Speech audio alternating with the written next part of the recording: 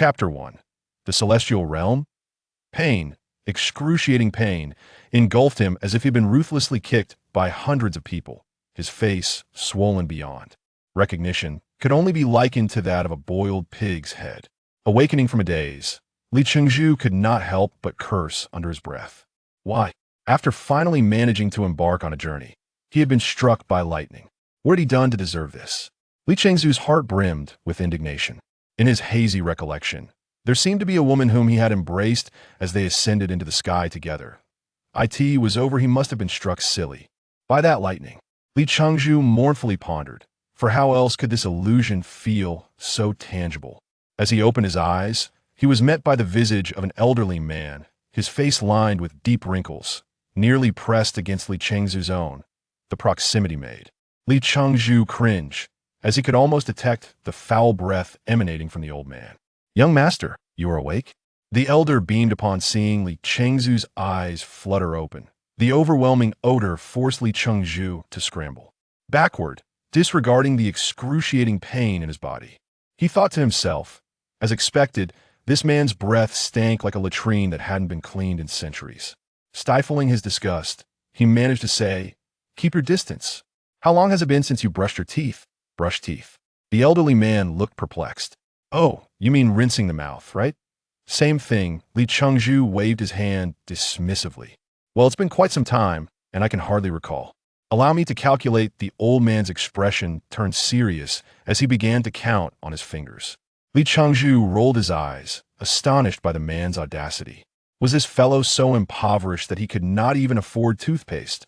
Upon scrutinizing the old man more closely, Li Chengzhu was taken aback. The elder's attire was entirely reminiscent of ancient times.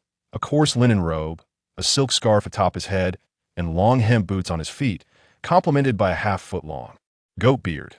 With a hoe in hand, he would perfectly fit the image of a traditional farmer from ancient Shaanxi. Could it be that he had been struck by lightning and transported to ancient times? Sweat poured down Li Chengzhu's brow. Noticing the old man was still frowning in concentration, Li Chengzhu, trembling, asked, "Excuse me, what dynasty is this?" "Dynasty." The elder seemed puzzled. "If I am not mistaken, it should now be the year 4795 of the Heavenly Harmony era." Heavenly Harmony? Li Chengzhu racked his brain, struggling to recall any historical knowledge he had long forgotten.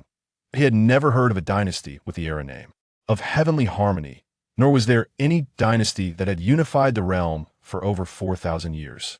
Could it be a parallel world?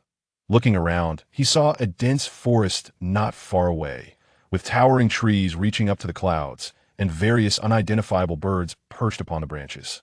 Occasionally, a strange beast would leap from the thicket. The sky was devoid of clouds or sunlight, enveloped in a white mist. Was this not the quintessential depiction of a fantastical realm? "Oh heavens, just kill me now," Li Chengzhu lamented. He had thought he would be transported back to ancient times, only to find himself in an entirely different world. "Why, young master, do you lament? Is it not the dream of mortals to arrive here? Why weep so?" The elder inquired, a look of confusion on his face. "Woe is me, if only I had been with my girlfriend the night before last. How wonderful it would have been. I'm still a virgin. Now that I am gone, she will surely find another." Li Chengzhu sobbed, pounding his chest in despair. The elder stroked his goat beard, rendered speechless. Once Li Chengzhu had vented his emotions, the elder finally asked, "Do you truly wish to return?" "Of course. I possess no supernatural powers or magical skills, shall I merely wait to die in this savage land?" Li Chengzhu's razamin dapanat. In novels, protagonists struck by lightning to other realms often possessed extraordinary abilities, yet here he was, having suffered an unprovoked strike. Savage? The elder raised an eyebrow, then smiled faintly. "It is not without a way. Indeed, the mere mention of returning to Earth, escaping the terrors of this uncharted realm, made Li Chengzhu's toes tingle with excitement. He could no longer afford to mind the old man's foul breath and leaped before him, urgently asking, "What is the way?" The elder scrutinized Li Chengzhu from head to toe, chuckling, "Cultivate to become a great immortal and forcibly traverse the reverse passage with divine powers." "I what?" Li Chengzhu's mouth fell agape, as if he had been dealt an invisible blow. great immortal, cultivation, celestial realm terms that only appeared in fantastical novels. As a journalist, Li Chengzhu had heard whispers of such tales, but he had thought them mere fabrications. To hear them from this old man was utterly bewildering. Could it be that this place? So where exactly is this? Li Chengzhu felt as exposed as a woman stripped bare, filled with anxiety and helplessness. The elder chuckled, "You are in the celestial realm. Indeed, you are an immortal?" Li Chengzhu was astonished to find himself in the presence of a legendary being. Habitually, he reached for his camera to capture the moment, but the pain immobilized him, his fingers stiffened in place. The elder's expression darkened, and he forced a smile. Ahem. "Oh, I am not an immortal. I am not far from one that is it possible for there to be beings who are not immortals in the celestial realm?" Li Shinzukaria, intriga. The elder smirked. Is the human realm composed solely of humans? How absurd! Li Chengzhu scratched his head. That is a valid point. Though he learned that the elder was not an immortal, he could not help but timidly ask, "Can you send me back?" The elder rolled his eyes. "If you wish to perish without a trace, then by all means, leap into the reverse passage. But when you find yourself devoid of even a soul, do not blame me for not warning you. The reverse passage can tear apart one's spirit." A leaf, drifting from an unknown source, twirled past Li Chengzhu's gaze, gently landing on the ground. Another leaf fluttered by. Another leaf danced through the air. Yet another leaf glided past. And still another leaf floated by. The elder fumed. "Damn it, the author is padding for word count. Don't you have anything to say?" Li Chengzhu, feeling utterly drained, finally asked, "Why am I here? Is this not the celestial realm?" "I am but a mere mortal." The elder stroked his goat beard. "I am uncertain of the specifics, but you somehow ascended to the celestial realm alongside an ancient fairy from the Pregnant Fairy Lake." Ancient fairy? Pregnant Fairy Lake? Li Chengzhu was taken aback. The Pregnant Fairy Lake is a treasure of the celestial realm. Essentially, its foundation, that lake behind you, the elder pointed. Li Chengzhu turned to see an immense lake, its crystal-clear waters allowing him to gaze deep into its depths. At the center, a gigantic whirlpool churned the waters incessantly. Though distant, he could still feel the force capable of tearing through the air. That whirlpool is the reverse passage, the elder explained, gesturing towards it. When cultivators from the lower realm meet certain criteria, they ascend to the celestial realm through this passage, guided by the light of celestial induction. Conversely, if beings from the celestial realm wish to descend to the mortal realm, they must possess the ability to withstand the forces of the reverse passage, such as becoming a great immortal. Gazing at the massive whirlpool, a chill coursed through Li Chengzhu. He could not fathom how he had emerged unscathed from the reverse passage to stand here.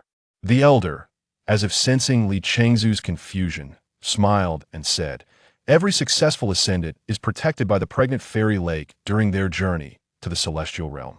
The light of celestial induction serves this purpose. As long as one is under its protection, they will not be torn apart by the forces of the reverse passage.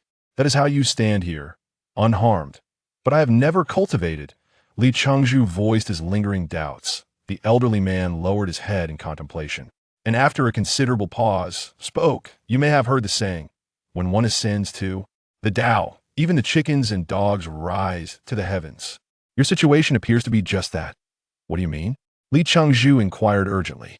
"The ancient, celestial maiden, during her ascension, was inadvertently interrupted by your intrusion. Although she succeeded in her ascension, the guiding celestial light inadvertently brought you to the celestial realm as well," the old man speculated. While his conjecture did not align perfectly with reality, it was not far from the truth that in fact, the bolt of lightning that struck Li Chengzhu was a celestial thunderbolt, reflected by the ancient maiden's magical artifact during her ascension. Fortunately, it was merely the final bolt. The guiding celestial light quickly enveloped Li Chengzhu. Otherwise, as an ordinary mortal, being struck by the heavenly lightning, without the protection and transformation of the guiding light, would have certainly led to his demise. Inadvertently, Li Chengzhu's eyes widened in disbelief. Is such a thing even possible? The old man shook his head thoughtfully, muttering to himself, "Logically, this should not be the case. Although there is no tribulation during ascension, there are still dangers from lightning. Moreover, two individuals ascending together complicates matters further than facing tribulation alone. Did the thunder god perhaps indulge a bit too much last night? Li Chengzu's lips twitched, resembling a bemused version of the Mona Lisa. Regardless, you have arrived in the celestial realm. Congratulations, the old man said cheerfully to Li Chengzu. Being struck by lightning for no reason and dragged to this unfamiliar place warranted no congratulations. Li Chengzu scoffed and asked, "What about that ancient celestial maiden?" No wonder the illusion felt so real. It was indeed true. Recalling the soft sensations he grasped in his days, Li Chengzu couldn't help but chuckle lewdly. "She has left," the old man replied tersely. "Left? Where did she go?" Li Chengzu's ange flaret. If that was not an illusion, then the kicks to his handsome face were real too. No wonder he felt swollen when he awoke, and the discomfort persisted. "She went to report to the heavenly court. Now that you've ascended to the celestial realm, you must be under its jurisdiction," the old man stated matter-of-factly. Li Chengzu muttered under his breath. Ahem. At that moment, the old man approached Li Chengzu with an air of mischief. "Young master, do you hold a grudge against her?" "Not at all." "Then did you steal her magical artifact?" "Absolutely not." "Could it be? Did you offend her in some way?" The old man looked genuinely surprised. "What on earth are you trying to imply?" Li Chengzu asked impatiently. The old man stroked his goat-like beard. "In truth, the ancient celestial maiden is rather beautiful." He paused, as if recalling something startling, shivering slightly. "But she is quite fierce. It's no wonder anyone who is unjustly deprived of half the guiding celestial light would likely become irate, even a celestial being. Therefore, young master, even if she kicked you several hundred times and slapped you repeatedly, you ought not to harbor resentment toward her. Did I mention that the guiding celestial light also serves the purpose of helping newly ascended celestial beings form their celestial golden bodies?" Li Chengzu felt a surge of anger within him, realizing that his entire body ached as if he had been kicked by hundreds of people. It turned out he had indeed been assaulted by that madwoman. "Oh, by the way," the old man continued, "the celestial maiden instructed me to take good care of you while she was reporting to the heavenly court." Li Chengzu was taken aback. That woman still has some conscience left. She mentioned that when she finds the time, she will return to deal with you at her leisure. Having arrived in the celestial realm for several days now, Li Chengzu, a man of easygoing disposition, has gradually acclimatized to his surroundings, setting aside his initial fear and helplessness. He marvels at his newfound opportunities, pondering how many aspire to the celestial realm, which he has unwittingly trodden upon. He cannot help but internally commend the fortuitous strike of thunder that has altered his fate. As the elder had mentioned, he has seized a portion of the ancient fairy-esque guiding celestial light, resulting in an astonishing transformation. His physique has become remarkably robust, with an almost supernatural recovery ability. The swelling that plagued him just days ago has completely subsided, and his cultivation has surged from a state of no foundation to the late phase of the rotating illumination stage. Moreover, due to the transformative effects of the guiding celestial light, his future endeavors in cultivation are destined to yield results with half the effort. Through casual conversations over the past few days, Li Chengzu has gleaned some fundamental knowledge of cultivation, which is categorized into 13 stages: foundation establishment, rotating illumination, valley opening, light manifestation, fusion, heart movement, spirit tranquility, nascent soul, out-of-body, spirit separation, body integration, tribulation crossing, and great ascension, each with its own early, middle, and late phases.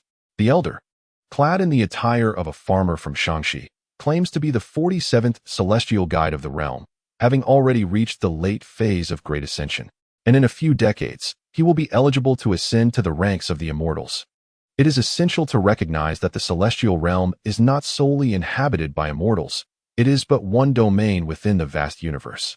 Not every individual here is invincible. Rather, the starting point for cultivating immortality is significantly higher than that of the mortal realm. Every newborn child is considered a master at the nascent soul stage, and those of exceptional talent may even attain the out-of-body or spirit separation stages directly. Li Chengzu, however, finds himself in a state that falls short, having only reached the late phase of rotating illumination, far from the valley opening stage. "You are indeed the first of your kind in the celestial realm," the elder remarks with a shake of his head, a true waste. After a rather unfortunate encounter where Li Changzhu, in his hunger, attempted to catch a bird resembling a sparrow, only to be frozen solid by its ice arrows, the elder quips, that was a first-tier spirit beast of the celestial realm. And it reduced you to this state. You are utterly useless.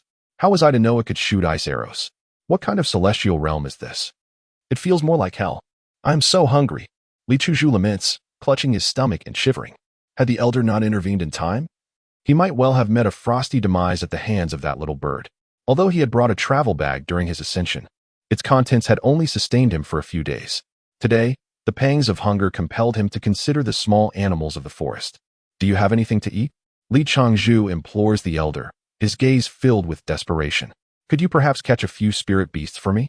The celestial guide rolls his eyes in exasperation. After nearly a century in this position, he has seen countless ascended beings treat him with utmost respect. Yet today someone dares to place such demands upon him. Nevertheless, he cannot allow the lad to starve, especially since the ancient fairy had tasked him with taking good care of him. Remembering the fierce woman, a shudder runs through him. Here, take these, he says, revealing a handful of fruits. Li Changzhu's eyes light up as he snatches the fruits from the elder's hand, devouring them ravenously. After finishing, he burps contentedly and grins. Are these the legendary celestial fruits that can enhance one's power by 100 or 80 years? I feel invigorated. The elder, his beard bristling, replies, such wonders do not exist. These are merely fruits from the mortal realm. Disappointment washes over Li Changzhu. Where did you acquire them? They are offerings from those who have ascended from the mortal realm, the elder explains. Li Changzhu reflects on this. Indeed, those in positions of authority always seem to reap various benefits, and even during his time as a journalist, he had to provide incentives to agents when interviewing celebrities. How much more so for the celestial guide? Those capable of ascending must surely have significant backgrounds, and the gifts they present ought to be far more substantial. With a sly grin, Li Changzhu rubs his hands together and asks, do you have any celestial fruits that can grant me a lifespan equal to that of heaven and earth, shining alongside the sun and moon? None.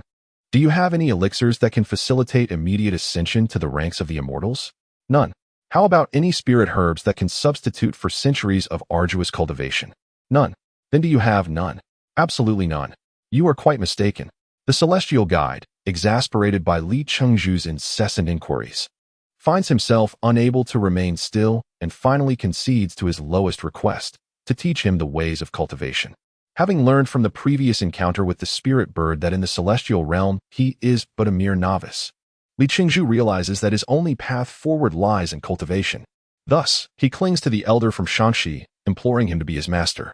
Though the elder agrees, the myriad cultivation methods prevalent in the celestial realm are tailored to the constitution of its inhabitants, while Li Changzhu has been partially transformed by the guiding celestial light, enabling him to possess a physique superior to that of ordinary celestial beings. Employing celestial cultivation methods without caution would inevitably lead to his demise.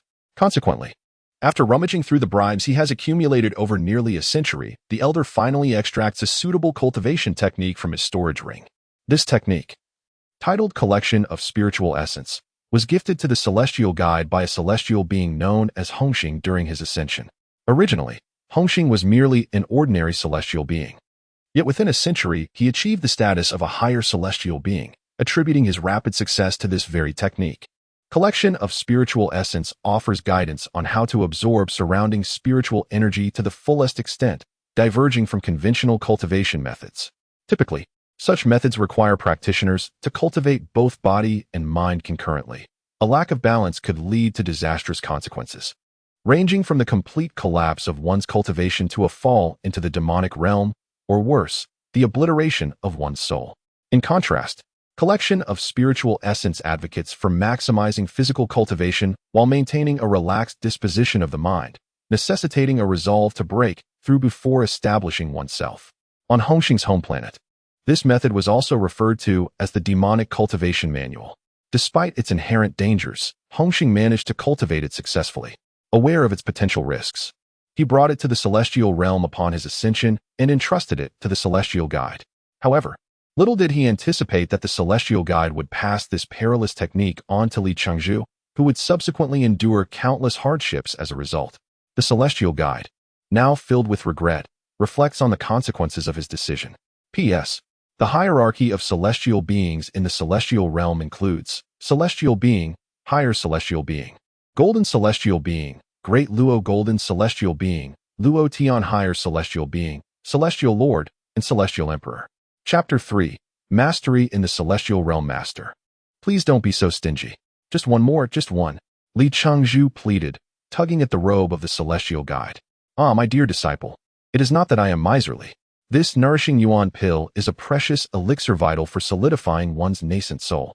You are only at the mid-stage of the qi condensation phase. Consuming one is already pushing your limits. Another would surely overwhelm you, the celestial guide replied, blinking his eyes. Do you understand? Just days prior, Li Changzhu had successfully become a disciple, and with the celestial guide's assistance, he embarked on his first cultivation journey. One nourishing yuan pill had propelled his cultivation to the mid-stage of qi condensation. Having just awoken from meditation, he felt invigorated and powerful, leading him to pester the celestial guide for another elixir. Noticing the playful glint in the celestial guide's eyes, Li Changzhu resignedly asked, "What must I do to earn another pill?" The celestial guide stroked his beard, feigning solemnity. "Oh dear, how could I impose conditions upon my disciple? If word of this got out, where would my dignity lie? However, during your meditation, I noticed a peculiar contraption in your bundle, a digital camera. It seemed rather entertaining." "What? You rifled through my belongings?" Li Changzhu exclaimed. The celestial guide immediately glared, adopting a righteous demeanor. "Rifled through? We are family. I merely took a look. Just a look. That is still theft." Li Changzhu sighed in exasperation. "Fine. 5 nourishing yuan pills." The celestial guide smirked. "Only 1. 4. 2. 3. 2 it is." Li Changzhu gritted his teeth, accepting 2 nourishing yuan pills with a disgruntled mutter. "You miser." Ignoring his complaints, the celestial guide gleefully seized the digital camera and dashed away. Li Changzhu approached the spirit gathering array set up by the celestial guide. With the combination of the array and the spirit gathering compendium, the speed of spiritual energy accumulation was astonishing. Settling cross-legged within the array, he glanced at an old farmer nearby, who was drooling over the newly acquired digital camera. Li Changzhu swallowed 1 nourishing yuan pill and began to cultivate according to the recorded techniques in the spirit gathering compendium. With the celestial guide's protection, he felt assured about his safety. After all, the celestial guide was a formidable expert at the late stage of the Great Ascension realm. While not yet an immortal, he held an official status that deterred ordinary immortals from interfering. Each celestial guide in every realm is a master of the Great Ascension stage. As the closer one gets to the lake of nurturing immortals, the denser the spiritual energy becomes. This density greatly benefits those who have yet to achieve immortality. However, true immortals do not concern themselves with such surplus energy, as the entire celestial realm is already rich in it.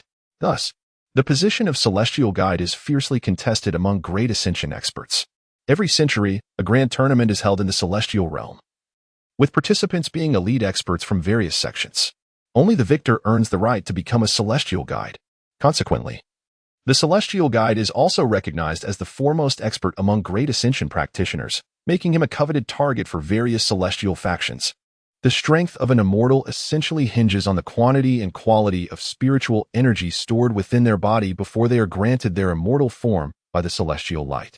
Therefore, if a practitioner manages to amass a significant amount of high-quality spiritual energy prior to achieving immortality, they might transcend to become a celestial sage, a golden immortal, or even a supreme golden immortal, rather than merely an ordinary immortal. This is why tales of mortals achieving supreme golden immortality exist. According to that arrogant and stingy master, every celestial guide, upon achieving immortality, has at least attained the status of a celestial sage. There has never been a case of a celestial guide becoming an ordinary immortal. The most remarkable among them, the 3rd celestial guide, directly became a supreme golden immortal and is now a figure of celestial nobility. It is worth noting that there are only 10 celestial lords in the entire celestial realm. Thus, the celestial guide is held in high esteem and even pampered by the entire celestial realm. Seeing the wrinkled old face making such statements with a lecherous expression made Li Changzhu feel nauseous. As Li Changzhu sat cross-legged in the spirit gathering array, he felt spiritual energy surging into his body. The power contained within the nourishing yuan pill clashed within him, unblocking his somewhat constricted meridians. With each cycle of energy circulation, his meridians expanded, allowing for greater flow and storage of spiritual energy. Though he occasionally experienced sharp pangs, he understood that it was part of the transformative process. When the energy of the nourishing yuan pill waned, he promptly consumed another, continuing his cultivation. This training session lasted over 10 days, during which Li Changzhu kept track of time with the watch on his wrist. Upon finishing his meditation, Li Changzhu opened his eyes and distinctly sensed a remarkable change within himself. If his meridians had previously resembled a stream, they now resembled a mighty river. His skin had become delicate and rosy, almost translucent enough to reveal the blood vessels beneath. With a mere movement, his bones crackled like firecrackers. Li Changzhu rejoiced, "Haha, I am now a master in my own right. When I return to earth, I shall stand tall, radiating an aura of dominance, and all shall bow before me. While beauties flock to my side, that is merely the stench of neglect from not bathing for days." The celestial guide's voice interjected, inappropriate and unwelcome. Li Changzhu, however, did not retort, grinning as he asked, "Master, what level have I reached now?" The celestial guide scrutinized him and replied, "Not bad. You've reached the early stage of illumination in such a short time. Congratulations. I am already a master?" Li Changzhu exclaimed in surprise. The celestial guide smiled slightly. "You have officially crossed the threshold of cultivation." Li Changzhu pouted. "Can I now defeat that windshoe sparrow?" "Theoretically, you should be able to," the celestial guide mused. Stroking his beard, "I shall seek my revenge," Li Changzhu declared with glee, turning and leaping into the forest behind him. The celestial guide clicked his tongue, watching Li Changzhu's retreating figure and muttering, "But, isn't the windshoe sparrow a social creature? Did I not mention that before? I'm quite sure I did." He shook his head and pulled out the digital camera, pulling up an image of a beautiful woman, grinning lewdly. Meanwhile, in the nearby forest. "Ah, help. Oh no, so many. Master." Chapter 4. Trivial matters. Since the day he was besieged by the windsue sparrows, Li Changzhu has lacked the courage to enter that forest again. According to the celestial guide, those windsue sparrows are merely mid-tier spiritual beasts of the first rank in the celestial realm. If they could inflict such damage on a practitioner at the illumination stage, encountering a 9th-tier superior celestial beast would likely yield an outcome no better than falling into a reverse passage. The thought of the transcendent divine beasts that exist beyond the 9th tier sent a shiver down Li Changzhu's spine. This was not the celestial realm, but clearly a realm overrun by beasts. Despite the strength conferred by the transformation from the celestial light, even after being frozen for half a day, the celestial guide shook his head in dismay upon inspection, lamenting that there was no hope for recovery. Yet, by sheer force of will, Li Changzhu managed to pull through, revitalized within a few days, with even the bruises from the frost vanishing without a trace. This extraordinary resilience left the celestial guide astounded, proclaiming that his vitality could rival that of the Jiayu beast. "Master, what tier is the Jiayu beast?" Li Changzhu inquired, suppressing his embarrassment. "Ahem. It's akin to a cockroach in the mortal realm." Li Changzhu felt a wave of frustration wash over him, suddenly recalling something. "Master, why have I never seen anyone else here? I've been here for over a month. Do you think just anyone can come to this place?" The celestial guide replied with a smile, evading the question. Li Changzhu asked in astonishment, "Are there conditions?" The celestial guide chuckled, putting away his digital camera. "It's not about conditions. It's that individuals below the Great Luo Golden Immortal are prohibited from entering." "Why?" Li Changzhu's mouth fell open. The celestial guide raised his hand and playfully smacked Li Changzhu's head. "Fool, what is the name of the lake behind you?" "Yinxian Lake," Li Changzhu said, puzzled, before suddenly realizing, "I understand now. This lake is the foundation of the celestial realm." The celestial guide looked at him as if he were simple-minded and explained. "The area within 1,000 miles surrounding Yunxian Lake is fortified by the Celestial Emperor and 10 celestial lords with a grand array. Without the Celestial Emperor's permission, no one may enter. Thus, only the two of us occupy this space." Li Changzhu patted his chest, a smug expression on his face. "Does that mean that ancient immortal cannot enter either?" The celestial guide smiled knowingly. "Of course, she cannot." Upon hearing this, Li Changzhu could not suppress a front flip and shouted, "Oh yeah." The celestial guide continued leisurely. "It is likely that soon the Celestial Emperor will send someone to determine how you shall be accommodated in the celestial realm." "Accommodated?" Li Changzhu asked, bewildered. The celestial guide paced slowly. "As a mere mortal from another realm, you should not, and cannot, be in the celestial realm. Now that you are here, the question arises whether to send you back to the mortal realm or allow you to remain in the Celestial Realm. I believe the Celestial Emperor will soon issue a decree regarding this matter. However, regardless of the outcome, you cannot linger by Yunxian Lake indefinitely. Not only do I have 5 years left on my term, but the edict previously issued by the Celestial Emperor does not permit exceptions for someone like you. Therefore, you will have to leave eventually. If you stay in the Celestial Realm, you must exit this barrier, and if you are sent back to the mortal realm, well, that is quite unlikely. Why not? Because sending someone back to the mortal realm requires the stabilization of the reverse passage by 3 celestial lords. Do you think they would waste their time and celestial energy on a minor character like you? Thus, it is highly probable that you will remain in the celestial realm. Oh my! Li Chengzhu felt a wave of despair. The memory of his pitiful state upon awakening made him shudder. If he were to be caught by that ancient immortal outside, it would surely be no better than death. After a moment of contemplation, he suddenly had a thought. Wait, Master, how would the Celestial Emperor even know that a little person like me has arrived in the Celestial Realm? The Celestial Guide's expression stiffened momentarily before he chuckled awkwardly. Ahem. The Celestial Emperor has foresight of 500 years past and 500 years future. With a minor figure like you intruding upon his domain, he will surely be aware.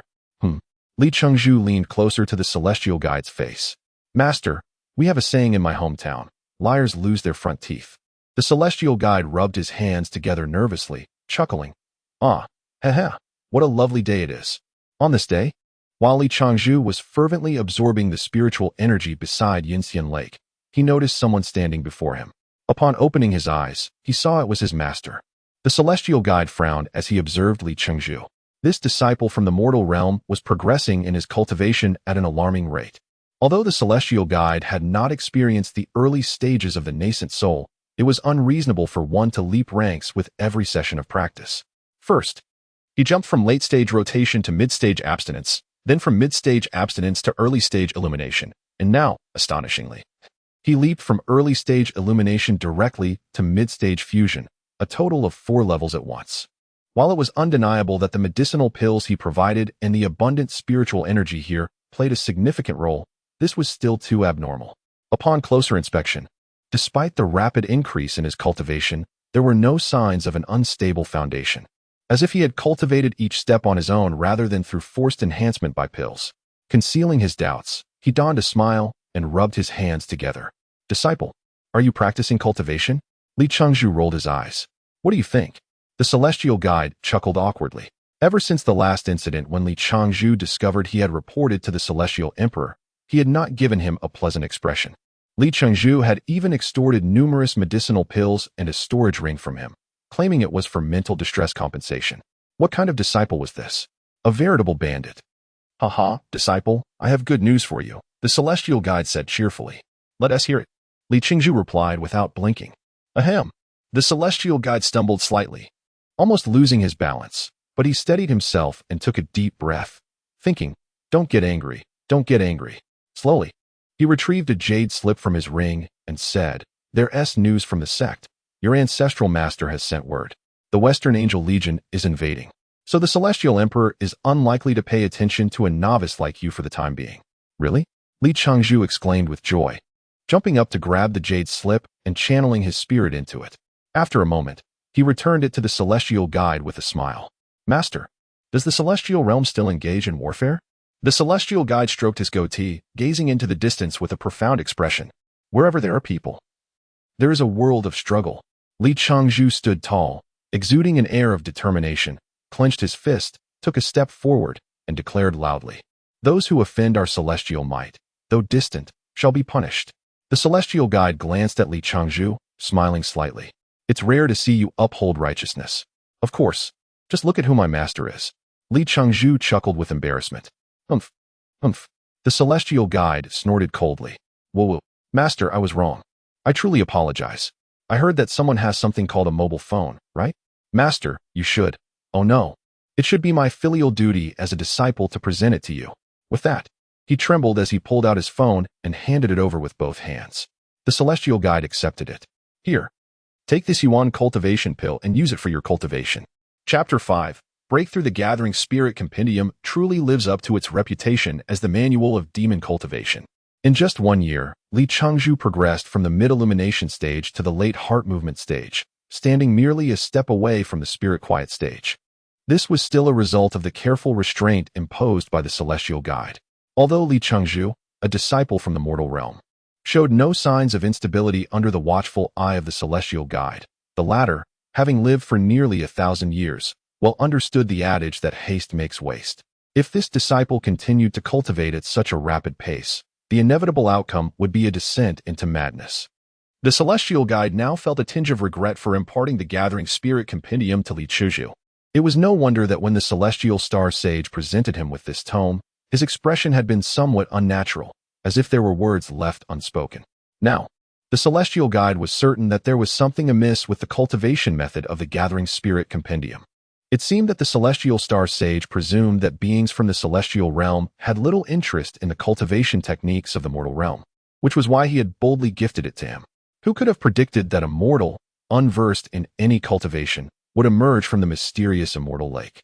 Yet, he could not allow this disciple to abandon his training, otherwise he would surely pluck out his own beard hair by hair. Just thinking about his clean-shaven chin made the celestial guide shudder involuntarily. The only feasible solution now was to implant a spirit sealing technique within this disciple, to slow down his absorption of spiritual energy.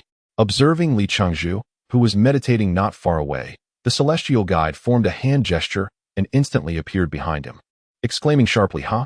A beam of golden light shot forth from the celestial guide's left hand, striking Li Chengzhu squarely in the back. The golden light surged and then exploded into a Taiji yin-yang diagram, which then entered Li Chengzhu's body. As Li Chengzhu absorbed the spiritual energy, he suddenly felt a sharp pain in his back.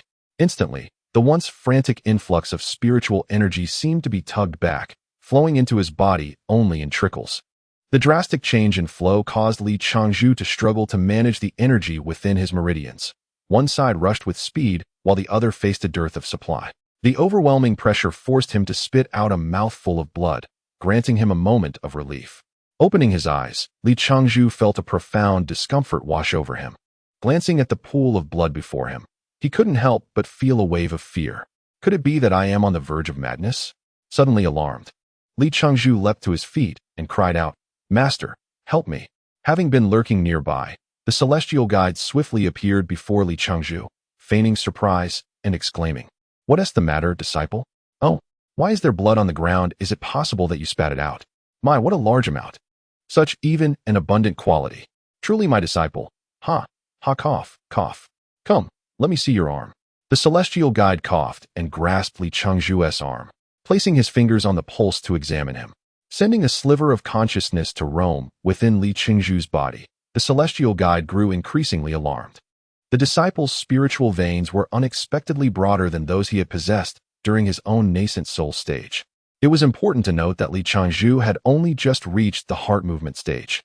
Although the quality of the spiritual energy within him could not compare to what the celestial guide had at that time, the sheer quantity was staggering. If he were to successfully cultivate into an immortal, what stage could he potentially reach? A celestial being? A golden immortal? Or even directly achieving the status of a great Luo golden immortal? At that point, he would become the second person in the celestial realm to directly ascend to the rank of great Luo golden immortal. Wouldn't he that bring great honor to his master? The celestial guide couldn't he help but chuckle inwardly, relieved that he had recognized this fine steed among horses. Li Chengzhu, feeling unsettled, watched the celestial guide's fluctuating expressions, one moment frowning, the next smiling, and grew increasingly anxious about his own condition.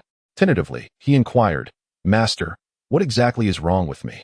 The celestial guide paused, cleared his throat, and released Li Chengzhu's pulse, adopting a serious demeanor as he replied, "Your progress is far too rapid, and your spiritual veins cannot withstand such immense pressure, leading to a backlash." Li Chengzhu asked urgently, "Am I in danger now?" The celestial guide retorted with a cold snort. "Just because you are fine now does not mean you will remain so. I have told you before that cultivation must be gradual. One cannot be greedy for quick results. This is merely a minor warning.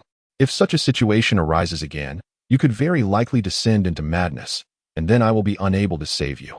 Li Chengzhu was taken aback, discreetly sticking out his tongue, recognizing how perilous the situation was. "When you are well, you should practice the forging and alchemy techniques I have taught you. Although our sect is not particularly renowned for alchemy, our forging techniques are among the best in the celestial realm. You will definitely need to forge your own celestial sword when traversing the celestial realm. If you do not practice now, I will not assist you later, the celestial guide advised. Li Changzhu scratched his head. Master, those alchemy and forging techniques are truly obscure. Why not demonstrate them once so I can observe? The celestial guide shrugged. I have run out of materials. I have been guarding this place for 100 years. And in my idle moments, I used up all the materials while practicing alchemy and forging. Li Changzhu inwardly cursed the stingy old man, turning to dash toward the forest behind him, calling out, "Never mind, but that transformation technique you taught me is quite useful. I can already transform into a feathered sparrow to ambush them." Before he finished speaking, he had already leaped into the woods. The celestial guide felt a surge of blood rush to his head and nearly faltered. After teaching him so many spells, it turned out that the only one he practiced diligently was the transformation technique for ambushing feathered sparrows. This rascal is beyond teaching, the celestial guide muttered in frustration. The celestial guide observed as Li Changzhu plucked the feathers from a plump feathered sparrow, cleaned it with rainwater, then retrieved some so-called seasonings from his ring to sprinkle over it, before summoning 3 flames in his palm to roast it. As the enticing aroma wafted through the air, even the celestial guide could not help but swallow. How had he never discovered this culinary use for feathered sparrows before? It seemed the mortal realm still had much to offer. In the celestial realm, no one had the need to eat, save for those who consumed fruits that could enhance their powers, let alone these kinds of meat. This was his first encounter with such delectable roasted fare, nearly causing him to bite his own tongue in delight. He had previously attempted to roast such things, but without seasoning, the feathered sparrow was far too bland. He could only procure it from his precious disciple, and at an exorbitant price, 1 sparrow for 1 medicinal pill. Any kind of pill will do, Li Changzhu said with a grin. He was well aware that the pills his master provided were not ordinary. They were the kind that cultivators dreamt of. This unfilial disciple, I truly was blind back then. The celestial guide gritted his teeth in frustration, while cursing his shrewd disciple in his heart. He suddenly caught a whiff of something burnt and quickly raised his gaze. Li Changzhu was looking at the celestial guide with a mournful expression, and upon meeting his gaze, he whispered, "Master, I need to tell you something, but please don't be angry. Did the feathered sparrow burn? I saw that. What is it then? Well, I've broken through to the spirit quiet stage." What? The celestial guide erupted in furious indignation. Just moments ago, he had repeatedly warned Li Changzhu not to be greedy for progress, yet here he was, having broken through. Did he have any respect for the laws of the universe? Or for his master? Raising trembling hands, he scolded, "You little rascal. Prepare to pay with your life." "Please don't, Master Ah." Chapter 6. A breakthrough once again after a meticulous examination of the spiritual energy within Li Changzhu. The celestial guide finally comprehended the reason behind his ability to ascend even while merely roasting something. This prodigious disciple practiced a secret technique that allowed him to autonomously absorb the surrounding spiritual energy, regardless of the circumstances. In other words, whether he was meditating or not, the spiritual essence in the air would ceaselessly flow towards him, coupled with the fact that he had already reached the late stage of the heart-moving level.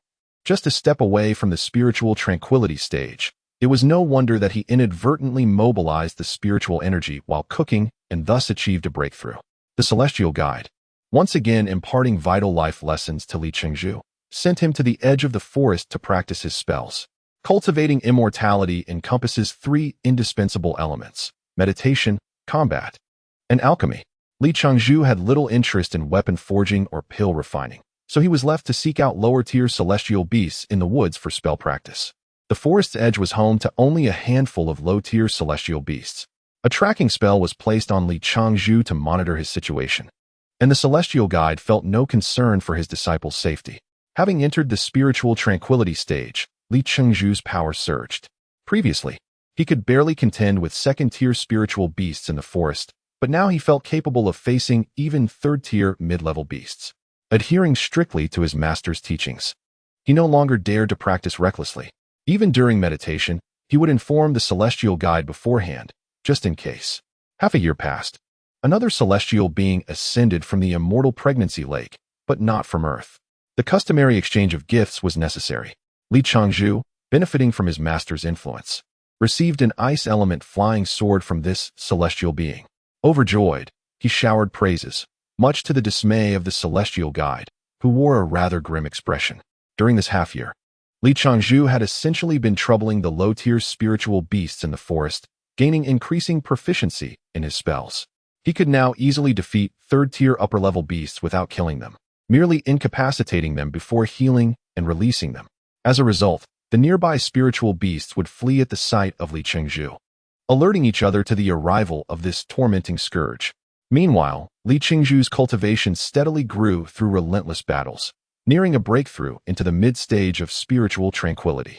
Were it not for the suppression of the Celestial Guide's sealing technique, he might have already advanced to the nascent soul stage by now, but the associated risks would also escalate.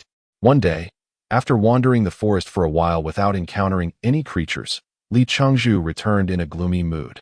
He had been here for over a year, and the monotony of continuous cultivation was beginning to wear on him. Earth seemed far more appealing, a life of luxury and abundance. Li Changzhu began to reminisce about his life on Earth. Although he had surpassed the heart-moving stage, one would expect him to be indifferent to the material world. However, he had been compelled to cultivate, rather than choosing this path willingly. Furthermore, his time as a cultivator was still brief, merely a year and a half, insufficient for him to completely transcend material desires. It was worth noting that those who could reach the spiritual tranquility stage in the mortal realm typically devoted nearly a century to their training. Few could, like him, begin cultivation with such an extraordinary technique and continuously practice near the immortal pregnancy lake, a place coveted even by celestial cultivators. Approaching the celestial guide, he sighed and sat down. The celestial guide, noticing his presence, inquired, "Why haven't you practiced your spells today?" "They've all run away. There are no opponents to practice against." With a chuckle, the celestial guide stroked his goatee, gazing into the distance. Li Changzhu glanced at his master, unable to suppress his curiosity. "Master, what are you pondering?" The celestial guide furrowed his brow slightly, but did not respond. Instead, he suggested, "Since you won't be practicing spells today, why not forge a weapon with me?" "Please, master." Li Changzhu grimaced. "Did you not just acquire an ice element flying sword? Do you not wish to fly with it?" The celestial guide raised an eyebrow. Hearing the mention of flying, Li Changzhu's excitement surged, and he quickly replied, "I do. Let us forge. Bring out the flying sword. I shall erase the previous owner's consciousness from it," the celestial guide instructed. Upon receiving the sword, the celestial guide performed a spell, causing a flash of blue light to emanate from the sword, after which it fell silent. Once finished, he handed it back to Li Changzhu. Li Changzhu, puzzled, asked, "Is that it?" The celestial guide glared. "What more do you expect? Does not the literature say that when celestial beings intervene, the heavens tremble and spirits weep? Surely, there should be thunder and lightning involved." Rolling his eyes, the celestial guide retorted, "Do you think the Thunder Lord and Lightning Mother have nothing better to do?" Embarrassed, Li Changzhu scratched his head and chuckled. "I was merely speculating. Enough with the idle chatter. The sword has been cleansed of its previous owner's consciousness, so you cannot forge a new one from scratch. Instead, modify this one slightly to unleash its full potential. Remember the forging techniques I taught you." "Understood," Li Changzhu replied impatiently. With that, he focused, forming a spell with his hands and channeling all his strength into the sword before him. At his current stage of early spiritual tranquility, he could not fully unleash the power of the forging techniques imparted by the celestial guide. He barely managed to recall the entire set of forging methods. Struggling to execute the intricate spells, Li Changzhu felt as though he was engaged in an exceedingly tedious task. Initially, he felt little during the casting, but as time progressed, he became increasingly aware of the severe depletion of his spiritual energy. Each spell required utmost effort, and soon he found himself panting, his strength waning. Casting a sidelong glance at his indifferent master, who continued to smile while stroking his beard, Li Changzhu gritted his teeth and persisted, internally cursing the celestial guide. He could not afford to stop, for doing so would lead to a backlash of spiritual energy, resulting in far more suffering. With his internal energy nearly exhausted and his meridians feeling empty, Li Changzhu had never felt more helpless. Fortunately, he was nearing the final segment of the forging technique. After consuming a medicinal pill, he managed to muster the last of his strength to complete the task. Just as he prepared to relax and rest, an unexpected surge of powerful spiritual energy erupted from his dantian, flooding through his meridians and enveloping his body in an indescribable comfort. Having experienced this sensation several times before, Li Changzhu had yet to fully relish the overwhelming comfort when he abruptly turned his head, his face flushed as if he had just released a silent, yet potent flatulence. Muttering, Damn it, I've broken through again. The celestial guide stood there, his expression frozen in frost, with the corners of his mouth twitching. Chapter 7. The Sleeping Immortal Forest. Although the sword refining inadvertently allowed Li Qingzhu to break through to the mid-stage of spiritual tranquility, the outcome was still quite satisfying. Originally a mid-grade magic weapon in the mortal realm, this nameless flying sword had nearly surpassed its former classification after Li Qingzhu's refinement, exhibiting performance that even rivaled high-grade flying swords in certain aspects. Furthermore, with the incorporation of various attack formations into the sword using innovative crafting techniques, its lethality in Li Qingzhu's hands was significantly enhanced. Wielding the newly named Cold Light, along with his unkempt long hair that danced in the wind, Li Qingzhu felt an overwhelming sense of dominion, as if with a sword in hand, he possessed the world.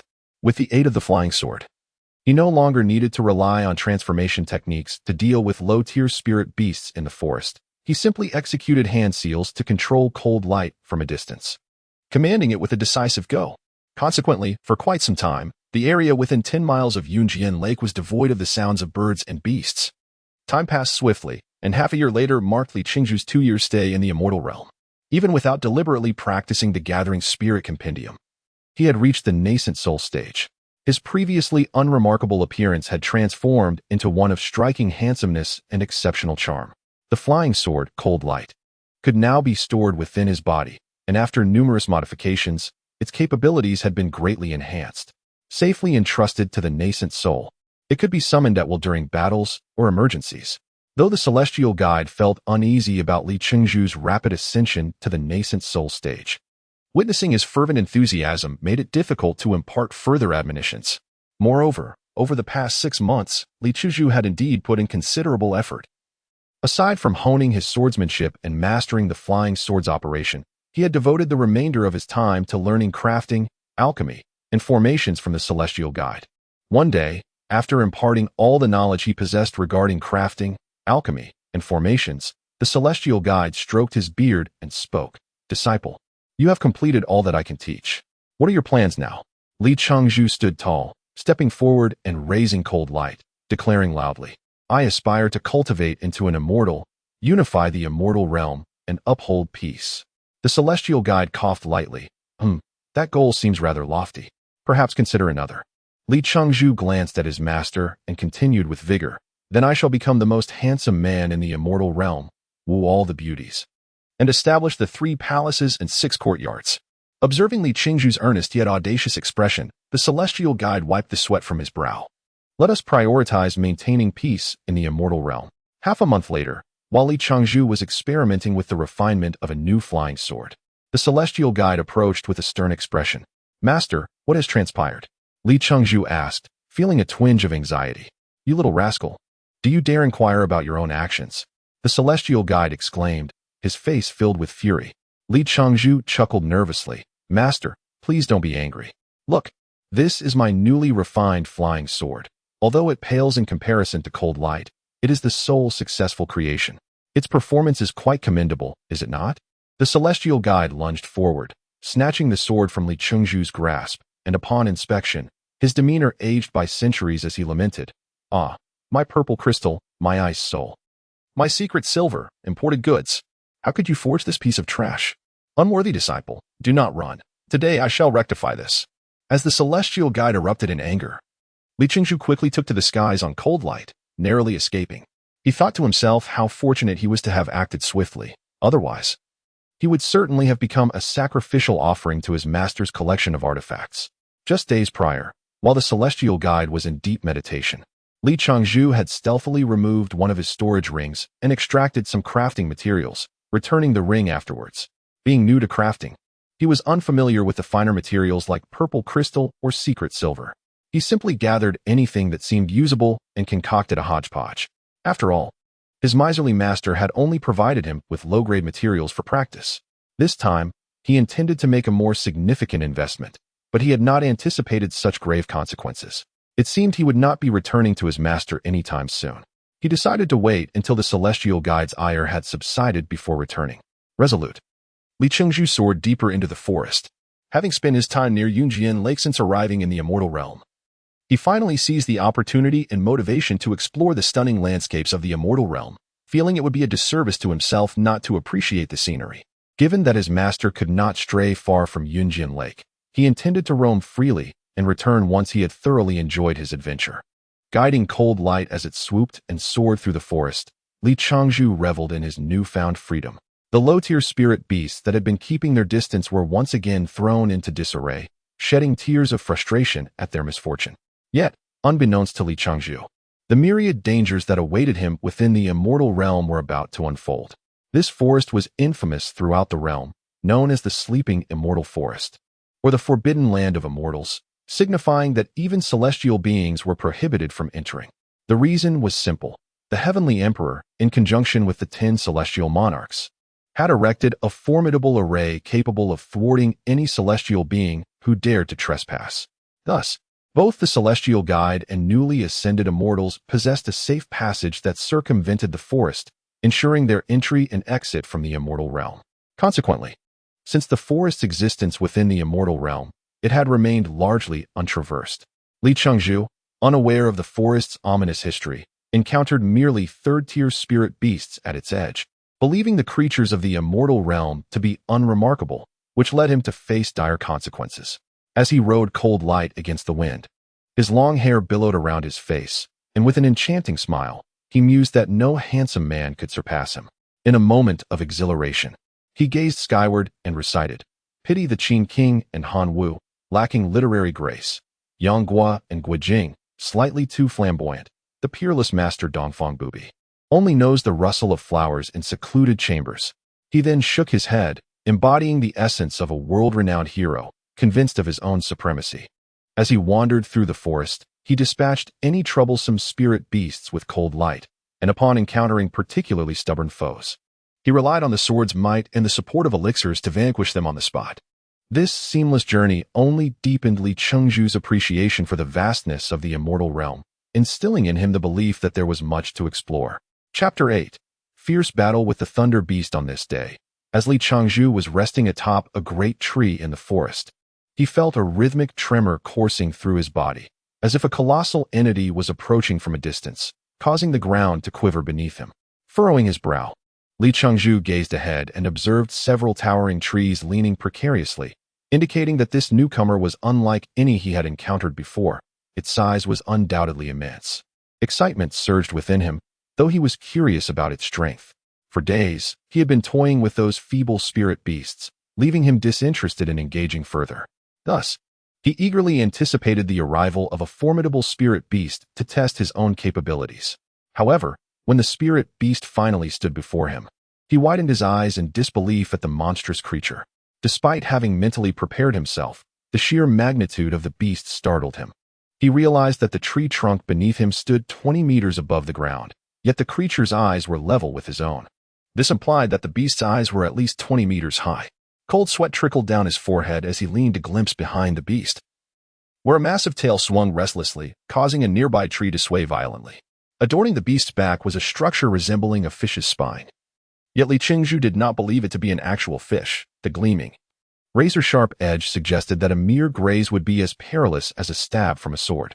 The spirit beast must have measured 50 meters in length and 30 meters in height, not accounting for the height of the spine. Observing the creature, which bore a resemblance to an African rhinoceros, he could not help but swallow hard, contemplating whether he should flee. Seemingly displeased with Li Changzhu's demeanor, the African rhinoceros snorted derisively, expressing its disdain. A powerful gust swept through, and had he not clung tightly to the tree trunk, he might have been blown away. Once the wind subsided, Li Changzhu wiped the mucus from his face, leaped to his feet, and shouted, "How dare you? Just because the tiger does not roar. Do you think I am a mere Hello Kitty?" With that, he summoned his frost blade, wielding it with a hand gesture, and shouted, "Swift," thrusting it toward the beast's colossal eye. With a sharp clang, the frost blade struck the eyelid of the African rhinoceros, but failed to penetrate further. Li Changzhu gasped in shock. Even his blade could not breach its defenses. In a moment of desperation, he swiftly altered his tactics. The rhinoceros, angered by the attack, opened its massive jaws and let out a thunderous roar, raising its foreleg to strike. Stunned by the roar, Li Changzhu's senses faltered. Before he could launch another attack, he beheld the enormous foreleg descending upon him. In a panic, he raised the frost blade to shield himself. The rhinoceros's colossal paw struck the blade with immense force, nearly sending Li Chengzhu flying. Utilizing the momentum, he spun in midair and landed on another tree, dissipating the force of the blow, suppressing the tumultuous blood surging within him. Li Chengzhu felt a surge of dread. The rhinoceros's strength was indeed formidable. He wondered what tier of spirit beast it was. Before he could regain his composure, the rhinoceros opened its mouth wide, unleashing a bolt of lightning as thick as a barrel, hurtling toward him. Startled, Li Chengzhu had barely steadied himself on the tree when the second attack arrived. He swiftly recited a mantra, extending his hand to summon a bolt of lightning of similar girth to intercept the incoming strike. Simultaneously, he propelled himself toward another tree. As he leaped away, the rhinoceros's lightning bolt broke through his defense, striking the tree and cleaving it in two, igniting a fierce blaze at the point of impact. Having evaded the first bolt, Li Chengzhu had no time to recuperate when the second bolt appeared before him, prompting him to dart aside once more, followed swiftly by a third. The rhinoceros functioned like a mobile artillery unit, targeting him with relentless precision. Li Chengzhu found himself besieged by the barrage of lightning strikes, each as thick as a barrel. With flames igniting around him, he felt an overwhelming sense of helplessness. Faced with the rapid-fire assault, he was compelled to employ his agility to its utmost limit, abandoning his sword to enhance his speed. He recognized that, given his frail physique, a direct hit from a lightning strike would spell disaster. Though he could rely on the swiftness of his flying sword to escape the battlefield, he was nonetheless incensed. He had always been the one to bully these spirit beasts. Never had he been subjected to such humiliation. As he dodged the bolts, he pondered his next move. After much contemplation, he concluded that unless the rhinoceros halted its assault, he would be forced to run indefinitely. However, be it celestial or spirit beast, there must come a time when their energy would wane. Resolute in his decision, Li Chengzhu retrieved a low-grade mingling pill from his storage ring, consuming it to replenish his energy. He prepared for a protracted battle against the African rhinoceros. As he anticipated, after half a day of evasion, when Li Chengzhu was panting heavily, the beast's attacks finally began to wane. Not only did the frequency of its strikes diminish, but the thickness of the lightning bolts also reduced, transforming from barrel size to merely the width of a human thigh. No longer capable of severing a tree in a single blow, Li Chengzhu recognized that his opportunity was drawing near. After prolonging the encounter for a while longer, he exhausted his own spiritual energy. As he swallowed another mingling pill, he grinned maliciously. At last, it was time for him to unleash his power. No longer fleeing, he focused his energy and sent forth the frost blade like a flash of lightning, aiming directly at the rhinoceros's eye. Once more, he heard the familiar clang as the frost blade was halted by the creature's eyelid. The rhinoceros's other eye, filled with contempt, provocatively unleashed another bolt of lightning. Effortlessly dodging the assault, Li Chengzhu taunted, "Little wild bull, let you experience the piercing power of my celestial sword." With a slight movement of his hand, he commanded, "Spin." The frost blade whirled rapidly against the rhinoceros's eyelid. The excruciating pain elicited a bellow from the rhinoceros as it violently shook its massive head, attempting to dislodge the frost blade's relentless assault. Yet, the blade seemed to adhere to its eye, pressing inexorably inward. With a sudden pop, the rhinoceros's armored eyelid was pierced, and a torrent of blood, mingled with a black and white substance, erupted from its eye, splattering far and wide, leaving Li Chengzhu feeling a wave of nausea. Chapter 9. The Celestial Core. Previously, when I bullied lower-tier spirit beasts, I merely inflicted injuries upon them. Even after entering this forest, I rarely succumbed to the urge to kill. However, upon witnessing the blood and other substances gushing from the eye of the African rhinoceros, I inexplicably felt a pang of sorrow for the creature, as if a shard of ice had pierced my own eye. Yet, halting was no longer an option. In an instant, after breaching the defenses of the African rhinoceros, the cold light rapidly spiraled into its brain, followed by the ominous sound of cracking bones. The cold light sword shot out from the opposite side of its head. With its brain destroyed, the African rhinoceros could no longer endure. Its massive body collapsed with a thunderous crash, toppling several trees and sending clouds of dust swirling into the air. I commanded the cold light sword to return to me, furrowing my brow as I summoned rain to wash it clean before stowing it away in my storage ring. I had no intention of entrusting the cold light to the Yuan Ying for the time being. The thought of having touched such a repulsive entity with the cold light made me shudder involuntarily. As I prepared to move forward, I suddenly noticed a small spirit beast. Resembling a mouse, leaped towards the fallen African rhinoceros. After circling it a few times, it darted to the creature's head and burrowed into the wound in its eye. How revolting. I couldn't help but marvel at the ferocity of such a diminutive creature. Before I could finish my astonishment, I saw a small bulge forming within the body of the African rhinoceros, rapidly advancing forward. Clearly, this bulge was the mouse that had just entered. I was curious about its intentions. Within a matter of seconds, the bulge reached the position of the rhinoceros's heart, followed by a violent, writhing motion before it quickly retraced its path. Was this creature a heart-eater? I pondered. However, the outcome astonished me. As the mouse emerged from the eye wound, it clutched something with its forepaws and scurried back excitedly. Covered in blood, I couldn't discern what it held. But it was certainly not a heart. It resembled a solid object. Could it be a massive heart stone from the African rhinoceros? I thought maliciously, observing the mouse, which resembled a thief. I couldn't help but chuckle. I pointed at it and uttered, "Bind." A beam of golden light shot towards the mouse, ensnaring it firmly in place. The mouse squeaked frantically, darting this way and that, but it could not escape my binding circle. I approached the mouse slowly, summoned rain to clean it, and then discovered that it clutched what appeared to be a diamond-like object, albeit quite large, about the size of 2 fists, and colored a striking green. Goodness! How much could such a large diamond fetch on Earth? My mouth began to water. Perhaps sensing its impending doom, the mouse ceased its frantic squeaking and, with great effort, lifted the diamond to its mouth. What happened next left my jaw agape. With a series of crunching sounds, the mouse began to gnaw at the diamond, seemingly savoring its taste. I exclaimed, seizing the mouse and snatching the diamond from its grasp. To my surprise, it was indeed attempting to claim the spoils. I then hurled the mouse far away. Upon closer inspection, although the diamond had been partially gnawed, it remained substantial. Even more astonishing was the discovery that it contained a considerable amount of what would attribute spiritual energy. Recalling the lightning attack from the African rhinoceros earlier, I finally understood that this diamond was akin to a yuan-ing for that rhinoceros, though not as powerful. But why had the spirit beasts I previously killed not possessed such a thing? The roasted one-shoe sparrow and other creatures resembling dogs and rabbits had yielded no such treasures in their hearts. Had they simply burned away? It seemed I would need to pay closer attention in the future, though I was unsure of its purpose. The mouse's enjoyment of the diamond suggested it might be useful for alchemical purposes. Consequently, I placed the diamond, which I realized was actually a celestial core, into my storage ring. Only spirit beasts of the 5th rank or higher possessed such cores, and occasionally, 4th rank spirit beasts might have them as well, as they were the lifeblood of celestial beings. Yet, I was unaware of this, mistakenly believing that every celestial beast possessed one. The mouse, frantic at losing its treasured celestial core, began to squeak wildly, frantically patting the ground with its forepaws.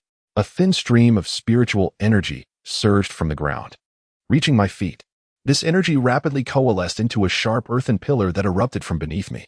I jumped aside with a gasp, swinging the cold light sword to unleash a wave of sword energy towards the mouse. With a squeak, the mouse lost half its tail and quickly fled the battlefield. I paid little heed to the mouse, but I was quite dissatisfied with my earlier encounter. The African rhinoceros had not been particularly formidable. It was merely the speed of its lightning strikes that posed a challenge. If I could surpass its speed, I could emerge victorious. What if I encountered 2 or 3 rhinoceroses in the future? Would I always flee? That was not my usual approach. Nevertheless, today's battle humbled me. No wonder my master warned me about the unknown dangers lurking in this forest, cautioning me not to venture too deeply for fear of encountering peril. It struck me that I was only slightly stronger than when I first arrived in the celestial realm, and a mere celestial beast had rendered me powerless. What would happen in the future? Thinking of my master, I clicked my tongue, realizing I had been away for at least 10 days. I wondered if my master's anger had subsided. Reflecting on the potential scenarios upon my return left me feeling apprehensive. I shivered at the thought and decided to continue my leisurely exploration for a while longer. I retrieved a jade slip from my ring, inscribed a message with my consciousness, and sent it to my master to assure him of my safety. In the days that followed, I sought out solitary spirit beasts to hone my skills. If I couldn't defeat them, I would evade them. If I couldn't escape, I would retreat and return when I had regained my strength. Venturing deeper into the forest, I encountered increasingly powerful spirit beasts, continuously refining my abilities through practice. Before I realized it, my cultivation had advanced to the mid-yuaning stage. The thought of returning home and facing my master's inevitable scolding made me stick out my tongue in mockery. I had collected dozens of celestial cores of various colors: green, gold, white, red, and yellow. Upon investigation, I discovered that the green cores represented what attribute spirit beasts, while the others corresponded to metal, water, fire, and earth attributes, respectively. Strangely, I also possessed one black and one silver celestial core. The black one was filled with an unsettling spiritual energy, while the silver one was its complete opposite. I speculated that these represented the attributes of darkness and light. However, such celestial cores were exceedingly rare, leaving me perplexed. Chapter 10. The illusory array. Li Chuzhu calculated the days. It had been over a month since he entered this forest. He estimated that the anger of his miserly master should have subsided by now, so he began to pack his belongings in preparation for his return home. Li Chengzhu had devised an excellent plan. If, upon his return, his master was still irate, he could offer the spoils he had gathered over the past month as compensation for the losses incurred from the refining materials. Surely, his master would not truly expel him, considering he was his foremost disciple. However, reality did not unfold as he had envisioned. After 3 days of following the compass on his watch, Li Chengzhu found himself beside a pile of extinguished campfire remnants, gazing at the familiar sight of the smoldering fire, alongside scattered bird feathers and gnawed bones. A cold sweat trickled down his back. In the entire celestial realm, it was unlikely that anyone besides Li Chengzhu would roast birds over a fire. I've lost my way. This was Li Chengzhu's first thought, as he realized he was going in circles. He raised his hand to glance at his watch. The compass needle swung erratically, pointing left and right without settling on a fixed direction. Damn it! Li Chuzhu cursed silently, suspecting that the compass had been damaged in some battle. If only he had stored it in his storage ring, he lamented inwardly. The forest was devoid of sunlight, moonlight, or starlight. The sky was a dull expanse, obscured by towering trees. Li Chengzhu had no idea which direction he was relative to the fairy-expecting lake. Summoning the chilling light, Li Chengzhu ascended into the air. As he scanned the horizon, he was met with an unending sea of trees, with no sign of an end. Anxiety swelled within him. The only course of action was to find a way out of this vast forest. Resolute, he propelled himself forward through the chilling light. Convinced that no matter how immense the forest might be, there must be an edge to it. He would simply fly through. Yet once again, reality dealt Li Chengzhu a harsh blow. After an indeterminate duration of flying, he inadvertently turned his head and was met with that hauntingly familiar scene, the extinguished campfire and the gnawed bird bones. A chill ran down his spine. Confirming his suspicion, he was indeed going in circles, trapped within a small radius. It was impossible for him to encounter the same pile of firewood by mere coincidence. An illusory array. Only an illusory array could bewilder the mind, causing one to endlessly revolve within a confined space. Cold sweat beaded on Li Chengzhu's forehead. During his studies with the Celestial Guide, he had witnessed the guide's admiration for the illusory array. While the offensive and defensive arrays served their purposes, none could compare to the mind-bewildering effects of the illusory array on an adversary. It was said that among the 10 celestial lords, the Lord of Illusions, Li Huanqing, achieved his esteemed rank due to his mastery of the illusory array. His prowess in illusion and array techniques was unrivaled in the celestial realm, even making celestial emperors feel inferior in his presence. His renowned technique, the extermination of celestial traces array, was so formidable that even celestial emperors would find themselves in dire straits if they dared to enter.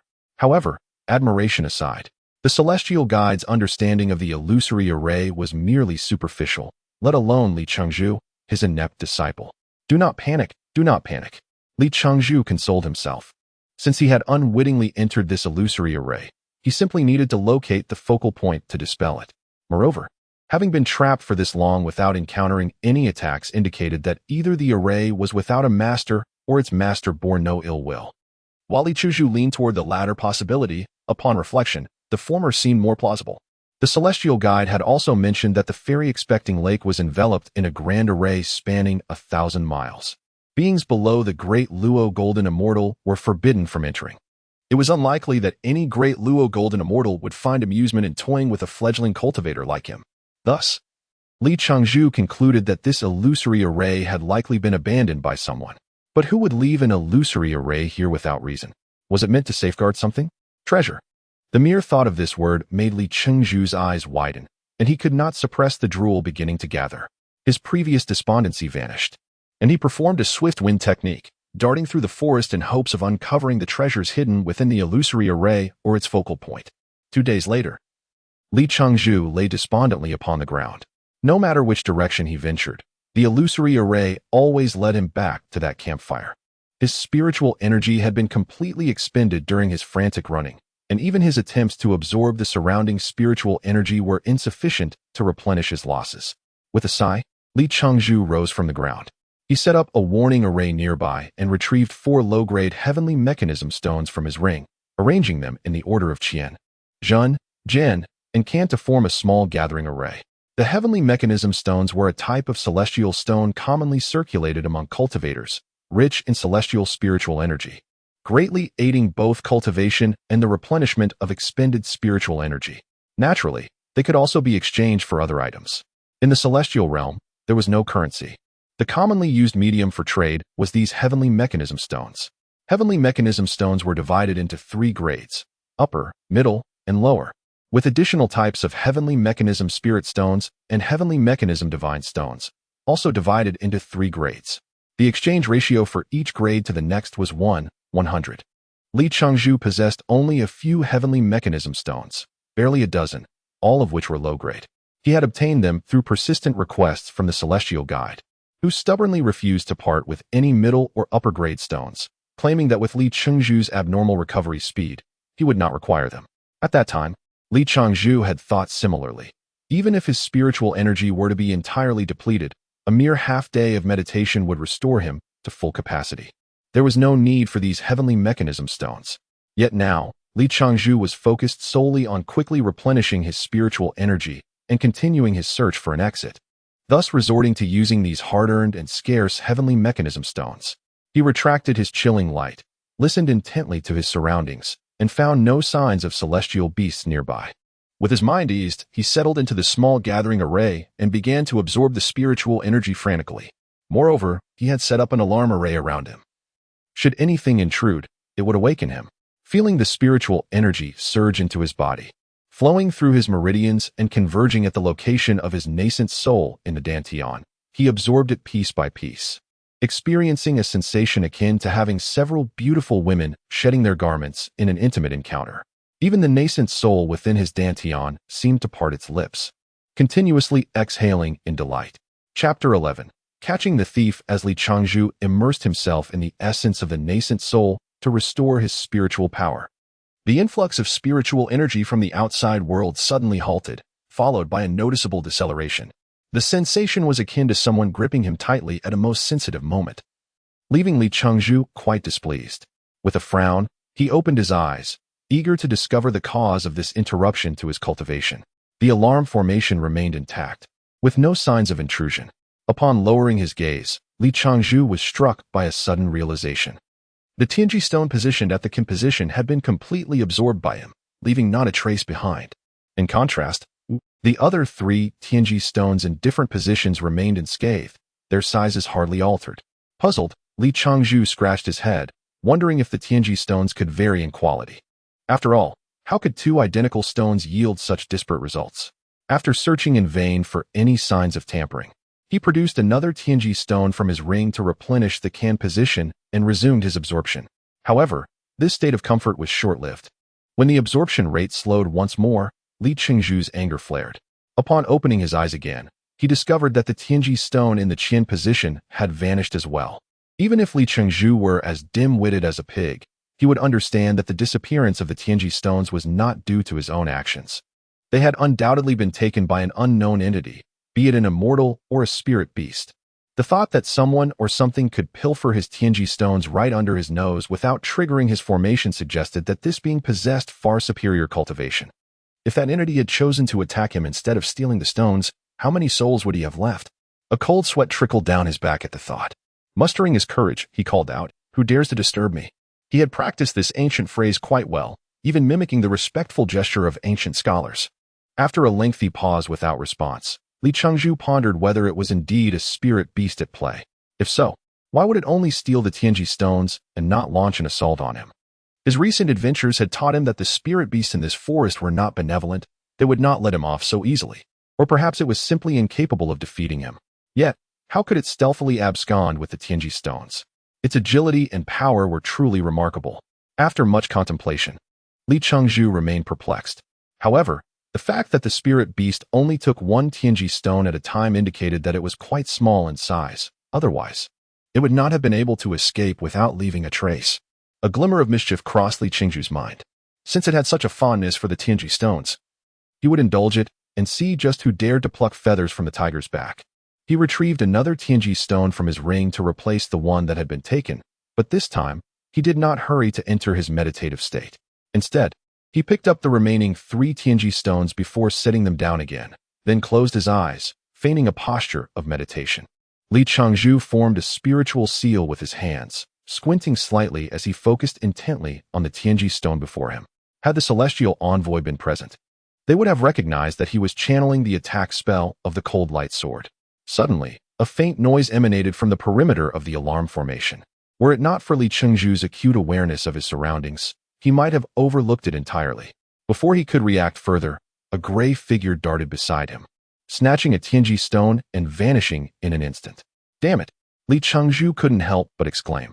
The gray figure moved with such speed that he scarcely caught a glimpse of it, even after it had fled with the Tianji stone. His eyes had yet to fully open. His astonishment stemmed not from the speed of the gray figure, but from the fact that it had entered and exited his alarm formation without triggering any response. He had truly underestimated these spirit beasts. Quickly, he swept the remaining 3 Tianji stones into his storage ring and executed the spiritual seal, propelling himself in pursuit. Fortunately, he had cast a tracking spell on the 4 Tianji stones earlier. Otherwise, he would have been at a loss as to where to find the elusive thief. At his current level, Li Chengzhu's tracking spell could barely sense a range of 10 miles. Beyond that, the connection with his spiritual awareness would sever. Although he rode the cold light at a swift pace, the gray figure ahead moved even faster. Li Chengzhu could distinctly feel the distance to the Tianji stone increasing. It was as if the thief sensed his pursuit, dashing forward with relentless urgency. Just as Li Chengzhu felt the tracking spell on the Tianji stone was about to slip from his grasp, the target came to an abrupt halt.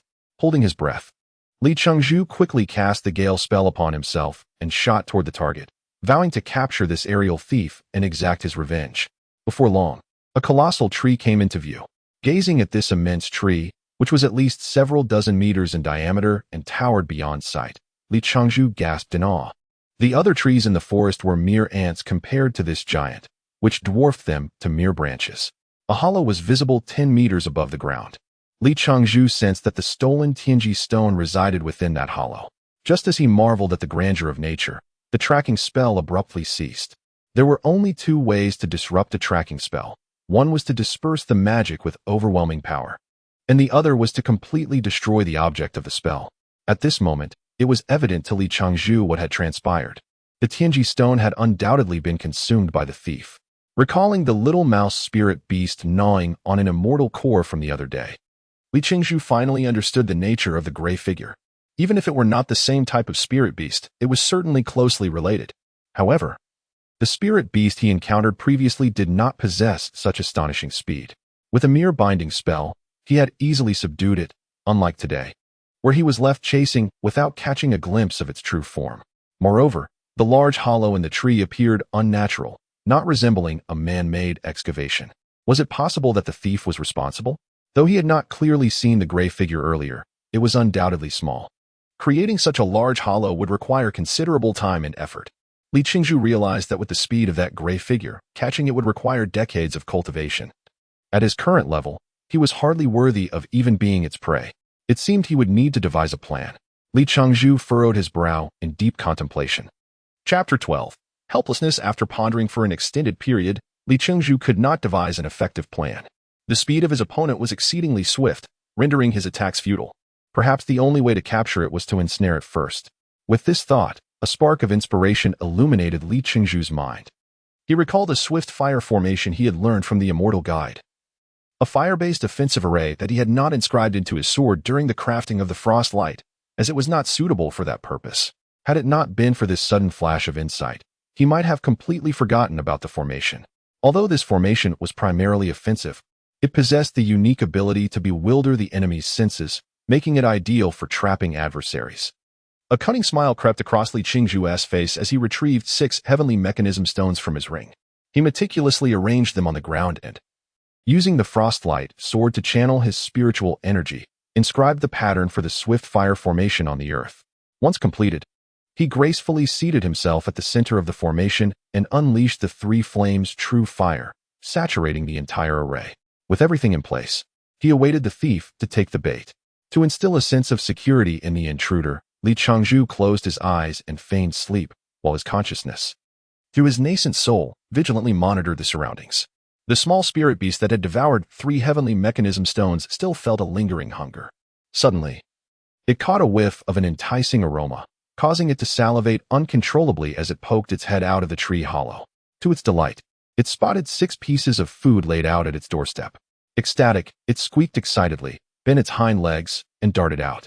Upon hearing the commotion, Li Chengzhu wasted no time. He opened his eyes wide and shouted, "I've been waiting for you." With that, he waved his hands, activating the entire swift fire formation. Flames erupted in the area enclosed by the 6 heavenly mechanism stones, and the formation flickered ominously. The little spirit beast was taken aback by the sudden inferno surrounding it. In sheer panic, it abandoned the food and retreated hastily. Nowhere to run.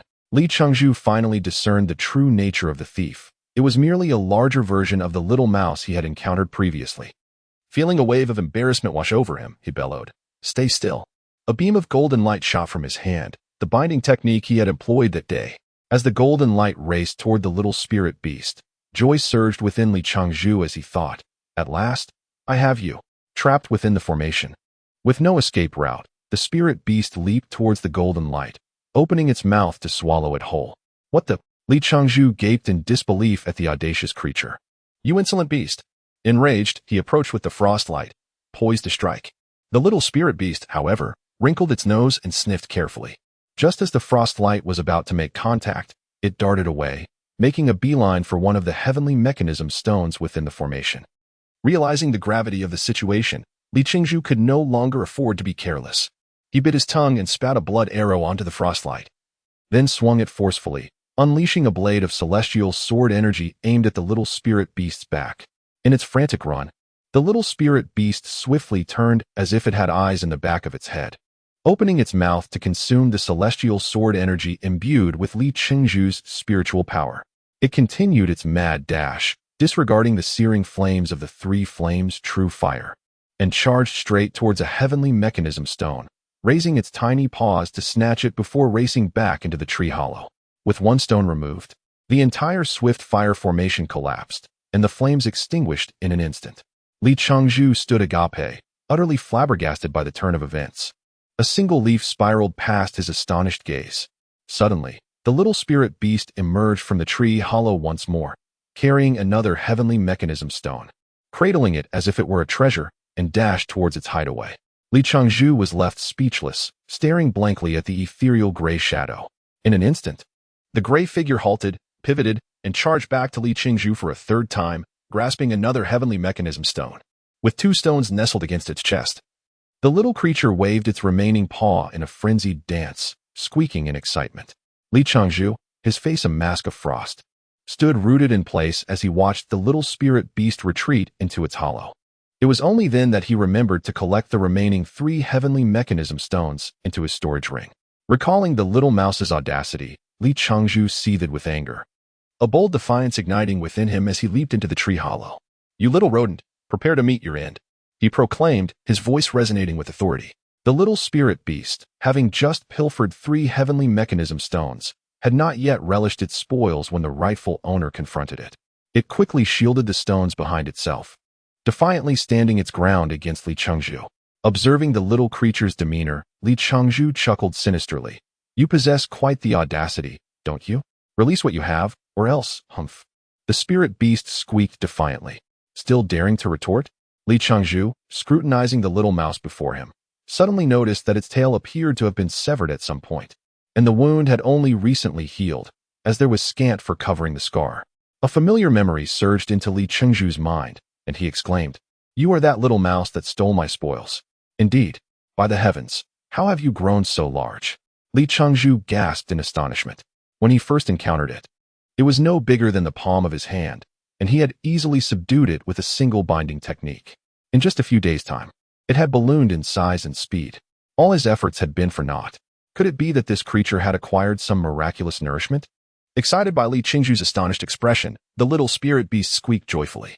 Realizing the implications, Li Qingzhu was further astounded. "You can understand my words?" With a trembling finger, he pointed. "How many is this?" "1. Raising 2 fingers, he asked. "And this?" "2. Raising 3 fingers, he queried. "And this?" "3. Wiping the sweat from his brow, Li Qingzhu sighed in relief. "Thank goodness. I thought you could comprehend my speech." Indeed. Chapter 13. Celestial Artifact. Li Qingzhu found himself utterly perplexed by the sudden prowess exhibited by the little spirit beast. However, he was keenly aware of its remarkable speed and keen sense of smell. The creature's ability to unearth the hidden heavenly mechanism stones within the swift fire celestial array was undeniably comparable to that of Erlang Shun's celestial hound. Should he manage to tame it, treasure hunting would become vastly more convenient. Most importantly, he could utilize its olfactory prowess to guide him out of the illusionary formation that had ensnared him for several days. With this thought, a mischievous smile crept across Li Qingzhu's face. Ignoring whether the little spirit beast could comprehend his words, he crouched down and feigned an innocent demeanor, retrieving a handful of celestial cores from his storage ring. "Little creature, if you follow me, you shall feast on delicacies and enjoy a life of luxury." Upon spotting the vibrant celestial cores in Li Qingzhu's hand, the little spirit beast squeaked excitedly, disregarding the past grievances it held against him, and darted forward in a flurry. In the blink of an eye, the cores were already piled behind the tiny creature. Li Qingzhu silently marveled at its extraordinary speed, far surpassing that of his flying sword, further solidifying his resolve to capture this remarkable little being. As he observed the creature voraciously gnawing on the heavenly mechanism stone, Li Qingzhu felt a pang of regret. The little beast had pilfered 6 stones from him, and with his meager supply, each loss was a source of substantial anguish. However, he could not afford to jeopardize their relationship, for his hopes of escape lay entirely in its paws. Li Qingzhu waited patiently beside the creature, which showed no signs of halting its feast. With its paws clutching the heavenly mechanism stone and the celestial cores, it devoured them insatiably. Li Qingzhu, still recovering his spiritual energy, felt fatigue creeping in. His earlier restoration was interrupted, and having set up the swift fire celestial array, he was left drained, particularly after expelling that blood arrow, which had drawn upon his very essence. If he did not replenish soon, his cultivation would undoubtedly regress. Yet, with the little beast present, he hesitated to recklessly produce any more heavenly mechanism stones. Instead, he opted to carve a simple spirit gathering array into the ground with his cold light, channeling his energy into it to activate its function. He assumed a meditative posture, entering a state of recovery. Time slipped away, and Li Qingzhu eventually awakened from his trance. Sensing that his spiritual energy had nearly replenished, he turned his head only to discover that the little creature had vanished. Panic surged through him. He could not bear the thought of it escaping. He might be trapped in this illusion for years otherwise.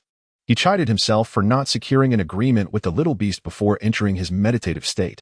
Just as he prepared to rise, he felt an unexpected weight on his thigh. Looking down, he found the little creature, eyes closed, peacefully nestled at his core. "Goodness," Li Qingzhu muttered, his lips twitching at the creature's audacity in choosing such a spot. As Li Qingzhu stirred, the little beast slowly opened its eyes, gazing around in a sleepy daze before emitting a series of excited squeaks. He gently grasped its long ears and set it down, scolding, "You little rascal." Ignoring the creature's protests, Li Qingzhu surveyed their surroundings. The tree hollow had an impressive diameter of 50 meters, and the surface where he stood appeared as if it had been perfectly sliced. Gazing upward, he could see nothing but an abyss of darkness. To his astonishment, the tree was hollow. It exhibited no signs of decay. Who could have hollowed it out so completely? Summoning his cold light, Li Qingzhu ascended. The little beast, anxious below, squeaked frantically and leaped up, landing deftly at his feet, wrapping its tail around the sword's body. Despite the pitch blackness of the hollow, Li Qingzhu concentrated his spiritual energy in his eyes, allowing him to discern the path ahead. To his astonishment, the hollow twisted and turned multiple times. After flying several hundred meters and rounding a corner, a glimmer of light appeared ahead. Just as Li Qingzhu believed he had reached the top of the tree, the little creature beneath him suddenly became animated, squeaking incessantly as it leaped upward, propelling itself off the cold light. Amused by the creature's peculiar behavior, Li Changzhu quickened his pace. As he approached, he realized that the source of the light was not sunlight filtering through, but rather a vibrant green orb. Even without direct contact, he could sense the pulsating vitality contained within it. This energy felt more like a living essence than mere would-attribute spiritual energy, hovering above the cold light. Li Changzhu marveled at the green orb. The little creature had already latched onto it, reveling in its essence, inhaling deeply. With each breath, a strand of green energy siphoned from the orb into the little beast's body, and Li Changzhu could distinctly observe the path of this energy within it. After only a few mouthfuls, the creature seemed satiated, letting out a satisfied burp before hopping onto Li Changzhu's shoulder and closing its eyes contentedly. As Li Changzhu reached out to touch the green orb, an overwhelming wave of comfort surged from his fingertips. "What a treasure!" he exclaimed, salivating. Yet, it appeared that something lay hidden within the green light, as Li Changzhu's consciousness could not penetrate its depths. This revelation ignited a surge of excitement within him. Summoning his courage, he slowly extended his hand into the green light, feeling something solid and metallic within. Could it be a celestial artifact? Li Changzhu's mouth watered uncontrollably. Gritting his teeth, he seized the object inside the green light, channeling his energy to extract it. As he drew it out, the green light seemed to be sucked into the object like a whirlpool, its dazzling radiance fading into obscurity. Li Changzhu examined the object in his hand.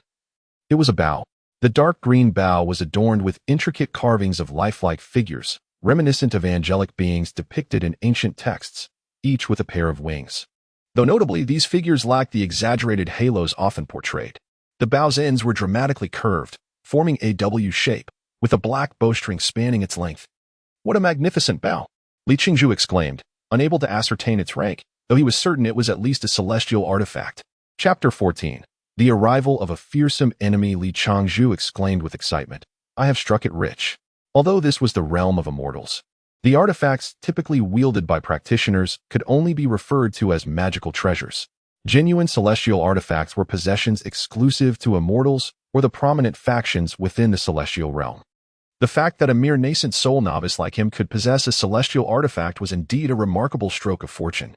Even his master, the celestial guide, could only wield a single celestial artifact, and that was of the lowest grade. If his master were to discover this, he would undoubtedly be consumed with envy. "Oh, praise the omnipotent celestial emperor." With a mischievous grin, Li Changzhu stowed the bow into his storage ring and prepared to descend, only to suddenly notice 3 glowing green orbs above him. His heart raced in alarm as the cold light beneath him danced erratically towards the green lights. Upon approaching, he realized these orbs were not the same as before. They emanated from green crystals. Although slightly disappointed, Li Changzhu recognized that these green crystals were no ordinary items, containing energy far superior to the worthless heavenly mechanism stones he possessed. Without hesitation, he retrieved a depleted flying sword from his ring and pried the crystals from the tree, placing them into his storage ring. After thoroughly inspecting the hollow of the tree to ensure no treasures were left behind, Li Changzhu retraced his path back. Upon exiting the tree hollow, he was struck by the sight of the great tree rapidly withering before his eyes.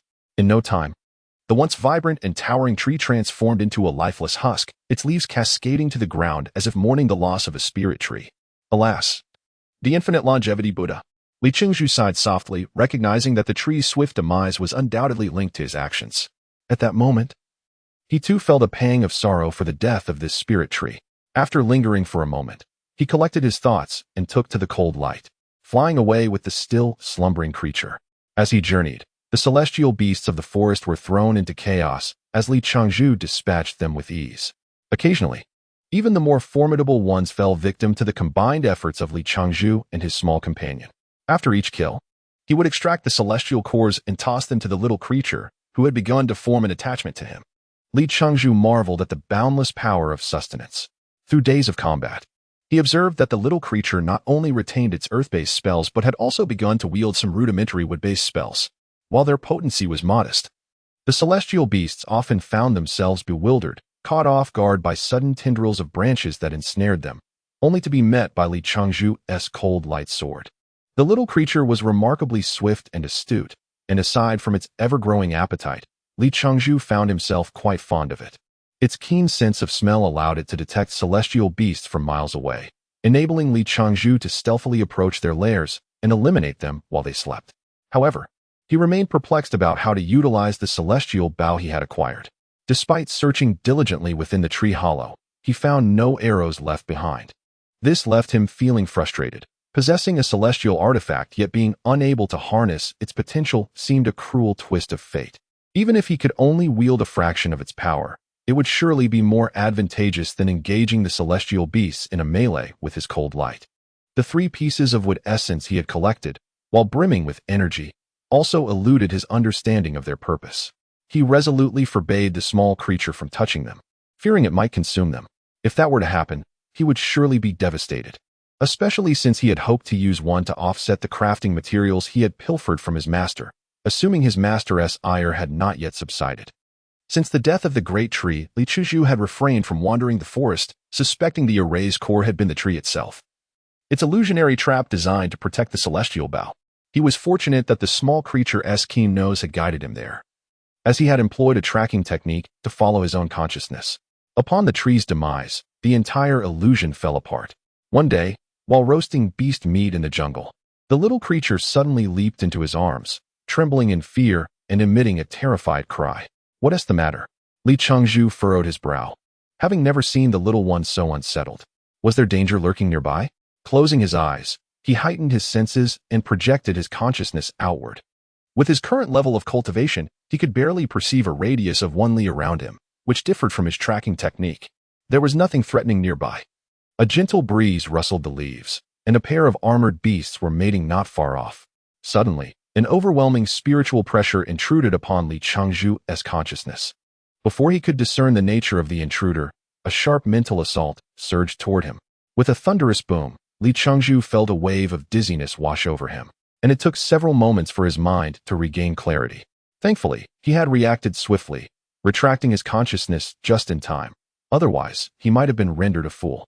Even so, he felt a wave of nausea and coughed up a mouthful of blood. Steeling himself, he clutched the little creature and fled at great speed. The newcomer was formidable, and he knew he was no match. Retreat was his best option. After flying for half a day, he finally located a safe haven. He set the little creature down, disregarding the possibility of it pilfering food, and quickly arranged a small gathering array with 4 heavenly mechanism stones, sitting within the formation to recover from his injuries. The little creature seemed to sense the gravity of the situation, remaining by his side without attempting to steal the stones, vigilantly keeping watch over him. After some time, Li Changzhu finally opened his eyes. The injuries he sustained were not ordinary. They were wounds to his spirit, requiring time to heal. The experience had left him wary of carelessly projecting his consciousness in the future, as a careless mistake could lead to dire consequences. Looking at the little creature, which remained by his side with a worried expression, Li Changzhu gently patted its head and offered it a piece of the heavenly mechanism stone. Chapter 15. The 6-tiered celestial beast. The small creature gazed at the Tianji stone presented before it, emitting low, muffled sounds, yet refraining from snatching it, as it had done previously. Li Changzhu felt a swell of satisfaction and chuckled. The little beast still possesses some sense of gratitude. I have several more here. Let this one serve as a token of thanks for your vigilance. The creature protested with a few squeaks before finally seizing the Tianji stone and beginning to gnaw on it, the sound of crunching filling the air. Li Changzhu had long pondered why this little creature displayed such a fondness for Tianji stones and celestial cores, even indulging in the verdant aura emanating from the great tree filled with spiritual energy. It seemed that the creature's rapid growth must be attributed to its inadvertent consumption of something potent, the energy within being undeniably immense. Otherwise, after feeding its celestial cores for several days, it could not merely have gained a bit of weight. Suddenly, the small creature paused its gnawing, its eyes darting in a certain direction, and it began to call out in a state of agitation. Simultaneously, Li Changzhu felt a powerful spiritual pressure rapidly approaching his location. The sense of danger honed during his time in the forest compelled him to lunge forward. Before he could regain his footing, an intense heat surged from behind. Turning to look, he saw that the place where he had been sitting had erupted into flames, consuming the 3 Tianji stones he had yet to grasp, melting them into vaporous spiritual energy. Wu Yuan Tianhua? Li Changzhu gasped in horror. The flames capable of melting pure spiritual energy crystals like the Tianji stones were undoubtedly above the level of Sanmei true fire, classified as Wu Yuan Tianhua.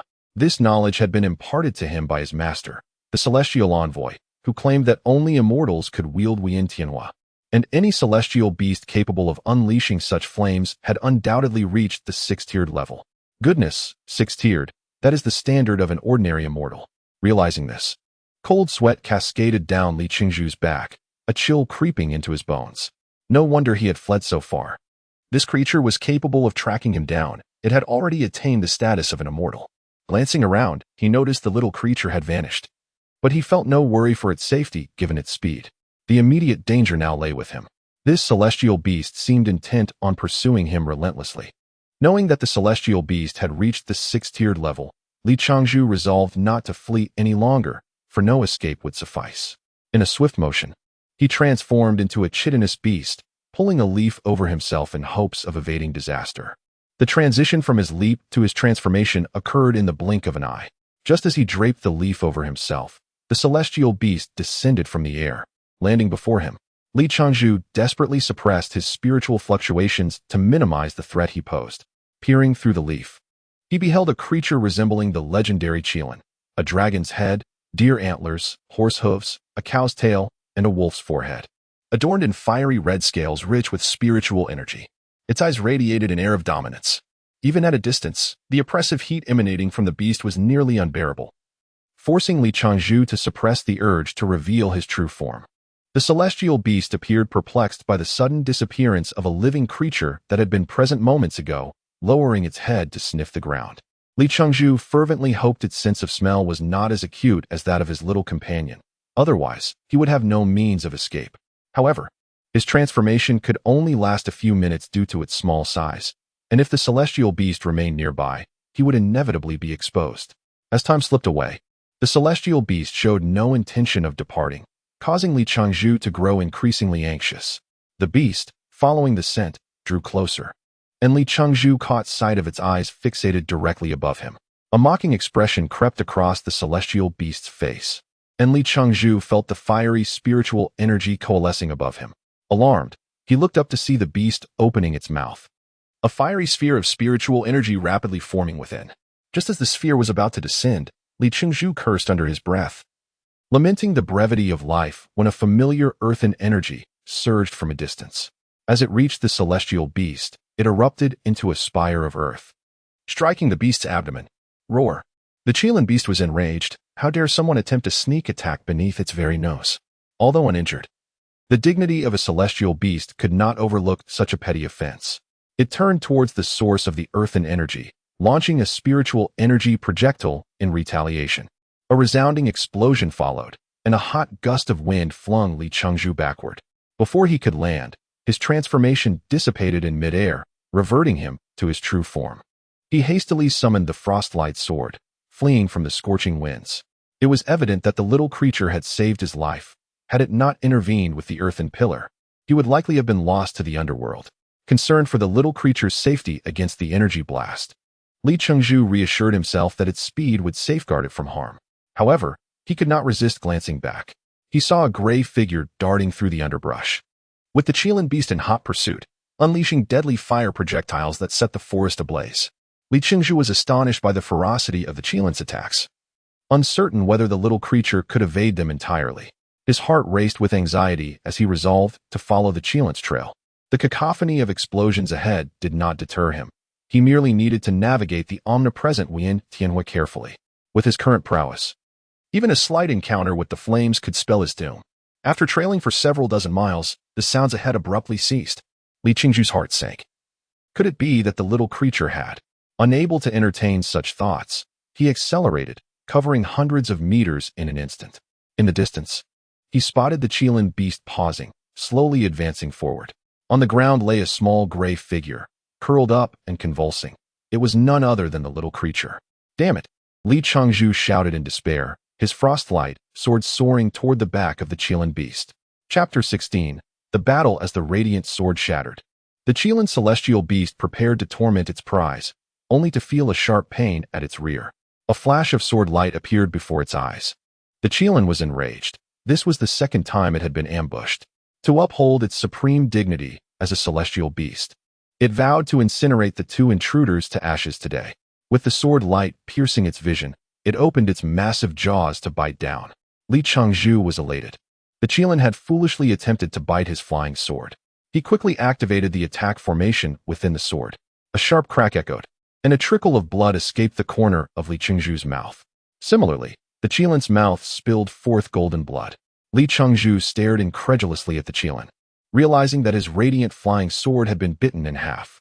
As the sword's master, he had not managed to retract his consciousness in time and had sustained some injury himself. Fortunately, just before the sword broke, the attack formation had been triggered. Observing the blood at the corner of the Qilin's mouth, Li Changzhu felt somewhat vindicated. After all, this beast possessed the strength of a celestial being, and inflicting any injury upon it was no small feat. Had he not targeted its vulnerable mouth, it likely would have escaped unscathed. Seizing the moment of the Qilin's fury, Li Changzhu deftly maneuvered over its head and landed beside the small creature. He swiftly lifted it and stuffed a piece of heavenly machine stone into its mouth, jumping far away just before a spiritual projectile could strike. Fleeing was all that occupied Li Changzhu's mind. The fate of the small creature was uncertain, and his only reliable flying sword had been severed. He could see the broken pieces of the radiant sword disintegrating rapidly under the Qilin's 5 elemental heavenly fire. If he did not find a way to escape its presence quickly, he would meet the same fate as his sword. However, the small creature's speed was no match for the celestial beast, and his own efforts seemed futile. He retrieved a discarded flying sword from his ring and stood upon it, channeling his energy forward. Though it was a ruined sword and he had not trained with it, its form still resembled that of a sword, and riding it would certainly be faster than flying on his own. The terrifying spiritual pressure from behind continued to pursue him, yet he suffered no direct attacks.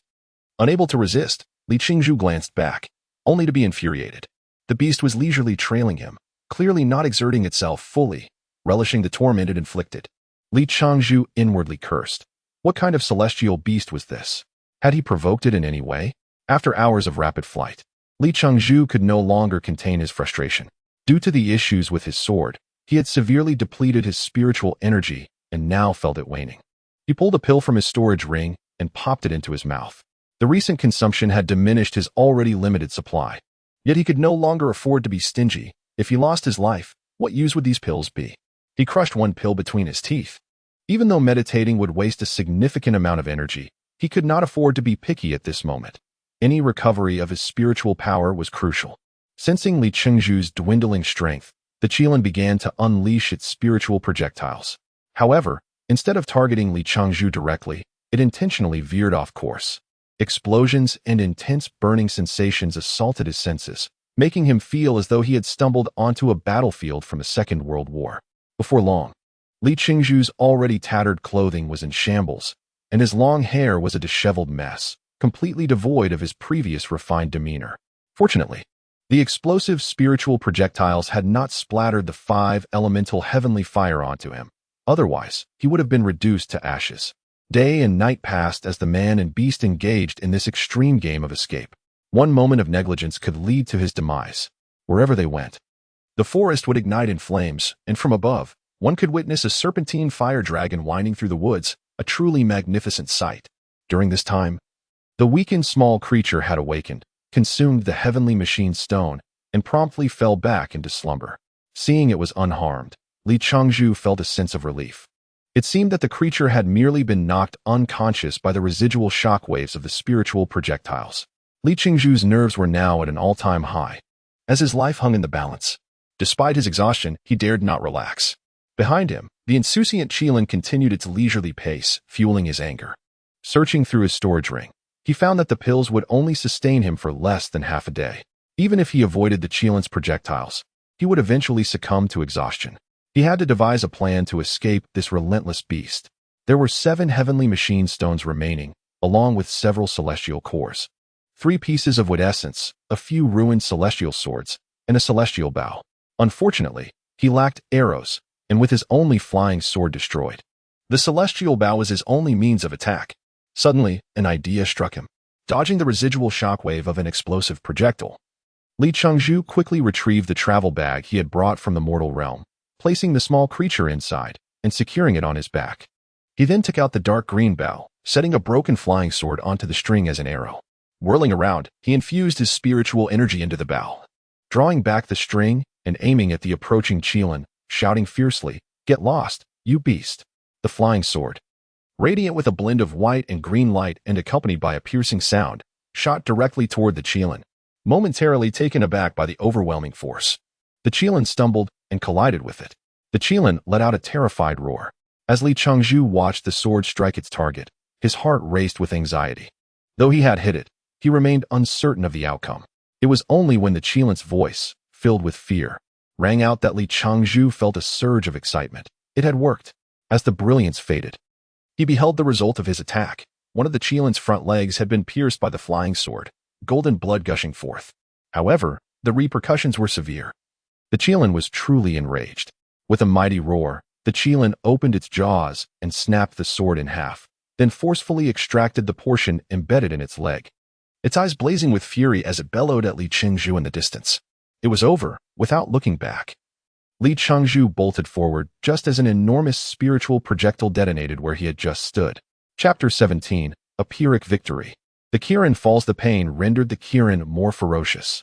Had it not been for the injury to one of its legs, it would have likely seized Li Changzhu long ago, dismembering him with merciless fervor. Even in its compromised state, it narrowly missed several of its assaults on him. Li Changzhu realized that this creature was now playing for keeps. Perhaps he should not have provoked it earlier, as it might have afforded him a bit more time to live. Since he had struck it with an arrow, none of his subsequent sword strikes had found their mark. His storage ring held nothing that could serve as a projectile, save for the one at his feet. The imminent danger sharpened Li Changzhu's mind, conjuring numerous strategies that flashed through his thoughts, only to be dismissed one by one until he recalled the 7 pieces of heavenly mechanism stones. He could set up a binding array to ensnare the celestial beast. If he could momentarily immobilize it, he would have the opportunity to eliminate it. Having witnessed the destructive power of the celestial bow, Li Changzhu had far more faith in it than in himself. However, the chance was fleeting. Only one sword remained that could act as an arrow. Resolute, Li Changzhu, while evading the Kirin-'s attention, hurled the heavenly mechanism stones into their designated positions. He had to ensure that the Kirin-'s 5-element heavenly fire did not incinerate the stones, otherwise, his efforts would be in vain. In such a perilous situation, his mental acuity surged, calculating where to place the stones without drawing the fire's wrath. On several occasions, he willingly became a target, diverting the spirit energy blast away from the stones. After running through the same area 7 times, he finally managed to place all 7 heavenly mechanism stones safely in the array's designated positions without the Kirin noticing. He awaited the final moment. If he could return to the array and activate it, his plan would be half successful. Once more, he narrowly evaded the Kirin-'s attacks and positioned himself firmly at the array's focal point. He retrieved a piece of wood essence and placed it at the center, biting down on the last of his medicinal pills.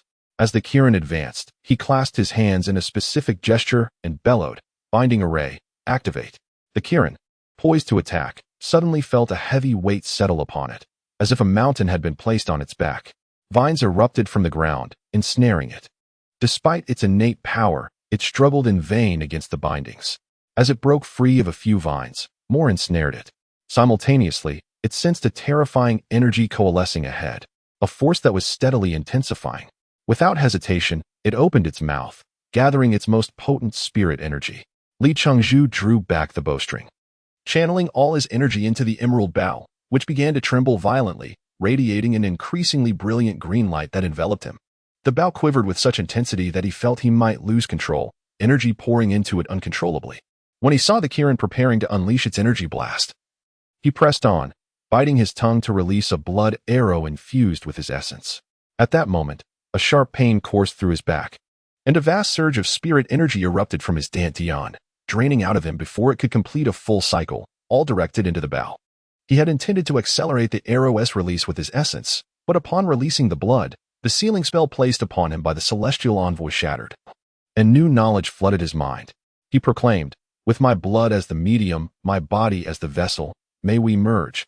Those who obstruct my path shall perish, and those who defy my will shall be slain. I will eradicate all injustices in this world, casting my enemies into eternal slumber." Divine destruction arrow. A breathtaking emerald light surged from the bowstring, colliding with the Kirin-'s energy blast midair. One green, one red, they blossomed into the most exquisite spectacle. The green light swiftly consumed the red, surging towards the Kirin with unrelenting force. In a silence that belied its ferocity, the colossal head of the Kirin disintegrated upon impact. leaving behind only air. A radiant green meteor streaked across the sky, trailing a long tail as it vanished beyond the horizon. Deprived of its head, the Kirin could no longer sustain its flight, crashing heavily to the ground. Li Changzhu felt an immense weight lift from his spirit, collapsing to the earth. Straining to gather himself, he unfastened his travel pack and slumped back, losing consciousness.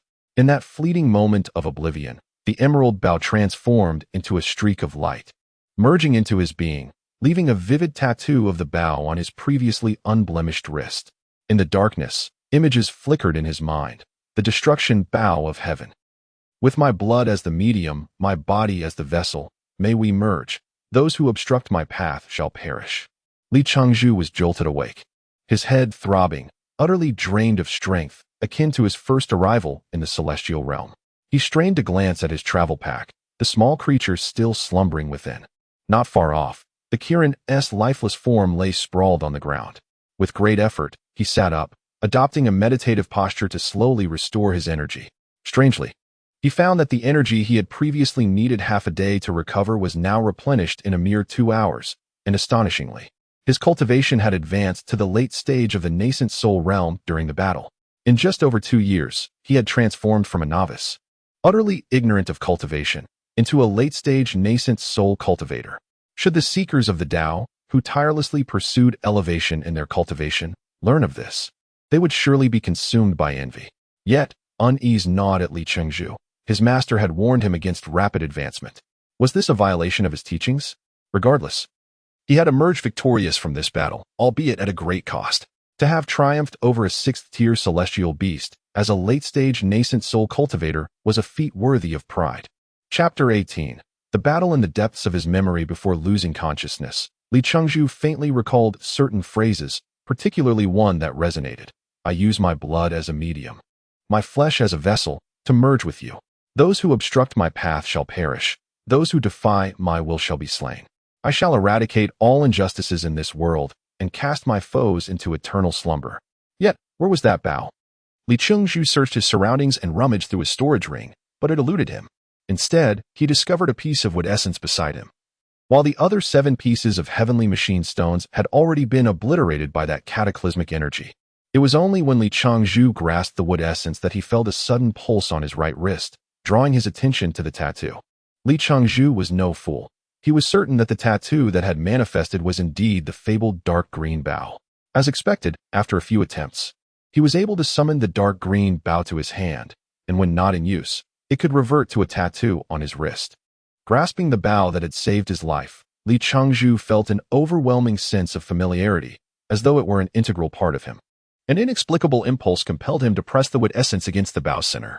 Miraculously, the unblemished dark green bow absorbed the entire piece of wood essence. And without a second thought, Li Changzhu produced the other 2 pieces, placing them at either end of the bow, which were similarly absorbed. His mind was then flooded with a vague piece of information. Demon Slayer bow, what an absurd name. Yet Li Changzhu found it delightful. With the Demon Slayer bow in hand, he positioned his fingers on the bowstring, infusing it with his spiritual energy, channeling the power of the wood essence. In an instant, a dark green arrow materialized on the string. Releasing his grip, the arrow, composed of spiritual energy, shot forth with a resounding whoosh, causing a violent explosion that startled the sleeping creature, which then leapt into Li Changzhu's embrace. Li Changzhu beamed at the void left by the arrow's flight. The vacuum created by the green projectile measured a staggering 10 meters in width and several hundred meters in length. To inflict such devastation in this towering forest was a testament to the Demon Slayer bow's legendary status. After a moment's contemplation, Li Changzhu realized that, at his current level, he could only unleash 5 such arrows before exhausting his spiritual energy, though limited to 5 arrows. Their immense power meant that even a skilled practitioner in the tribulation stage could hardly withstand 2 shots at close range. If he were given the opportunity to shoot freely, Li Changzhu was confident he could dispatch a master stage expert within 5 arrows, provided the opponent lacked defensive artifacts. After several tests, Li Changzhu discovered that the Demon Slayer bow also permitted regulation of its power.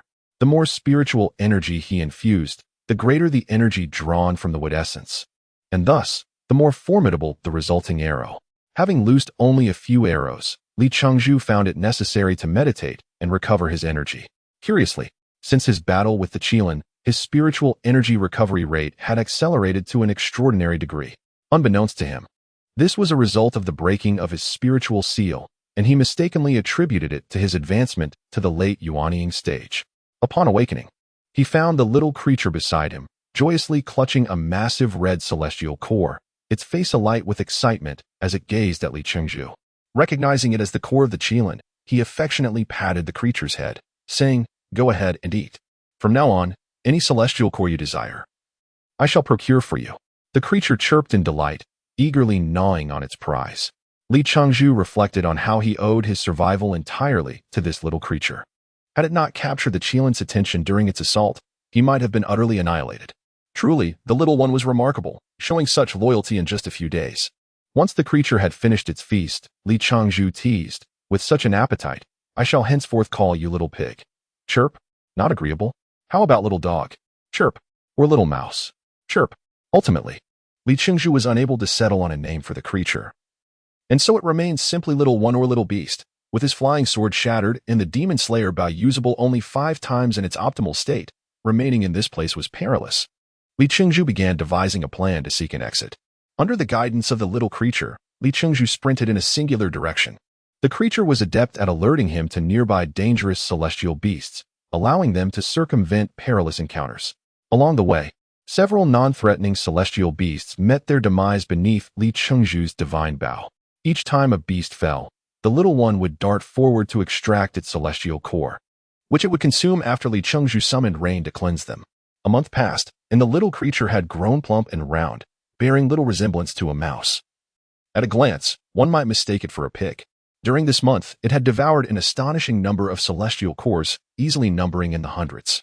Meanwhile, Li Chengzhu had not been idle. Following his encounter with the Qilin, his mind had sporadically been inundated with enigmatic knowledge. From this seemingly otherworldly knowledge, Li Chengzhu had pieced together a spell known as the elemental clone technique. This technique allowed him to merge his spiritual energy with the elements in the air, creating duplicates of himself that mirrored his form. These clones could engage in battle and cultivation, and at the peak of mastery, he could manifest up to 9 clones, each possessing strength equivalent to his own. In battle, this would effectively mean 9 against 1. Li Chengzhu harbored no illusions of chivalry. He had previously bullied celestial beasts alongside the little creature, demonstrating his pragmatic nature. However, his understanding of the elemental clone technique was still rudimentary. He could merely conjure a false clone through a blend of illusion and elemental manipulation, a clone that would shatter upon impact, akin to a mere decorative pillow. Nevertheless, this was a significant breakthrough, proving invaluable for escape or distracting adversaries. One day, as Li Chengzhu followed the little creature, it abruptly halted, chirping anxiously.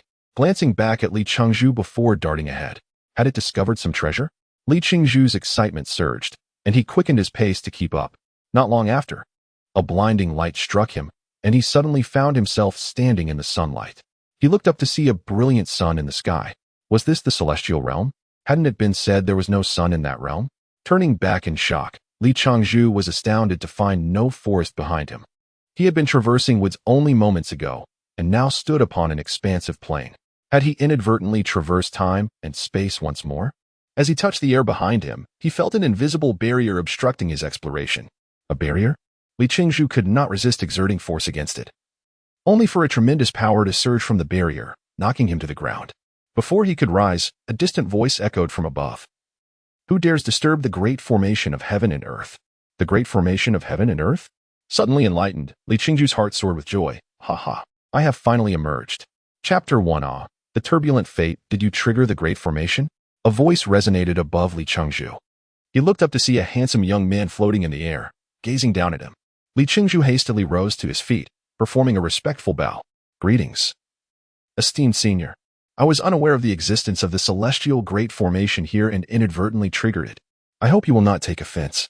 Understanding the peril of offending anyone in the celestial realm, he exhibited such courtesy, knowing that those guarding the great formation were at least of a mortal caliber. Addressing him as senior was not a disservice to himself. The young man coldly replied, "This is a forbidden area. Depart immediately." Li Chengzhu felt the overwhelming spiritual pressure emanating from him, causing him to break into a cold sweat. "I will leave at once," he said, quickly beckoning his small companion and fleeing without a backward glance. The celestial realm was not as he had previously imagined, merely a boundless sky and ethereal grounds. Upon exiting the Great Formation, Li Chengzhu realized that his prior visions bore no resemblance to reality. The celestial realm was surprisingly akin to Earth, adorned with flowers and trees. With a round sun illuminating the sky, and fluffy clouds drifting lazily in the gentle breeze. Numerous low-tier spirit beasts frolicked among the branches. It dawned on him that the scenes he had witnessed over the past year had been due to his confinement within the Great Formation. As he absorbed the vibrant atmosphere of the celestial realm, Li Chengzhu could not help but feel a surge of joy. After walking for half a day, he had yet to encounter a single soul. He speculated that the absence of people was due to the proximity of the Great Formation. However, now that he had emerged from it, returning to seek his master was no longer an option. He felt a pang of regret for not having clarified his master's sect during their time together. Moreover, the celestial guide had made an oversight. In his first act of accepting a disciple, he had failed to impart the teachings of his own sect. Fortunately, the name of the celestial guide was likely well known in the celestial realm, and he could inquire about his sect from others. Additionally, as his master had mentioned, each celestial guide served a term of 100 years, and his master had 3 years remaining before he could exit the Great Formation and reunite with him. Having resolved these troubling thoughts, Li Chengzhu relaxed his furrowed brow and continued to fly forward with his small companion. His primary goal now was to find a populated area. He had spent the last few months entirely alone in the forest, nearly suffocating from solitude. After another day of travel, he sensed the presence of others ahead, and his heart leaped with joy as he hastened his pace. However, before he could catch sight of anyone, he heard the distant clashing of flying swords. Was there a battle occurring in the celestial realm? Li Chengzhu was taken aback, slowing his steps. He had anticipated that encountering others would allow him to glean information. But instead, he stumbled upon a conflict. With his modest cultivation, he would surely not fare well if he intervened. Caught in a dilemma, a male voice called out. "Haomei, do you truly believe you can escape with your cultivation?" A melodious female voice retorted, "Cui Xiaosa, you shameless wretch. Though my cultivation may not match yours, you won't gain the upper hand from me." Li Chengzhu nearly stumbled at their names. Haomei and Cui Xiaosa were utterly laughable. Cui Xiaosa chuckled. "While my cultivation only surpasses yours by a smidge, your magical treasures are far inferior to mine. Should we engage in combat? I fear I might inadvertently mar your exquisite face." Haomei spat dismissively. "Do not overreach, or I shall self-destruct, ensuring your nefarious schemes come to naught." Cui Xiaosa was momentarily taken aback, realizing that this woman might indeed resort to such drastic measures. He quickly shifted his approach. "How about we negotiate instead?" Haomei retorted coldly, "Speak plainly, or let forth your flatulence. I am pressed for time." Undeterred, Cui Xiaosa continued cheerfully, "You possess 2 pieces of heavenly spirit stones. Share one with me, and we shall reach an accord." Heavenly spirit stones? Li Chengzhu, preparing to vacate the battlefield, could not help but perk up his ears, halting his retreat. Heavenly spirit stones, even the inferior grade, could entice ordinary cultivators to clash for them. This madwoman possessed 2. Unable to suppress his curiosity, Li Chengzhu wiped the corner of his mouth and stealthily approached the battlefield. Haomei, realizing she could not evade Cui Xiaosa's pursuit, pondered for a moment before speaking. "How can I trust you? What if I give you 1 piece and you betray me? How about using my flying sword as collateral? We exchange first, and once you reach safety, you can teleport the sword back here. Of course, you may choose not to return it. I would not mind gifting it to you," Cui Xiaosa suggested, seemingly having devised a strategy. Haomei erupted in anger. "Nonsense! That broken flying sword of yours could be traded for 1,000 with a single heavenly spirit stone. How dare you offer it as collateral?" Cui Xiaosa shrugged. "Then what do you propose? Shall I also include my storage ring and all its contents?" Haomei shook her head vehemently. "Those trinkets are hardly worth a heavenly spirit stone." Cui Xiaosa contemplated for a moment before proposing. "How about we have that friend over there bear witness?" He pointed toward Li Chengzhu's concealed position. Haomei scoffed. "Him? A fledgling in the nascent soul stage? He wouldn't survive a single strike from you, making it convenient for you to dispose of the evidence." Li Chengzhu's heart sank. It seemed that the two had already discerned his presence. Feeling exposed, he decided to reveal himself with a nonchalant smile. "Greetings, everyone. Hee, please continue. I was merely passing by and heard nothing." Without waiting for their reactions, he turned to flee. Cui Xiaosa waved his hand and called out, "Friend, please do not rush off. I have an unusual favor to ask." Li Qingzhu felt an inexplicable heaviness in his legs, immobilizing him. Cui Xiaosa's prowess must be at least at the spirit-severing stage, capable of restraining him with a mere gesture. Despair washed over Li Qingzhu as he lamented his unfortunate fate. Danger seemed to follow him wherever he went. Had he known better, he would have refrained from meddling in the affairs of these two. Chapter 2. The clam and the heron. Li Qingzhu's face was etched with indignation as he mustered his courage to speak. Since this is an uninvited request, might it be possible to forego it? Cui Xiaosa maintained his charming demeanor, responding, "My friend, that sentiment is misplaced. One must recognize that aiding others is the essence of joy. I trust a righteous companion like you would not refuse such a modest request." Internally cursing the shameless Cui Xiaosa, Li Qingzhu felt trapped, compelled to comply.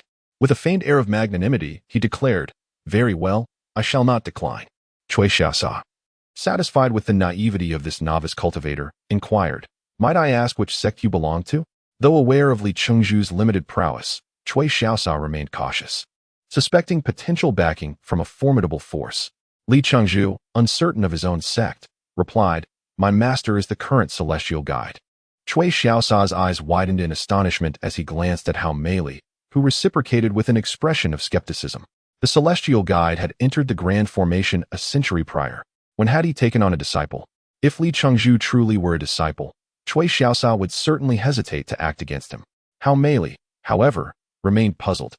Setting aside the question of whether the celestial guide had indeed accepted this apprentice, she wondered how he could possibly take on such an inexperienced cultivator. Despite his age being indiscernible, this lad, who had yet to break through to the nascent soul stage, hardly resembled a disciple of the celestial guide. Moreover, considering that the illusory sword sect, to which the celestial guide belonged, was half a realm away, even if he were his disciple, no one would know should he be slain here.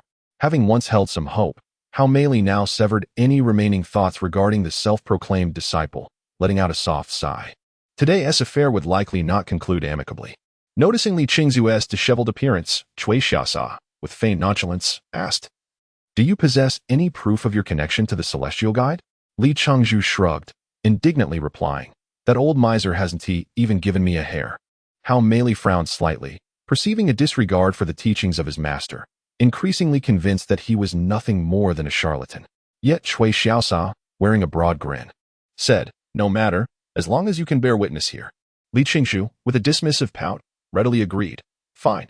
Cui Xiaosa regarded him with an expression of approval before turning to Hao Meili, stating, "With the disciple of the celestial guide present, we may proceed with the exchange, yes? Even if you do not trust me, surely you can trust a disciple of the celestial guide." From the outset, Cui Xiaosa had not bothered to inquire about Li Qingzhu's name, clearly dismissing the so-called disciple of the celestial guide as inconsequential. Hao Meili, naturally, held no faith in Li Qingzhu's claims, nor in the cheerful man before her. However, she harbored her own plans. Resolutely, she smiled and said, "Very well. I shall exchange, but remember this. The grievance of today's theft shall be repaid tenfold in the future." With that, she retrieved a piece of celestial insight stone from her ring, asking, "Would you care to inspect it?"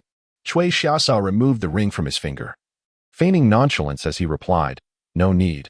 I have complete faith in you." Hao Meili scoffed, "Hardly." As Li Qingzhu observed the approaching duo, a sense of foreboding washed over him. He silently prayed that they harbored no ulterior motives, lest he fall victim to their schemes. Hao Meili, noticing Cui Xiaosa drawing nearer, suddenly called out, "Wait. Put your flying sword into the ring as well." Cui Xiaosa hesitated, protesting, "How can that be? What if I am left unarmed and you attack me?" Hao Meili replied coldly, "You just said that giving me your sword would be no issue. What is the matter? Reluctant? Or do you not wish to exchange at all?" Cui Xiaosa forced a smile, "Of course not. To be fair, why don't you put your flying sword in the ring as well?" Hao Meili complied, stowing her flying sword. At that moment, chaos erupted. Cui Xiaosa's expression hardened, and he thrust his sword towards her heart. Taken aback, Hao Meili swiftly drew her sword, countering with a strike aimed at his side. The sound of impact rang out as Cui Xiaosa's sword struck her chest. Clutching her wound, she shouted, "Cui Xiaosa, you vile scoundrel! I knew you harbored ill intentions." Cui Xiaosa laughed heartily, "And what of it? You've fallen right into my trap. Today, I will relish in your demise. Hand over the celestial insight stone." Hao Meili, filled with rage, retorted, "Never. Remember, The disciple of the celestial guide witnessed everything. Even if you kill me, your treachery will be revealed, and I shall see how you maintain your standing in the celestial realm. Cui Xiaosa glanced at the still-bound Li Changzhu, chuckling him. Who can say if he is truly a disciple of the celestial guide? Even if he is, I could easily eliminate him with a single strike. Who would know? Li Changzhu, upon hearing this, could not contain his internal fury. He prayed fervently for Hao Meili to hold on a little longer. Otherwise, once Cui Xiaosa dealt with her, he would undoubtedly meet the same fate. His only means of offense was the Annihilation Bow, which required a moment to charge before it could unleash its power. A duration ample for Cui Xiaosa to eliminate him multiple times over. Hao Meili, despairing, realized that Cui Xiaosa truly intended to end her life. No longer daring to be complacent, she steeled herself against her injuries and launched an attack. Though Hao Meili was slightly inferior in strength compared to Cui Xiaosa, having been ambushed and now injured, her abilities were further diminished, leaving her barely able to evade his strikes. Cui Xiaosa, though confident, remained cautious. He could not afford to push her too hard, lest she resort to a desperate self-detonation. Thus, he engaged her in a battle of spells, biding his time until she exhausted herself. Meanwhile, Li Changzhu, taking advantage of their fierce struggle, discreetly unleashed the Annihilation Bow, cautiously channeling spiritual energy into it, careful not to attract Cui Xiaosa's attention. After over an hour of combat, Hao Meili's attire lay in tatters, each step revealing more of her vulnerability. Her protective talismans had been shattered by Cui Xiaosa's relentless attacks. In a moment of rage, she raised her flying sword, bracing herself to withstand Cui Xiaosa's onslaught. With a resounding clash, her sword shattered. Cui Xiaosa laughed triumphantly. Let us see how you meet your end. Hao Meili's expression darkened, yet in the face of desperation, her mind sharpened. Gritting her teeth, she surged towards Cui Xiaosa. With a piercing strike, her sword pierced through her body, and before Cui Xiaosa could revel in his victory, he found himself ensnared by her grasp, as a brilliant white light erupted from her dantian. Chapter 3. The fisherman benefits. Cui Xiaosa was taken aback, realizing the gravity of the situation. To self-detonate one's nascent soul meant leaving behind nothing. The 3 souls and 7 spirits would be utterly obliterated. Hao Meili, with a sorrowful smile, declared, I've warned you long ago. Push me to my limits, and you shall reap no rewards. Let us descend into hell together. Not far away, Li Changzhu sensed the abrupt shift in the battle. A surge of destructive energy, rivaling that of the god-slaying arrow, emanated from Hao Meili's dantian. He understood that it was the original energy of her nascent soul. If it were to explode, his own nascent soul cultivation would be no match for such devastation. Without hesitation, he aimed at Hao Meili's dantian and unleashed the god-slaying arrow he had been preparing for half a day. A green beam shot forth from the god-slaying bow, and before Cui Xiaosa could retract his hands, he felt an immense energy barreling towards him. Regret filled his heart as he wondered, what have I gotten myself into? Before he could finish his thought, the green energy struck Hao Meili's dantian, shattering her nascent soul, and then pierced through his own chest. The last image that remained in Cui Xiaosa's mind was of his chest being blown open. Damn it! Cui Xiaosa had no time to think further as his physical form met its demise. Observing the destruction of Hao Meili's nascent soul, Li Changzhu realized he was momentarily safe. Yet he was astonished to find that he had inadvertently taken down both Cui Xiaosa and Hao Meili. With Cui Xiaosa's death, the energy that had restrained him dissipated. Li Changzhu stretched his limbs and walked slowly towards the corpses. Suddenly, a diminutive, pudgy figure burst forth from Cui Xiaosa's dantian, prompting an exclamation of surprise from Li Changzhu. Before he could react, the little creature darted out from a backpack, glaring fiercely at the small figure. The little figure trembled under the intense gaze, looking up at Li Changzhu and pleading, My lord, please spare me. Li Changzhu swatted at the little creature, cursing, You didn't show up when things got dicey. Now you're here just because there's blood in the air? He then turned to the small figure. The little figure was a miniature version of Cui Xiaosa, and sensing the pure spiritual energy it possessed, Li Changzhu deduced it was Cui Xiaosa's nascent soul. Remembering the earlier events, he sneered, Ambushing for treasures and silencing witnesses, this is your style. Cui Xiaosa immediately fell to his knees, exclaiming, My lord, I was wrong. Please, show mercy and spare my life. All my possessions are yours. Li Changzhu picked up Cui Xiaosa's flying sword and 2 storage rings from the ground, looking down at him disdainfully. Do I need to ask for your things? Feeling utterly defeated, Cui Xiaosa realized he had no means to resist. Noticing the small mouse eyeing him hungrily, he trembled in terror. "Please, spare my wretched life. I can follow you and serve you like a beast." Li Chengzhu, feeling impatient at the flattery, gestured to the little creature. "Finish him." The little creature, delighted by the command, leaped forward and attempted to consume Chui Xiaosa's nascent soul. "Don't. I curse you to hell. My sect will not let you go." Chui Xiaosa's cries were abruptly silenced. The little creature, seemingly unsatisfied, licked its lips and squeaked, as if blaming Li Chengzhu for having destroyed the other nascent soul. Li Chengzhu tossed the little creature onto his shoulder, chuckling as he scolded, "Be grateful. Devouring the nascent souls of other cultivators is a grave taboo. We should flee. It won't be good if we're caught." He then hurled Chui Xiaosa's flying sword ahead. Li Chengzhu felt a wave of frustration as he pondered whether he had made a mistake in venturing out. After flying nearly 1,000 miles and inadvertently eliminating 2 individuals, albeit not the best of characters, he still had no idea where his sect was located. The vastness of the Immortal Realm left him questioning where he should go next. Nevertheless, the risks brought significant rewards. Although the storage rings contained no precious artifacts, they held a plethora of materials necessary for his current needs. There was an abundance of low-grade refining and alchemy materials, hundreds of low-grade heavenly mechanism stones, over a dozen mid-grade stones, and, astonishingly, he discovered 2 high-grade heavenly mechanism stones within Chui Xiaosa's ring, igniting a surge of excitement in Li Chengzhu. Of course, the greatest prize was the 2 pieces of heavenly spirit stones. Although they paled in comparison to the essence of what he had already placed in the god-slaying bow, the energy contained within them was far superior to that of ordinary heavenly mechanism stones.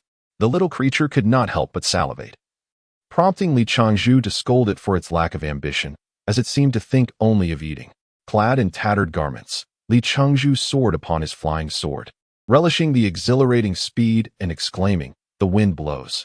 How refreshing." On this day, Li Chengzhu finally arrived at a place bustling with cultivators. Captivated by the multitude of flying swords filling the skies, unable to contain himself, he swallowed hard at the sight. The sword he had acquired was merely a mid-grade treasure, inferior to his previous frost blade, so he refrained from wasting energy on refining it, preferring to gather better materials for future crafting. This was his first encounter with such a crowd in the Immortal Realm, and Li Chengzhu's eyes widened in awe as he took in the throng of cultivators. Inwardly, he scoffed at a man with mid-nascent soul cultivation, thinking, "Pathetic, even weaker than me." However, he spotted someone at mid-out-of-body stage and thought, "Still not strong enough to withstand my arrow." His gaze then fell upon a woman with striking features. By heavens, her figure is remarkable. The Immortal Realm truly abounds with beauties. Oh dear, what is that on her face? So many freckles. Goodness, that child possesses splitting mind stage cultivation? I might as well perish, he mused. The array of eccentric attire worn by those around him, a fusion of styles from ancient to modern, of boldness and restraint, of coldness and warmth, left Li Chengzhu both enlightened and stirred within. The little creature, sensing Li Chengzhu's joy, leaped from the backpack onto his shoulder and chirped. As Li Chengzhu reached out to pat the little creature's head, a melodious female voice suddenly rang out nearby. "Oh, a treasure-hunting mouse?" Chapter 4. Temptation. Li Chengzhu turned towards the sound and noticed a captivating woman in a fiery red dress standing behind him. Though he was unaware of when she had arrived, as a journalist on Earth, he had encountered countless celebrities and stunning women. Yet those he had met paled in comparison to the enchanting figure before him, especially as he observed her gaze fixed upon the little creature with a blend of curiosity and contemplation.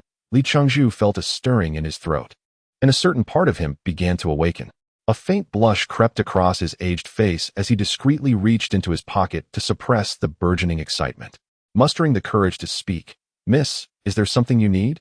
The alluring woman, finally noticing Li Chengzhu, broke into a radiant smile. Her large eyes curving like crescent moons as she cast a flirtatious glance his way, her voice as soft as a whisper of orchids. "Is this spirit beast yours?" She gestured elegantly towards the little creature. This woman evoked a peculiar sensation within Li Chengzhu, reminiscent of the high-end escort girls arranged by affluent bosses during his interviews with various enterprises. However, despite her allure, there was an air of sophistication about her that transcended mere seduction. As he gazed at her delicate, porcelain-like hand, his face flushed deeper. After a moment of regaining his composure, he shook his head. "It is not mine. It merely follows me." Since the little creature had once risked itself to save him, Li Chengzhu had ceased to regard it as merely a spirit beast. The little creature seemed to comprehend his words. extending its tiny pink tongue to affectionately lick his aged face, leaving Li Qingzhu feeling uncomfortably sticky. The woman beside them laughed heartily. It certainly possesses a remarkable spirit. She then casually inquired, "Is it a treasure-seeking mouse?" Li Qingzhu, puzzled, responded, "Treasure-seeking mouse? I'm not sure. I usually call it Little One." The woman observed the creature's plump form and smiled seductively. The name Little One is indeed quite fitting. Chirp. The little creature protested from Li Qingzhu's shoulder, seemingly offended by the woman's jest. "Are you not aware of what spirit beast it is?" The woman appeared genuinely intrigued by the little creature. Li Qingzhu stroked its head. "I do not know. I have never seen one before." This was indeed the truth. After wandering the forest for over 2 months, he had encountered only this single spirit beast. Besides recognizing the Winshu sparrows from the celestial realm, he was unfamiliar with any other spirit or celestial beasts. The woman scrutinized the little creature for a while before letting out a sigh of apparent disappointment. "Perhaps I was mistaken." At this moment, curiosity overcame Li Qingzhu, prompting him to ask, "Does the treasure-seeking mouse resemble this Little One? What is its purpose? You seem quite interested in it." The woman regarded him with a look of surprise, as if astonished that he was unaware of the famous treasure-seeking mouse in the celestial realm. After observing him for a while, she concluded that he was not lying and explained, "The treasure-seeking mouse indeed resembles your Little One, though it is smaller. About half its size, with a longer tail.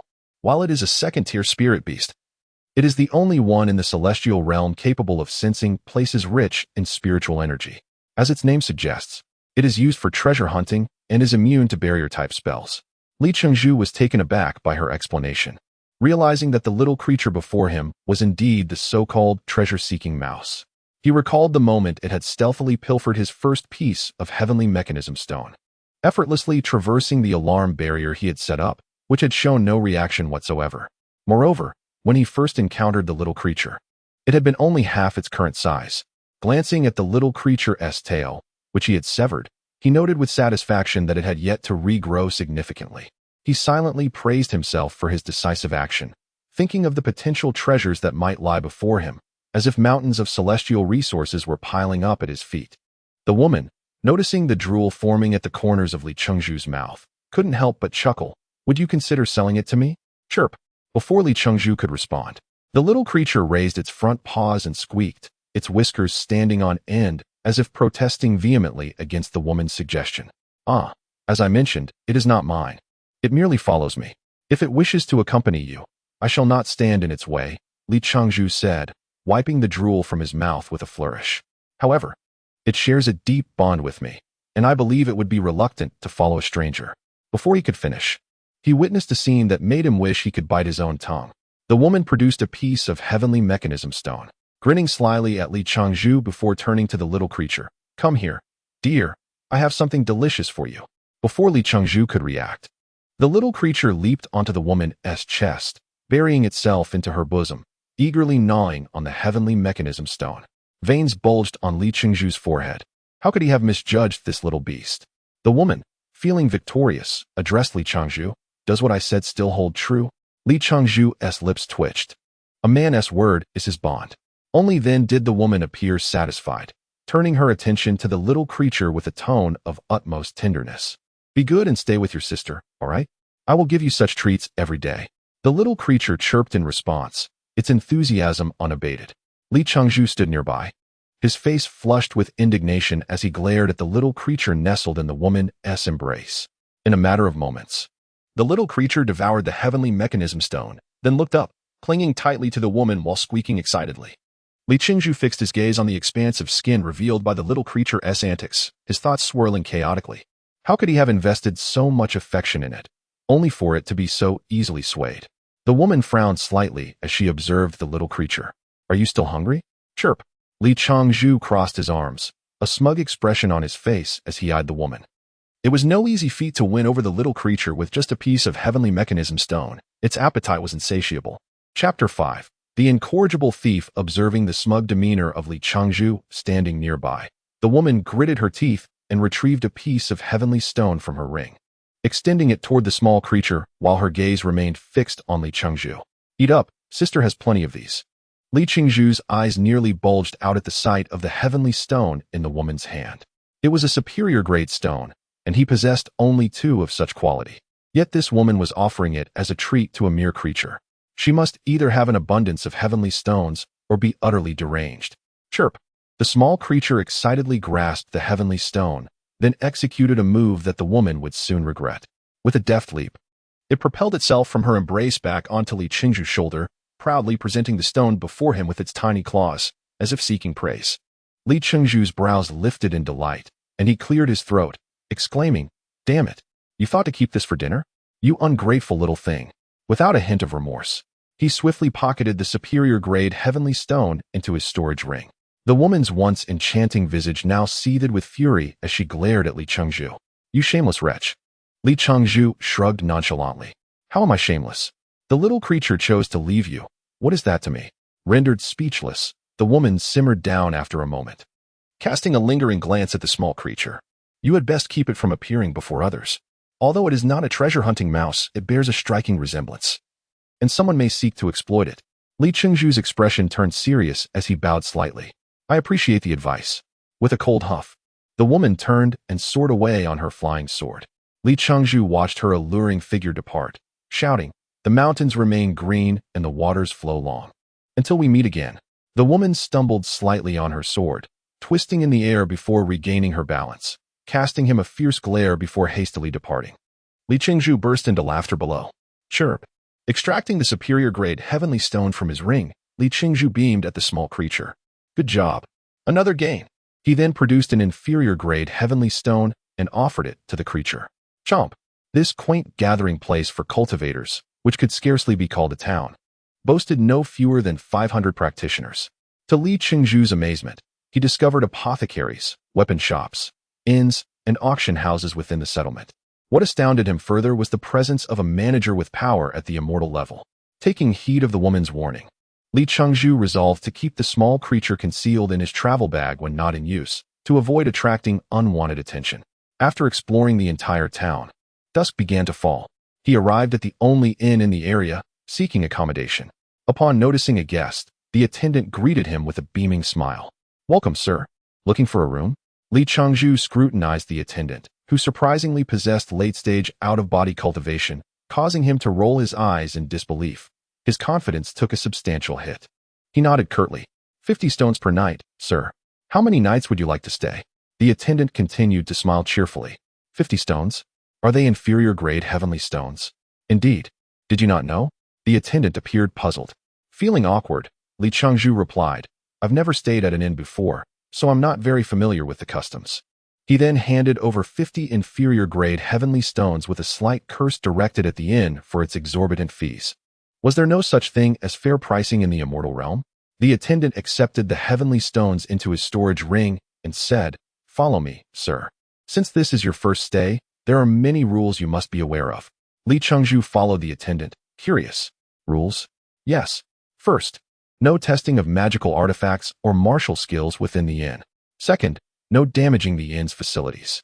Third, no bringing unrelated individuals into the premises. Fourth, no loud noise. Fifth, no forging or alchemy in the inn. Sixth, cultivators in the tribulation stage are prohibited from entering." Li Qingzhu was taken aback. Who established these rules? The attendant opened a door and pointed to the sky, smiling as he said, "Is there anything else you need?" Li Qingzhu shook his head. "No, that will be all." "Then rest well," the attendant said before retreating to the main hall. Upon entering the room, he found only a bed and a simple mat, nothing more. Li Qingzhu could not help but curse. How can it be so shabby and yet so overpriced? It's outright robbery. Setting down his travel bag, the small creature sprang out, shaking its bent ears vigorously. "Stuck in there, were you?" Li Qingzhu patted its head. After tidying the bedding, he sat cross-legged. Despite his master's repeated warnings against rapid advancement in cultivation, the day's challenges weighed heavily on him. Everywhere he turned, he encountered formidable experts. His own foundation stage cultivation was as insignificant as a dog in the Immortal Realm, while tribulation stage cultivators wandered the streets. Only those at the immortal level could hope to assert themselves. In light of this stark contrast in strength, Li Qingzhu cast aside his master's counsel, determined to hone his skills and enhance his standing in the Immortal Realm. As dawn broke, Li Qingzhu awakened from his meditation. Upon opening his eyes, the small creature's tongue licked his handsome face, its slightly damp touch bringing him joy. He retrieved a heavenly stone from his ring and presented it to the small creature. The small creature eagerly devoured its breakfast, swiftly consuming a piece of inferior-grade heavenly stone. Smiling at the small creature's meal, Li Changzhu dismantled the alarm array he had set up the previous day and lifted the creature. Time to go. Chirp. The small creature clung tightly to Li Changzhu's arm. What's wrong? You don't want to stay in the bag? No way. There are many big bad wolves outside that could harm you. Suddenly, Li Changzhu's eyes widened as the small creature spat out a ring. A storage ring? He gasped in astonishment. Trembling, he picked up the ring and examined it carefully. It was indeed a storage ring, and far superior to his own. Where did you find this? He longed to scoop up the small creature and shower it with kisses. Chirp. The small creature sat on the bed, its paws suspended in the air, exuding an air of pride as it called toward the next room. Shoo. Li Changzhu, acting like a thief, placed a finger to his lips. Chirp. The small creature tilted its head, puzzled by Li Changzhu's behavior. With no time to explain further, Li Changzhu swiftly shoved the creature into his travel bag, discreetly placing a heavenly stone into its mouth. He then flung open the door and dashed out. Not far from the inn, a furious shout erupted from the second floor. Damn it! Who stole my storage ring? Chapter 6. Purchasing a flying sword upon exiting the small town, Li Changzhu mischievously retrieved his storage ring to inspect its contents. As he gazed inside, he was consumed by a frenzy of excitement. The previous owner of this ring must have been either a formidable master or an exceptionally wealthy individual. The storage capacity of this ring exceeded his own by more than 5-fold. Within, he discovered nearly 1,000 low-grade heavenly mystery stones, over 100 medium-grade ones, and to his astonishment, 35 high-grade stones. He had struck gold, an incredible fortune. Li Changzhu's grin stretched from ear to ear. Alongside the stones, there lay a fire attribute flying sword, undoubtedly of superior quality, and an array of advanced materials for both weapon forging and alchemy, not to mention a plethora of low-grade materials. However, there was also a bracelet-like artifact that Li Changzhu could not decipher. This azure bracelet was neither an offensive nor a defensive treasure, yet he recognized the material. It was crafted from a solid piece of amethyst. Having once pilfered a mere ounce of amethyst from his miserly master, who had threatened to expel him, Li Changzhu understood well the value of amethyst in the Immortal Realm. This bracelet, forged entirely from pure amethyst without any additional materials, was astonishing. As far as Li Changzhu knew, although amethyst could block spells, incorporating it in moderation during the forging process could significantly enhance the quality and rank of the resulting artifact. Gazing at the hefty amethyst bracelet, which weighed about 2 pounds, he couldn't help but drool at the thought of its worth, even though he remained oblivious to its actual purpose. Could it be to thwart other spells? That seemed rather trivial. Perhaps it served to obstruct his own spells? He chuckled to himself, pondering who would be foolish enough to do that. Turning the bracelet over in his hands, he mused whether it was merely a decorative item. Slipping it onto his wrist, he felt a weighty elegance envelop him. He was thoroughly satisfied with this seemingly useless amethyst bracelet. It represented a considerable sum. If exchanged for high-grade heavenly mystery stones, it might just fit within his storage. And if it were in low-grade stones? He glanced at the small creature perched on his shoulder and chuckled. Even you couldn't consume it all in a lifetime. The little creature chirped excitedly. It wasn't until Li Changzhu employed a swift technique to hasten his flight that he realized the true function of the amethyst bracelet. It completely shielded his spiritual pressure fluctuations. Ecstatic, he felt as if a pot of gold had fallen from the sky, landing squarely on his head. While there existed formations capable of diminishing a spellcaster's spiritual pressure, complete concealment was unattainable. To validate his hypothesis, Li Changzhu checked his surroundings for onlookers and summoned the extermination bow, slowly infusing it with spiritual energy. As he had anticipated, no matter how much energy he infused or how much essence of wood he summoned, his spiritual pressure remained entirely masked. Only upon releasing the extermination arrow did he experience the cataclysmic surge of energy. Aha! Li Changzhu laughed maniacally. With the amethyst bracelet, he could now comfortably lurk behind others and strike from the shadows. Coupled with the extermination bow, he could undoubtedly triumph over foes far more powerful than himself. Should anyone underestimate him due to his lower cultivation, he would ambush them from behind. What a delightful thought. Stowing away the amethyst bracelet and extermination bow, Li Changzhu retrieved the storage ring belonging to either Hao Meili or Cui Xiaosa. He extracted 100 low-grade heavenly mystery stones, placing them inside while adopting a warm demeanor. Clearing his throat, he benevolently addressed the little creature. Let us settle our accounts clearly. The stones here are your share. The little creature protested with raised paws. Clearing his throat again, Li Chengzhu added, in the future, remember to place any treasures we find into the ring. They belong to you, understood? His cheeks remained unflushed, despite the blatant display of authority. The little creature continued to express its dissatisfaction, paws flailing in protest. Li Chengzhu paid no heed to its objections and hurriedly made his escape. Along the way, he discovered that the little creature could swallow the storage ring whole before regurgitating it intact. He attributed this peculiar ability to its instincts, reinforcing the reputation of treasure-hunting mice as truly remarkable. After 2 days of relentless flight, Li Chengzhu arrived at another small town in the Immortal Realm. Although he encountered several other cultivators along the way, they all passed without malice, merely brushing past one another. Li Chengzhu marveled at the commendable orderliness of the Immortal Realm. Upon reaching the town, his first order of business was to locate a weapon shop. He possessed 2 flying swords, but they were tainted and could not be displayed openly. It would be troublesome if they were recognized during a future conflict. Thus, he was eager to acquire a proper flying sword of his own. As soon as he entered the weapon shop, the rotund shopkeeper enthusiastically seized him, exclaiming, "Honored guest, are you in search of a flying sword?" Li Chengzhu gazed in astonishment at the portly proprietor, whose appearance was quite unusual for the Immortal Realm, and nodded, yes. The shopkeeper's enthusiasm intensified as he led Li Chengzhu toward a collection of flying swords. How about this one? This sword, named Heavenly Support, is crafted from a millennium of cold iron by our shop's master forger over the course of 49 days. Just look at its razor-sharp edge. It's guaranteed to slice effortlessly. Not to your liking? Then consider this one. It boasts an impressive lineage, named Dragon Slayer, enhanced with a millennium of fire crystal, providing a 100% boost to fire attribute spells. Still not satisfied? No problem. This one is extraordinary, named Crimson Blood. Just look at its fiery red blade. It offers a 200% enhancement to fire attribute spells, having once been wielded by the Fire Cloud Immortal. Not enough? Then take a look at this one. Li Chengzhu was subjected to a half hour of the shopkeeper's enthusiastic sales pitch, his chubby hands guiding him through a selection of swords that barely reached the medium-grade quality. Remarkably, the shopkeeper remained composed, not a hint of breathlessness. Seeing that he showed no sign of stopping, Li Chengzhu quickly interjected, "If these are the only grades of flying swords your shop has, then there is no point in continuing this business." The plump shopkeeper regarded the novice before him, noting his meager cultivation level and lack of any protective treasures.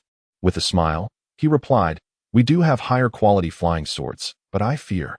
Li Chengzhu abruptly produced 30 high-grade heavenly mystery stones, slamming them onto the table with a defiant glare, embodying the demeanor of a nouveau riche. Chapter 7. Misfortune at Home. The plump shopkeeper gazed in astonishment at the novice who revealed an impressive collection of high-quality heavenly mechanism stones, silently lamenting his own moment of oversight. After composing himself, he donned a smile and addressed Li Chengzhu. "Please hold on a moment." He then turned and retreated into the inner hall. Before long, the shopkeeper emerged, cradling several flying swords, which he gently placed before Li Chengzhu. "Please take a look at these swords. Do they suit your taste?" Li Chengzhu examined the flying swords closely. Their quality was commendable. All were of superior grade. Selecting one, he weighed it in his hand, noting its perfect size and balanced weight. He inquired, "What is the name of this sword, and what is its backstory?" "This sword is called Shadowless, crafted by none other than myself." The shopkeeper's flesh quivered with pride as he spoke. Li Chengzhu, slightly taken aback, scrutinized the shopkeeper. Was it possible that this man possessed the skill to forge a superior-grade flying sword? Such talent was indeed impressive. "I'll take this sword. What is the price?" The shopkeeper's smile remained intact, his tone unwavering. 20 high-quality stones. Li Chengzhu regarded the shopkeeper's earnest expression and countered, 10. Not a stone more. The shopkeeper offered a faint, pained smile. "Sir, your bargaining is rather fierce. How about 18 stones? Li Chengzhu crossed his arms, maintaining silence as he scrutinized the shopkeeper. 17 stones. That is my final offer." The shopkeeper gritted his teeth. Li Chengzhu rolled his eyes in response. 16 stones. This shop barely makes a profit. This is my lowest limit. With a soft sigh, Li Chengzhu stored the heavenly mechanism stones into his ring. "Very well. Since you are unwilling to proceed with this transaction, I shall not press further." As Li Chengzhu turned to leave, the shopkeeper's voice called out from behind, 14 stones. "This is already a price I'm bleeding for.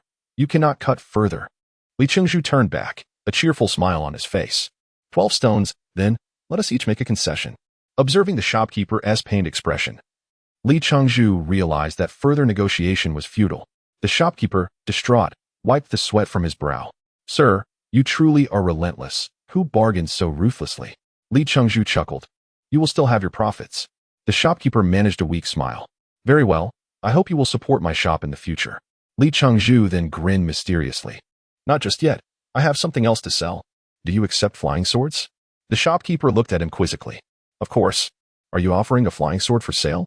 Li Chengzhu retrieved a vibrant flying sword from his ring, revealing a dazzling superior-grade treasure. The shopkeeper could hardly contain his excitement, trembling as he accepted the sword, murmuring, This is akin to a celestial sword. After a long moment of admiration, he turned to Li Chengzhu, his face alight with eagerness. How much do you wish to sell it for? Li Chengzhu smiled enigmatically. 200 high-quality stones. The shopkeeper's face paled, and he collapsed to the ground in shock. Hey, shopkeeper, are you all right? Ultimately, the transaction concluded at 120 high-quality, heavenly mechanism stones. When the shopkeeper handed over 108 stones along with the superior flying sword, Li Chengzhu could see the genuine emotion in the shopkeeper's eyes. A tear of excitement escaping. I am now a person of wealth. Li Chengzhu strutted down the street, feeling triumphant. Before he could fully revel in his excitement, a small object in his travel bag emitted a frantic squeak. In the next moment, a terrifying spiritual pressure descended upon him. With a thud, before Li Chengzhu could muster his energy for defense, he was forced to kneel, blood spurting from his mouth. The cultivators on the street hastily took flight on their swords, eager to avoid the impending disaster. Damn it, Li Chengzhu cursed inwardly. Had the sword's rightful owner found him so swiftly? Truly, misfortune had come home. The small object had left a trace, and he would undoubtedly need to retrieve that 100 stones. Struggling to gather his spiritual energy, he slowly rose to his feet. Before him stood a striking woman in ancient white attire, her delicate features framed by flowing hair and captivating eyes, her rosy lips poised in a perfect pout. If only she weren't glaring at him with such palpable fury, it would have been perfect. But why was she a woman? Why was it a woman? Surely, it could not be a woman. After escaping the inn, he distinctly heard the owner's voice belonging to a man. Could this person be a transvestite? No, an otherworldly being? Yet, the more he looked, the more he felt he had seen her before. Moreover, the spiritual pressure emanating from her was far more terrifying than that of the six-tiered Chilan celestial beast he had encountered in the forest. Could she be an immortal? No wonder she exuded an ethereal aura, infused with celestial energy. Li Chengzhu pondered the implications. This mysterious woman, radiating power, bore a profound animosity toward him. Wiping the blood from his lips, he furrowed his brow and asked, Are you an immortal? The woman remained silent, her gaze still fixed upon him with a predatory intensity. Li Chengzhu felt a headache brewing. The immortal offered no response, only stared. Under her fierce gaze, he felt an urge to divulge his deepest secrets. Clearing his throat, he attempted to regain his composure. If you are indeed an immortal, why exert such pressure upon a mere nascent soul cultivator like myself? As his words fell, he wiped the sweat from his brow. Speaking under such overwhelming spiritual pressure was arduous. The woman remained mute. Yet the rising and falling of her chest revealed her escalating fury. Fearing her wrath, Li Chengzhu hastily continued, I believe we have never met before. And I have done you no wrong. Why does your gaze harbor such hatred? The intensity of her fury only seemed to mount, and Li Chengzhu's voice grew increasingly fragile. Gathering what little spiritual energy he could muster, Li Chengzhu lamented, Fair maiden, at least enlighten me as to how I have offended you. To perish unjustly under your pressure would be an unbearable fate. Finally, the woman parted her lips, her voice rendering Li Chengzhu nearly breathless. My surname is Gu. I am Gu Linglong, and I ascended from Earth 2 years ago. With a thud, Li Chengzhu fainted, collapsing to the ground. Chapter 8. Evil begets evil. A frigid aura surged into Li Chengzhu's body, abruptly rousing him from his unconscious state. As he opened his eyes, he had yet to utter a word when he spat out a mouthful of blood. Only after he managed to stabilize the chaotic spiritual energy within him did he begin to feel some relief. A tangible pressure of spiritual force bore down upon him, and it took all his strength to prevent himself from collapsing to the ground. Looking up at Gu Linglong, he couldn't help but lament his unfortunate fate. How had this harbinger of disaster found him? He had once been ensconced within the protective confines of the heavenly array, a place of utmost safety. Yet months of wandering had made him forget that outside this magnificent world, a woman awaited him in silence.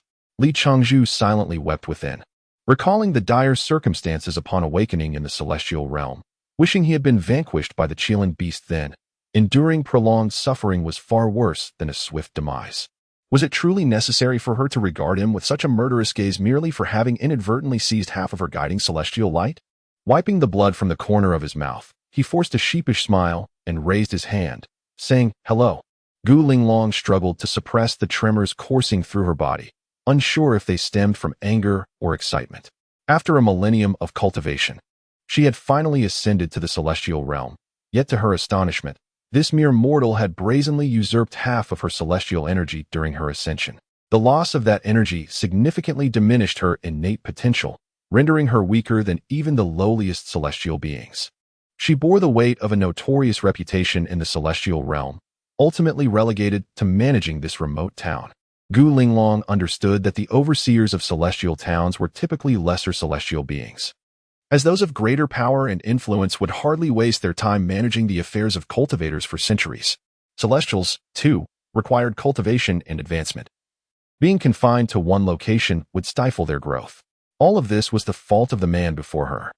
She had initially intended to report to the Celestial Emperor before seeking retribution against him, but fate had conspired against her, as the heavenly array barred her entry. Thus, she found herself begrudgingly managing this town, only to discover that this man had intruded upon her domain. Had she not sensed the lingering traces of her tracking spell on him, she might have lost him again. Gu Linglong looked coldly at the man swaying beneath her spiritual pressure. To her astonishment, within just 2 years, he had reached the late stage of the nascent soul realm. Such rapid advancement was utterly shocking. Even with her exceptional talent, it had taken her nearly a century to reach his level. The enhancement from the celestial light could not account for such speed.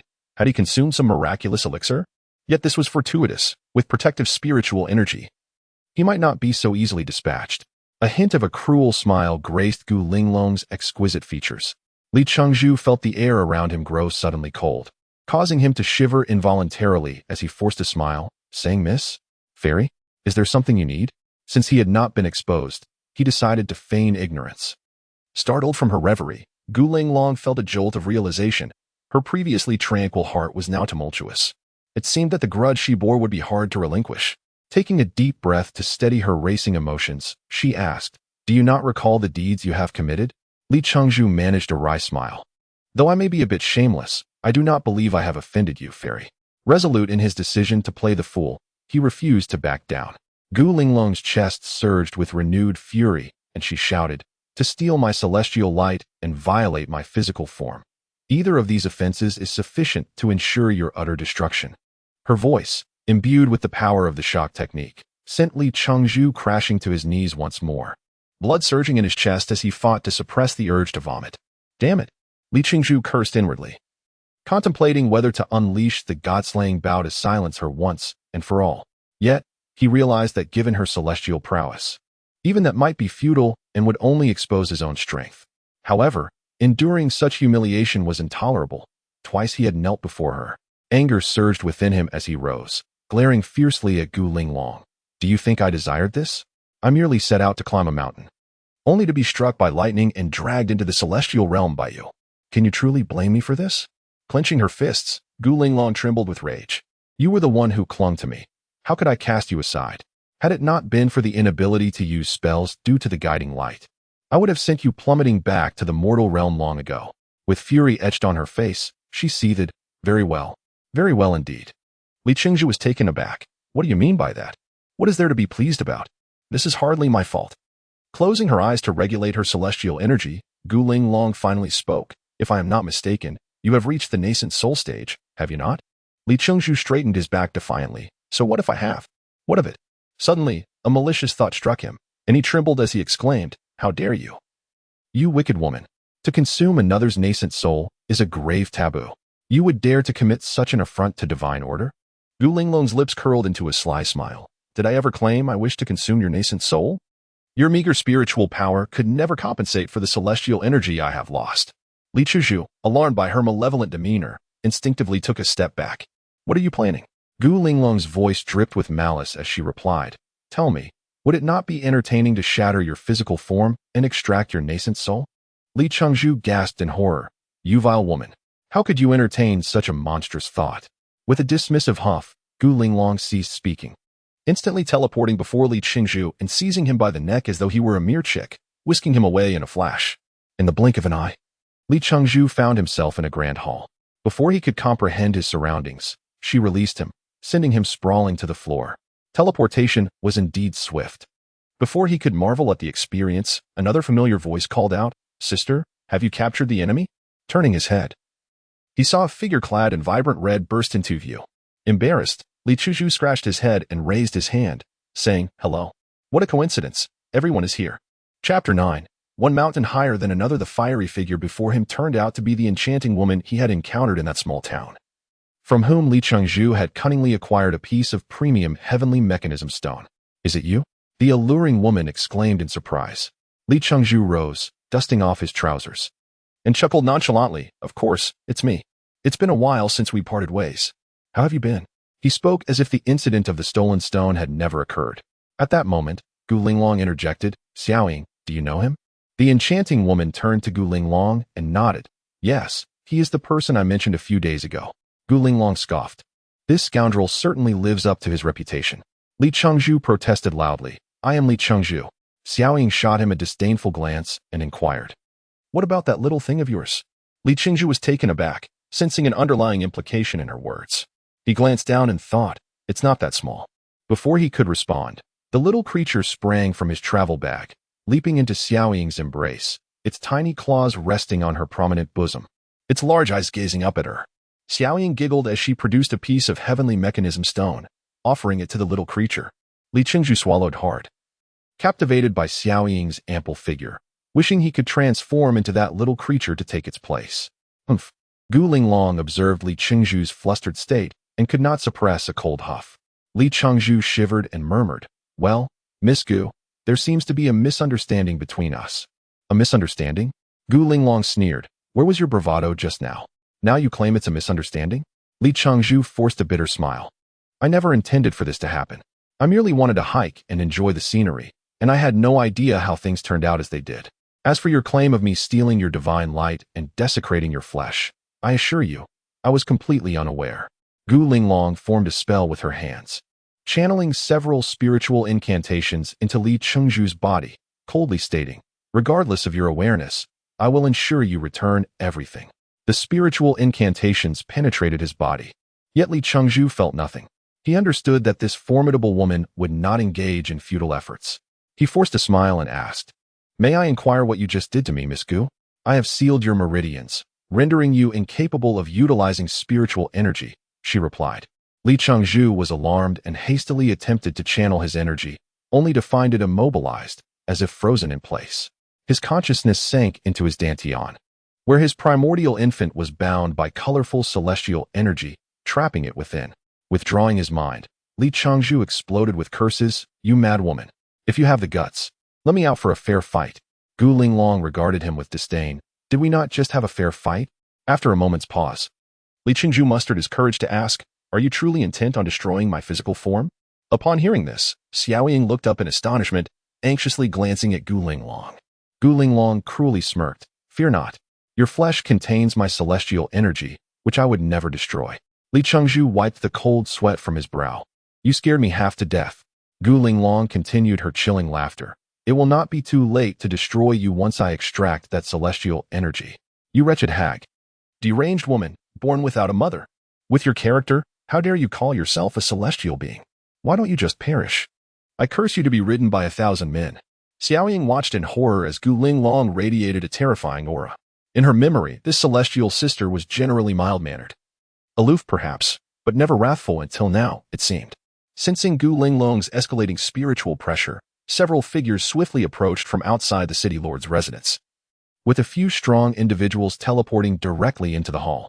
One young man, puzzled, glanced at Gu Linglong and Xiaoying before surveying the unconscious Li Chengzhu on the ground. He clasped his hands and inquired, Milady, what has transpired?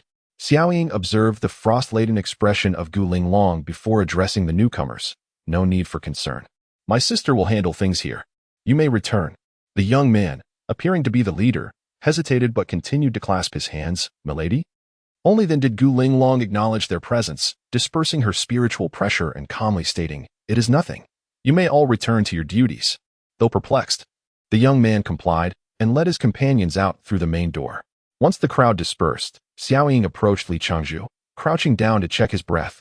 "He still lives," Gu Linglong instructed. "Find a room and place him inside," before turning and entering the inner chamber. Squeak! The little creature then leaped from Xiao Ying's arms, running to Li Changzhu and gently licking his face. After an indeterminate time, Li Changzhu regained consciousness, his face resembling a swollen pig's head. Without spiritual energy to protect him and lacking any protective talismans, Gu Linglong's slap had indeed been quite forceful. He felt as though his cheekbone might shatter. Looking around the room, which resembled a simple inn with merely a bed and a blanket, Li Changzhu nearly cried out for humane treatment of prisoners. Fortunately, none of his belongings were missing, except for the little creature, which had seemingly vanished. That ungrateful little beast! Li Changzhu couldn't help but curse. He rose, feeling weak and unsteady, but managed to stabilize himself as he headed toward the door. Pressing his ear against it, he detected no sounds. Slowly, he opened the door. Still sensing nothing unusual, Li Changzhu cautiously stepped outside, but before his foot could fully land, a blue light illuminated at the doorway, barring his exit. A barrier. He cursed. I knew there would be a trap. Recalling his left foot, he turned toward the window. Pushing the window open, he found himself facing a bustling street below. Testing the air with his hand, the blue light flared up again. I refuse to believe it's truly that impenetrable. Li Changzhu stepped back, gathering momentum before launching himself at the window. To his astonishment, he crashed through without any obstruction. "Haha, I'm free," Li Changzhu exclaimed, exhilarated. However, as he realized he was on the 5th floor, tears filled his eyes. Why would the celestial realm construct such tall buildings? Li Changzhu lamented, his spiritual power sealed, rendering even the most basic wind control techniques unusable. As he plummeted toward the ground, just before impact, he felt a sudden lightness as a hand encircled his waist, catching him securely. "Thank you," he thought. Indeed, the celestial realm had its fair share of gallant souls. Turning to face his savior, he beheld the same fiery figure, clad in red, voluptuous, and with alluring eyes that twinkled mischievously. Li Changzhu's lips twitched. "Hi, Xiao Ying. Fancy seeing you again." Chapter 10. A temporary escape from the tiger's den. Xiao Ying smiled charmingly and said, "Sister asked me to keep an eye on you. If you wish to flee, it would put me in quite a predicament." With a squeak, a small creature leapt from Xiao Ying's embrace, landing securely atop Li Changzhu's disheveled hair, clinging tightly. After tossing Li Changzhu back onto the bed, Xiao Ying and the little creature left without a backward glance. Li Changzhu pushed open the door, yet found himself unable to leave. He stood at the threshold, shouting loudly, "I protest. I demand the privileges of a war prisoner. I am a disciple of the Celestial Guide, and you cannot detain me." After shouting for a while with no response, he sat down heavily on the bed, panting. "Those two wretched women. Just wait until I turn the tables. You'll see." He cursed. For a full half-month, Li Changzhu was imprisoned within the Lord's mansion, never stepping outside.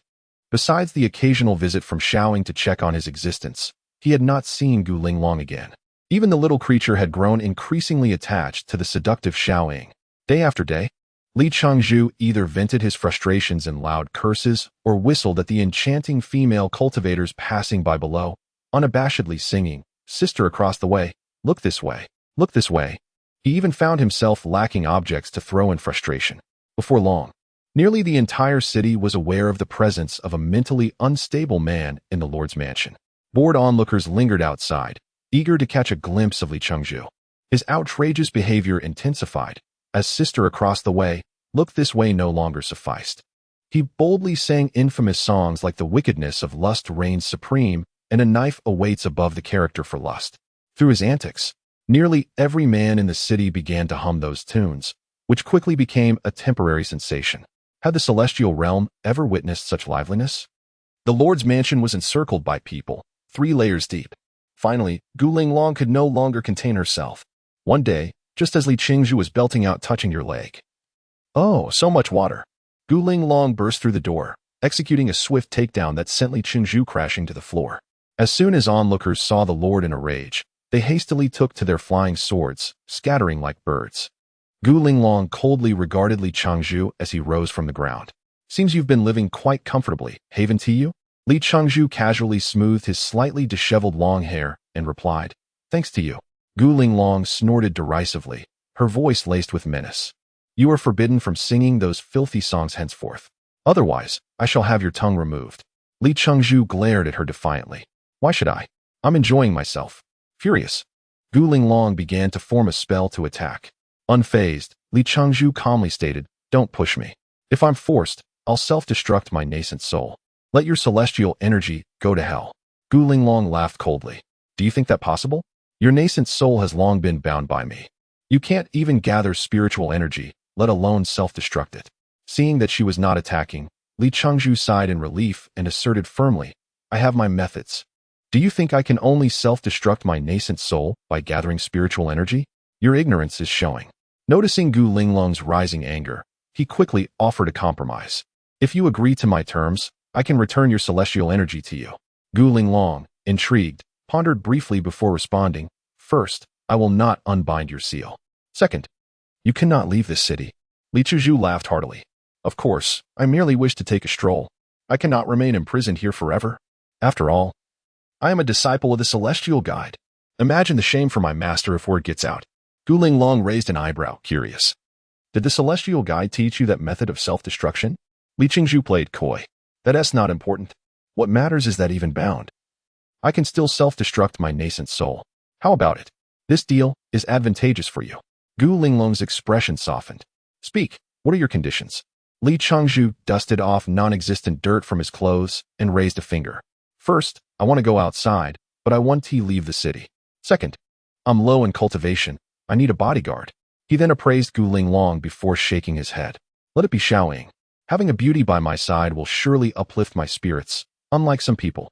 Gu Linglong remained silent, while Li Changzhu chuckled inwardly and continued, "Third, I need to buy some things. Give me 100 high-grade stones." "You're dreaming," Gu Linglong snapped. "As the Lord, I can only receive 100 high-grade stones from the Celestial Emperor each year. Why should I give them all to you?" Li Changzhu smiled. "Whether you give them or not is your choice. If I step outside without funds, I may have to requisition something on behalf of the Lord." Gu Linglong scrutinized his serious expression for a while before finally exclaiming, "Shameless." Li Changzhu clapped his hands. "All right then, those are my 3 conditions. If you agree, I want to step outside right now." He gestured for Gu Linglong to lower the barrier at the entrance. Gu Linglong, trembling slightly, ultimately succumbed to the allure of the celestial energy and waved her hand to lower the barrier. Li Changzhu flashed a triumphant smile and was about to step outside when he suddenly turned to ask, "May I inquire how you were able to find me? And know that I exited the Great Concealment Formation?" Gu Linglong smirked disdainfully. "Are you not aware that there exists a tracking spell in this world?" Li Changzhu's lips twitched in annoyance, disregarding the crazy woman as he dashed out, pulling Xiaoying along as he strode towards the main gate. The little creature swiftly leapt from Xiaoying's arms to perch upon Li Changzhu's shoulder. The sensation of regaining freedom felt exhilarating. Li Changzhu swaggered down the street, exuding confidence. Xiaoying followed behind, slightly displeased. The man who had been a prisoner just moments ago had now transformed into her protector, leaving her momentarily bewildered. She had overheard the exchange between Gu Linglong and Li Changzhu outside, yet she had never anticipated that her sister would actually relent. She had underestimated her sister's obsession with the lost celestial energy. Xiaoying's soft sigh caught Li Changzhu's attention, prompting him to turn and smile at her. "What's wrong? Are you in a bad mood?" She shot him a glare. "How can I be in a good mood when I'm reduced to being someone else's bodyguard?" Li Changzhu felt captivated by the myriad emotions reflected in Xiaoying's gaze, nearly losing his composure. He quickly composed himself and whispered, "Sister, I'm just an ordinary person who can't use spiritual power right now, so please refrain from casting those deadly seductive glances at me. Who knows? One day my soul might be ensnared by you." Xiaoying smiled seductively. "I've never seen such a smooth-talking cultivator before." Li Changzhu, with a bold face, replied, "I speak only the truth." Xiaoying's mood brightened, as if her earlier displeasure had vanished into thin air. Li Changzhu chuckled inwardly. Indeed, women love to hear flattering words. "Let us go buy some flying swords," he proposed. "Don't you already have a flying sword?" Xiaoying asked, astonished. "I'm buying one for you. If I'm not mistaken, your sword should be of medium grade, right? Let's get you a high-grade one since someone else is footing the bill." Li Qingzhu shamelessly suggested. Xiaoying pursed her lips. Not all purchased flying swords are suitable for oneself. If I had the materials, I could forge a high-grade one myself. Li Qingzhu's eyes widened in surprise. Having been a novice himself, he had assumed others were equally inexperienced. He had no idea Xiaoying possessed the skill to forge high-grade flying swords. With a clever gleam in his eye, he said, "What materials do we need? Let us go procure them and forge 100 or so to sell." Chapter 11. Preparation for Artifact Refinement. A month slipped by in the blink of an eye, during which Li Qingzhu and Xiaoying fervently acquired various materials for artifact refinement. Over 200 high-grade spirit stones were swiftly depleted, leaving Xiaoying, observing Li Qingzhu's ostentatious spending habits, feeling a profound pang of sympathy. With her meager wealth comprising merely a dozen high-grade stones, she could not fathom how he could squander such an immense sum without a hint of concern, internally scolding him for his reckless extravagance. Li Qingzhu, however, found himself perplexed by the apparent poverty among the cultivators of the Immortal Realm. He had always pictured the realm as a place overflowing with prodigious talents and precious treasures, where one could stumble upon spirit stones at every turn. Yet, when he observed the covetous glances of fellow cultivators upon his abundant high-grade stones, their expressions resembled that of a long-imprisoned libertine beholding a vision of unabashed beauty. Upon hearing Li Qingzhu's inquiries, Xiaoying elucidated, in the celestial realm, there are approximately 100,000 ordinary immortals, 10,000 upper immortals, 2,000 golden immortals, over 400 great Luo golden immortals, more than 50 Luo Tian upper immortals, 10 immortal lords, and at the pinnacle, the immortal emperor.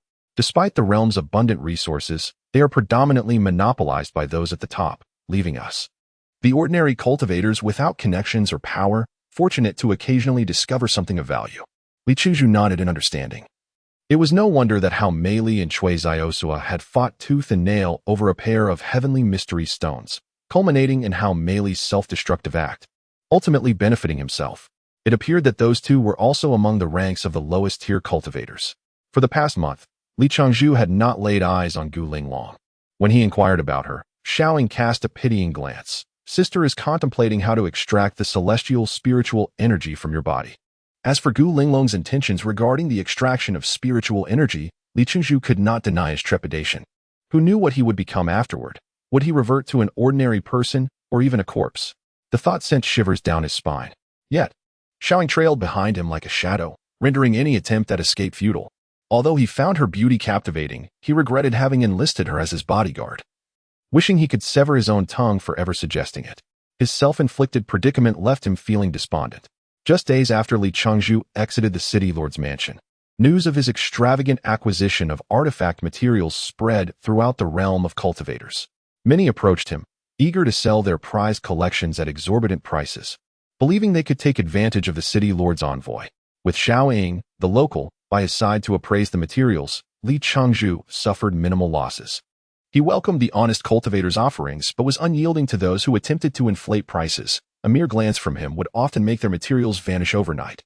While the rightful owners suspected that the envoy was behind the disappearances, they lacked any evidence, and given his connection to the city lord, they could only swallow their grievances. Each night upon returning to the city lord's mansion, Xiaoying would witness Li Qingzhu grinning as he commanded a small creature to produce a storage ring, from which he would pour forth an array of artifact materials. After several such encounters, Xiaoying suddenly realized, "Are you stealing from others?" Li Qingzhu shook his head vigorously, pointing at the creature. "It was its doing." Squeak. Xiaoying scoffed. "If it weren't for your guidance, how would this little creature dare to steal?" Li Qingzhu smirked slyly. "These materials are clearly undervalued. Those sellers dared to ask for outrageous prices, so I merely taught them a lesson to uphold the city lord's authority." Xiaoying retorted indignantly, "Despicable." Li Qingzhu clasped his hands together. "Amitabha, I, a humble monk, fear to harm even the smallest of creatures and cherish the moths that flutter near the lamp. Such despicable acts are beyond my nature." Xiaoying rolled her eyes. "Then why do you insist that the creature is not a treasure-seeking mouse?" Li Qingzhu sighed helplessly. "I truly do not know if it is. I have only been in the Immortal Realm for a little over 2 years and cannot recognize such things."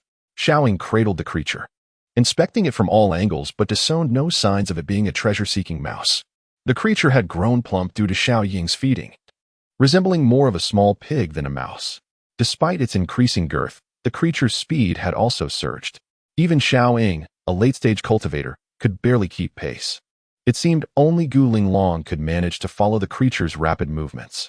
Through a combination of theft and purchase, alongside the materials Li Changzhu had previously gathered, he managed to fill an entire storage ring. Handing the materials to Xiao Ying, he exclaimed with excitement, "It's all up to you now." Xiao Ying smiled alluringly. "We shall split the spoils 60-40. Li Changzhu's eyes widened in disbelief. "You are too ruthless. I paid for all these materials." Xiao Ying fixed her gaze on him, her eyes crescent-shaped. "I contributed my expertise. That warrants a share of the labor." She then adopted a pitiful expression. Li Changzhu shivered at her demeanor, nearly losing his composure. He hastily lowered his head. 28%. You take 20, I take 80. If you agree, we shall refine. If not, I will seek another. Xiao Ying persisted, shaking his hand. How about 37? You get 70, I get 30. Refining is arduous work. Her demeanor resembled that of a spoiled little girl. Li Changzhu felt a wave of warmth wash over him and blurted out, "Fine, but I want priority selection of 2 flying swords." "All right." Xiao Ying laughed, releasing Li Changzhu's hand and cradling the small creature as she stepped outside. Only after Xiao Ying vanished did Li Changzhu awaken from his reverie, glaring at the door and cursing, "You wicked woman, dare to use your charms on me. One day, I shall use a fragrant powder on you and have my way." Artifact refinement required additional preparations. Li Changzhu utilized the remaining high-grade stones to purchase a substantial quantity of TNG Dan from the pharmacy, which could instantly replenish spiritual energy. And he even negotiated with the weapon shop owner to rent his ancestral artifact refining cauldron for 5 high-grade stones. After Xiao Ying provided some instructions, she entered a room to commence the refinement process. Watching her retreat, Li Changzhu was suddenly overcome with a singular thought: escape. This was an opportune moment to flee. Yet it would mean leaving Xiao Ying with the spoils, a bitter pill to swallow after his expenditure of over 200 high-grade stones. But how could he compare his freedom to any material cost? Resolute, Li Changzhu dashed toward the door, only to be thwarted once again by a blue barrier that barred his exit from the mansion. Damn it! Li Changzhu fumed, gathering his strength to charge against the barrier. Chapter 12. The onset of suffering 2 days later, Xiao Ying emerged from her room, visibly fatigued, and immediately noticed Li Changzhu, who lay languidly nearby. She exclaimed, "Oh? Why do you have so many bumps on your head? Who hit you?"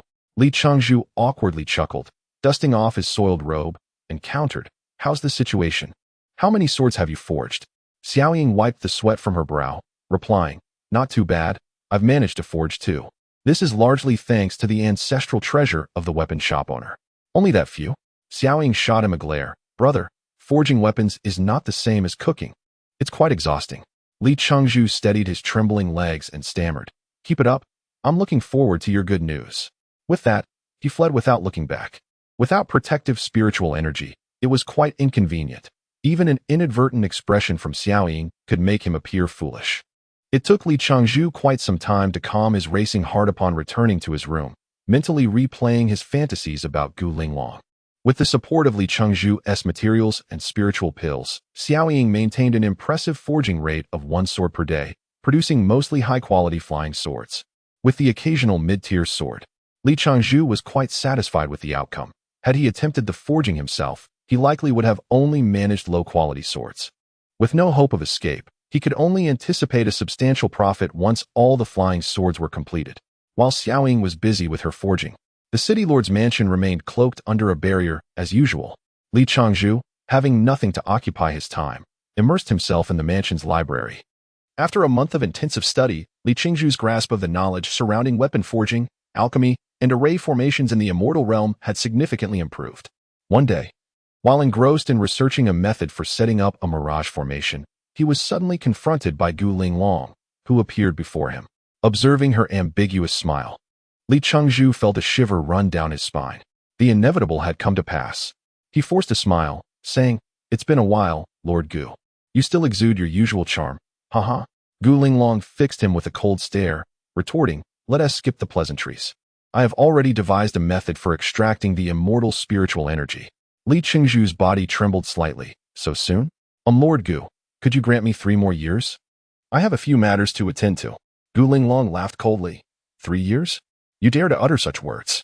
If I recall correctly, the messenger of the immortals should emerge from the Grand Array within 3 years, yes? Her petite face flushed with anger as she glared at him, raising her voice. Remember, I am not negotiating with you. Even if you refuse to cooperate, I can forcibly extract it. Li Chengzhu leapt up, exclaiming, Don't force me to self-destruct my primordial infant. Gu Linglong appeared unfazed, smirking, Go ahead and self-destruct. I will not stop you. Li Chengzhu's expression stiffened. He realized he truly could not self-destruct his primordial infant. His spiritual energy was suppressed, and even the divine bow of annihilation was beyond his reach. With his lie exposed, he awkwardly smiled. Could you give me a few more days? Gu Linglong nodded. Of course, though I am reluctant to wait even a moment longer. There is still much preparation to be done. With that, she produced a dazzling, spirit-infused celestial armor. This armor has been crafted for you. Soon, you will need to refine it into your body to protect your primordial infant. After saying this, she handed the celestial armor to Li Chengzhu. Li Chengzhu accepted it without hesitation, stashing it in his storage ring. Gu Linglong then released the seal on him, allowing him to return to his cultivation with the celestial armor. For 2 full days, Li Chengzhu secluded himself in his room, practicing with the celestial armor. Crafted by an immortal, it was undoubtedly a masterpiece. Despite being at the late stage of the primordial infant realm, he struggled to control the celestial armor, ultimately requiring Gu Linglong's assistance to force it into his body, enveloping his primordial infant. Seeing his diminutive primordial infant adorned in the colorful armor, even its previously awkward smile appeared dignified. After consulting Gu Linglong, Li Chengzhu decided to name his first, and possibly last, piece of celestial armor, Golden Bell Shield, Iron Cloth Shirt. Upon hearing this, Xiao Ying burst into laughter, yet she could not conceal the envy in her eyes. After a brief meeting with her esteemed brother, she hurried back to her forging. Li Chengzhu, sitting bare-chested within an unnamed formation drawn by Gu Linglong, felt her soft hands pressing against his back. However, he found himself unable to relish the intimate scene, as he focused his mind on his primordial infant, using its innate power to safeguard his consciousness. Gu Linglong had warned that forcibly extracting the hidden immortal spiritual energy from within him was perilous. A moment's carelessness could lead to both of them going astray. Thus, despite his anger, Li Chengzhu had no choice but to cooperate. After gradually acquiring knowledge of cultivation, Li Chengzhu had once questioned how, after being transformed by the messenger of the immortals, he could only possess the cultivation level of the rotation period.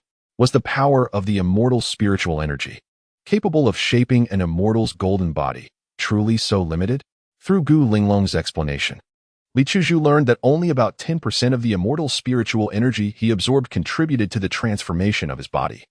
The remaining 90% lay hidden within his spiritual meridians. Though the vessel was limited, the power was boundless.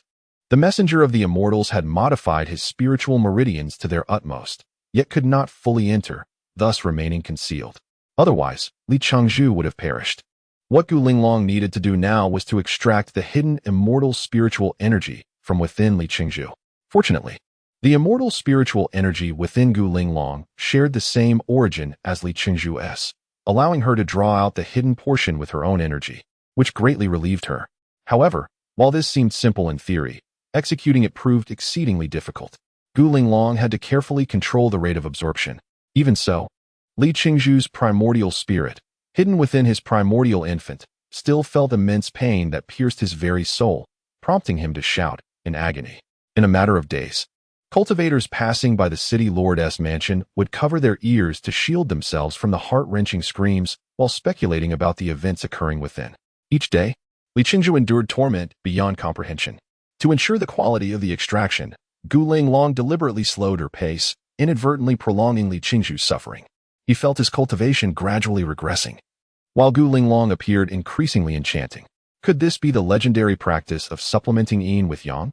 Li Chengzhu even began to suspect whether Gu Linglong was a fox spirit in disguise. He lamented his predicament, yet found himself powerless under Gu Linglong's mix of sternness and indulgence. After each extraction of his immortal spiritual energy, Gu Linglong would present him with a platter of spirit-infused fruits from the Immortal Realm to replenish his lost energy. However, Li Chengzhu understood that no matter how much he consumed, it could never replace the lost immortal spiritual energy. While these spirit fruits were hard-won, they could only restore the energy of a cultivator, falling far short of the essence of an immortal's spiritual energy. Thus, the days passed in agony, with each extraction leaving Li Chengzhu wishing for death. Chapter 13. the Celestial Emperor's envoy in stark contrast to Li Chengzhu's suffering. Xiao Ying's crafting of magical weapons proceeded with remarkable ease. It was a rare sight to witness mid-grade flying swords emerge from her hands. With an air of delight, Xiao Ying daydreamed of her storage ring brimming with high-grade stones. After each day of crafting, she would visit the ailing Li Chengzhu, pondering the fortune that would be hers if he were to pass away. All those flying swords would belong to her alone. Such wicked thoughts flitted through her mind. However, most of the time, Li Chengzhu remained in a state of semi-consciousness. One day, after finishing her crafting, Xiao Ying entered Li Chengzhu's room to find that Gu Linglong had already concluded her work. Li Chengzhu curled up in a corner, resembling a wounded lobster, trembling erratically. A flicker of compassion crossed Xiao Ying's eyes as she glanced at Gu Linglong, but the words she wished to express remained unspoken. Gu Linglong cast a cold gaze at Li Chengzhu before exiting the room. Xiao Ying approached Li Chengzhu and gently laid him on the bed, silently admiring his endurance. It had been a month since the extraction began, and this man, in the nascent soul stage, still managed to hold on. Xiao Ying understood Gu Linglong's intentions. She was obsessively determined to extract the celestial energy from Li Chengzhu's body, thus taking care to proceed slowly to ensure his safety. Yet, if the day came when Li Chengzhu was on the brink of death, Xiao Ying believed her sister would unhesitatingly extract the celestial energy regardless of the consequences. Celestials hold little interest in material possessions, save for the enhancement of their own power. Xiao Ying pondered whether, should she attain immortality, she would remain unchanged. As she contemplated, Li Chengzhu's body finally ceased its violent tremors, though he had yet to regain consciousness. Just as she intended to leave, Li Chengzhu suddenly rolled over and embraced Xiao Ying's waist, murmuring, "Xiaoli, don't go." Xiaoli? Xiao Ying wondered. Could it be his beloved from the mortal realm? Those who cultivate the path of immortality often regard love with indifference, leaving Xiao Ying curious about the sensations of romantic affection. The fact that he uttered his beloved's name in this half-conscious state indicated the depth of his feelings. A blush crept across Xiao Ying's enchanting visage as she found herself yearning to understand the nature of such emotions. As she felt Li Chengzhu's strong grip on her hand, she tenderly caressed it, deciding to indulge in this role to experience the feeling firsthand. "I won't leave," she softly declared. "Li Chengzhu, eyes still closed," allowed Xiao Ying to hold his hand, murmuring, "Xiaoli, I miss you so much." "Do you miss me?" Xiao Ying was taken aback, her cheeks flushing deeper, unsure of how to respond. Li Chengzhu continued, oblivious to her hesitation, "Xiaoli, my wife, I love you. I won't leave. I promise I won't leave again." Xiao Ying felt a surge of emotion at his heartfelt declarations and gently replied, "Be good." Suddenly, tears welled in Li Chengzhu's striking eyes as he trembled, confessing, "Wife, I'm so scared. I dreamt that I had gone to the celestial realm, and a mad woman tormented and tortured me relentlessly. I felt like I was dying, truly dying." Seeing the tears glistening at the corners of his eyes, Xiao Ying sighed softly. It seemed her sister had indeed put him through great torment, even causing him to cry out in his dreams. She raised her delicate hand to gently wipe away the tears. "Wife, I want a hug." Li Chengzhu wept profusely. Well, let him have a peaceful sleep, she thought, though she had once entertained thoughts of his sudden demise. Witnessing his raw emotions now stirred a twinge of compassion within her. Xiao Ying shifted her position, cradling Li Chengzhu's head in her lap. "Wife, I want a kiss." Xiao Ying's heart raced as she gazed upon his handsome, yet sorrowful face, his brow furrowed, even in slumber. Unable to suppress her feelings, she gently massaged his brow and leaned down, planting a soft kiss upon his cheek. "Wife, I want to touch." With a surge of indignation, Xiao Ying's fist came down, striking Li Chengzhu squarely in the eye. The following day, Li Chengzhu awoke, bewildered by the pain in his eyes.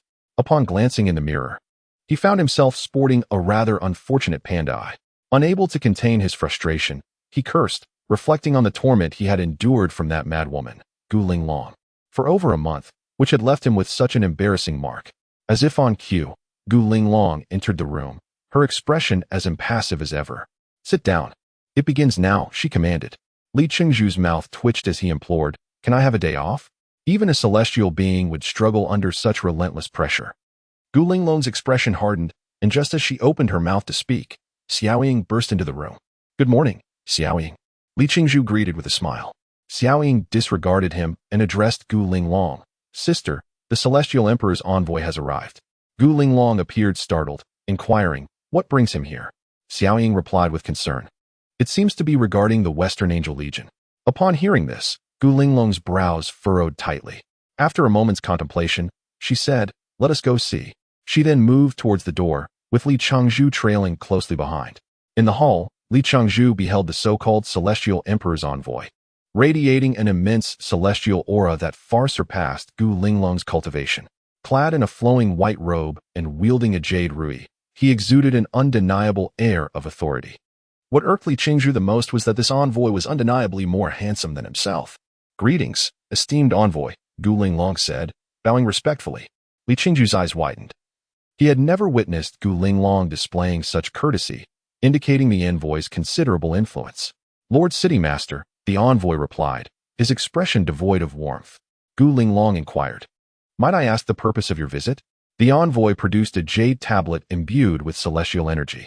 "This is a summons issued by the Celestial Emperor, requiring you to select 100 individuals of the divine transformation stage or higher from your city within 2 months, and to gather at the Red Rock Plateau to await further orders." Gu Linglong hesitated. "Esteemed envoy, as you know, cultivators have little interest in war. I fear." The envoy interrupted with a cold snort. "The Western Angel Legion approaches with great force. No one can remain uninvolved. If you refuse the summons, there will be no mercy." Gu Linglong furrowed her brow but reluctantly replied, "Understood." She accepted the summons with both hands. The envoy then produced a storage ring, stating, "Here are 2,000 high-grade stones. Each selected individual will receive 20 stones as strategic resources, which you shall safeguard." Gu Linglong took the ring once more, and the envoy continued, his expression still unyielding. "My message has been delivered. If you fail to arrive at the designated location within 2 months, the wrath of the Celestial Emperor will be upon you, and none shall escape blame. That is all. I must notify the other city masters. Farewell." With that, he vanished in an instant.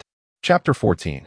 Something happened to Gu Linglong since the arrival of the envoy from the Immortal Emperor. The city lord's mansion has become increasingly lively. Xiao Ying, stepping in to assist the preoccupied Gu Linglong, began preparations for the upcoming undertaking. Merely a few days after issuing the recruitment order, the number of volunteers surged past 100, a development that greatly relieved Xiao Ying's anxious heart. Xiao Ying meticulously selected individuals with profound cultivation, ultimately gathering 6 adept practitioners at the Great Ascension stage, 3 at the Tribulation stage, and 73 at the Combined Body stage. While the remaining candidates possessed varying degrees of Spirit Division cultivation, the 3 Tribulation experts insisted on accompanying Gu Linglong, despite Xiao Ying's attempts to dissuade them. It is well known that those at the Tribulation stage are particularly vulnerable. Any slight loss in their cultivation could lead to failure during the Tribulation. Yet, these 3 were resolute, fearing the debt of gratitude they owed Gu Linglong might haunt them during their own tribulation. Li Changzhu, perplexed, remarked, "Isn't it said that cultivators shy away from conflict? Why are they so eager now?" Xiao Ying replied, "Though my sister has only been the city lord for 2 years, she has aided many. Those 3 tribulation experts have received her life-saving grace." Turning to Gu Linglong, she suggested, "Sister, perhaps you should speak with them and ask them to reconsider? The tribulation stage is a precarious time, and any loss in cultivation could be catastrophic." Gu Linglong responded with a calm demeanor, "Let them be. They do not wish to owe me a favor," fearing that it might manifest as a heart calamity during their own tribulation. Xiao Ying fell silent, understanding her sister's perspective. Li Changzhu, intrigued, asked, "You can save people, too?" Gu Linglong's expression turned cold. "Enough with the chatter. You heard the envoy. I have only 2 months to reach the Hongyan Plateau, so I must expedite the extraction of your celestial spiritual energy. Now strip." With that, Xiao Ying hurried off to focus on her refining work. Li Changzhu felt as though Gu Linglong had transformed from a charming vixen into a vampiric queen, as his celestial spiritual energy was voraciously siphoned away, intensifying the torment he experienced. In just a month, his cultivation had regressed to the mid-stage of the nascent soul, with the threat of further decline looming. The prolonged extraction had left his nascent soul appearing weak and listless. "I'm going to be drained dry by her," Li Changzhu cursed inwardly. Escape was futile. The city lord's mansion was shrouded in a barrier, rendering flight impossible. Pretending to be ill, he found that Gu Linglong could easily discern his ruse. Attempting to reason with her was futile. She remained obstinate, asserting that she was merely reclaiming what was rightfully hers. Li Changzhu's days grew increasingly difficult. Fortunately, each day, Xiaoying managed to pilfer some elixirs and valuable items from outside to soothe his spirits. One day, while Gu Linglong was extracting celestial spiritual energy, Li Qingzhu suddenly felt the agonizing sensation dissipate. Instead, a vast surge of celestial spiritual energy began flooding into his dantian through his meridians, bringing him immense relief. Moments later, his previously listless nascent soul appeared revitalized. Bewildered, he cautiously withdrew his consciousness from the nascent soul to examine his condition. To his astonishment, Gu Linglong, that madwoman, had reversed the flow of her celestial spiritual energy into him. Could it be that she has had a change of heart? He pondered, only to dismiss the thought. Before he could finish his contemplation, he felt his meridians brimming with celestial energy, which continued to surge into him. Alarmed, he managed to utter, "If you keep this up, I might burst. You madwoman really wants me dead, doesn't she?" Gu Linglong remained silent, her delicate hand still pressed against his back. When he turned to confront her, he was struck by the sight of her glistening forehead, flushed cheeks, and a face that alternated between pallor and flush, clear signs of impending insanity. In a state of shock, Li Changzhu disregarded his own danger, gathering his spiritual energy and employing a technique to resist the overwhelming pull of celestial energy. Both he and Gu Linglong coughed up blood simultaneously, yet he managed to sever the connection to the source of energy. However, the ordeal had inflicted serious internal injuries upon him. Had it not been for the protective barrier of his golden bell shield, his nascent soul would have sustained significant damage. Turning to glance back at Gu Linglong, he saw her sprawled on the ground, her complexion rapidly shifting, beads of sweat rolling down her delicate features. Good deeds are rewarded, and evil deeds are punished, he muttered, wiping the blood from his lips, relishing in her misfortune. Looking around, he noticed Xiaoying had gone off to refine, leaving the mansion deserted, an opportune moment. Without a second thought, he seized the small creature nearby and dashed toward the exit.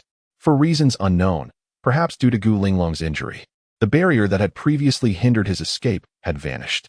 Overjoyed, he exclaimed inwardly, "I'm free." He hurled the unused flying sword he had purchased from the weapon shop, stepping onto it with the small creature and soaring away without a backward glance. After flying a considerable distance, Li Changzhu began to feel uneasy. "Am I doing the right thing?" he mused aloud. Chirp, chirp. "Huh, you think I'm in the wrong too? Chirp, you little rascal. Who do you think has been feeding and caring for you? Why am I feeling so restless?" Li Changzhu frowned atop his flying sword. "What do I care about that woman's life or death? She brought this upon herself. Why should I worry?" After flying nearly 10 more miles, he could no longer resist the urge to turn back toward the city lord's mansion, cursing, "If she dares to treat me like that again, I swear I'll make her pay dearly." Chirp, chirp. "Do you want to share too? Fine, I'll find you a nest of female mice later." The small creature hopped excitedly on his shoulder. Upon entering the city lord's mansion, he hurried to Xiaoying's refining area, disregarding her earlier instructions, and kicked the door open just before she could explode in anger. Gu Linglong is in trouble. Xiaoying, upon hearing this, said nothing but promptly dropped her materials and vanished in an instant. "Curse it!" Li Changzhu exclaimed, then raced toward his room.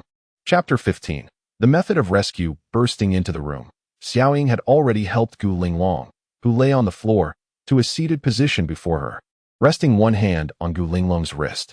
After a considerable pause, Xiaoying opened her eyes, her face etched with concern. "What happened?" Li Changzhu inquired, furrowing her brows. Xiaoying responded anxiously, "Sister is on the brink of losing her mind." She then turned to Li Changzhu. "What transpired just now?" In brief, Li Changzhu recounted the events that had unfolded. Xiaoying lowered her head, deep in thought, and after a prolonged silence, she finally spoke. "It must be this." "It certainly must be." "What must it be?" Li Changzhu asked. A veil of confusion suddenly clouded Xiaoying's beautiful eyes. "Sister's absorption of your celestial spirit energy is clashing with her own. She cannot resolve this conflict, and therefore can only attempt to return it to you. However, your body cannot accept such an overwhelming amount of celestial energy." The celestial energy within Li Changzhu was typically concealed within his spiritual meridians. It could only be summoned gradually as his cultivation advanced, and it would only fully manifest upon attaining immortality. Yet, over the past month, Gu Linglong had extracted an amount of celestial energy equivalent to half of what resided within Li Changzhu. How could it ever be returned? Not to mention, with Li Changzhu's current level of cultivation, he could not hope to pacify such a vast quantity. It would be enough to overwhelm him. Upon hearing Xiaoying's explanation, Li Changzhu expressed his astonishment. Did Gu Linglong not say that our celestial energies were of the same origin? It should not pose a problem. How could there be a conflict? She has been absorbing too quickly these past few days. Although your celestial energies originate from the same source, they are not identical. Forcing them to merge is inherently dangerous, and this time, I fear the worst for her, Xiaoying said, her eyes brimming with tears. Li Chengzhu felt utterly helpless. What shall we do? Just watch her perish? With teary eyes, Xiaoying shot him a frustrated glance. I do not know either. Our cultivation levels are too low to be of assistance. If only the envoy had arrived a few days later, he would surely have a solution. Li Chengzhu scoffed. Relying on others is futile. One must rely on oneself. He realized he should harbor resentment towards Gu Linglong, having lived under her oppressive influence for over a month. Yet, witnessing her nearing demise stirred an unsettling feeling within him. After all, it was her presence that had brought him to the celestial realm, allowing him to experience a vibrant and colorful world. And such beauty should not simply fade away. Amidst Li Chengzhu's tumultuous thoughts, Xiaoying suddenly looked at him with joy. I have thought of a solution. What is it? Li Chengzhu blurted out. We must soothe sister's primordial spirit. As long as her spirit stabilizes, she should be fine, Xiaoying said, gazing intently at Li Chengzhu. Confused, Li Chengzhu asked, what are you staring at me for? Only you can save sister. This method requires you to act, Xiaoying replied, her cheeks reddening. Li Chengzhu's heart raced at Xiaoying's suggestive expression. What makes this method so imperative for me to perform? Xiaoying's face flushed deeper as she lowered her gaze, speaking softly. You must connect your primordial spirit with sister's. Your celestial energies are of the same source. Only you can guide her spirit back to stability.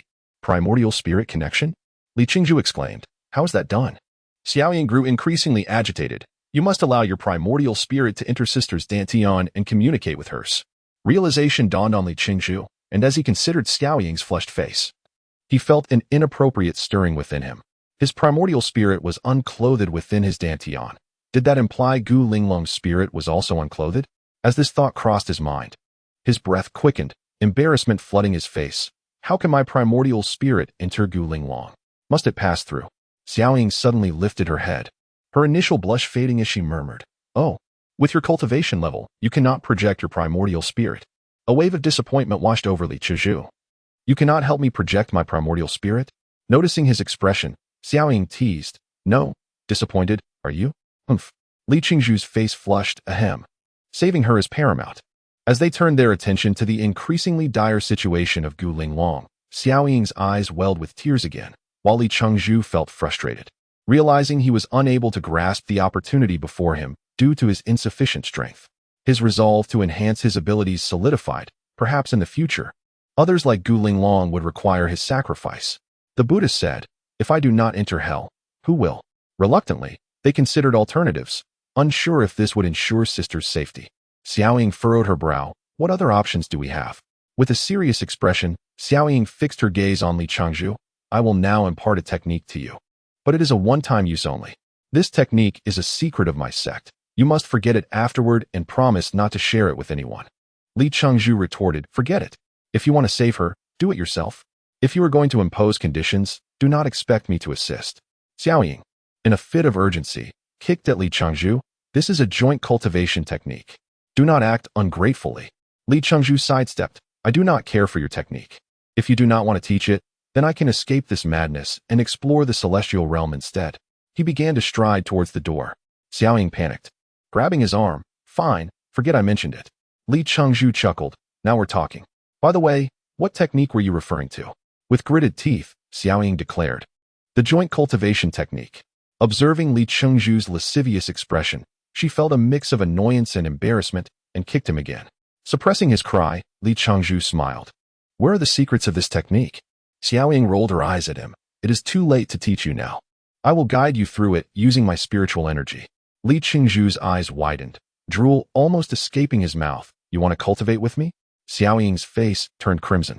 Go away. Li Chengzhu chuckled. Are we not helping sister remove her clothing? Do you want me to do it? Xiaoying, seeing Li Chengzhu standing there, shouted, hurry up.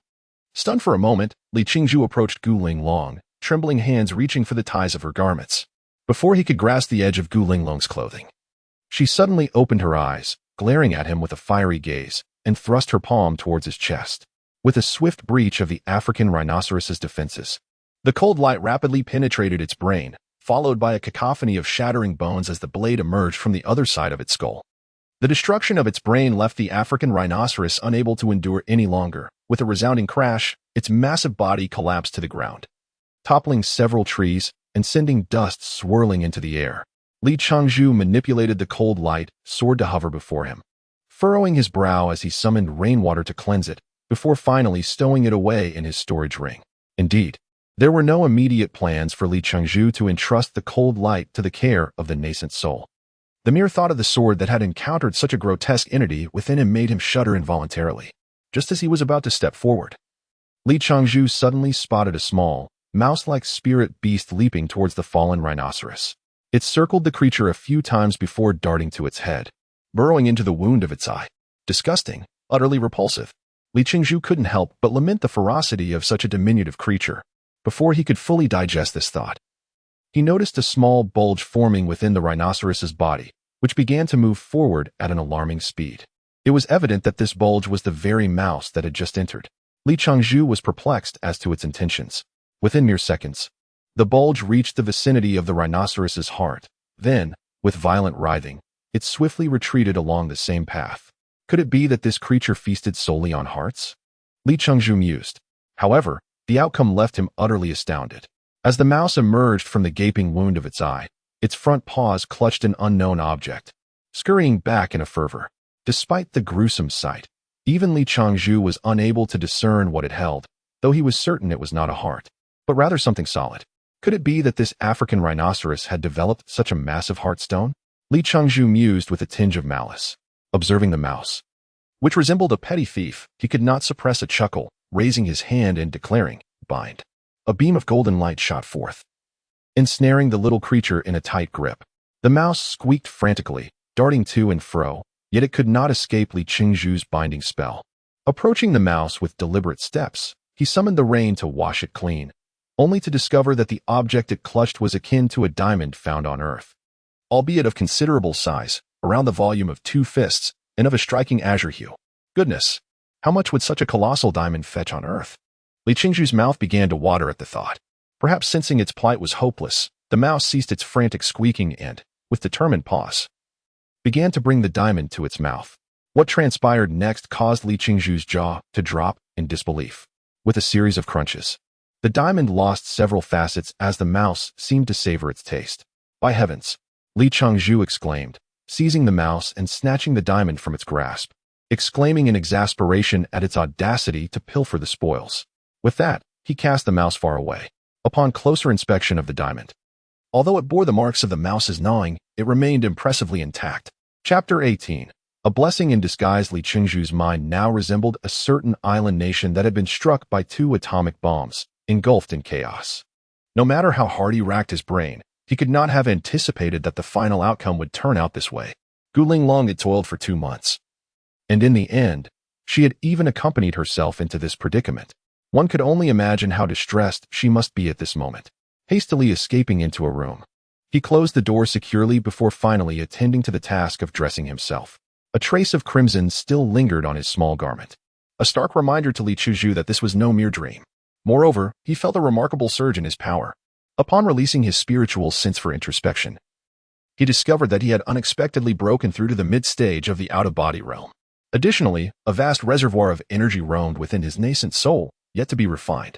Li Changzhu cursed under his breath a few times, gradually calming his excited heart. A flash of light appeared outside the window, and the small creature that had mysteriously vanished during their earlier encounter landed steadily beside him, opening its mouth to expel a storage ring. Li Changzhu emptied the contents of the ring and was left utterly astonished. Inside were Gu Linglong's corset and undergarments. Glancing back at the small creature, he noticed it squinting at him with a seemingly flirtatious gaze. His face flushed red with embarrassment as he cursed, "You little rascal." Without hesitation, he swept the 2 items into his own ring and then produced several pieces of heavenly machine stone to offer to the creature. After the small being joyfully flew away with its treasure, Li Changzhu finally found the opportunity to examine the extra energy within his nascent soul. To his astonishment, that immense energy was pure celestial spiritual essence. One half was yin, while the other was yang, the two forms of celestial energy clearly distinct, yet in harmonious coexistence. Li Changzhu was familiar with the yang aspect, recognizing it as the celestial essence extracted from his own being by Gu Linglong, which she had returned to him during their spiritual communion. He had not anticipated it would remain within his nascent soul. However, he was perplexed by the yin aspect. Where had this icy spiritual essence originated? It was only when he recalled the moment Gu Linglong's body had shattered. A surge of chilling energy had entered him, that he realized this celestial essence belonged to Gu Linglong's primordial yin energy. The interplay between the Taiyin and Xiaoyang, and the yang and Xiaoyin, illustrates that only through the equilibrium of yin and yang can one attain the great Tao. Having unraveled these mysteries, Li Changzhu hastily set up a gathering array and sat in meditation, seeking to absorb the two forms of celestial energy. Although the energies complied with his commands, they stubbornly refused to enter his mortal body, inciting his frustration. Ultimately, Li Changzhu could only find a way to merge them, keeping them within his nascent soul. To his relief, the energies appeared amenable to fusion, and he succeeded in fully combining them within 3 days, allowing them to flow together in his nascent soul. Upon introspecting his dantian, he beheld a spectacle of colorful radiance, his petite nascent soul adorned in a gleaming protective aura, radiating an air of sanctity. Further examination filled Li Changzhu with elation, as he discovered that his nascent soul's cultivation level had surged directly to the late stage of the spirit separation realm. In his joy, however, he was struck by the realization that his physical cultivation remained at the mid-stage of the out-of-body realm. How could his nascent soul have attained a level 4 ranks higher? Panic surged through him. Could he have fallen into a state of demonic deviation? As he withdrew his spiritual sense, Li Changzhu felt a sense of dread. This harvest had been significant. Not only had he gained an ethereal companion, but he had also absorbed Gu Linglong's primordial yin energy alongside a portion of the celestial essence that had once belonged to him. It was precisely due to Gu Linglong's unforeseen incident that Li Changzhu could summon celestial energy ahead of time. Of course, the energy he could command was only that which he had absorbed from Gu Linglong. The remaining celestial essence hidden within his corporeal form eluded him, requiring an elevation of his cultivation and the expansion of his meridians to gradually release it. As a cultivator utilizing celestial energy, the shock it would evoke among fellow practitioners was immeasurable. Although Gu Linglong had not achieved her desires this time, she had still extracted a fair amount of celestial energy from Li Changzhu. Furthermore, through their spiritual communion, she had absorbed his primordial yang energy, which alone could elevate her strength and narrow the gap between her and other celestial beings. Despite his rapid advancement, Li Changzhu felt trepidation regarding the disparity between his physical body and his nascent soul's cultivation levels. His master remained by the side of the pregnant celestial lake, leaving him with no opportunity to seek guidance. Thus, he buried this anxiety deep within his heart. After composing himself, Li Changzhu decided to refine the amethyst bracelet.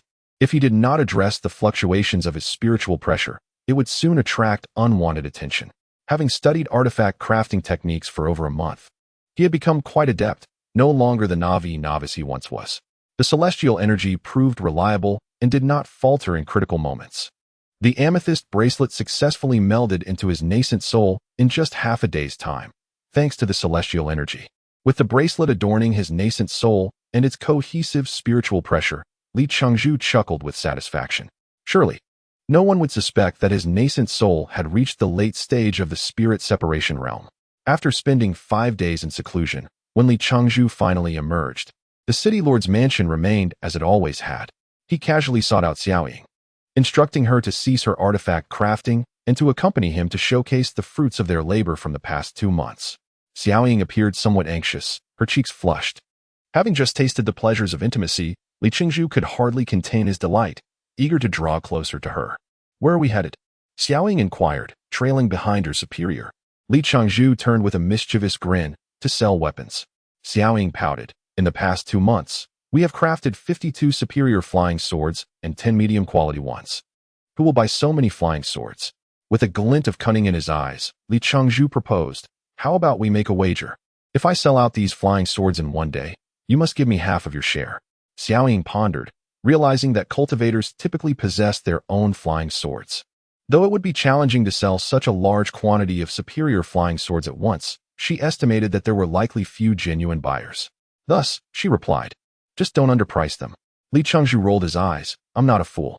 Each superior flying sword will be priced at 15 superior stones, and each medium-quality sword at 3 superior stones.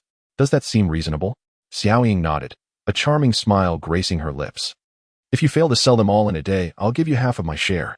Li Chengzhu readily accepted, his face splitting into a grin. Xiaoying stared at this once miserly figure, wondering if he had finally lost his senses. After deliberating, she found no signs of a trap. With her understanding of the market in this city, her chances of winning were at 90. Why not gamble half of her share against his greater portion?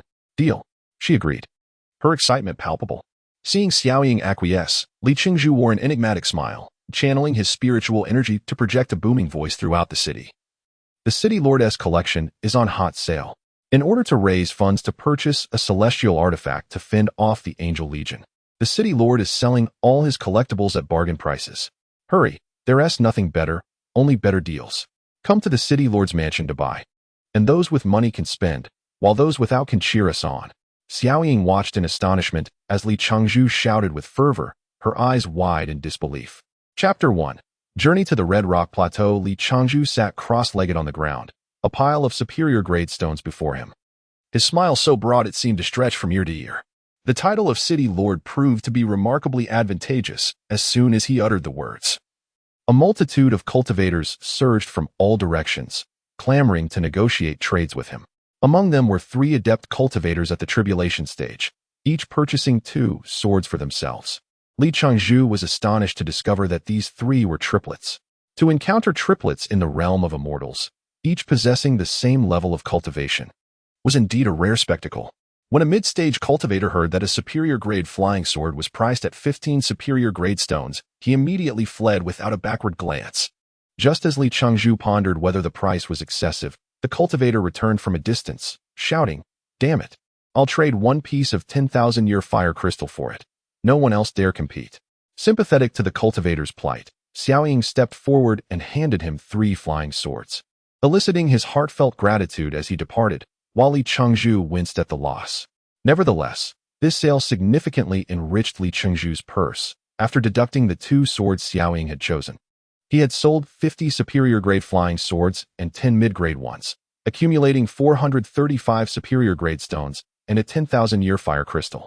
The unexpected demand for superior-grade flying swords left Li Chengzhu astonished. Upon consulting Xiaoying, he learned that among these low-level cultivators, not only were heavenly mechanism stones and refining materials scarce, but even quality refining techniques were hard to come by. Were it not for Li Chengzhu's extensive material acquisitions, coupled with Xiaoying's pilfered treasures and her advanced refining techniques, it would have been nearly impossible to produce such a quantity of superior-grade flying swords. Even the local weapons shop owner possessed only a handful. Despite initially agreeing to a mere 50-50 split with Xiaoying, Li Chengzhu feigned generosity and generously waved off the remainder. Xiaoying, delighted, could not help but feel somewhat overshadowed in comparison to her affluent companion. Moreover, the majority of those purchasing flying swords were cultivators preparing to accompany Gu Linglong to the Red Rock Plateau. Consequently, 3/4 of the 20 superior-grade stones they received found their way into Li Chengzhu's coffers. Xiaoying, observing Li Chengzhu's opportunistic windfall, could not resist disparaging him, exclaiming that his conscience must have been devoured by a dog. With newfound wealth, Li Chengzhu bought several sets of attire, adorning himself with an air of elegance, strutting down the street with a swagger and a smug expression. As the day of the summons approached, Gu Linglong finally made her appearance at the City Lord's residence. Li Chengzhu's gaze lingered on his first woman, finding her increasingly enchanting, though her indifferent demeanor towards everything left him slightly vexed. Their meeting was devoid of any awkwardness. Li Chengzhu brazenly fixated on Gu Linglong, as if wishing to devour her whole. Once she has shared my bed, she belongs to me, he thought fiercely, dismissing her status as an immortal. Xiaoying, standing nearby, felt a twinge of anxiety, for she was the architect behind this entire affair. "Sister, please don't be angry," she silently prayed. Gu Linglong remained poised, seemingly unfazed by Li Chengzhu's ardent and possessive gaze, merely inquiring about the current status of the summoned cultivators. Xiaoying dutifully provided the information. On June 20th, 4797 in the Heavenly Harmony calendar, with half a month remaining before the summons, Gu Linglong gathered 100 cultivators of the spirit seeding stage and above. She then led them towards the Red Rock Plateau. Although those who reached the integration stage could utilize the spatial relocation technique, the immense energy required to tear through space made it impractical for anything but emergencies or battles. Furthermore, the destination was somewhat distant. It would be more efficient to fly directly. Additionally, many in the group were spirit-seeding cultivators incapable of utilizing spatial relocation, prompting Gu Linglong to decide on flying everyone to the plateau. Li Changzhu and Xiaoying followed suit, the entire party comprising 103 individuals. Given Xiaoying's late spirit seeding level, her presence was reasonable. However, upon realizing that a mere mid-stage cultivator was among them, the others cast puzzled glances at Gu Linglong, who maintained an unperturbed expression, focusing solely on the journey ahead. Xiaoying leaned closer to Li Changzhu, her brow furrowed in confusion. "What are you doing here?" Li Changzhu huffed, suppressing his voice. "Humph. Look at that pretty boy ahead. It's obvious he harbors ill intentions towards my wife. How can I not follow?"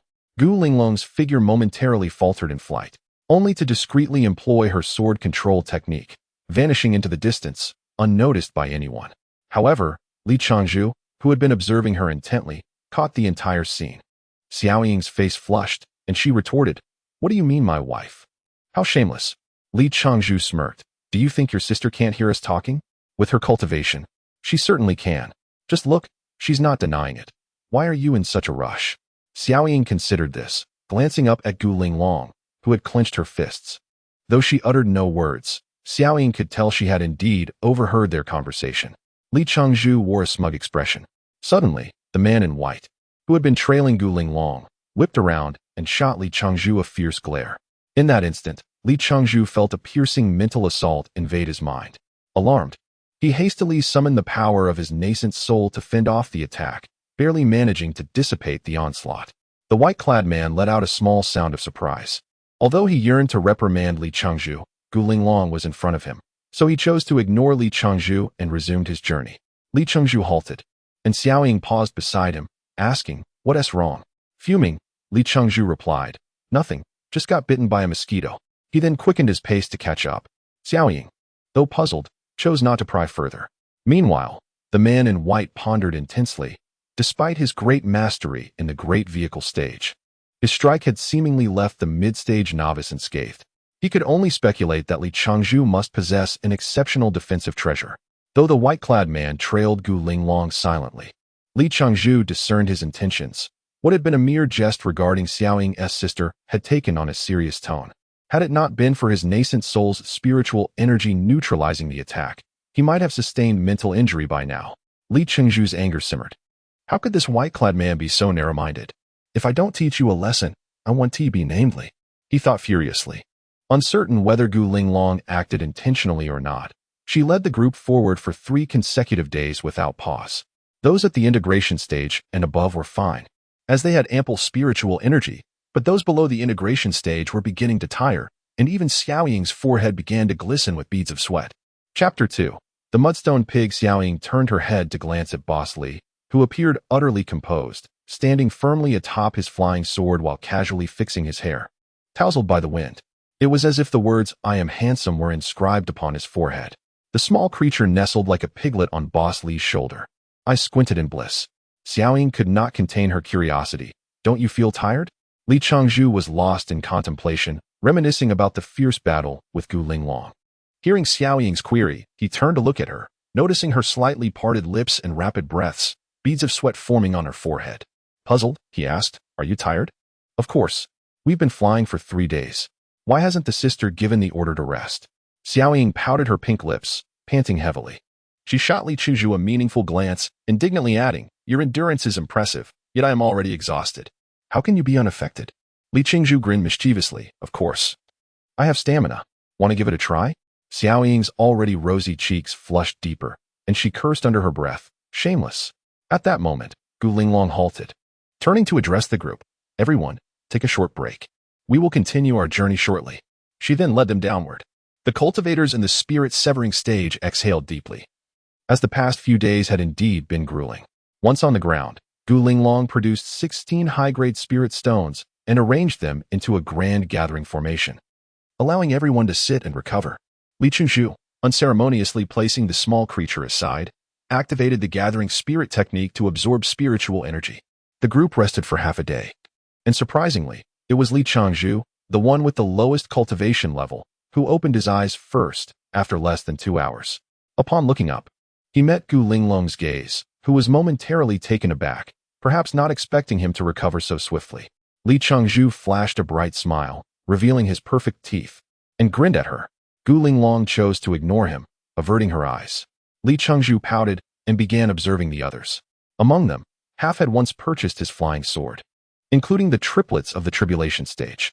Recalling the conversation between Xiao Ying and Gu Linglong at the city lord's mansion, Li Changzhu realized these three must be the ones Gu Linglong had once saved. Moments later, 6 experts in the ascension stage completed their meditation. Among them was the man in white, who harbored ill intentions toward Li Changzhu. This made Boss Li exceedingly displeased, and he shot a fierce glare at him. The man in white returned the glare, this time without any mental attack, likely due to Gu Linglong's presence nearby. The man in white stood and approached Gu Linglong, clasping his hands in respect. "My lady," Gu Linglong gently inquired, "are you well rested?" "Yes, my lady." The man in white, while responding, never took his eyes off Gu Linglong. Gu Linglong nodded, a slight smile gracing her lips. "The success of this summoning is largely thanks to your assistance, Qiufeng." So, the man in white was named Qiufeng. Li Changzhu noted this with a hint of resentment. Qiufeng, upon receiving Gu Linglong's smile, beamed with delight. "It is merely because you treat the cultivators in the city as family, my lady. Even with my assistance, the results would not have been as remarkable without your kindness. I only guided them in their cultivation. It is a manager's duty," Gu Linglong replied, seemingly unimpressed by his flattery. Qiufeng, with a solemn expression, continued, "My lady, you have only ascended to the Immortal Realm for 2 years. There are many things you are unaware of. Despite the abundant spiritual energy and beautiful landscapes of the Immortal Realm, the lower-tier cultivators possess no effective cultivation methods. Moreover, the powerful sects and lofty immortals show no regard for those of us without influence or strength. Seeking their guidance is a daunting task. Thus, your insights are invaluable to the cultivators of the city." Gu Linglong gasped in surprise. She had not realized this, as it was entirely different from her imagined immortal world. She sighed softly, reminiscing about the comforts of her hometown. Though lacking the dense spiritual energy of the Immortal Realm and plagued by intersect conflicts, it was commonplace for higher-level cultivators to mentor those at lower levels. Even among different sects, as long as there was no deep-seated enmity, it was entirely normal for cultivators to engage in mutual learning and share experiences. In that world, every cultivator pursued the Tao, helping one another in times of difficulty. It seemed that strife was inevitable, and purity was a myth. Qiufeng bowed deeply to Gu Linglong. "On behalf of all the cultivators in the city, I thank you, my lady." "Thank you, my lady." The other 5 ascension experts joined Qiufeng, their expressions grave. Gu Linglong frowned slightly, seemingly saddened by the selfishness of the immortals. And with a wave of her hand, she lifted the 6 into the air with a surge of spiritual energy. "There is no need for such formality. If you have any questions in the future, feel free to seek me out." Upon hearing this, the 6 beamed with joy, bowing once more to Gu Linglong.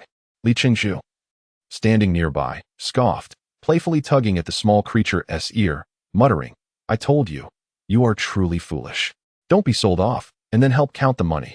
"Gigi," the small creature protested, raising its tiny paws. "Back-talking again," Li Changzhu exclaimed angrily. "I say it is so.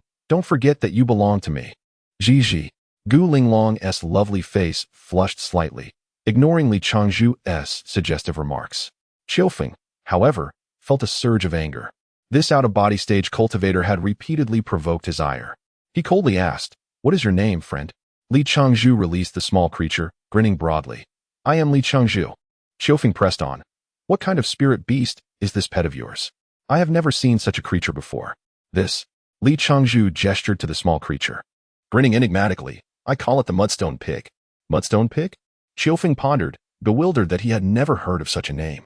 "Yes, Mudstone Pig," Li Changzhu affirmed, playfully tugging on the creature's ears while calling out, "Mudstone Pig, Mudstone Pig."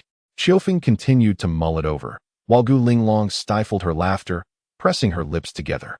As Qiufeng listened, realization struck him, and his face flushed with anger.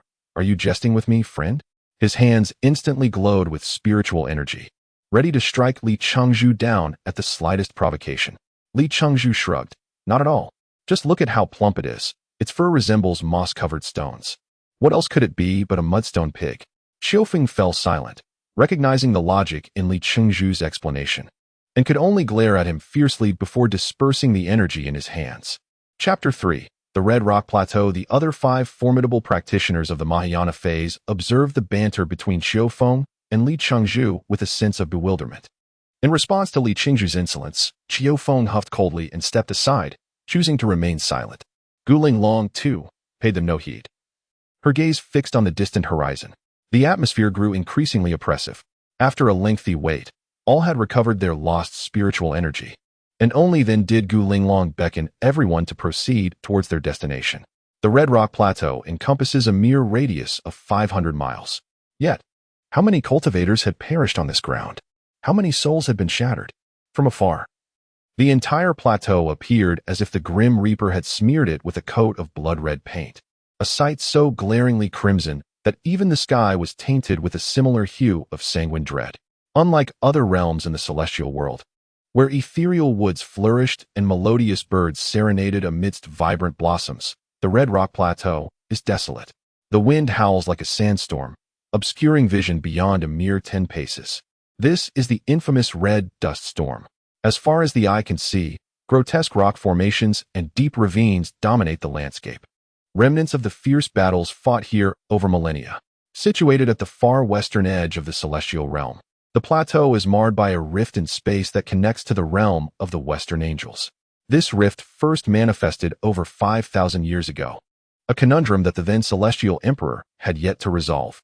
The Grand Commander of the Western Angels, in a bold move, allied with 50 archangels to widen the rift and subsequently led an invasion into the celestial realm. Upon receiving this alarming news, the celestial emperor was enraged and commanded all celestial beings to converge upon the Red Rock Plateau to thwart the angelic onslaught. The ensuing battle raged for 2 centuries, resulting in a catastrophic decline in the celestial population, reduced by half. Numerous high-ranking celestial beings were left in disarray, with 25 out of 30 celestial lords perishing, leaving no trace of their souls. The celestial emperor himself suffered grievous injuries at the hands of the Grand Commander and 40 archangels.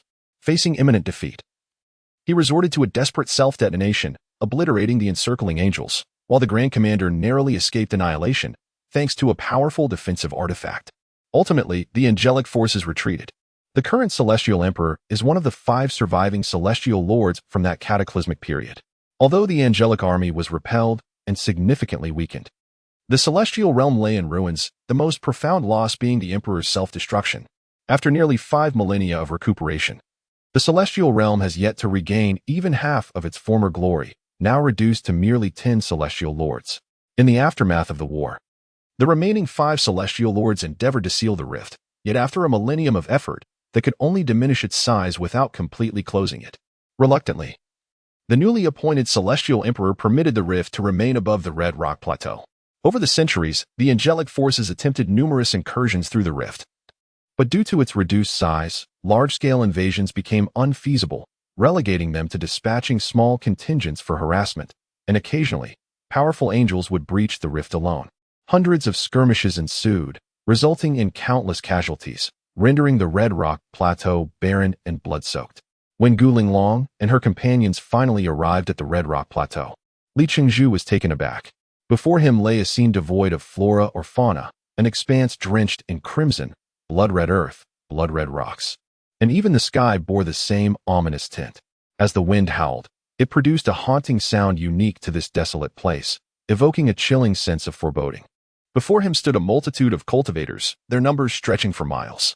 Gazing at the seemingly endless sea of heads, Li Chengzhu mused that there were no fewer than 80,000 present. A cacophony of chaotic spiritual energy rippled through the air, overwhelming Li Chengzhu, who had never encountered such a multitude of practitioners before, each possessing at least a divine sense of cultivation.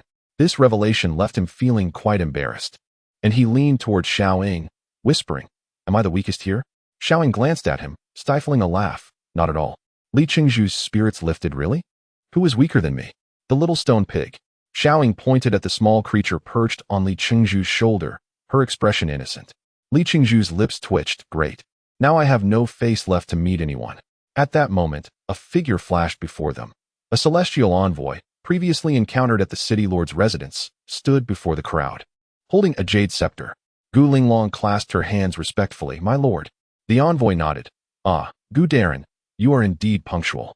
Gu Linglong and her companions had arrived on the final day of the deadline, leaving one to wonder whether the envoy's remark carried a hint of sarcasm.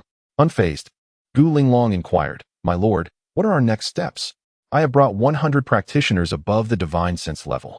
The envoy scanned the crowd, his gaze settling on Li Changzhu, his brow furrowing slightly. Why is there a practitioner at the exit stage? Gu Linglong maintained her composure. He came on his own accord. He does not count among the 100. The envoy raised his chin, his nostrils flaring disdainfully, regardless of how he arrived. If he wishes to live, he should leave this place at once. A practitioner at the exit stage cannot even combat a two-winged angel. To engage would surely spell death. Li Qingzhu felt a surge of indignation and stepped forward, asserting, "My lord, defending against external threats is a collective responsibility. Even if I cannot engage directly, I can assist from below." The envoy regarded him with contempt. "Enough. I have encountered many who disregard advice. Their fate is always the same." He dismissed Li Changzhu and turned to Gu Linglong. "You and your people should rest here. Orders will be forthcoming tomorrow." "Yes, my lord."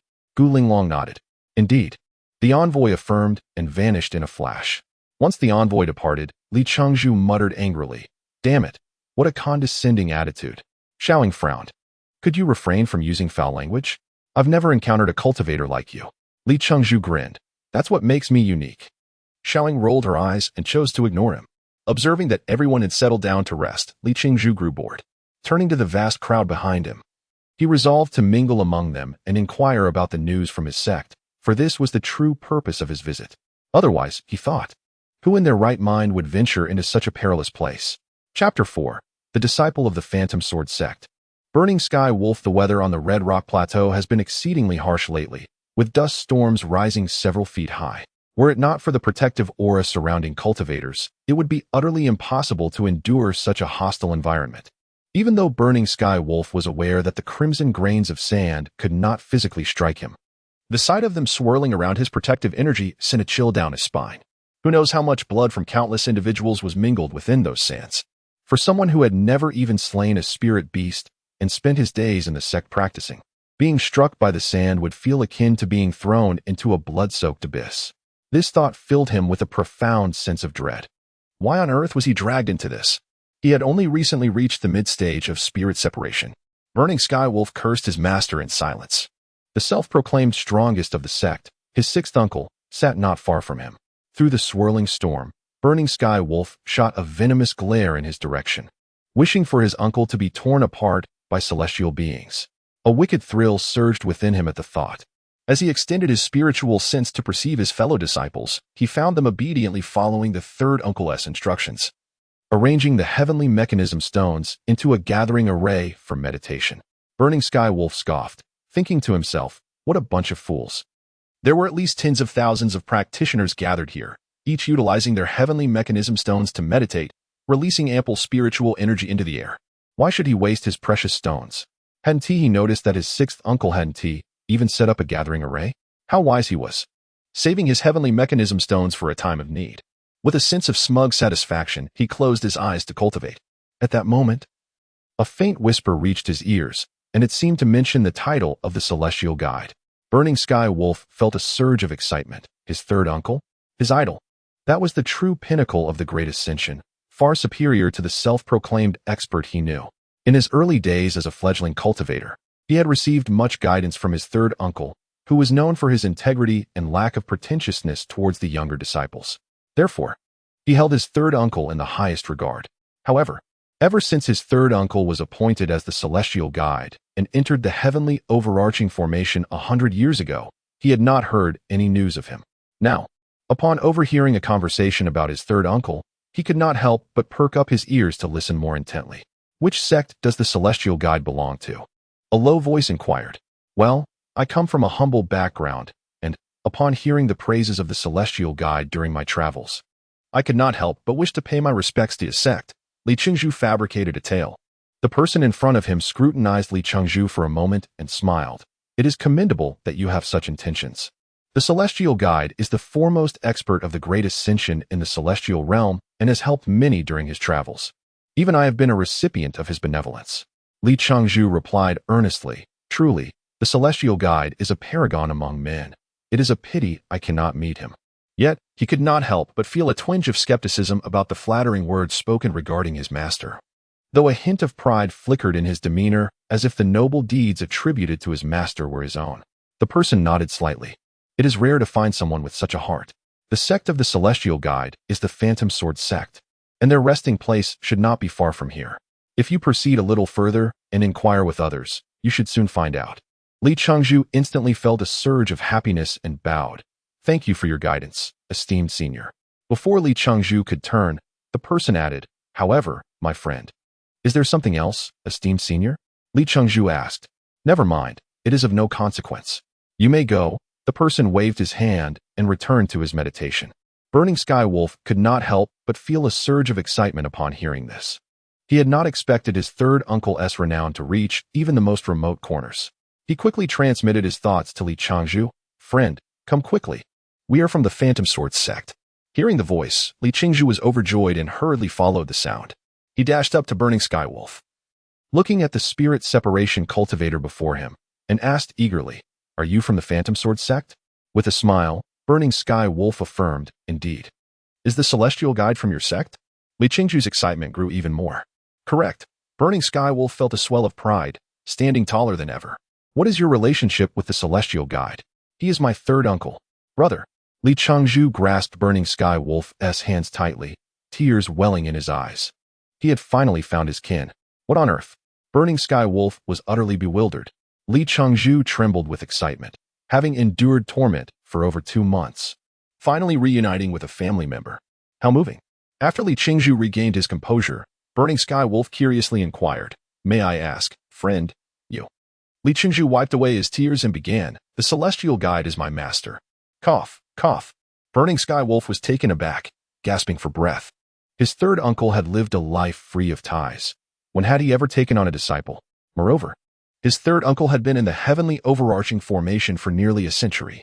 Even if he had taken a disciple 100 years ago, how could one still be in the early stage of out-of-body now? He had advanced from the early stage of out-of-body to the mid-stage of spirit separation in a century. The thought of this made Burning Sky Wolf feel a twinge of embarrassment. His fellow sect brothers had all surpassed him in cultivation, and even the younger disciples were beginning to outpace him, making his standing in the sect precarious. Who was this novice claiming to be a disciple of his third uncle? Initially, Burning Sky Wolf had felt a slight fondness for him, but now he wore a cold expression. Are you joking? He said. I still dream of being my third uncle's disciple. His gaze revealed his disdain for the man before him. Li Changzhu nodded earnestly. Yes, brother. I became his disciple 2 years ago. Seeing the unfriendly look in Burning Sky Wolf's eyes, Li Changzhu hurriedly explained. Damn. Burning Sky Wolf could not hold back his expletive. 2 years ago, everyone knew that his third uncle would not emerge from the heavenly overarching formation for another 3 years. How could this person possibly have become a disciple 2 years ago? This fellow must either have a twisted mind or be up to no good, Burning Sky Wolf speculated. He retorted coldly, You jest. My third uncle has been in the formation for 2 years. How could you possibly have become his disciple? The formation prohibits entry for anyone below the Great Luo Golden Immortal. So how could you have been there to become a disciple? Li Changzhu quickly explained. Yes, I became his disciple by the Yangxian Lake. Burning Sky Wolf felt as if someone had struck him on the head with a mallet, only for the assailant to flaunt their weapon in front of him. Damn it. How long will this go on? Burning Sky Wolf was furious. This person had mocked him repeatedly, clearly disregarding the Phantom Sword sect, his third uncle, and most importantly, himself. Burning Sky Wolf resolved to teach this arrogant individual a lesson and began to gather his spiritual energy. What a nuisance. Li Changzhu lamented. Chapter 5. The sudden appearance of a great uncle. At that moment, a voice emanated from behind. Tianlang, bring him here.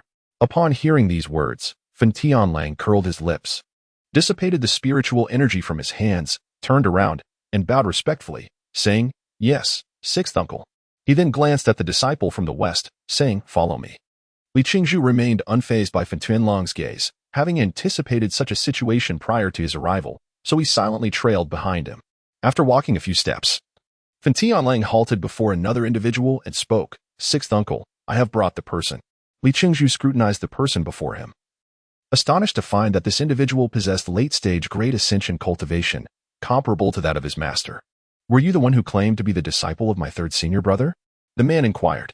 From their earlier conversation, Li Qingzhu understood that this person was the sixth senior uncle of his master, and thus he did not dare to be overly presumptuous, replying respectfully, "Yes, sixth uncle." The man waved his hand, interrupting Li Qingzhu, "Let us not rush to titles. As far as I know, third senior brother did indeed take on a disciple 2 years ago."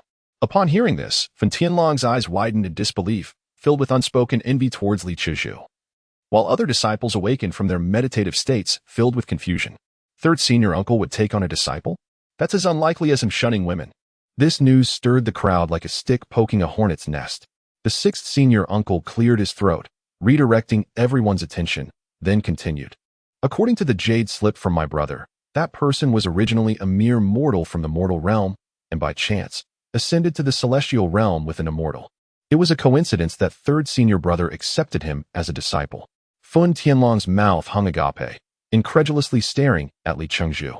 Li Qingzhu felt a surge of displeasure. He had expected to meet someone from his sect and was filled with excitement and anticipation. Yet, this sixth uncle's constant reference to that person clearly excluded him, dousing his enthusiasm like a bucket of cold water. However, mindful of the elder's status, Li Qingzhu could only endure. The sixth senior uncle continued, "However, 3 months ago, third senior brother sent word that his disciple had inadvertently entered a forbidden area of the celestial realm and had not returned for several days. I fear he may have." Li Qingzhu's veins bulged in anger. This old man actually believed he had perished like that. When he emerged, he would surely extort him thoroughly. As a disciple, he had never received a proper magical artifact from his master. Fortunately, he had stumbled upon a small creature in the forest that guided him, or else he would have been annihilated by those high-level celestial beasts.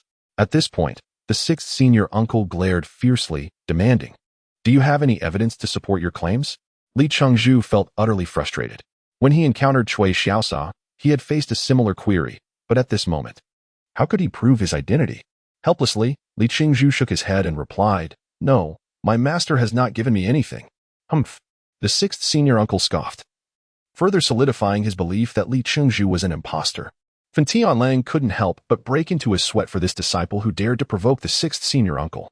The consequences, he shivered at the thought, but I can describe my master's appearance. Li Qingzhu clung to a glimmer of hope, making one last effort.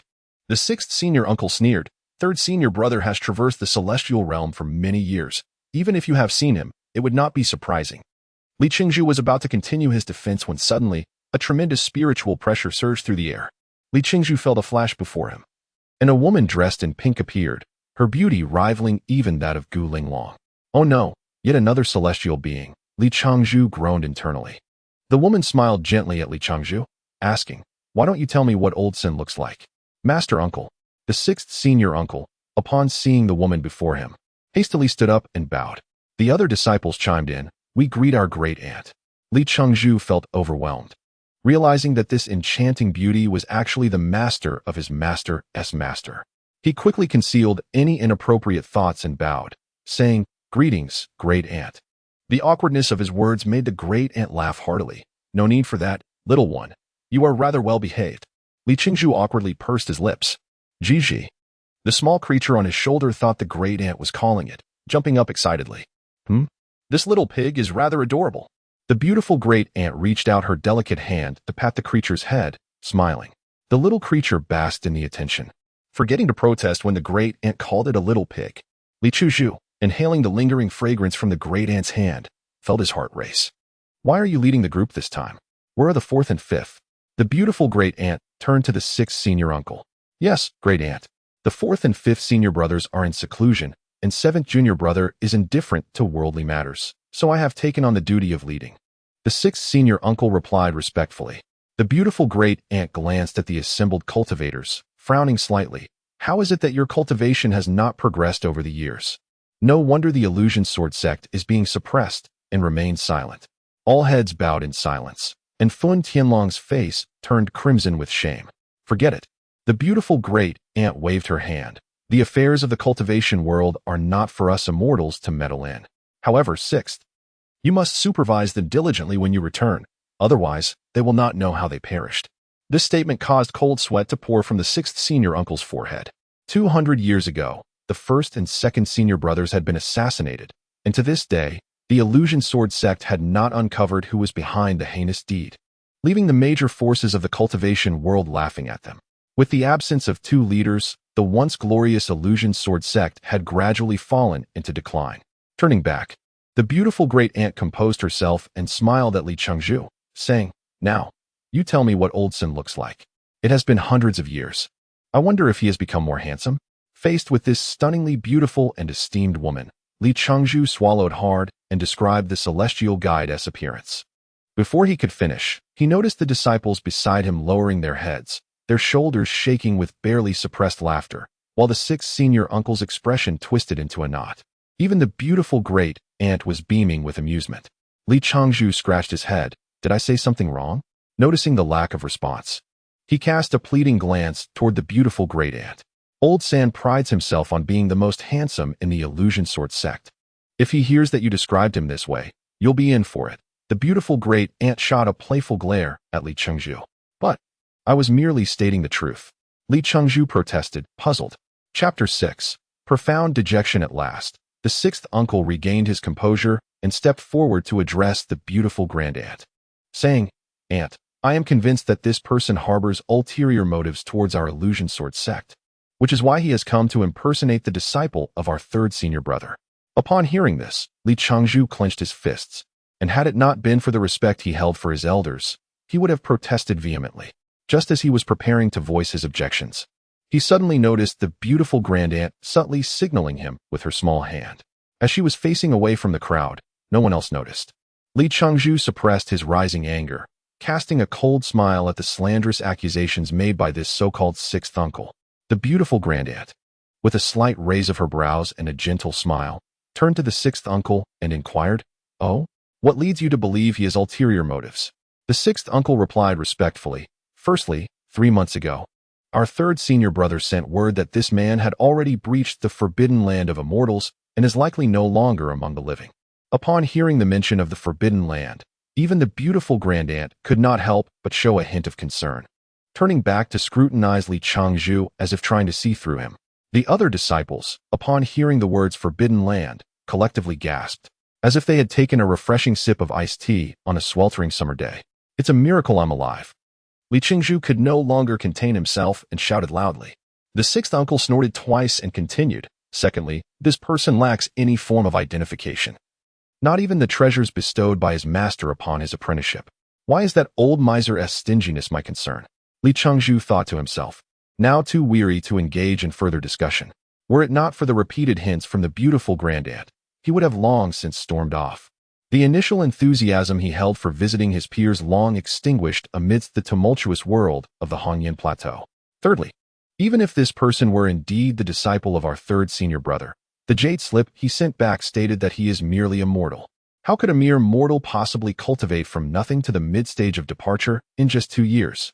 At this assertion, all the disciples widened their eyes in disbelief, with Fun Tianlang trembling with excitement. If this person truly were the disciple of their third senior brother, he would undoubtedly be an idol.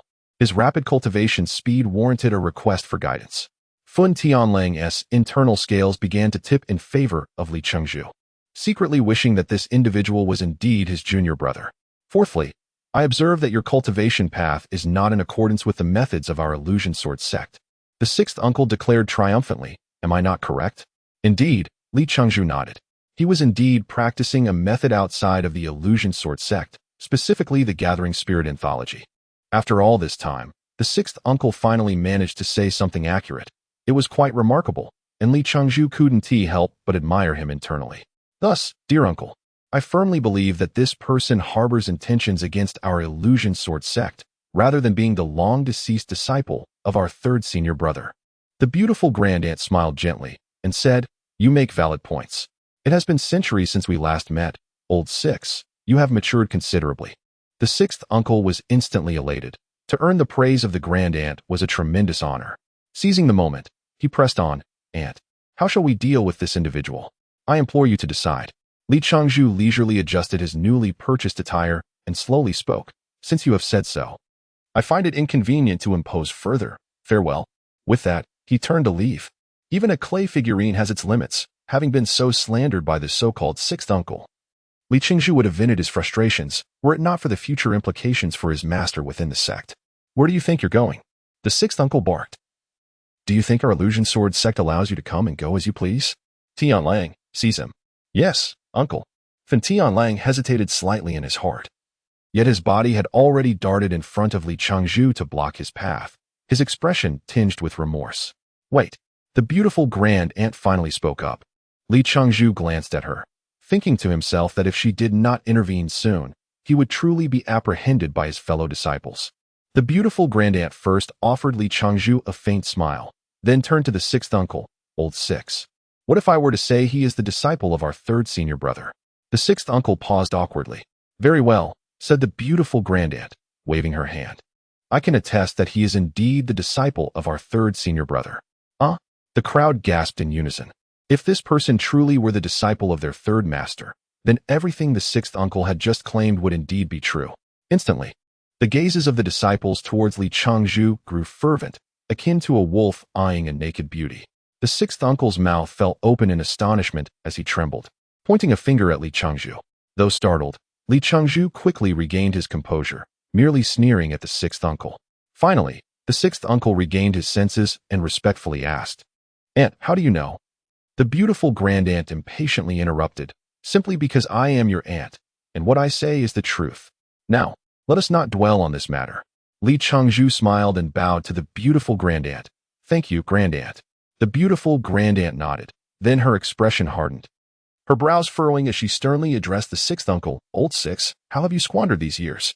Your cultivation shows little improvement, yet your scheming has grown exponentially. Have you spent these years indulging in intrigue? The beautiful grand aunt, confident in her seniority, showed no regard for the sixth uncle's dignity, leaving his face flushed with embarrassment. Li Qingzhu glanced at the other disciples, who wore expressions of vindication, secretly relishing the moment, realizing that he was not so well-liked within the sect.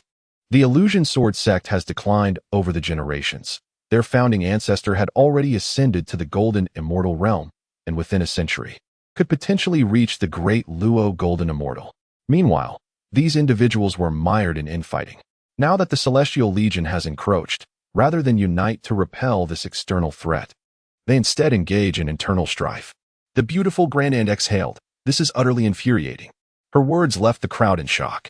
The beautiful grand aunt seemed to realize her own slip of tongue, her delicate face flushing slightly, and upon catching Li Qingzhu's bemused gaze, shot him a fierce glare.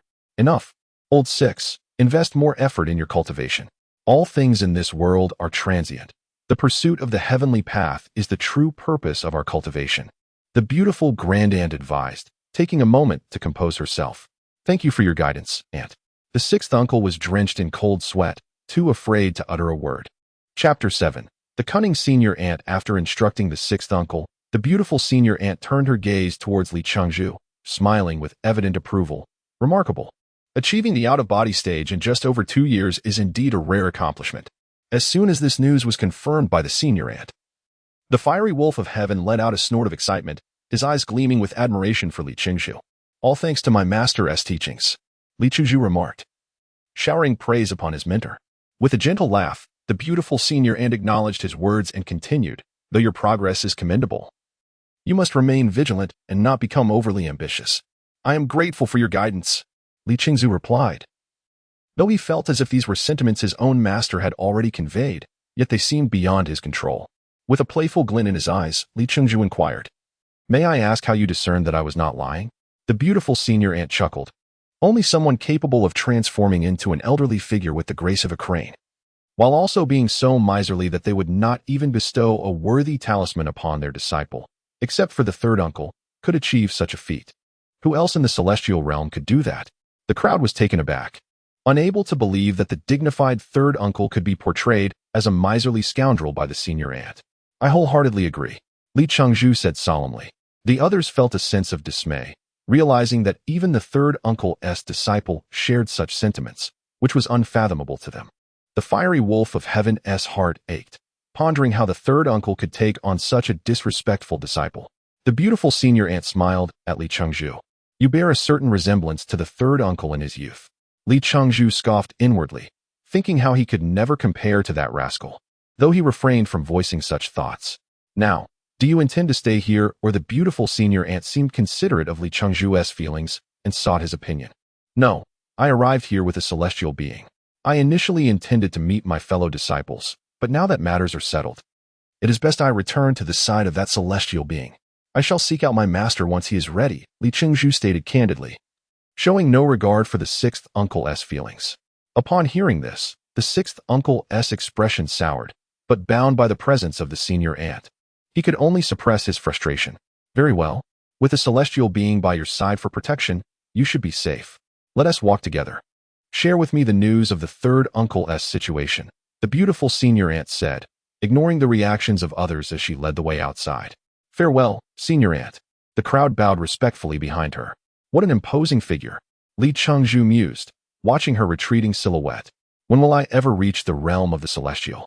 He wondered, envisioning a time when he could establish his own sect and lead others in playful ventures. After walking for a while, the beautiful senior aunt burst into laughter. Li Chengzhu looked at her in confusion. She was undeniably stunning, yet her seniority made him feel awkward. What has you laughing, senior aunt? He finally asked. Did you not find the sixth uncle's expression amusing just now? She teased. Li Chengzhu reflected and indeed found it quite satisfying. However, had the beautiful senior aunt not intervened, he might have ended up as a prisoner under the sect's watch, which felt ironically humorous. Feeling a twinge of melancholy, he expressed, I appreciate your intervention, senior aunt. She waved her hand dismissively. As fellow disciples, we should stand united against common foes. The sixth uncle's actions were excessive. Li Chengzhu pondered. However, senior aunt, I am unclear about one matter. He discreetly glanced at her figure, noting it was more ample than Gu Linglong's and less so than Xiao Ying's. Yet it exuded an indescribable allure. What on earth am I doing? He thought, alarmed by his own thoughts, realizing she was his senior aunt. With a teasing glint in her eyes, the beautiful senior aunt remarked, Are you questioning the validity of my reasons? Li Chengzhu was taken aback. How did you know? She smirked. I am well aware. While my reasons for the sixth uncle were factual, they did not suffice to validate your identity. Out of respect for my position, he refrained from arguing, but that does not imply he accepted you. Yet, you possess a commendable self-awareness, knowing to avoid staying there to be marginalized. Li Chengzhu chuckled, appreciating her words. The beautiful senior aunt then turned, her playful demeanor evident as she whispered, As for the true reason, I possess the ability to read minds. Her intense gaze fixed on Li Chengzhu's flushed face. Good heavens, Li Chengzhu thought, wishing he could vanish into a hole, his face undoubtedly redder than rouge. The realization that his impure thoughts could be known by his senior aunt sent a chill down his spine, cold sweat beading on his forehead. After teasing him sufficiently, the beautiful senior aunt smiled and said, As for why I did not reveal your identity earlier, I offer you two choices. 1. It was intentional. 2. It was to punish you for your disrespect upon seeing me. Which will you choose? She playfully blinked. Cough.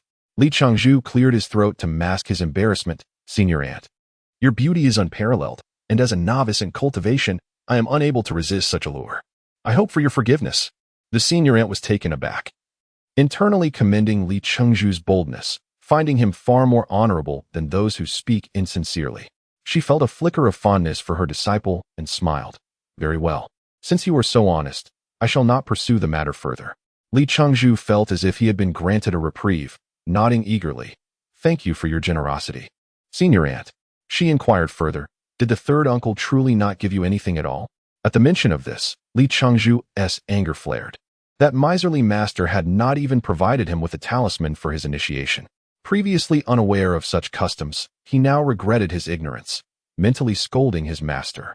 With a grim expression, he nodded and recounted how he had pilfered materials from his master for refining, only to fail and inadvertently trespass into the forbidden realm of immortals. The beautiful senior aunt laughed heartily. You have completely squandered the third uncle's resources. You are in for a rough time when he returns. Li Chengzhu sighed. I had no choice. He wouldn't provide me with any high-quality materials. I had to find a way on my own. The beautiful senior aunt shot him an exasperated glance. So you chose to steal? Li Chengzhu coughed awkwardly. My master said we are family. This is merely borrowing. Chapter 8. The delayed apprenticeship gift. The beautiful elder martial aunt shot a disapproving glance at her disappointing disciple and remarked, Very well. It is indeed your master who has erred in this matter. Should word of this circulate, others may belittle the illusory sword sect, thinking it so impoverished that it cannot even afford a gift for its apprentice. Li Chuzhu, standing nearby, assumed a righteous demeanor and exaggeratedly added, "My master has been ensconced in the grand array of heaven and earth for nearly a century. Perhaps he has simply forgotten." "It is not. Impossible." The beautiful elder martial ant chided him playfully. "You little rascal, do not try to play tricks on me. Did I not just mention that I possess the ability to read minds?" With an innocent expression, Li Chuzhu protested, "I am wronged, dear elder martial ant. I merely wish to exonerate my master." The elder martial ant felt a twinge of helplessness towards her newly acquainted disciple, who seemed to leverage their generational difference to pester her. Yet, there was an endearing quality to his persistence. She glared at him and said, "Very well. Today I shall act on behalf of your master and present you with a gift." Li Chengzhu's heart soared at this affirmation, and he quickly expressed his gratitude. "Thank you, elder martial ant." With a slight arch of her delicate brows, she inquired, "Would you prefer a defensive artifact or an offensive one?" Having already acquired a piece of celestial armor, Li Chengzhu pondered for a moment before responding, "Then I shall request a celestial sword." "You do indeed ask for a lot." Straightaway requesting a celestial sword, the elder martial ant remarked, her expression betraying no displeasure. Li Chengzhu chuckled, "Elder martial ant, you are already a celestial being. If you were to present a magical artifact such as a flying sword, it might diminish your esteemed status." "You possess quite the silver tongue," she replied with a smile, retrieving a celestial sword from her ring. This sword is named Meteor, a low-grade wooden attribute celestial sword, renowned for its swiftness and its enhancement of wood-based spells. It is particularly suited for evading danger. Li Chengzhu, unperturbed by the playful jabs from the beautiful elder, respectfully accepted the celestial sword with both hands. "Thank you, elder martial ant." As he admired the newly acquired celestial sword, the elder martial ant playfully scolded, "You little rascal, you take all the benefits for yourself. I have yet to present a gift to anyone." Li Chuzhu laughed as he stored the sword away. "Nonsense. Had you not intended to gift me something? I could never have merited such a precious celestial sword." "Oh." The elder's brow arched, realizing she had underestimated her disciple, who could discern her intentions. "By the way, do not disclose to anyone in the sect that this sword was a gift from me." "I understand perfectly," Li Chengzhu interjected before she could finish. "That is for the best. I have other matters to attend to. Take care of yourself," she advised. "Safe travels, elder martial ant," Li Chengzhu called out. But by the time he finished, she had already vanished from sight. Smacking his lips, he mused aloud, "That elder martial ant is truly stunning, and quite generous as well. If only she were a tad nicer, it would be perfect." Regaining his composure, Li Chengzhu followed the tracking spell he had previously cast to make his way towards Guling Long and the others. The crimson storm on the Red Rock Plateau showed no signs of abating, as fierce winds whipped up scarlet dust, battering against the protective aura surrounding Li Chuzhu. After the recent events, he felt a tinge of disappointment towards his sect. He had searched tirelessly, only to find such a disheartening scene upon his arrival. Had he sent a message to his master after exiting the formation, would things have turned out differently? Li Chengzhu chided himself for his earlier reluctance, fearing his master's ire. He had only transmitted a message of safety through a jade slip, and since then, he had sent no further communication. Just days after leaving the formation, he was captured by Guling Long, and he had completely forgotten about it. What a miscalculation! Li Chengzhu berated himself internally. Yet, even if he had meticulously planned every detail, human hearts are fickle. Through the words of his elder martial ant and the reactions of the other disciples, he sensed the intensity of the internal strife within the sect. He wondered if it had anything to do with his master. If so, he could not remain indifferent and aloof. However, considering his master's temperament and disposition, he doubted such trivial internal conflicts would pique his interest. Li Chengzhu reassured himself. Before long, he arrived at the resting place of Guling Long and the others. Upon spotting him, Xiaoying hastily stood up and reproached, "Where have you been? Did you not know I was worried about you?" Initially intending to mention Guling Long, she quickly changed her words, thinking her sister would not allow such a statement. In her haste, she ended up speaking of herself, her cheeks flushing crimson. Li Chengzhu savored the moment, enjoying the sight of her bashful demeanor. Autumn Wind opened his eyes, narrowing them as he fixated on Li Chengzhu like a serpent eyeing its prey. This contemptuous gaze irritated Li Chengzhu, prompting him to break the tension with a hearty laugh, playfully pinching Xiao Ying's rosy cheek. "Did you miss me while I was away?" At his words, The others jolted from their meditative states, incredulous as they regarded this fledgling who dared to jest with the lord of the city in front of her attendant. Some onlookers eagerly anticipated the lord's furious reaction, envisioning the novice being reprimanded. However, the outcome left them wide-eyed with shock. Xiaoying, blushing, kicked Li Changzhu and scolded, "Rogue," before snatching the small creature perched on his shoulder and disappearing from sight. Autumn Wind coldly observed the scene, interjecting at an opportune moment, "Shameless."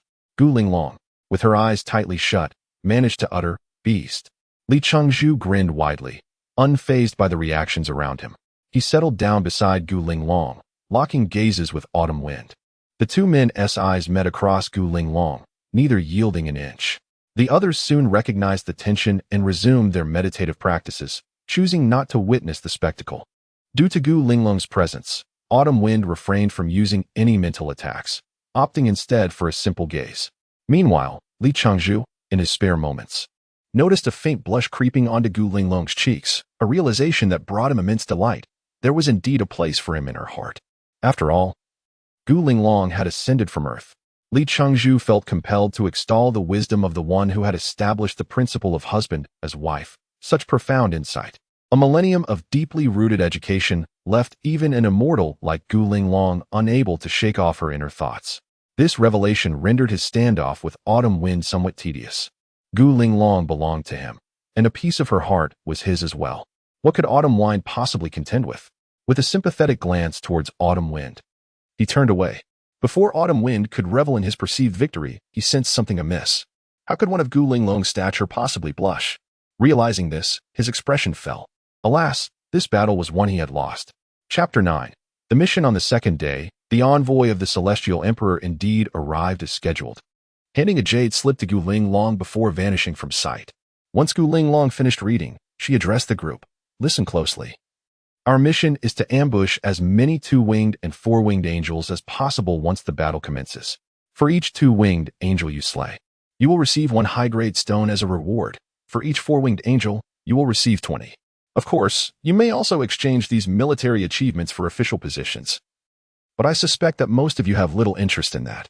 Upon hearing this, everyone nodded in agreement. Gu Linglong continued. Those who manage to kill 30 angels of equal strength will be exempt from participating in this war. This statement seemed to lift the spirits of the crowd. As the duration of the conflict between the angelic realm and the celestial realm was uncertain, and none wished to be trapped indefinitely. It was this final remark that instilled hope. Li Changzhu mused internally. The celestial emperor's strategy, regardless of its nature, was undeniably effective. With the allure of high-grade stones, it was likely that those without backing would exert considerable effort. Gu Linglong, being an immortal and the overseer of a city, only received 100 high-grade stones in a year. Killing a four-winged angel would yield 20 stones. Wealth indeed comes with risk. The Celestial Emperor is quite cunning. Report. Li Changzhu raised his right hand and called out loudly. The crowd turned to look at him, confusion etched on their faces. Gu Linglong furrowed her brow slightly. What is it? Finally, she was willing to converse with him. Li Changzhu chuckled mischievously. I merely wish to know how we can ascertain the number of angels we have slain, as there seems to be no evidence. At this, everyone regarded him with expressions that suggested he was foolish. Gu Linglong, ignoring their looks, replied, Angels possess a substance known as the crystal of the divine, located near their hearts. After slaying them, you can extract this crystal as proof of your kills. With a glint of mischief, Li Changzhu inquired. But what if someone else kills an angel and I extract the crystal? Whose credit would that be? Gu Linglong pondered for a moment before uncertainly responding. It should count as yours. Qiu Feng interjected sarcastically. Even a lowly two-winged angel possesses the strength of a mid-stage spirit separation cultivator. Do you really think you could manage that? You couldn't even scratch them. Li Changzhu smiled faintly, graciously ignoring the jab. Meanwhile, Xiaoying, who was nearby, understood Li Changzhu's intentions and watched him with a sly grin. Gu Linglong continued. All right, I've said all that needs to be said. Thankfully, we won't have to confront the angels head-on. Remember, if you can fight, then fight. If you can't, make sure to flee. She glanced at the triplets, particularly emphasizing, you must be cautious not to let your cultivation suffer. The triplets bowed simultaneously. Thank you, City Lord, for your concern. After ensuring all instructions were conveyed, Gu Linglong concluded. Now, everyone should rest and await the envoy's notification. Yes, my lord, the group replied in unison. As Qiu Feng passed by Li Chengzhu, he provocatively remarked, Novice, remember to hide behind the adults. We wouldn't want you to perish too soon. Haha. Li Chengzhu smiled back at him, retorting, the adults are more than willing to protect me. If you have the ability, why not join me? Shameless. Qiu Feng shook his head, choosing not to further engage. Li Chengzhu wore a broad smile, showing no signs of embarrassment. While others rested, Xiaoying eagerly approached Li Chengzhu, a bright smile on her face. What do you want? Li Chengzhu asked, unnerved by her grin, trembling slightly. Hee. Xiaoying beamed, then cast him a flirtatious glance, grabbing his hand and shaking it. I want 30% of the spoils, all right? 30% of what? Li Chengzhu feigned surprise. Xiaoying playfully insisted, your share of the spoils, of course. Haven't you considered letting me dig out the crystal of the divine? Li Chengzhu adopted a righteous expression and declared, how could you even think of such a despicable thing? Xiaoying pouted, no need for secrets between friends. I want 30%. Li Chengzhu scoffed, you realize it's my spoils. So why should I share 30% with you? What do you offer in exchange? Xiaoying huffed dismissively, unfazed by his suggestive gaze. Fine. If you don't want to share, I can always shout that you possess a treasure mouse and intend to steal other spoils. Li Chengzhu pointed to the small creature perched on his shoulder. This little thing? Before Xiaoying could respond, Li Chengzhu seized a nearby cultivator and said, Brother, I have a treasure mouse for sale. Would you be interested?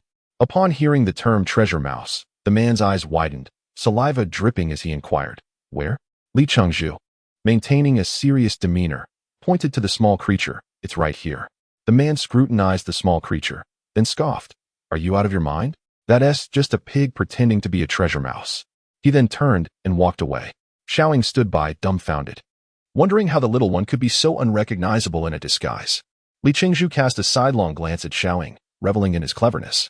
Xiaoying's extortion attempt ultimately failed, while Li Chengzhu felt quite pleased with his astute decision to raise the little creature to resemble a pig. He no longer needed to carry it in a travel bag. However, a day later, Xiaoying completely forgot about the incident and came back to chat animatedly with Li Chengzhu, prompting him to ponder whether she was inherently oblivious. Yet, their conversations over the next few days enlightened Li Chengzhu on many matters.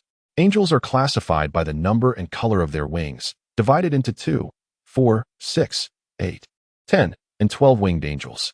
Each winged angel comes in gray, white, and silver, corresponding to the early, mid, and late stages of cultivation. The 2-winged gray-winged angels are the lowest tier, possessing combat capabilities akin to a mid-stage spirit separation cultivator. 4-winged angels are equivalent to those in the great ascension stage. Ordinary immortals can only contend with 6-winged gray-winged angels. As for the higher tiers, Xiaoying mentioned that it was beyond their concern, leaving it to the higher immortals to deal with. If encountered, one must flee with all their strength, otherwise, the outcome would be obliteration. Li Chengzhu contemplated his own strength. His defensive capabilities, bolstered by his celestial armor, could barely withstand a strike from a 4-winged white-winged angel. However, if he could unleash the annihilation bow with his nascent soul's spiritual power, he could undoubtedly take down a 4-winged silver-winged angel in one shot. If given enough time to harness the essence of wood, even a 6-winged angel would not pose a challenge. The power of the annihilation arrow could be adjusted according to need. Yet, using his physical spiritual power would only allow him to severely injure a 4-winged white-winged angel. As the disparity between nascent soul and physical cultivation was vast, not to mention their qualities were on entirely different levels. Observing the multitude of powerful figures around him, Li Chengzhu lamented his own vulnerability. Without the annihilation bow, even at the mid-stage of out-of-body cultivation, he would be easily overwhelmed. Chapter 10. The beginning of war. The Red Rock Plateau buzzed with an unusual fervor. 300,000 cultivators of the spirit stage and over 10,000 immortals gathered within a 50-mile radius. While an immense number of additional cultivators were en route to provide support, the ground was strewn with heavenly mechanism stones, essential for replenishing spiritual energy and cultivation, transforming the otherwise chaotic atmosphere into one rich with vitality. Bright orbs of protective spiritual energy oscillated with their owners' movements, gradually animating this desolate land. 200 miles away, the Western Angels were meticulously preparing for their offensive. After 5 millennia of recuperation, they were slowly regaining their strength. Hundreds of thousands of troops awaited the command from their leader to commence their assault. Many angels began to emerge from spatial rifts, flapping their wings as they joined the fray, akin to a droplet merging into the vast ocean. A small creature, clutching a storage ring in its mouth, darted among the meditating cultivators, pilfering exquisite heavenly mechanism stones wherever it went. Nurtured by these precious stones, its speed increased exponentially, making it nearly impossible for even the ancient Ling Long to catch. Cunningly, it avoided areas populated by powerful immortals, instead targeting the weaker practitioners, snatching the stones before they could react. Li Chengzhu was ecstatic. This was far more lucrative than crafting weapons. Little Shadow, grinning mischievously, counted the superior stones in their storage ring, feeling a swell of satisfaction. Indeed, this generous benefactor was quite lavish, granting them 50 superior stones at once. In just a few months of following this benefactor, their wealth had multiplied nearly tenfold. In the past, such fortune would have sent them into raptures, but now, Little Shadow sought even greater rewards. The small creature, drooling as it counted its treasures, seemed oblivious to its own worth. Little Shadow schemed to keep the creature for themselves. If this benefactor were to perish in battle, the creature would be theirs. Though they opened their mouth to speak, only the words die. Die seemed to form silently on their lips. The war horn finally sounded. After months of anticipation, the Angelic Legion grew weary of petty skirmishes. As dawn broke, a command from their general sent 100,000 angels, as the vanguard, charging toward the cultivator's stronghold. The scouts quickly relayed this intelligence back to the temporary command center. Upon hearing the news, Yi Zhiqiu, the third-grade war commander overseeing the cultivators, immediately ordered all practitioners to assemble and prepare to counter the angelic provocation.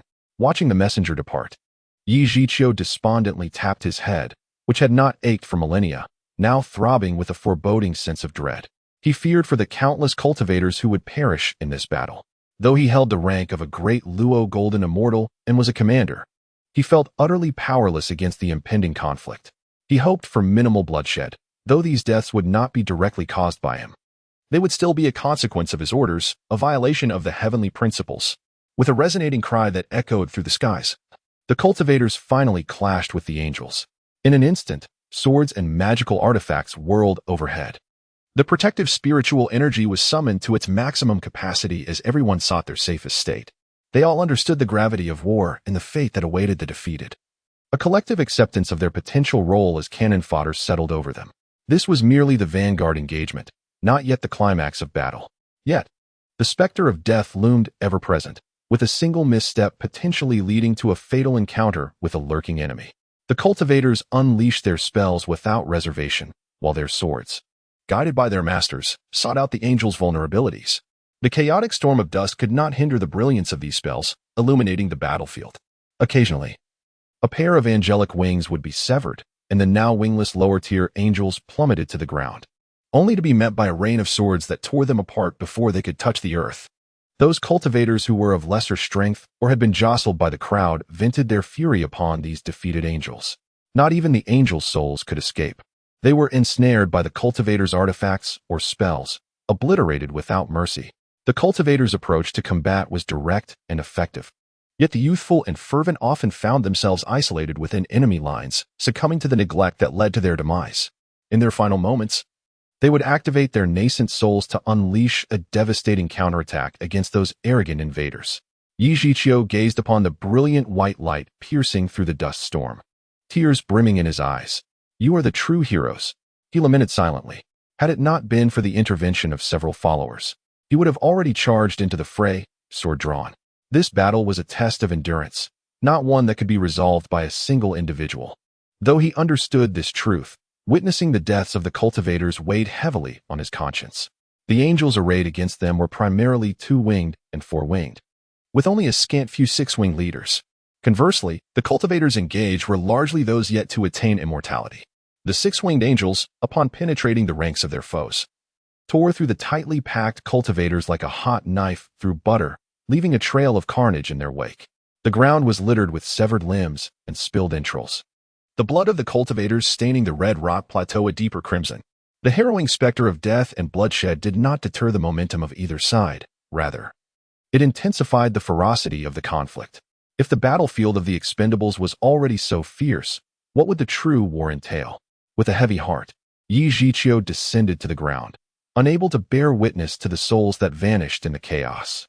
Li Changzhu and Little Shadow were interrupted in their counting by the sounds of explosions, glancing at Gu Linglong in confusion. With a soft sigh, Gu Linglong remarked, "It has begun. Those sounds signify the self-destruction of nascent souls." The revelation struck them like a thunderclap, their mouths agape in shock. Li Changzhu felt as though a golden rod had been thrust into his mind, churning his thoughts. If each explosion represented a cultivator's self-destruction, then the cacophony they had just heard indicated that over a dozen had already perished. Sharing a horrified glance with Little Shadow, they both were taken aback by the brutal reality of war. The cultivators, even when their physical forms were annihilated, could reconstruct their bodies as long as their nascent souls remained intact. It was only in the direst of circumstances that one would resort to such self-sacrifice. What kind of war would compel individuals to destroy their own nascent souls? As these thoughts consumed Li Changzhu, more explosions echoed in their ears. Looking at Little Shadow, he could only chew his lip in silence, while Little Shadow wore a mask of guilt. Moments ago, they had been joyfully counting their superior stones, yet now, the owners of those stones might very well have fallen in battle. Reflecting on their actions, Little Shadow lowered their head and approached Li Changzhu, offering the 50 superior stones. Li Changzhu grimaced, snatching them and stowing them away in his storage ring. No need to offer them back. After all, those individuals may already be dead. Why not take what we can? Chapter 11. The Assault Team. The Suicide Squad. The envoy's orders finally arrived. On the evening following the conclusion of the Vanguard battle, the envoy brought forth a directive for Gu Linglong to lead a team for a surprise assault on the Angel's stronghold.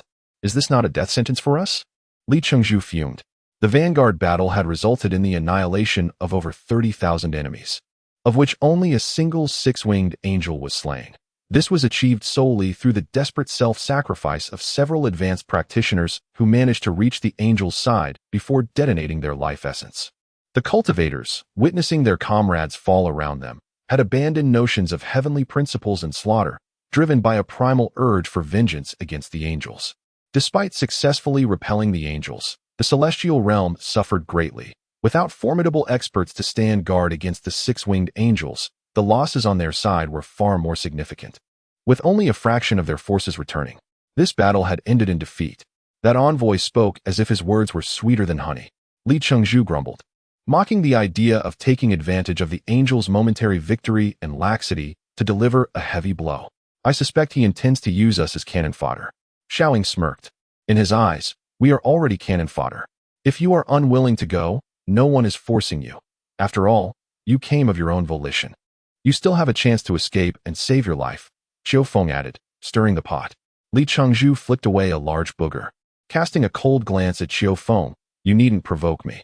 If I wish to go, I shall. If I do not, then I shan't. Who cares? Certainly. One must be wise in their decisions. With your current abilities, no one would dare to criticize you even if you fled, Qiu Feng remarked, making a diving gesture. Everyone realized Qiu Feng's mimicking of a turtle diving, and Xiaoying struggled to suppress her laughter. Li Changzhu observed the other's shoulders shaking, clearly holding back mirth. If you wish to laugh, then laugh. Why suppress it? Li Changzhu snapped, glaring at Qiu Feng, who said I wouldn't go. How could I miss out on such an opportunity? He scrutinized Qiu Feng. I wonder how long you, Lord Qiu, can survive. Qiu Feng smiled nonchalantly. That's good. Rest assured. Even if you perish, I will ensure to retrieve your body. Li Changzhu fixed a cold stare at Qiu Feng. Then I thank you in advance, Lord Qiu. No need for thanks. We are comrades, after all, Qiu Feng chuckled. Comrades? Don't you dare stab me in the back at the critical moment. Li Changzhu rolled his eyes skyward. The assembly order was swiftly communicated, and Gu Linglong led the group towards the designated gathering point. A total of 10,000 souls were to embark on this daring assault. Among them were 100 celestial beings, each commanding a 100-member team, thereby gathering the elite from 100 cultivation cities. Who knows how many among these 10,000 will return alive? The Celestial Emperor truly is subtle, Li Changzhu mused, noting that not a single high-ranking celestial being had been dispatched thus far, merely utilizing cannon fodder as a front. Does he believe that once the cannon fodder is exhausted, the celestial realm will have a future, even if the war is won? Damn it. I'm not going to worry about this. Li Changzhu scolded internally. This was the Emperor's affair. His current aim was to preserve his own life and perhaps protect his beloved future wife and Xiaoying. However, observing their cultivation levels, Li Changzhu felt a pang of insecurity. He needed to elevate his abilities swiftly. Otherwise, he would be relying on his wife for protection. What a disgrace. The scouts had returned specifically to brief the 10,000 on the angelic encampment ahead. The angels were not clustered together like the cultivators, but were instead divided into 3 major sections, organized by their strength. This revelation transformed the seemingly futile assault into one imbued with hope. The largest section contained 200,000 angels, comprised solely of 2-winged and 4-winged angels, within which were further subdivided smaller areas. The mission was to eliminate as many angels as possible within the span of a single incense stick's burn time. Should the duration extend, they risked being encircled. After detailing the mission, the scout cast a sympathetic glance at the crowd, knowing that they might not return at all. Once the commander had delivered an impassioned speech, the 10,000 warriors charged forth, resolute in the face of death. Damn it, Li Chengzhu muttered under his breath. Xiaoying frowned beside him. Could you not be so crude?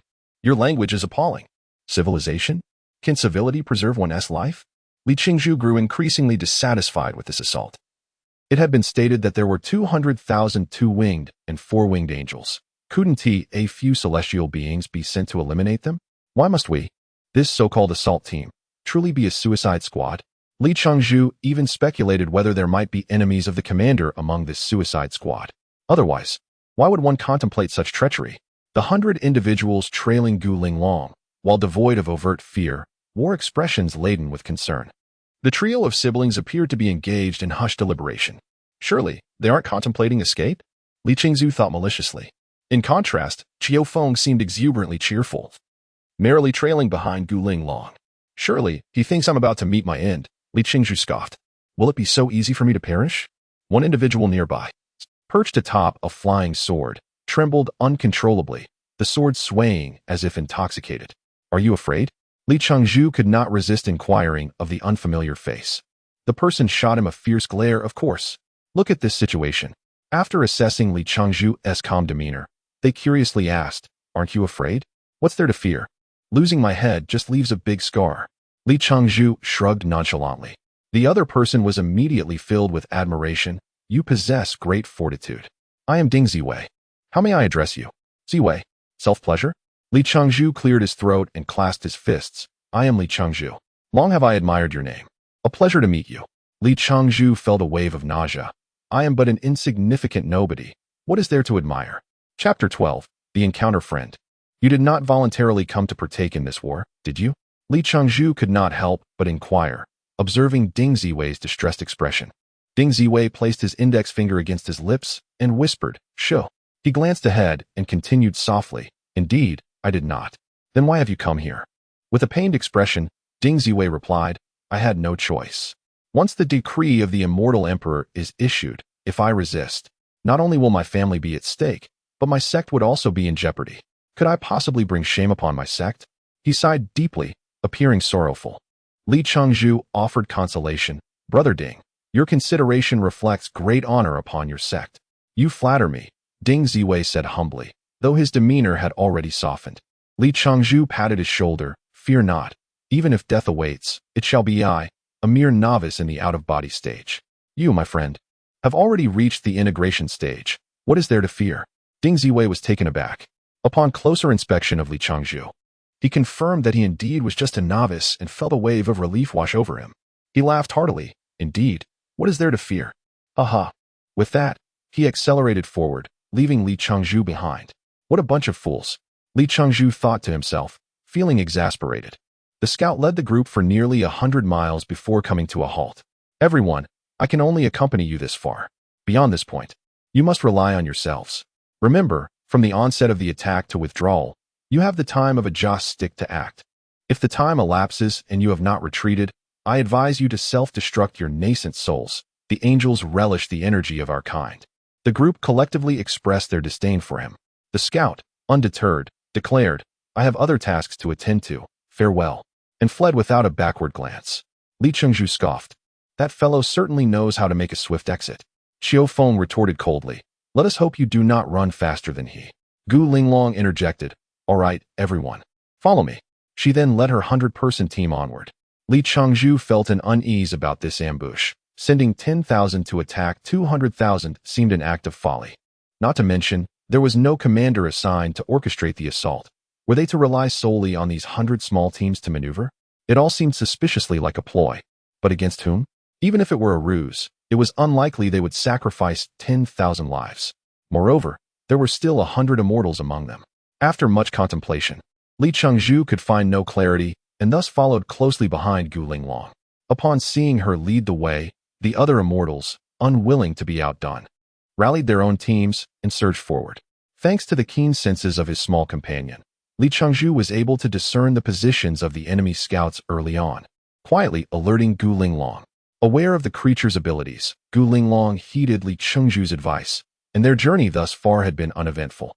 The rear teams, being astute, closely followed Gu Linglong, inadvertently evading the enemy's reconnaissance.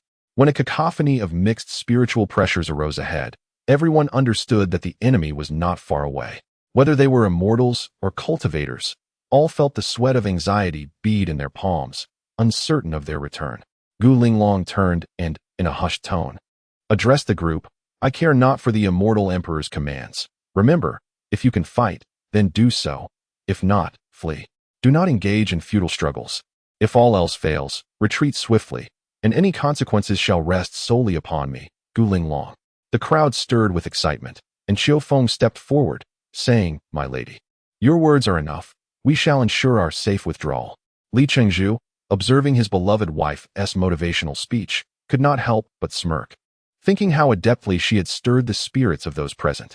As he appeared nonchalant, Xiaoying reached from behind and pinched the flesh at his waist, causing Li Chengzhu to grimace. Gu Linglong cast a concerned glance at him. Be careful. Li Chengzhu grinned. Fear not. I assure you. There are those who will perish before I do. With that, he shot a provocative glance at Qiu Feng. Before Qiu Feng could respond, a sudden uproar of combat erupted nearby. Damn it! Li Chengzhu cursed aloud. They said it was a surprise attack. Who has caused such a commotion? The noise of their treasures rivals thunder. It is obvious an enemy has breached our ranks. A group of reckless individuals shouted, Kill! Annihilate these birdmen. Li Chengzhu nearly collapsed in disbelief. These fools are far too naive. If I find out who is responsible for this, I will shove their head where the sun does not shine. He fumed. With their position compromised, the ambushing force found itself in peril, sensing waves of spiritual pressure rushing towards them. Gu Linglong made a swift decision. Quickly, follow me. She led the group away from the chaotic front lines. Although breaking away from the main force increased their danger, a smaller unit could more effectively maneuver during an ambush, utilizing the cover of the red dust storm. Gu Linglong guided her team along the periphery of the angelic stronghold. Within moments, they encountered a handful of isolated angels.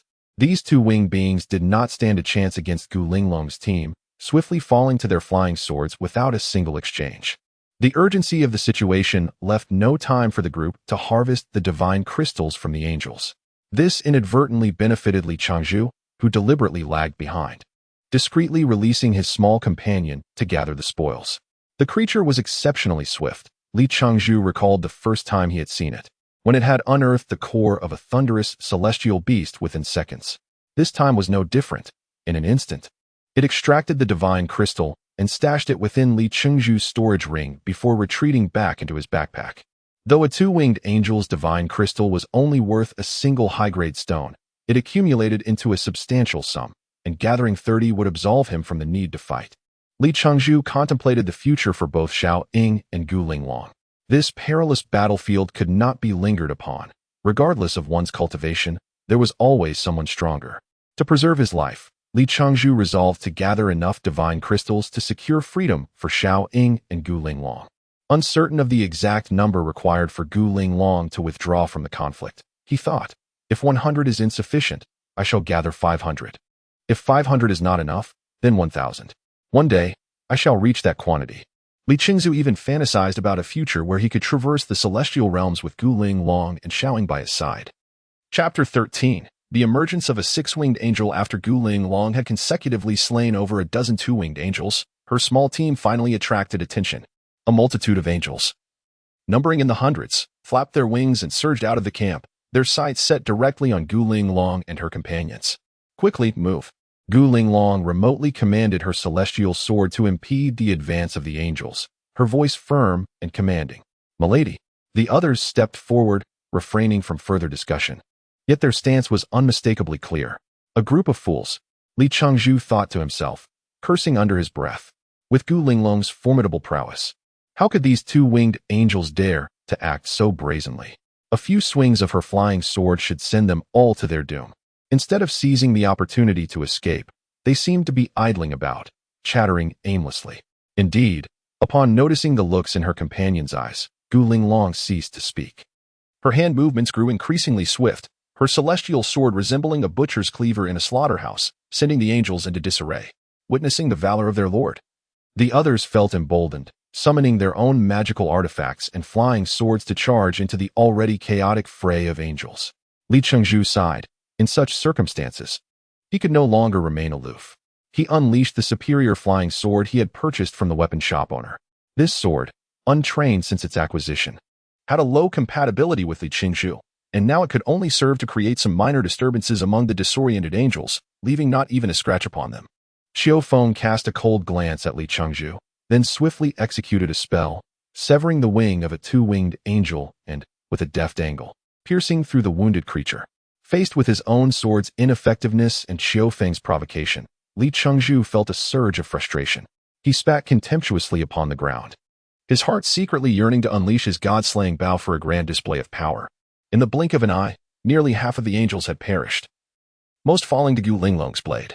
The title of fairy was not earned lightly. However, the increasing fluctuations of spiritual pressure warned everyone that this was not a place to linger. After cleaving several reckless angels in half, Gu Linglong furiously shouted, "Retreat," and led the way back into the skies. The slaughter had not hardened Gu Linglong. Rather, it accentuated a delicate charm about her. Li Chengzhu gazed at the ground littered with angelic corpses, swallowing hard. This was all money. His heart bled for the losses. Though the battle had seemed lengthy, it had only lasted the time it takes to burn half a stick of incense. They were now halfway to the deadline for retreat. At this moment, Gu Linglong had no intention of returning for a sneak attack. She merely wished to return to the gathering place of the cultivators swiftly. After all, many angels had already been slain. As for the cultivators trapped behind enemy lines, even a return now would likely be futile. Nearby, the sounds of explosions underscored the intensity of the battle Gu Linglong faced. Suddenly, Li Chengzhu heard an alarm from the small item in his backpack, startling him. "Everyone, be careful," he shouted. Before his words had fully left his lips, a tremendous wave of spiritual pressure crashed down upon Li Chengzhu. Damn! Li Chengzhu felt a wave of frustration wash over him. Why was this happening to him? It was true that falling behind would lead to being struck. He regretted the momentary hesitation that had delayed their advance. Greed was indeed a sin. A resounding crash erupted behind Li Chengzhu, followed by a force that scraped painfully against his skin, sending him tumbling several times before he fell from the sky. "Are you okay?" Xiaoying rushed to Li Chengzhu's side, helping him up and inspecting him. Upon seeing he was intact, she felt a measure of relief. Li Chengzhu grimaced in pain, muttering, "You try taking a few tumbles. It hurts like hell." "It's good you're alive," Xiaoying said, suppressing his discontent, then anxiously raised her head to scan the sky. In the air, Gu Linglong had summoned her celestial armor, gripping her sword as she faced off against a six-winged angel. "Holy!" Li Chengzhu gaped in astonishment. One pair, two pairs, three pairs, indeed, 6 wings. Though the color of the wings was indistinguishable from afar, the 6 wings were unmistakable. What the hell? Hadn't the scouts reported that this area contained only 2-winged and 4-winged angels? Where had this 6-winged angel sprung from? If he survived this encounter, he swore to make the scout pay for their misleading information. Li Chengzhu clenched his fists in anger. If that previous blow had been swiftly blocked by Gu Linglong, he would surely have met his demise. "Count me in." Xiaoying, surprisingly approving of Li Chengzhu's coarse language, echoed his sentiment. How dare they misreport military intelligence? Such a crime was unforgivable. Yet, the current situation left Li Chengzhu far from elated. Even a 6-winged gray-winged angel possessed the strength of a late-stage immortal. How could Gu Linglong, a mere novice immortal, hope to contend with that? Moreover, cultivators excelled at harnessing the spiritual energy of the heavens and earth. Engaging in close combat wielding a flying sword was not their forte. Though the angels' ranged attacks were not particularly formidable, they were exceptional in melee combat. Otherwise, the recent skirmish would not have gone so smoothly. It was precisely because Gu Linglong, the half-immortal, had struck first, allowing the others to attack from a distance. Had the angels gotten too close, they would surely have faced dire consequences. Gu Linglong, being an immortal, understood this principle well. She had risked herself to save Li Changzhu, using her immortal body to block that blow. Now, tightly pursued by the six-winged angel, it was impossible for her to create distance. Realizing the gravity of the situation, Li Changzhu fell into self-reproach. Stealing a glance at Xiaoying, he inquired, "What if Gu Linglong falls?" Xiaoying shot him a fierce glare, enunciating each word. "You'd better prepare for dismemberment." Damn! Li Changzhu felt dejected. The possibility was indeed troubling. If Gu Linglong were to perish, not only would he struggle to evade the angel's pursuit, but her legion of followers would surely tear him apart. Xiaoying turned her head to regard Li Changzhu, sneering. "Are you thinking of fleeing?" "Impossible," Li Changzhu declared emphatically. "How could he, Li Changzhu, stoop to such cowardice?" "Then good," Xiaoying mumbled. "Or else my sister would truly be blind." She glanced at Li Changzhu and continued, "Stay here and don't move. I'll see if I can assist my sister." Once Xiaoying vanished from sight, Li Changzhu wiped the sweat from his brow. Damn, he had indeed entertained thoughts of escape, only to have them discovered by Xiaoying. What a disaster. Chapter 14. The battle. At this moment, Gu Linglong found herself in a predicament, as the six-winged, gray-winged angel closed in on her, feeling akin to a piece of chewing gum stuck to her. No matter how hard she tried, she couldn't shake it off.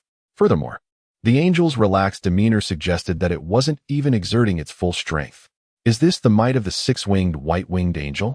A wave of sorrow washed over Gu Linglong. She had rushed in to save that young man without a second thought, failing to consider the consequences. Now, as she reflected on her impulsive action, she questioned whether she regretted it. However, there was no time to dwell on such troubling thoughts. The six-winged angel observed Gu Linglong, who gritted her teeth to withstand its attacks. With a sinister smile, a burst of explosive energy erupted from the weapon in its hand, striking directly at Gu Linglong's chest. In a moment of desperation, she raised her celestial sword to block the attack. There was a resounding clash, and a sphere of white light erupted. The onlookers witnessed Gu Linglong emerge from the luminescence, swaying unsteadily as she began to plummet toward the ground. "Master!" The crowd gasped in unison, hastily piloting their flying swords toward the spot where Gu Linglong was about to land. "Where do you think you're going?" The six-winged angel laughed with glee, raising its weapon and swiftly piercing through two cultivators at the combined stage, leaving them lifeless on the ground. Damn it! Li Changzhu stared in shock at the unfolding events. It was too powerful. This six-winged angel was beyond the capabilities of these individuals. Before the crowd could recover from the shock, the six-winged angel vanished from their sight in an instant, reappearing beside the two fallen cultivators. With a swift motion, it grasped their primordial spirits. The two tiny figures seemed bewildered by their predicament, in the grip of the six-winged angel. They looked around in confusion until they finally recognized their foe and began to struggle in terror. Delicious. The six-winged angel relished the expressions of the two primordial spirits, seemingly enjoying their torment. "Release them," Gu Linglong shouted, flying in from a distance, desperately suppressing the urge to spit blood. The six-winged angel grinned wickedly, ignoring Gu Linglong entirely. Instead, it opened its mouth wide and swallowed the two primordial spirits after a brief moment of chewing, licking its lips in satisfaction. Truly delectable. "Beast," Li Changzhu lamented inwardly. This was no angel, it was a demon. The crowd glared furiously at the six-winged angel, but dared not advance. The six-winged angel withdrew the weapons embedded in the bodies of the two cultivators and waved them menacingly, proclaiming, "Come at me. I'm feeling a bit hungry." Gu Linglong cast a sorrowful glance at the crowd, never anticipating that she would encounter a six-winged angel so swiftly. The only strategy left was to delay its actions, providing others with an opportunity to escape. After formulating her plan, she spoke softly to the others. "Once I engage it, you must flee as far as you can. Do not concern yourselves with me. Master, I have my own means of escape. You need not worry." Gu Linglong flashed a beautiful smile at the group, feeling fortunate for their unwavering support. "Thank you all for your loyalty." After a final glance toward Li Changzhu, she formed a spell gesture, commanding her celestial sword to launch an unhesitating attack on the six-winged angel. Seeing that fleeting glance from Gu Linglong shattered Li Changzhu's heart, he cursed under his breath, determined to risk everything to rescue Gu Linglong and Xiaoying, regardless of the consequences for the others. Yet, not a single member of the group moved after Gu Linglong's words. They all drew their flying swords to assist her in battle. "Get away," Gu Linglong exclaimed in shock, raising her voice. "If our master does not flee, Neither shall we. Qiufeng replied coldly, while the others displayed resolute expressions. Just you lot? The six-winged angel sneered contemptuously, launching another attack. A streak of light shot forth, piercing through two more cultivators, their primordial spirits captured before they could escape, and swallowed whole by the six-winged angel. Everyone, be cautious. Gu Linglong realized there was no point in further persuasion. The only hope now lay in their combined strength to defeat this six-winged angel and secure a chance to escape. In this critical moment of life and death, everyone unleashed their most potent skills against the six-winged angel. For a brief instant, even the formidable angel was forced to maneuver awkwardly, though the cultivators could not inflict significant harm on the six-winged angel. Any slight opening would allow Gu Linglong to strike and leave a mark on her foe. Before long, over 20 cultivators had perished in the skirmish, leaving Gu Linglong breathless. The six-winged angel, while largely unscathed, had lost the nonchalance it once held. Taking advantage of the chaos, Li Qingzhu crouched behind a large mound, concealing himself. He readied the demon destruction bow and the purple crystal bracelet, utilizing the bracelet's cloaking ability to perfectly mask his spiritual pressure. Drawing upon a substantial portion of the celestial spirit energy from his primordial spirit, he prepared the demon destruction arrow. To prevent the six-winged angel from noticing the arrow's green glow, he even draped a garment over the bow, with the dense energy of the red dust tempest and his disguise. He hoped the six-winged angel wouldn't detect anything unusual from his position. Despite being prepared, the six-winged angel moved with such swiftness, darting up and down, while the others were fully engaged in the fray. If he missed a shot and harmed an ally instead, the consequences would be dire. Li Qingzhu was confident that this arrow possessed the power to obliterate the six-winged angel completely. His mastery of the primordial spirit had already reached the late stage of spirit separation, and the energy he wielded was celestial spirit energy. However, he had no surplus energy to prepare such a formidable arrow again, so this shot had to strike true. As the battle raged on, a multitude of varying spiritual pressures surged toward them. The six-winged angel laughed heartily. My reinforcements have arrived. Let us see how you perish this time. With that, it intensified its attacks. A wave of panic rippled through the group. Facing one six-winged angel was already overwhelming, and now there were unknown numbers of angels approaching. Their demise seemed inevitable. In that fleeting moment of alarm, the six-winged angel struck down another cultivator, one of the triplets. Yuanlin. Two voices cried out in unison, belonging to the remaining siblings, Yuanmu and Yuansen. At that moment, the arriving angels landed on the battlefield, and the six-winged angel, clutching Yuanlin's primordial spirit, retreated to the side. Gesturing commandingly, annihilate them. It then opened its mouth wide, preparing to absorb Yuanlin's energy. Chapter 15. The Triad's decision. The newly arrived angelic forces surged onto the battlefield like famished tigers descending the mountain, crashing into the already disheveled and utterly exhausted ambush team. The scene was reminiscent of a searing blade slicing through butter, cleaving the cultivators in two. Gu Linglong was in a state of anxiety. The disparity in strength between the six-winged angels and their own team was already daunting, and now, with an unexpected influx of angels, the flickering hope had been extinguished in an instant. The sacrifice of Yuanlin sent shockwaves through the hearts of the remaining cultivators. While the earlier losses had weighed heavily on their spirits, Yuanlin's demise ignited a collective fury among them.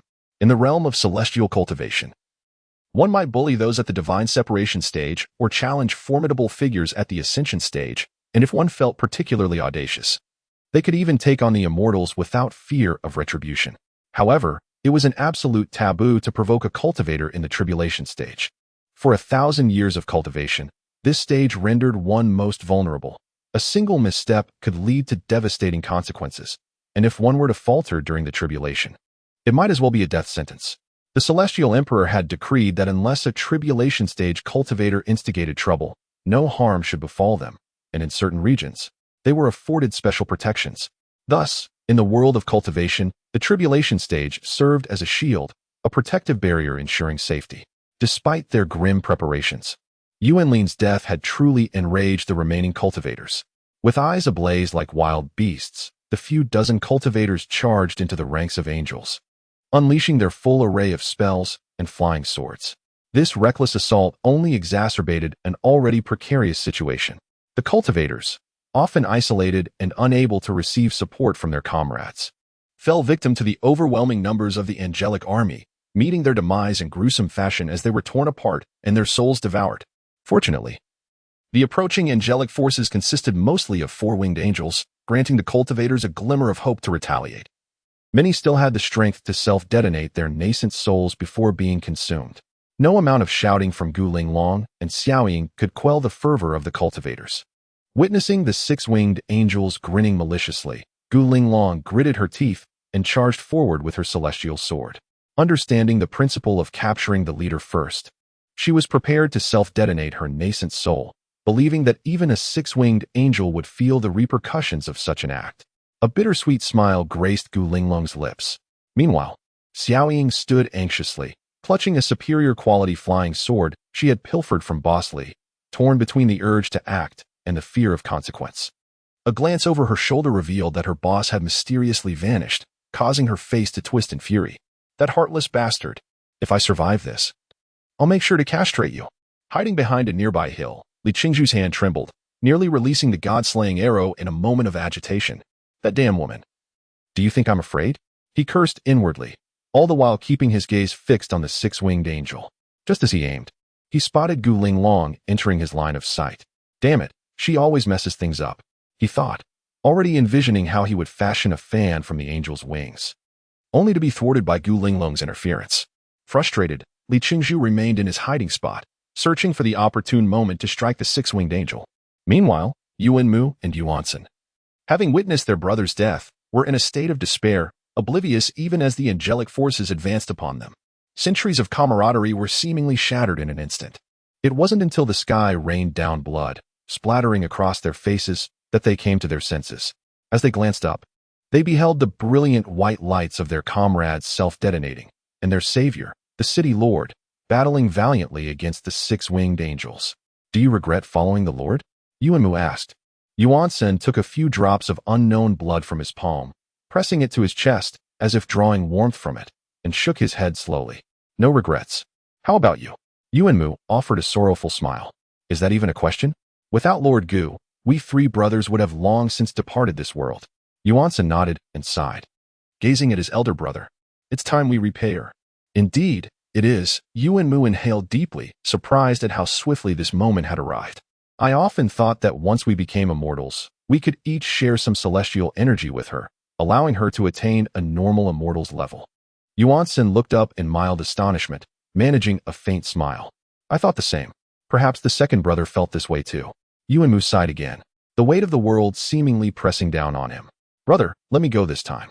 Yuansen's expression was resolute. No, Yuan Mu firmly rejected, invoking his position as the elder brother. Your cultivation is not as advanced as mine. Your meridians cannot accommodate that much energy. Brother, for centuries, you have cared for me. Allow me this chance, Yuansen pleaded earnestly. Enough of this. They cannot hold out much longer. Yuan Mu glanced at the chaotic battlefield, where only about 20 of the original 100 remained engaged in desperate combat. The situation was dire. Let me go? You must survive. As long as you can find that person, you still have hope for cultivation. Brother, Yuansen persisted. Yuan Mu turned to firmly grasp his brother's shoulders, raising his voice. Little brother, now is not the time for debate. If we do not act, our Lord and the others will truly perish. Do you wish for our second brother's sacrifice to be in vain? Do you wish for anything to happen to Lord Gu? As your elder brother, I command you, hurry. Yuansen's expression wavered momentarily before he resolutely nodded, retrieving a massive talisman from his ring. Although Li Qingzhu was nearby and overheard the brothers' conversation, he had no time to concern himself with their plight. He only hoped that Gu Linglong could extricate herself from the battlefield quickly and shoot an arrow, preferably one that would strike true against the six-winged angel. If not, it mattered little. He was on the verge of exhaustion, having not anticipated the immense energy drain required to maintain the god-slaying arrow. Damn it. What kind of celestial artifact is this?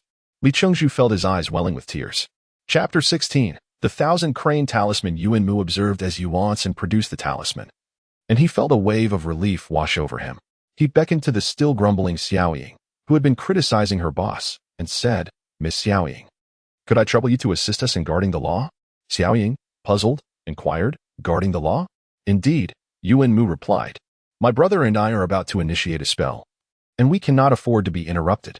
We kindly ask for your protection, even if just for a brief moment. Xiaoying scrutinized the two brothers before her. Noting their composed demeanor, which starkly contrasted with the grief one would expect from those who had recently lost a loved one.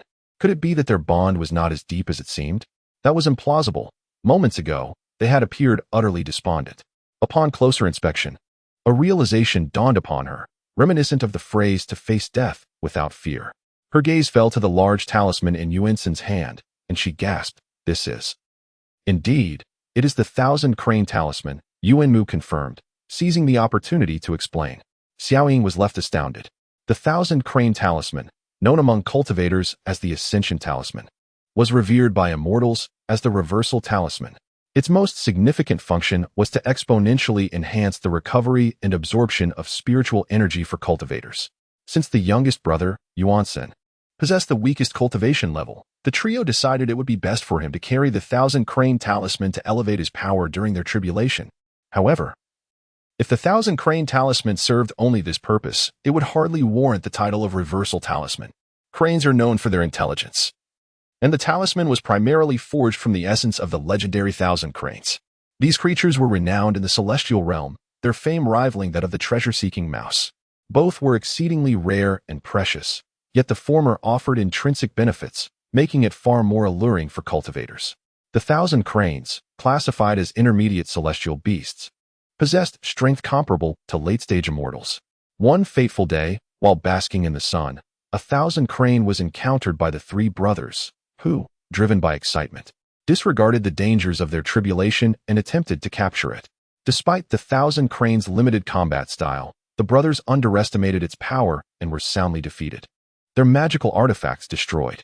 Had it not been for the timely intervention of Gu Linglong, who happened to be passing by, they might have perished beneath the beak and wings of the crane. Ultimately, the four joined forces, exhausting their energies to vanquish the Thousand Crane. Ever since that encounter, the brothers held Gu Linglong in high esteem.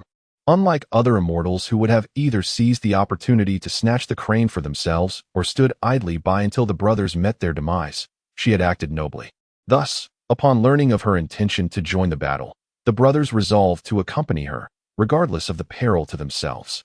However, they were unprepared for the brutal nature of this conflict, where the second brother, Yuan Lin, suffered a devastating blow, leaving no hope for survival. As their comrades were embroiled in fierce combat, the brothers recognized that their own presence in the fray would be futile, prompting them to devise a plan for their escape. Every life saved is a blessing. May our leader remain unharmed, Yuanmu silently prayed. With a determined nod to Xiaoying and Yuansan, Yuanmu commenced the extraordinary ritual. The Thousand Crane Talisman, beyond enhancing cultivation speed, possessed another crucial function, the transference of spiritual power.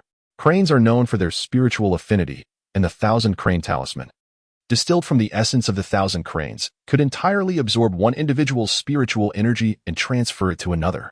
Naturally, a blood relation was required for the process, making the brothers, being from the same womb, ideally suited for this. While the beneficiary would gain substantial benefits from the ritual, the practitioner would sacrifice their own cultivation and lose all potential for future ascension, allowing a novice cultivator to attain the power of an immortal instantaneously. This capability qualified the Thousand Crane Talisman as the Ascension Talisman and earned it the title of Reversal Talisman among cultivators.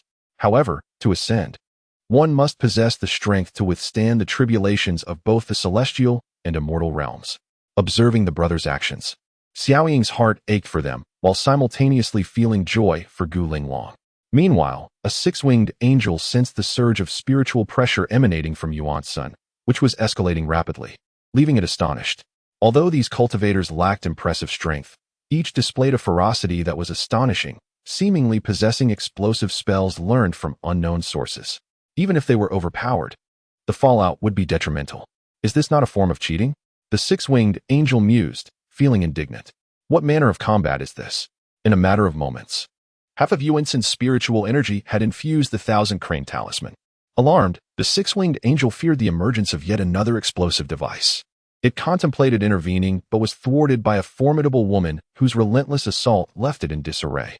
Frustrated, the six-winged angel struck Gu Linglong away and shouted, "Someone, go and stop that individual." A few angels, receiving their orders, swiftly departed the battlefield toward Yuansan and the others.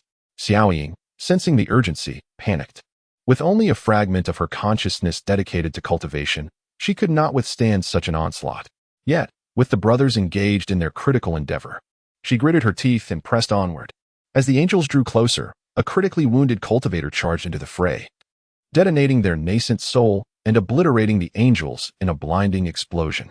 The remaining dozen cultivators, though many were unaware of Yuanmu's intentions, quickly grasped the situation and, with a resigned sigh, shielded him from the angels' approach. Others soon followed suit.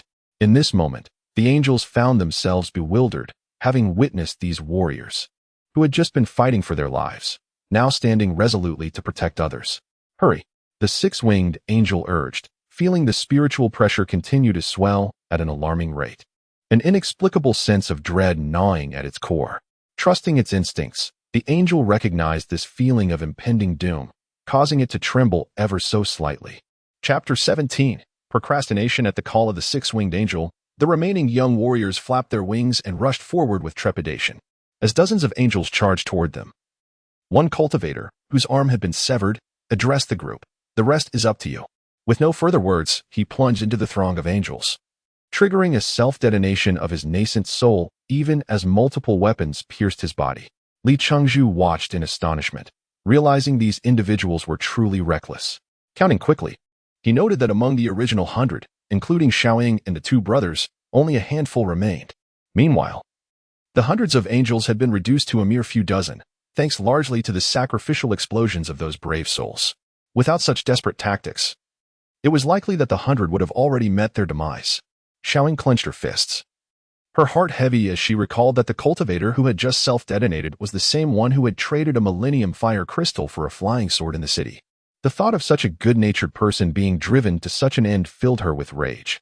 Dazed by the explosive energy, the angels stood before the cultivators, who were outnumbered 5-1, exchanging uncertain glances. That level of destructive force was beyond their capacity to endure. Yet they could not disregard the commands of the six-winged angel. After a brief deliberation, a few lesser angels ventured toward Yuanmu, but before they could proceed far, they were swiftly dispatched by the cultivators' controlled flying swords. Enraged, the angels surged forward, muttering threats of dismemberment. However, before they could finish their taunts, another cultivator emerged from their ranks, followed by a flash of white light. The surviving angels cursed inwardly, questioning the logic of their situation. As the white light dissipated, a substantial number of angels had been lost, while the earlier self-detonated cultivator, now at the Great Ascension stage, was accompanied by one of the 6 Great Ascension angels. "Brothers, fare thee well." Qiu Feng, bloodied sword in hand, stood resolutely before Yuanmu and the others, tears brimming in his eyes but his expression unwavering. Perhaps this was the only way to ensure everyone's survival. Upon seeing the Thousand Cranes talisman in Yuanmu's possession, Qiu Feng understood Yuanmu's intentions. The remaining cultivators, sensing the gravity of the situation, formed a protective wall around Yuanmu, resolute in their stance against the angelic forces. Their defiance bewildered the angels momentarily. Should they attack? With fewer numbers, they would be outmatched. Yet, to refrain from action would invite the wrath of the six-winged angel. It was a precarious dilemma, and frustration mounted among the ranks. From behind a hill, Li Chengzhu kept a vigilant eye on Gu Linglong and the six-winged angel, not daring to blink, fearing any delay might cost them dearly. Though there was a significant disparity in their powers, the six-winged angel was momentarily stymied by Gu Linglong's reckless approach. The battle reached a stalemate as both sides maneuvered cautiously. Time passed agonizingly slowly, and Li Chengzhu felt increasingly powerless against the overwhelming energy of the destruction bow. Meanwhile, Xiaoying was drenched in sweat. In just a short while, the angels had made 2 probing attacks, both ending with their own comrades self-destructing. Her heart bled for the fallen. In her 300 years of life, she had never witnessed such gruesome deaths. A fierce wind whipped through the battlefield, intensifying the chaotic storm of red dust that battered everyone present. Li Chengzhu squinted, striving to keep pace with the six-winged angel. Not far off, a torrent of spiritual pressure approached, and the remaining cultivators' expressions shifted as they realized reinforcements for the angels were imminent. Qiu Feng's hand trembled around his sword, praying fervently for Yuanmu to act swiftly. Finally, just before the angelic reinforcements reached the battlefield, Yuanmu took a deep breath. "All right, everyone, take the master and flee. I will handle the rest." Turning to the group, they witnessed Yuanmu, previously at the tribulation stage, now exuding an aura even more potent than Gu Linglong's. The chaotic spiritual pressure encircled him, preventing the storm from advancing within a radius of 3 zhang. Qiu Feng sighed softly, wishing to pat Yuanmu's shoulder. But the overwhelming energy kept him at bay. He smiled sadly. "Brother, it's on you now. I will take good care of Yuan Sr." Yuanmu clasped his hands in gratitude. "Thank you." He then surveyed the group with an air of confidence. "Quickly, assist the master in her retreat." The remaining cultivators, now numbering fewer than 10, bowed respectfully to Yuanmu and soared towards the battlefield, where Gu Linglong and the six-winged angel clashed. The six-winged angel was struggling to contend with Gu Linglong when, without warning, a cultivator crashed into the fray, shouting, "Master, hurry and leave." He rushed forward, seizing the six-winged angel and dragging him away. Before Gu Linglong could utter a word, Qiu Feng and the others were already at her side, urging her to flee. Xiao Ying, aided by another cultivator, followed closely behind, muttering curses at her boss, vowing to incapacitate him and toss him back into the angelic ranks for their amusement. Recalling her boss's handsome face, Xiao Ying smiled wickedly. The cultivator who had carried the six-winged angel a considerable distance finally looked up, confirming that Gu Linglong was out of danger before smiling faintly at his enemies and preparing to self-detonate. However, he quickly realized his power was waning. Upon seeing his diminished form, he understood his nascent soul had been captured by the enemy. The six-winged angel seethed with rage, enraged that such a weak opponent could carry him so far. Regaining his composure, he summoned a flame and tossed the diminutive figure into it, reveling in the torment of the soul as it was consumed by the flames. Chapter 18. One arrow to annihilate the six-winged angel. As Gu Linglong and her companions retreated, Li Chengzhu found himself in an exceedingly awkward position behind the earthen mound. Moments ago, he had managed to catch a glimpse of the six-winged angel's location, only to have it whisked away by some unknown entity. Now, obscured by the chaos of countless angels and overwhelming spiritual pressure, he was unable to sense anything at all. The god-slaying arrow in his possession had long awaited its moment to strike, yet he was caught in a dilemma. Should he shoot, risking a miss, or refrain and waste the considerable spiritual energy that had summoned it? Frustrated, he cursed under his breath, lamenting the mischief of those around him. Just as he prepared to unleash the arrow into the fray of the angelic army, a brilliant light ignited the darkness of the red dust storm from afar. With his keen eyes, Li Chengzhu discerned a struggling figure amidst that radiant glow, along with the exuberant laughter of the six-winged angel behind it. The 3 pairs of enormous wings, like a flamboyant banner, unmistakably revealed the angel's presence. "At last, I have found you." Driven by a sense of profound emptiness and long-held intentions, Li Chengzhu swiftly released his arrow, then hastily followed in the footsteps of Gu Linglong and her group. In a remarkable display of instinct, a small creature darted from his travel bag towards the six-winged angel. A green beam of light shot forth from the ground at incredible speed, cleaving a vacuum through the raging storm, only for the red dust to eventually rush back into the void it left behind. This domineering green light surged straight towards the six-winged angel. After tormenting the cultivator's primordial spirit in the flames of the soul, the six-winged angel turned its attention to the battle unfolding elsewhere. Although the angelic reinforcements numbered in the thousands, they found their advance impeded by a cultivator whose earlier performance had been unimpressive. Yuanmu radiated spiritual energy, illuminating a considerable area around him, resembling a celestial being descended to the mortal realm, exuding an aura of invincibility. As his gaze swept over the lesser beings before him, a chill of impending doom coursed through the ranks of the angels. The six-winged angel, intrigued by the sudden escalation of the cultivator's power, pondered the source of such strength, only for its thoughts to be interrupted by a profound smile from the primordial spirit engulfed in flames.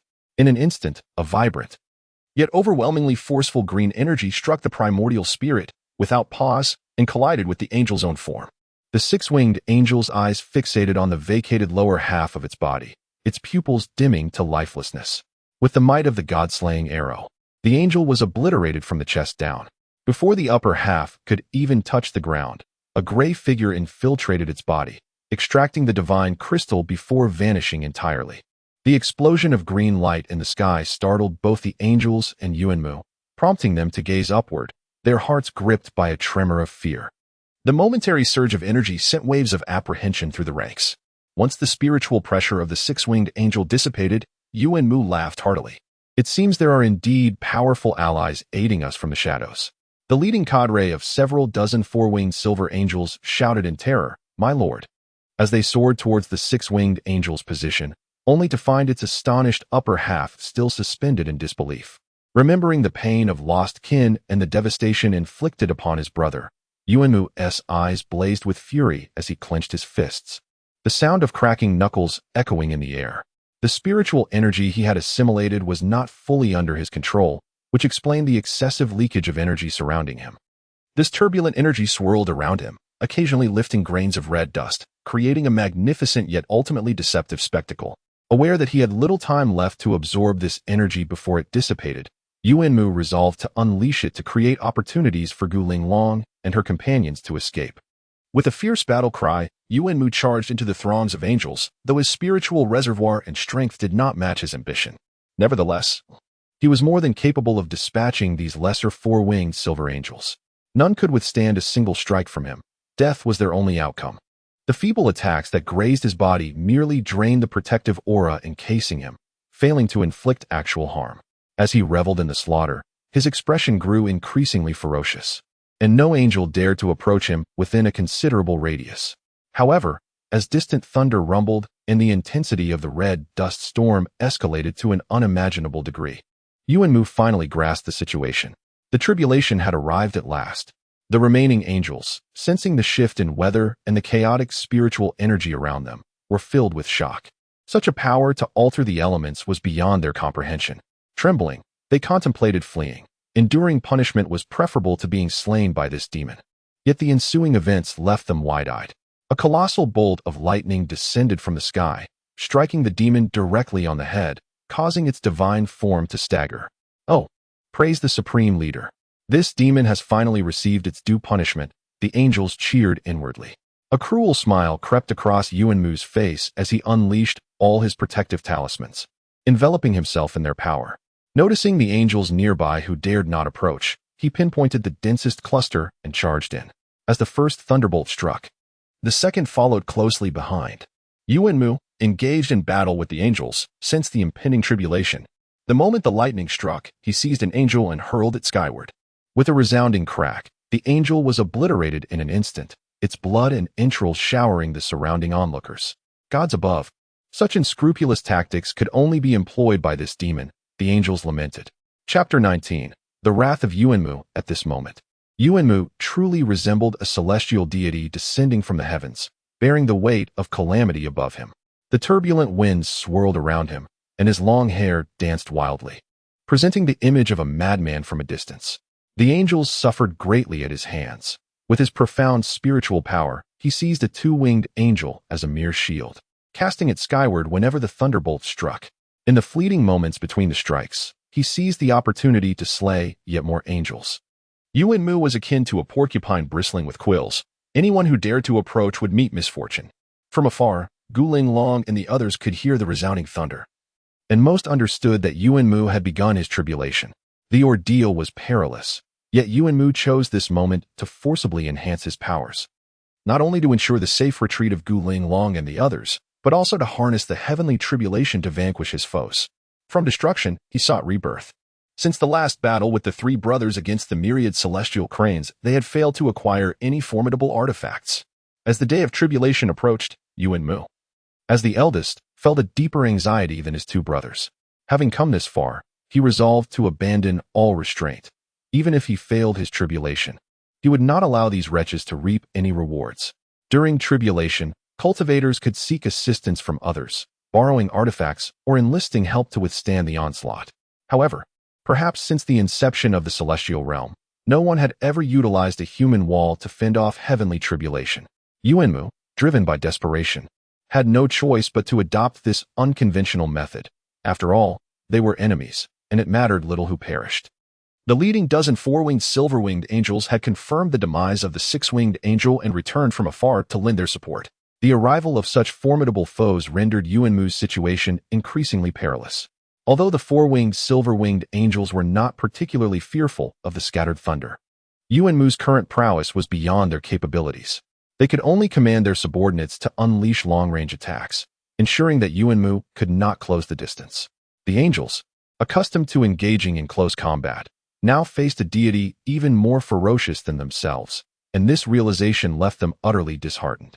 Yuanmu sensed the strength of his protective spiritual energy waning. Even the most valiant porcupine could be stripped of its quills. Should his protective energy dissipate and his defensive artifacts shatter, he would be left to withstand the tribulation with his physical body.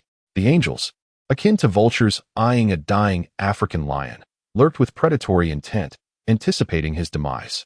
Finally, the heavenly tribulation ceased its lax assaults and intensified dramatically. The thunderbolts no longer descended singly. In an instant, several would strike simultaneously, and the frequency of the strikes increased.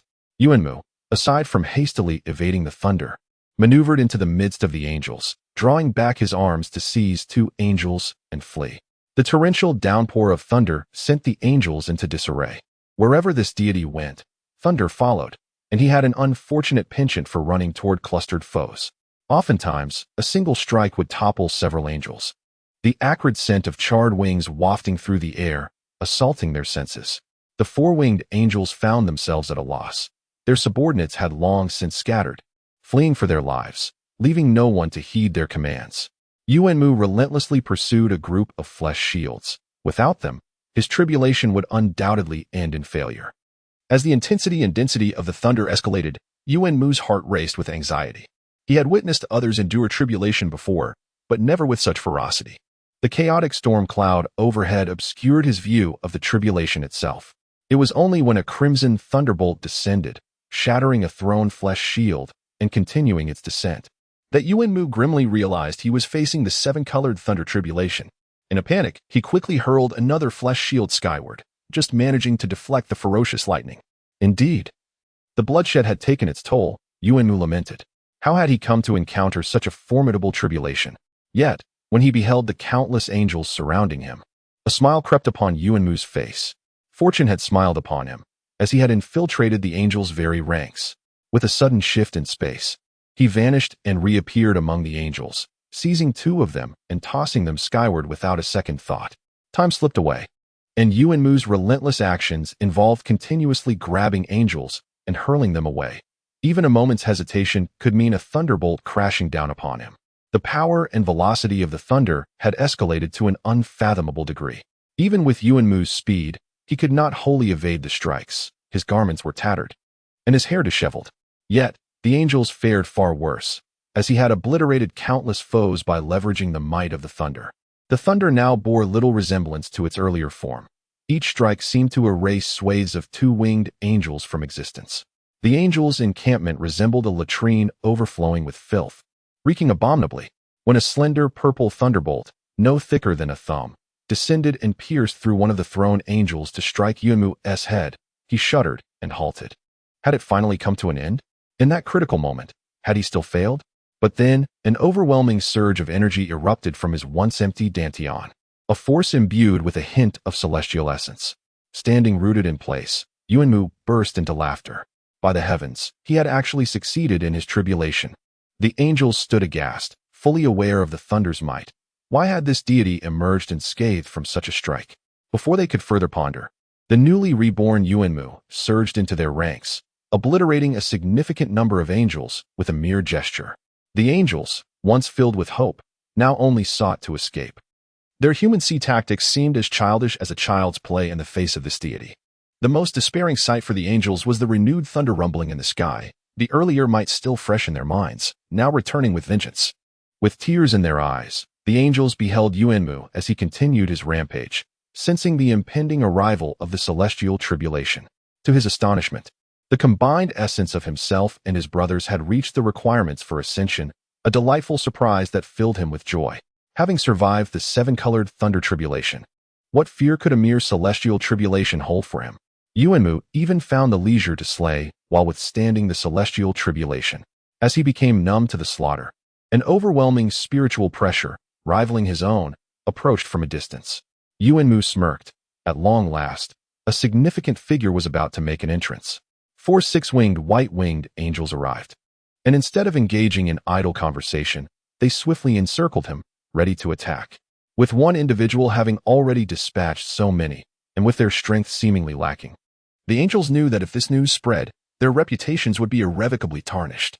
Yet, before their assault could reach Yuanmu, they saw him wear a strange smile. Waved his hand, and a radiant aura filled with spiritual energy descended upon him. Suddenly, their adversary vanished, leaving their attacks to fall into emptiness. The four six-winged angels exchanged bewildered glances, utterly at a loss. Chapter 20. Retreat. After soaring for a full 50 miles, Li Debo finally caught up, panting heavily from behind. Xiaoying, upon witnessing Li Chengzhu's state, was filled with indignation. Without regard for the support she was providing to Yuansen, she kicked out, demanding, "Where have you been?" Li Debo effortlessly deflected her petite foot with a flick of his hand, winking playfully. "Guess. I guess you're a big-headed ghost," Xiaoying retorted, her chest heaving with rage, causing her fitted top to ripple. She was truly disappointed in this man, who seemed so cowardly. Li Chengzhu raised a small object to obscure half his view while glaring intensely at Xiaoying's chest. At this moment, Qiufeng had completely shed his previously handsome demeanor. He appeared weary, marked by the scars of battle. The others shared similar fates, but Li Debo stood out, his attire pristine and radiant, reminiscent of a peacock flaunting its feathers in a slum. "Brotherly, a true man can endure and bend. There's no shame in holding back," Qiufeng remarked, casting a sidelong glance at Li Chengzhu, fanning the flames of discontent. Indeed, upon hearing this, the surviving few turned their furious gazes toward Li Chengzhu. He merely smiled coldly, redirecting his attention from the alluring sight to Qiufeng, stating, "Brother Qiu, your new style is truly the epitome of our times, a model for us all. TSK. Look at that hair, resembling a phoenix's nest, so avant-garde. I must commend you." He then leisurely adjusted his own flamboyant robe. "What use is mere banter? Show us your prowess by slaying a few angels." Qiufeng scoffed at Li Chengzhu's jibes. "Against such trash, Brother Qiu, you are more than sufficient," Li Chengzhu chuckled, adding, "As the saying goes, birds of a feather flock together, after all. By the way, Brother Qiu, did I not see you flee like a scared rabbit upon encountering a six-winged angel?" Xiaoying interjected, "A turtle and a rabbit." Qiufeng displayed no shame, retorting, "How could your cunning surpass mine, brotherly?" Li Debo chuckled, retrieving his spoils from the ring. "Indeed, sometimes strength does not equate to everything. I wonder how many high-quality stones this six-winged angel's crystal could fetch." The group's hurried flight came to an abrupt halt, leaving them in an eerie silence. Only the sounds of chaos from the outside world lingering. Their gazes fixated like leeches on the gray-glowing divine crystal in Li Chengzhu's hand. It was said that angel crystals were categorized by layers and colors, akin to a beehive. The two-winged gray-winged angel's crystal bore only 2 layers and was gray. The four-winged silver-winged angel's crystal had 4 layers and was silver. By this logic, the six-winged angel's crystal must possess 6 layers. However, these items were as elusive as a virgin's virtue. Everyone knew of their existence, yet few had seen one. Li Debo's crystal towered with layers, seemingly far beyond 4. The onlookers exchanged glances, unable to fathom how this novice could have vanquished the formidable six-winged angel and extracted its divine crystal in such a short span. It must be fake, a mere illusion, Qiufeng told himself, though his hand itched to touch the emblematic crystal. Before he could reach it, Li Debo sidestepped, declaring, "What do you think you're doing? This is my trophy." His words left Qiufeng's handsome face alternating between shades of green and white, filled with embarrassment as he withdrew his outstretched hand. The others snapped out of their shock, and Yuansen, struggling against his weakness, approached Li Chengzhu, deeply bowing. "Thank you for avenging my fallen brother.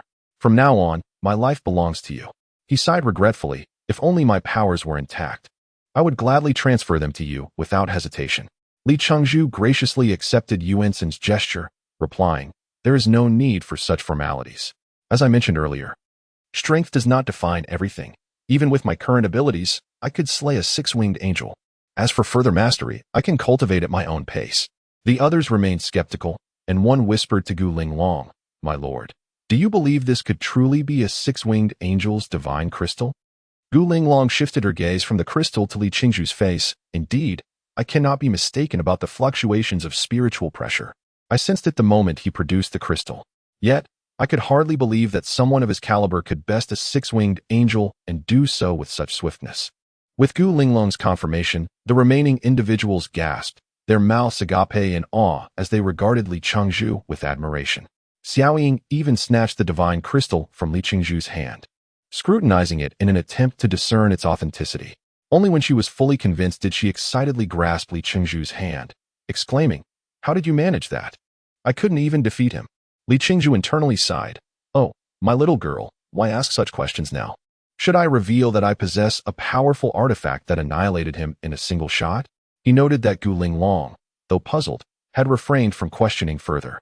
As Xiaoying posed her inquiry, the others turned their hopeful gazes toward Li Debo, anticipating an explanation. He cleared his throat. "Let us discuss this while we walk. It would be troublesome if the angel army caught up to us." Everyone nodded in agreement, their expressions eager and flattering. To put it simply, it was an array. Li Debo feigned nonchalance. Upon hearing this, the group recognized that it was indeed a possibility. A well-crafted formation could amplify one's strength manifold. Xiaoying looked at Li Qingzhu excitedly. "So, when we couldn't see you during the fight, you were setting up the formation?" Li Qingzhu adored Xiaoying's carefree demeanor and nodded vigorously. "Yes. Or else would you truly think I had fled?" Only then did Xiaoying relax, glancing between Gu Linglong and Li Qingzhu. "Thank goodness you weren't running away."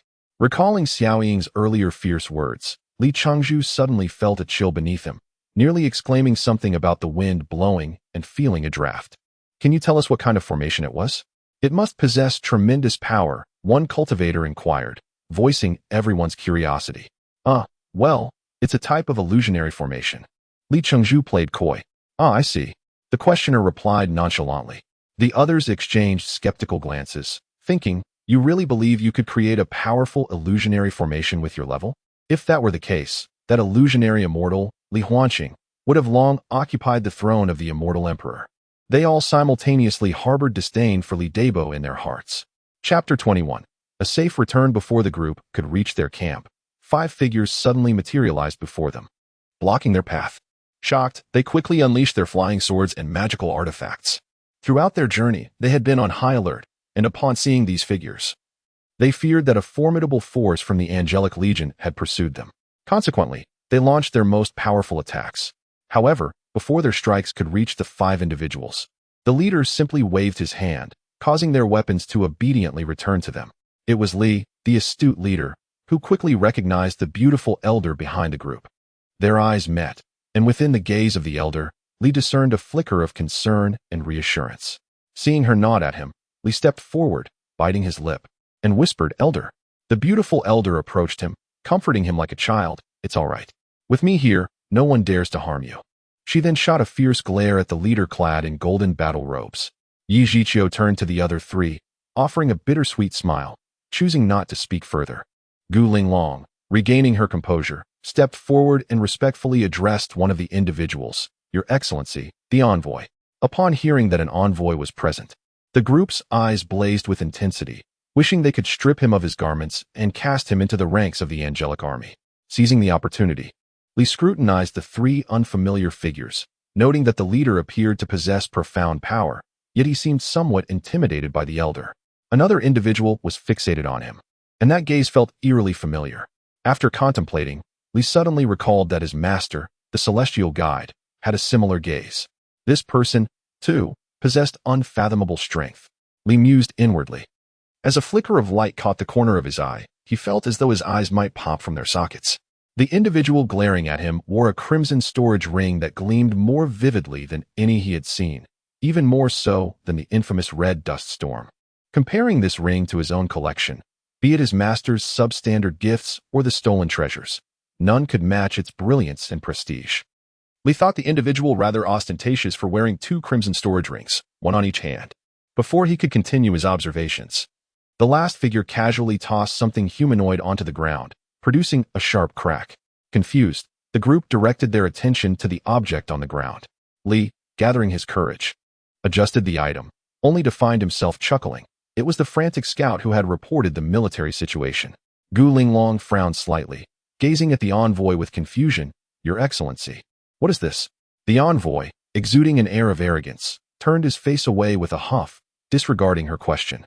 Yi Zhiqiu, stepping in to ease the tension, introduced himself. "I am Yi Zhiqiu, the 3rd-rank battle commander of the celestial cultivators in this war." The group gasped in astonishment. A 3rd-rank battle commander, already at the mid-stage of the Great Luo Golden Immortal Realm, was surprisingly cordial to such lesser beings. However, they dared not show any disrespect and hastily bowed in greeting. Yi Zhiqiu then awkwardly remarked, "This ambush was truly an unforeseen circumstance." Li's anger flared instantly, disregarding Yi Zhiqiu's rank and power as he shouted, "Unforeseen? You call this unforeseen? Sending 10,000 to ambush 200,000, with only 100 immortals leading, lacking a complete strategy. This is clearly a death sentence, and you dare to call it unforeseen?" Yi Zhiqiu raised his hands in surrender. "But I have come to rescue you. Haven Ti?"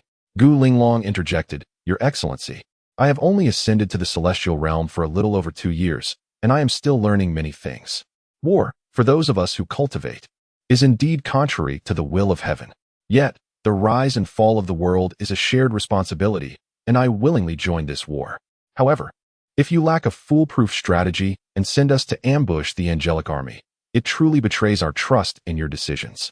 Moreover, if your intention was to save us, it is already too late, as only a handful of us remain." Yi Zhiqiu sighed heavily at her words. Li rolled his eyes heavenward, wondering why they were being so polite. "Women." The beautiful elder shot him a sharp glare, continuing, "This ambush was not the intention of Commander Yi." She disdainfully glanced at the envoy who was looking up at the sky. It was entirely the envoy's unilateral decision. Li, fearing the flames of anger would diminish, added fuel to the fire. Yi Zhiqiu smiled gratefully at the elder before responding, "I have already stripped the one who caused the panic of his powers. Now that you are all safe, shall we put this matter behind us?" This statement was clearly directed at Gu Linglong and the others who had suffered. Yet Yi Zhiqiu's face was turned toward the last figure, whose features remained obscured. Before that figure could respond, the beautiful elder interjected, "How can we overlook this? Look at them, their clothes are in tatters." Li quickly hid behind Xiaoying, ruffling his hair to appear less composed. "There are injuries everywhere. Surely we deserve some compensation?" The elder flashed Li a knowing smile. Yi Zhiqiu nodded eagerly, "That is no issue. I fear, however, that you may not be willing to let this go lightly. Although the situation is dire, at least those you sought are all unharmed." Li reflected on Yi Zhiqiu's clever maneuvering, sacrificing a pawn to protect the king, yet he understood the envoy's position. After all, he was a celestial envoy, akin to a special envoy from the emperor, and a third-rank battle commander likely lacked the authority to reign over him. This humiliating episode would probably end here. After a moment of contemplation, Yi Zhiqiu proposed, "How about this? I will reward each of you with 200 high-grade stones, and you may also opt out of this war." "No way." The survivors protested in unison. Gu Linglong, recalling her self-destructing followers, felt a surge of anger ignite within her, gritting her teeth, "No matter what, I will avenge my fallen comrades." Li, with a grin, eyed Yi Zhiqiu, "Your Excellency, isn't 200 high-grade stones a bit too meager?" The elder and the ostentatious individual nearly burst into laughter, finding it amusing that this disciple dared to negotiate with a third-rank battle commander. Chapter 22. The reunion ceremony. Yi Zhiqiu turned to glance at the beautiful master ancestor and the individual beside her, then faced Li Changzhu with a smile. "You are the disciple of the celestial guide, aren't you?" Li Changzhu grinned widely. "I would prefer you to see me as myself." Good, good. Yi Zhiqiu laughed heartily, clearly impressed by the formidable talents of the disciples from the Illusion Sword sect. Upon hearing this, Gu Linglong and her followers were taken aback, astonished that this novice was actually a disciple of the Celestial Guide. The majestic image of the Celestial Guide stood in stark contrast to this rather unremarkable disciple. Akin to a dragon among men compared to a mere worm in the muck, there was simply no comparison. The crowd shook their heads, lamenting that even the Celestial Guide could occasionally misjudge. Yi Zhiqiu raised an eyebrow, her smile turning a touch sardonic as she regarded the ostentatious individual, Zhongzhen Daxian. "Your esteemed disciple." Zhongzhen Jingxian stepped forward, regarding Li Changzhu with a look of approval. "This is not my doing. It's Xiaosan who took him on as a disciple. I only just learned of it from Wu Rue."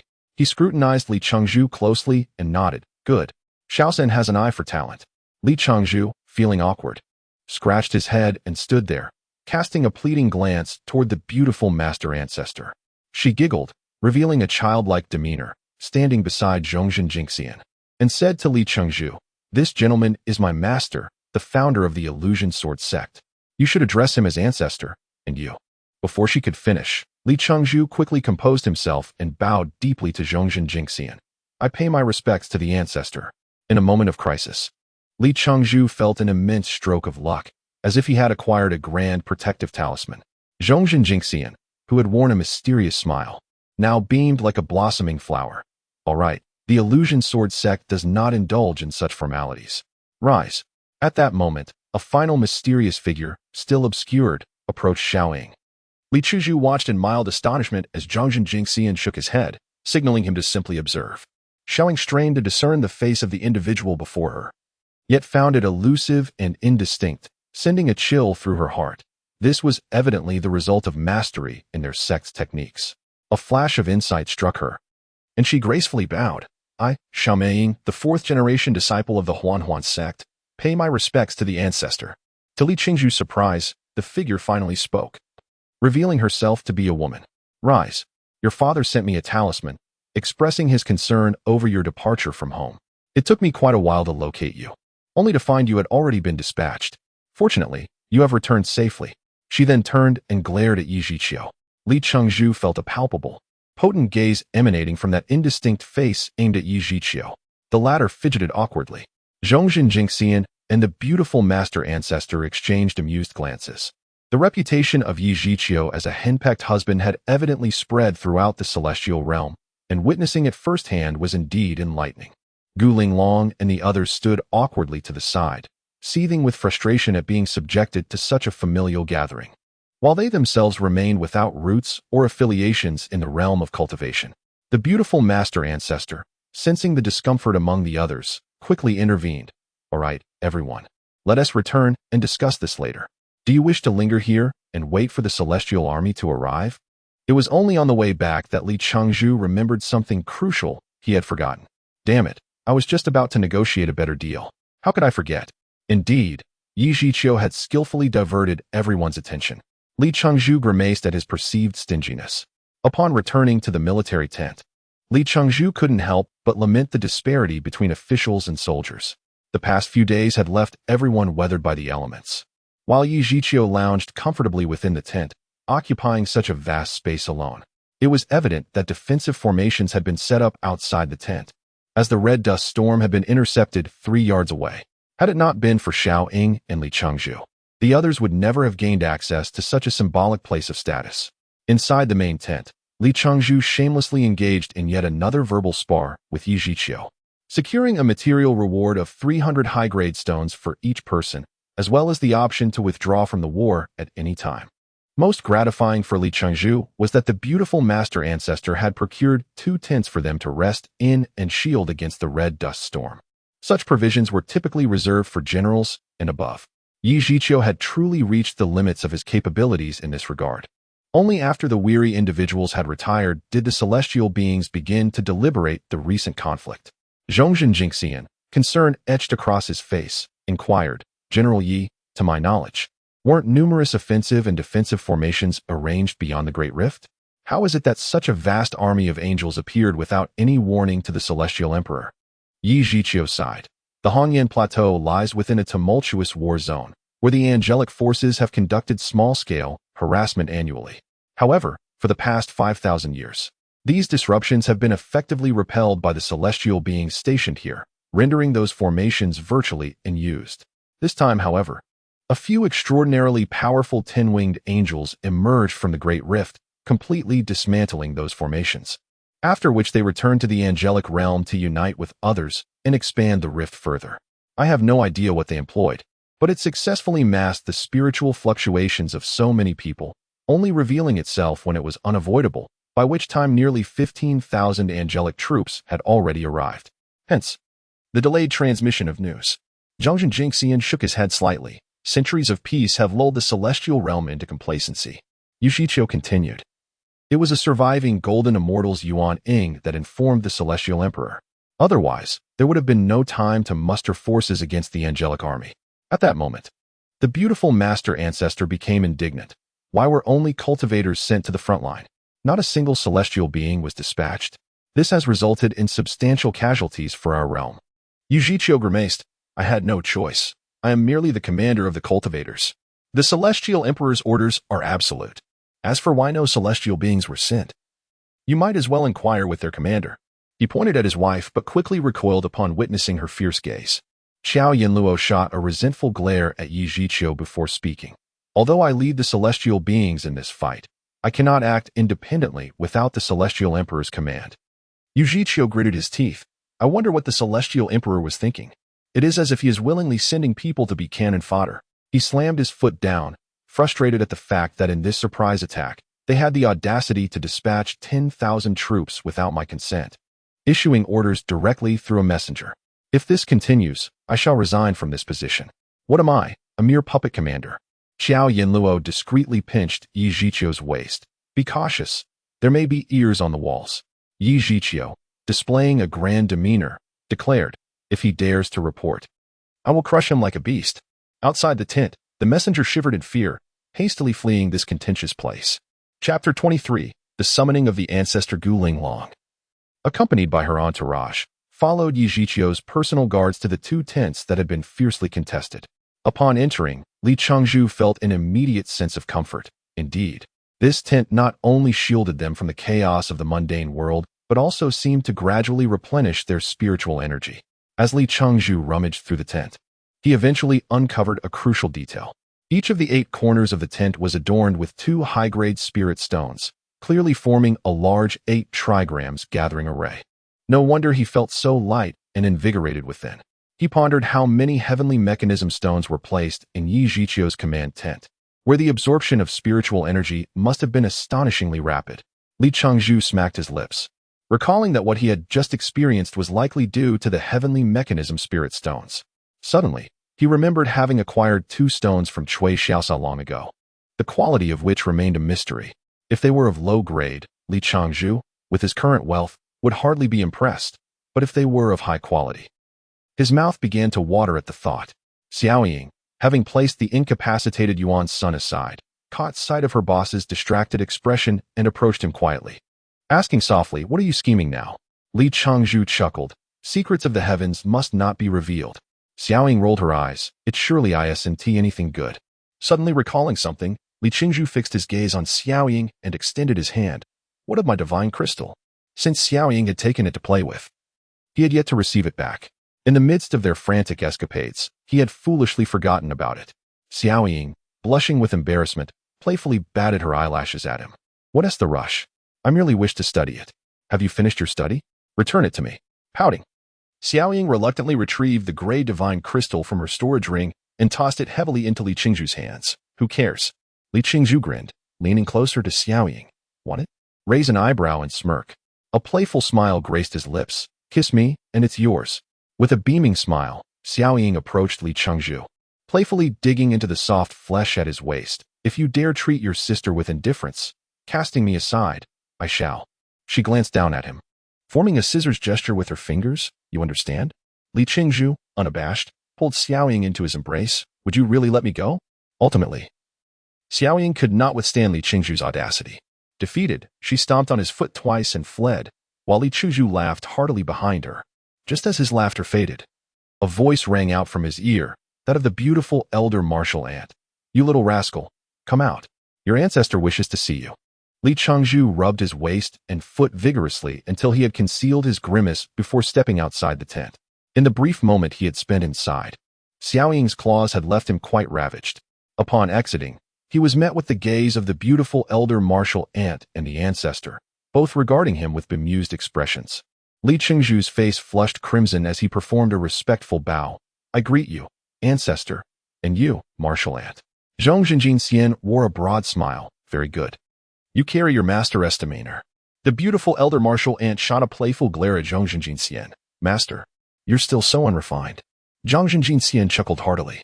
Well, it is rare to see such a promising descendant. It brings me joy. This is not a place for idle chatter. Follow me. With a wave of his hand, he transported Li Changzhu and the others several dozen miles away in an instant. Li Changzhu surveyed his surroundings, surprised to find no one else present. Nor could he sense any other spiritual pressures. Even the chaos of the mundane world had diminished significantly. He realized that with the strength of his ancestor, a distance of considerable magnitude had been traversed. What could the ancestor want with him? After a lengthy silence, as the two elders merely scrutinized him as if he were a national treasure, he finally broke the silence. The beautiful elder martial ant smiled gently. Your ancestor has sensed a slight issue in your cultivation, has he not? Li Changzhu felt as if he had found his bearings and nearly teared up, hastily recounting the discrepancies between his physical body and nascent soul cultivation levels. He had been anxious for days after his cultivation had taken such an abnormal turn.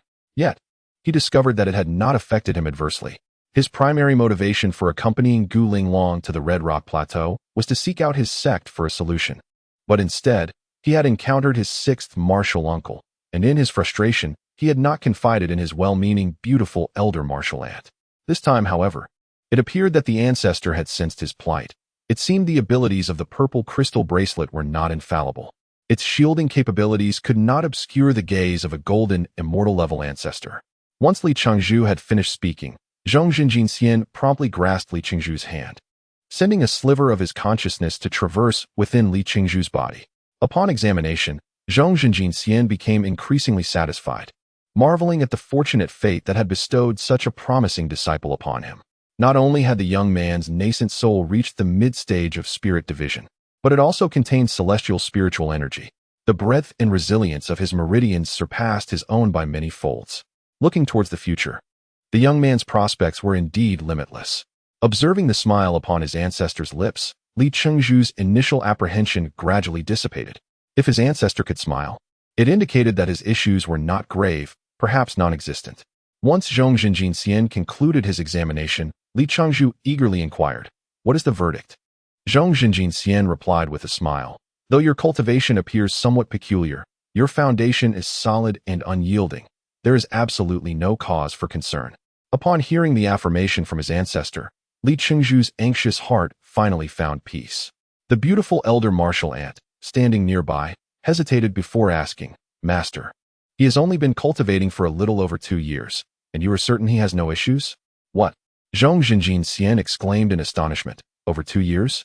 How could that be? This young man's nascent soul must possess at least 180 years of cultivation, and it is infused with celestial spiritual energy. Though I know not what fortuitous encounters he has had, cultivating for just over 2 years is simply astounding." "Indeed," Li Changzhu interjected innocently. "I ascended from the mortal realm with an immortal 2 years ago. At that time, I had no knowledge of cultivation." Zhang Jinjinxian's face twitched. He had boasted of his rapid progress, achieving late-stage golden immortal status in a mere 1,000 years, and anticipated crossing the tribulation to become a great Luo golden immortal in another century. Yet in comparison to his promising descendant, such accomplishments seemed trivial. Was this not a severe blow to his self-esteem? Zhong Jinjinxian's face turned an envious shade of green.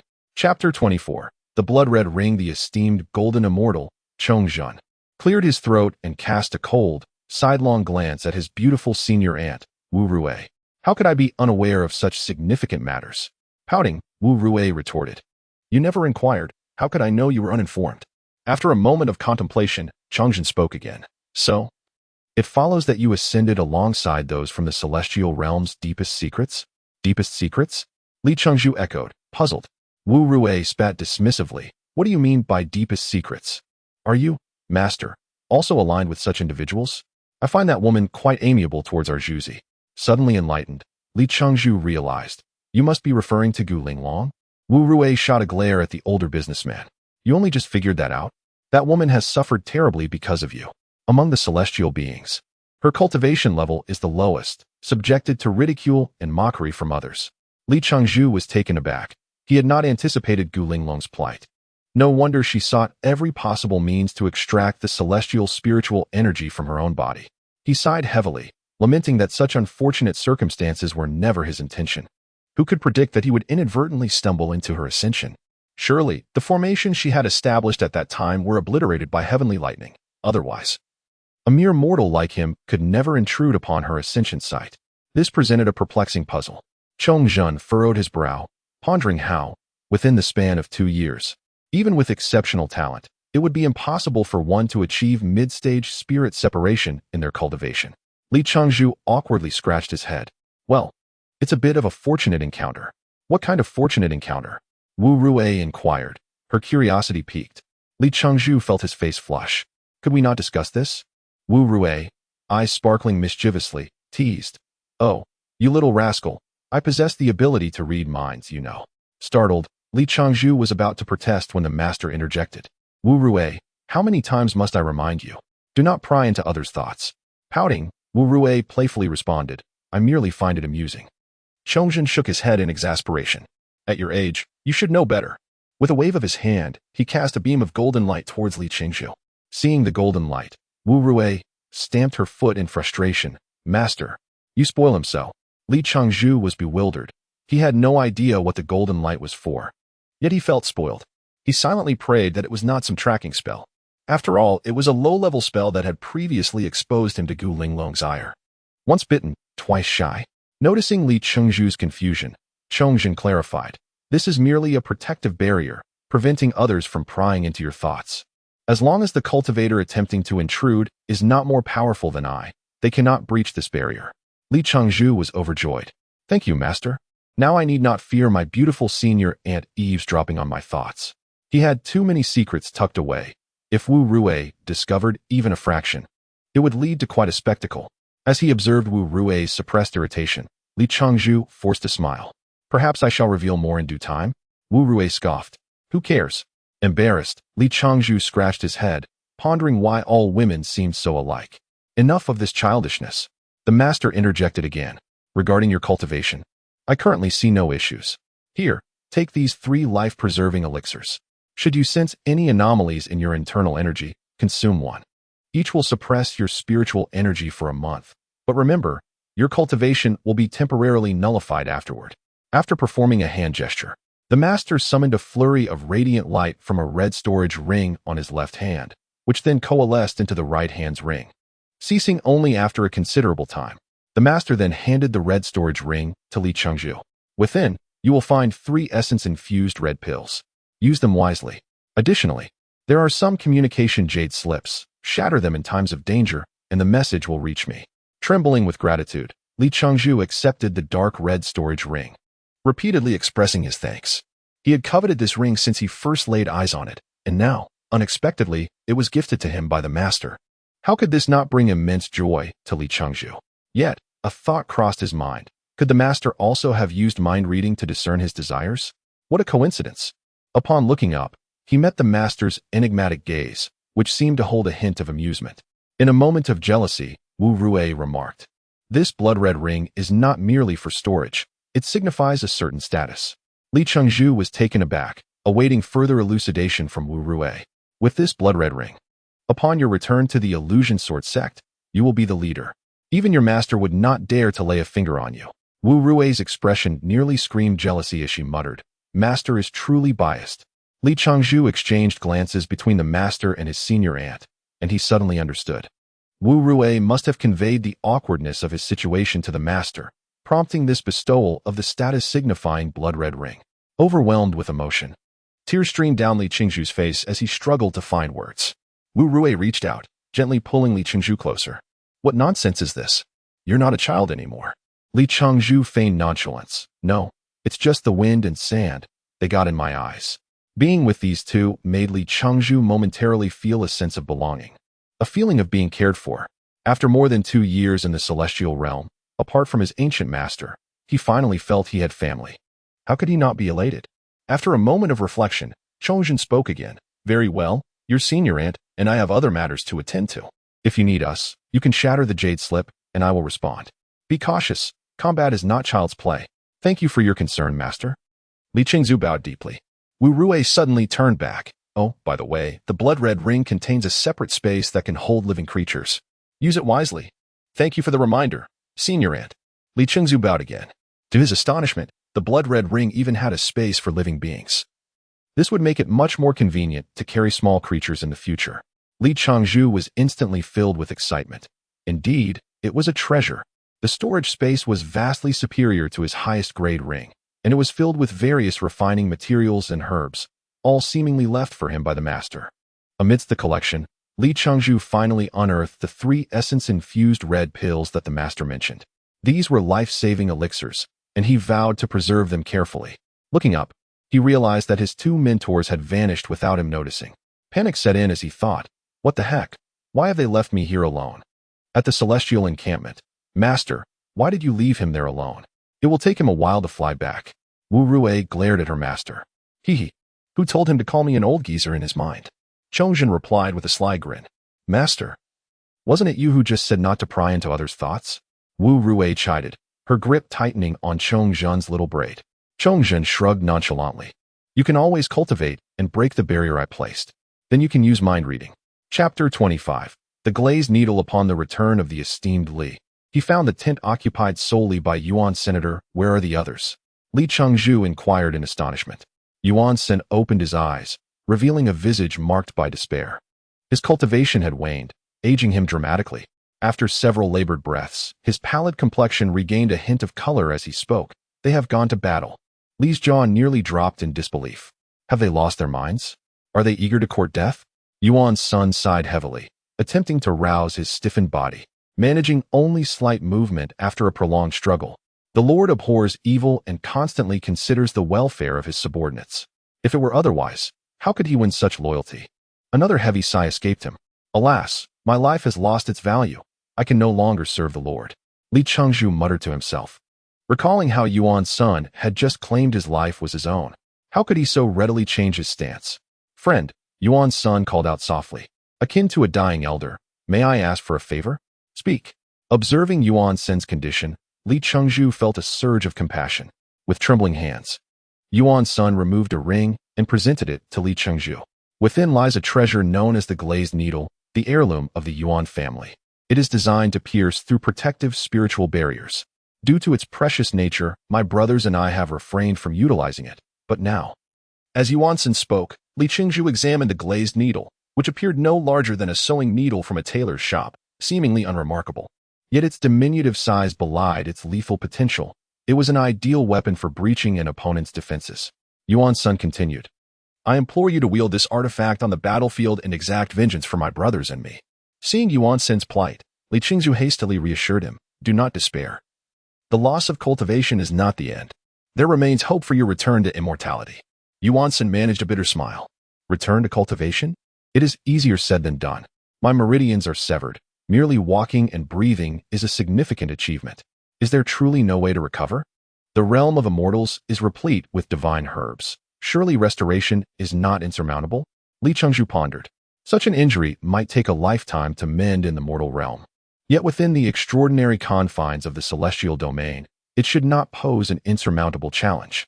After all, he had only lost his cultivation and severed his meridians, not shattered into dust. There is a method.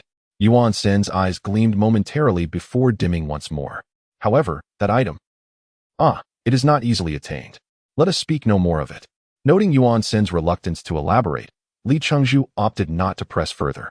Friend, I beseech you to take the glazed needle into battle and avenge my fallen brothers. Yuan Sen's tears flowed freely as he implored. Very well. After a moment's contemplation, Li Chengzhu acquiesced. Yuan Sen's face brightened with gratitude. Thank you, my friend. Allow me to instruct you on its application. Every artifact possesses its fixed methods of attack and defense, yet adaptability is equally paramount. Though the techniques may be established, the user's ingenuity can lead to the creation of unique spells to manipulate the treasure. Once the teachings were complete, Yuan's son seemed burdened by unspoken thoughts. Surrendering the ring and its contents. The ring and its contents are yours, my friend. They are of no use to me now. I have lost my spiritual power and cannot even activate it. Li Chengzhu hesitated. That will not do. You may yet find use for it. I shall accept only the glazed needle. He insisted on returning the ring to Yuan's senator in truth. Li Chengzhu held little regard for the ring's quality, having acquired the Blood Oath ring, which rendered all other storage rings beneath his notice. After offering Yuan's son words of comfort, Li Chengzhu made his way outside. The urgency of the recent ambush had left him without a proper weapon, forcing him to wield a broken sword ineffectively amidst the ranks of celestial foes, resulting in no victories. His cheeks flushed with embarrassment, yet he managed to slay a six-winged angel at the last moment. Otherwise, his efforts would have been in vain. Now, he needed to devote time to refining the celestial sword gifted to him by the enchanting master and further integrate the glazed needle. Otherwise, its efficacy would be significantly diminished. Upon reaching the tent of Yi Zhiqiu, he encountered Gu Linglong and others emerging. Noting their unfriendly expressions, Li Chengzhu wisely chose silence. As Xiaoying passed by, she shot him a fierce glare, stepping on his toes and grinding them for a moment before releasing him. What have I done to deserve this? Li Qingzhu winced, nursing his foot. His grievances simmered until Yushichio's voice rang out from within. How long do you intend to linger outside? If you do not enter soon, I shall have to step out to attend to matters. Finally roused, Li Qingzhu parted the tent flap and entered. Greetings, General. He bowed courteously. Ah, indeed. The new generation outpaces the old. A fresh wave surges forth. Yushichio smiled at Li Qingzhu. What brings you to me? If it is to seek battle, I must decline. Your companions have just left, returning empty-handed. Li Qingzhu scoffed inwardly. Who in their right mind craves conflict? Those foolish birds. General, I have an unusual request. May I borrow a private chamber? Just for a few days, so I may cultivate my flying sword and enhance my combat readiness. He batted his lashes innocently. Yushichio, stifling frustration, had initially intended to refuse at the first utterance of Li Qingzhu's request. However, the boy's eloquence had effectively thwarted his resolve. He mused that perhaps the cunning nature of the Huanjin sect ran deep. With a smile, he replied, since you are a disciple of the esteemed Jinren, this is no trouble at all. Then, raising an eyebrow, he queried, has your master gifted you with some treasure? Huh. Li Qingzhu suddenly recalled that his master had not bestowed any artifact upon him during their meeting, only granting him the blood oath ring. Could it be that the traits of the master are indeed hereditary? No wonder my teacher was so frugal. Li Qingzhu grumbled internally. Chapter 26. Forging the immortal sword. Seated in the secret chamber arranged by the esteemed General Yi, the proprietor Li found himself silently berating his ancestors for their stinginess. It took him a considerable time to calm his tumultuous emotions. He retrieved the immortal sword, named Meteor, from his ring. This elegantly crafted sword, seemingly a weapon once wielded by a beautiful elder martial ant, must have been replaced by something finer, hence its gift to him. Yet, Li Qingzhu cared little for such trivialities. For a cultivator like himself to possess an immortal sword was already a stroke of fortune, leaving no room for demands of superiority. Moreover, whether he could successfully refine it remained an uncertainty. If he could not merge it with his body, it would be of no use. With a composed grip on the sword's hilt, Li Qingzhu closed his eyes, channeling the spiritual energy from within him in an attempt to infuse it into the sword. However, after a prolonged effort, the energy met an impenetrable barrier, akin to a flood halted by a dam, thwarted at the sword's exterior. Gradually, beads of sweat formed on his brow as the depletion of his spiritual energy intensified. Realizing the futility of his endeavor, Li Qingzhu opened his eyes and wiped his forehead. Indeed, his spiritual energy could not command the immortal sword. It belonged to a different echelon altogether. Setting up a spirit-gathering array with a heavenly mechanism stone, Li Qingzhu patiently awaited the restoration of his spiritual energy before embarking on another attempt. This time, he utilized the celestial spirit energy from his nascent soul. This formidable energy, not originally belonging to him, indeed lived up to expectations, effortlessly tearing through the meteor's fragile facade and penetrating directly into the sword. What he beheld within the sword astounded him. The blade was intricately laced with numerous formations. The ability to embed such complex arrays within a small immortal sword, interlinked and cohesive, was truly extraordinary. Having spent over a month at the city lord's estate augmenting his knowledge of formations, Li Qingzhu's perspective had elevated considerably. Yet he remained unable to decipher the intricacies of these arrays. The power of the immortals was evidently remarkable. Most of these formations were offensive in nature, with only a handful serving supportive roles to enhance the sword's speed and sharpness, and conspicuously absent were defensive arrays. A moment's reflection clarified Li Qingzhu's understanding. A sword is a weapon of slaughter, designed for killing. What need had it for defense? It was far more exhilarating to amplify its offensive capabilities. Reminded of the frost blade he had previously forged, Li Qingzhu felt a flush of embarrassment. His earlier naivete in adding excessive defensive formations now seemed foolish. Given the profound complexity of the arrays within Meteor, Li Qingzhu dared not alter them, lacking the requisite strength to do so. Instead, he focused on memorizing the hand seals required to activate these formations. An immortal sword ought to be lethal. He was not conducting research, he reassured himself. Time slipped by unnoticed as he diligently committed the activation techniques to memory. The next step was to imprint his nascent soul's essence into the sword. In the realm of cultivation, this was referred to as tagging. Once an artifact bore one's mark, it rightfully belonged to that individual.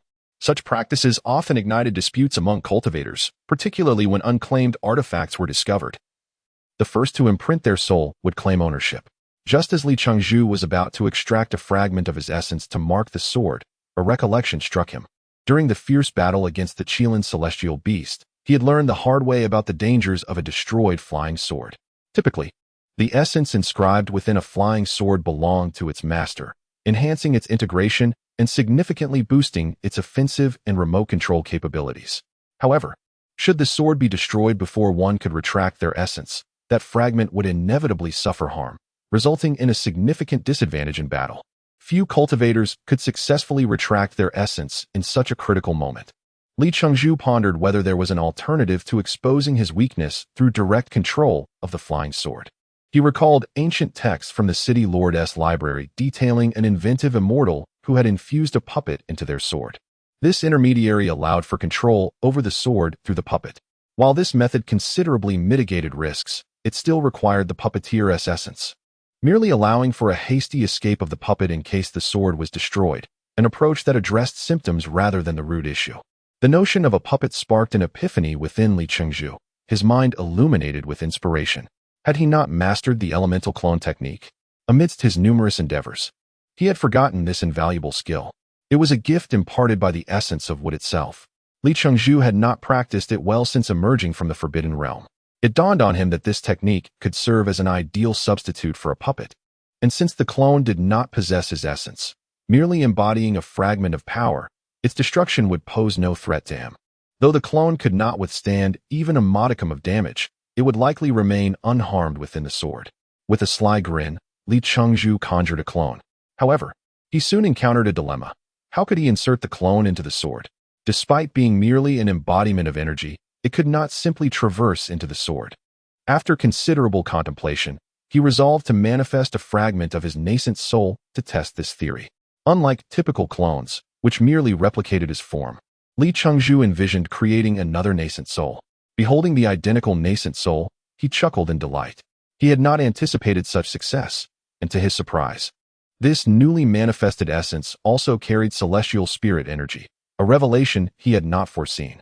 Perhaps the amplification of his nascent soul's power had significantly increased the likelihood of success with the elemental clone technique.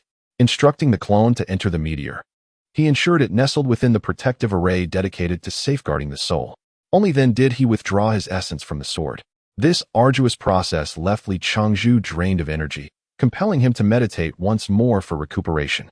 With a successful precedent established, the subsequent integration of the glazed needle became significantly simpler.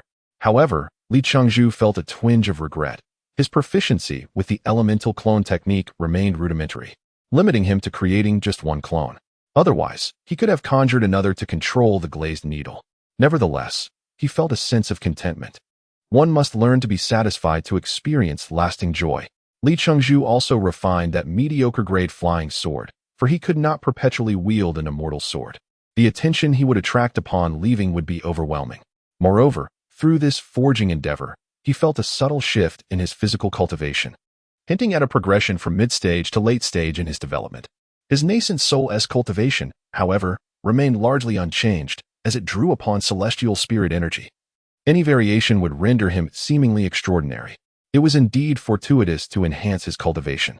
As he gathered the superior stones from the spirit-gathering array within the chamber and placed them into his ring, he couldn't help but reflect on his journey. Chapter 27. The second war. Upon returning to the tent, Li Chengzhu discovered that only Yuan's son remained. These individuals seemed perpetually engaged in some unknown activity. However, a small creature swiftly darted into the embrace of the esteemed Li. Over the past few days, this little being had been shadowing Xiao Ying, astonishingly learning the art of mischief. With a flushed face, Li gently pried the creature's claws from his chest and placed it upon his shoulder. This little rascal, Li Chengzhu muttered under his breath. They had all ventured forth to confront the enemy. Yuan's son opened his eyes and regarded Li Chengzhu. Li Chengzhu was taken aback. Had not Yi Zhiqiu stated that the request for battle had been denied? How was it that they had rushed into combat so swiftly? You have been absent for half a month, Yuan's son noted, seemingly perceiving the confusion within Li Chengzhu's heart. Has it truly been so long? Li Chengzhu's eyes widened in disbelief. I merely spent my time refining the glazed needle. What could have transpired in the blink of an eye?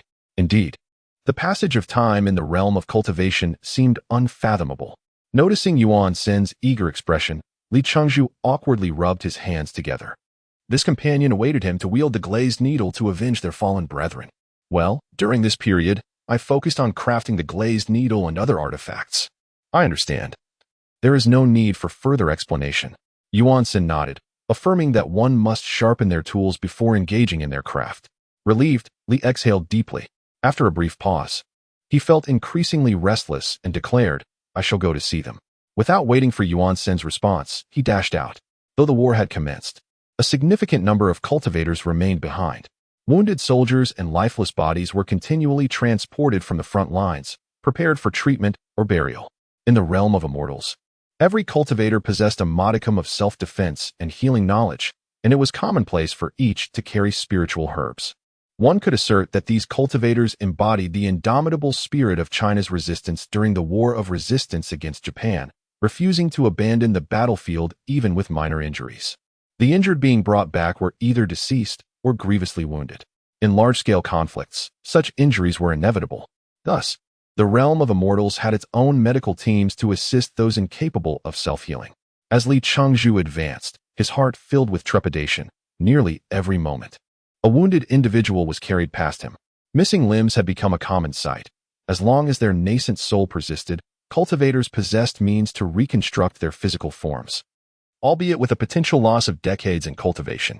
The most tragic were those who had lost all their cultivation. If their protective spiritual energy was shattered and their nascent soul struck by the angelic forces, they could indeed become entirely powerless. The thought of Yuan Sen's despondent demeanor filled Li Chengzhu with sorrow. The thunderous roars and the explosive sounds of magical artifacts reverberated in Li Chengzhu's ears. Upon witnessing the myriad flying swords and the overwhelming angelic legion, he felt as though he had stumbled into a scene from a galactic war. The skies and the ground were densely populated with angels and cultivators alike, and brilliant lights erupted from the rear of the angelic forces, akin to locusts swarming into the ranks of the cultivators. This was the coordinated assault of the angelic army's long-range units, unleashing their sacred spears. Li Chengzhu was awestruck. This sensation was almost overwhelming. Such a concentrated and powerful assault, if directed at him, would undoubtedly reduce him to a mere pincushion. Yet, the cultivators exhibited remarkable composure. Just before the deluge of sacred spears descended, a massive semicircular protective barrier enveloped the area above them. Dozens of advanced cultivators stood behind, providing a shield of safety. Their task was not to charge into battle, but to collaboratively establish a temporary defensive formation. The net of protection was vast yet permeable. Although these advanced practitioners had only recently learned the formation, the presence of the Heavenly Spirit Stone as a medium allowed them to amplify their power, effectively countering the formidable sacred spears. A few stray projectiles barely approached the cultivators, halted by their protective spiritual energy. As the assault of sacred spears paused, the advanced cultivators quickly dismantled their formation, and the cultivators unleashed their magical artifacts, aiming to strike down as many foes as possible. Each individual, while safeguarding themselves, fiercely sought to vanquish additional enemies. Angels on the battlefield were occasionally bisected by cultivators who emerged unexpectedly from beneath the ground, employing the earth escape technique, a mastery of talismanic arts. Cultivators adept in speed soared through the ranks, utilizing their flying swords to strike when angels were preoccupied defending against their comrades. Concepts of duty and compassion were mere illusions. The true path lay in the art of killing. As ambushes became more frequent, the angels grew increasingly vigilant, constantly attuned to the fluctuations of spiritual pressure beneath their feet, evading cultivators when they sprang forth or taking to the skies. However, the heavens were already overcrowded, leaving scant space for more to ascend. For this war, the Angelic Legion had spared no expense, deploying their precious long-range units. Storms, torrents, lightning, and mud relentlessly bombarded the ranks of the cultivators. Yet, due to the protective net established by the 8 advanced practitioners and the limitations imposed by distance, these assaults bore minimal lethality. It seemed even the immortal emperor considered the previous defeat a stain on his reputation. Thus, he dispatched 8 formidable golden immortals for this conflict. The angelic realm responded in kind, sending forth 8 winged angels of equal strength. The battles among these titans had long since shifted away from the primary battlefield. The cultivators and the 2-winged and 4-winged angels were not worthy of their attention. While it would be effortless for these powerful beings to eliminate the weaker forces, none were willing to tarnish their dignity by preying upon these lesser foes. Moreover, excessive slaughter was hardly beneficial. Thus, they each sought out opponents of their own caliber to engage. War is not a matter that can be resolved by one or two powerful individuals. It is a brutal and enduring endeavor, hinging on patience and sustained support. Lacking any one element can render the conflict a lost cause. Li Changzhu, observing from the rear, felt his blood surge with fervor, his breath growing increasingly labored. Clenching his fists tightly, his body trembled involuntarily. Sensing the rapid whirl of spiritual energy within him, he could no longer contain himself. With a mighty roar, he leaped onto his flying sword, grasped the glazed needle, and soared toward the battlefield with the little creature in tow. Chapter 28. The chaos of battle upon breaching the rear of his allies. Lita Boss was met with a blinding white light rushing towards him. Alarmed, he instinctively retracted his head, hastily retreating.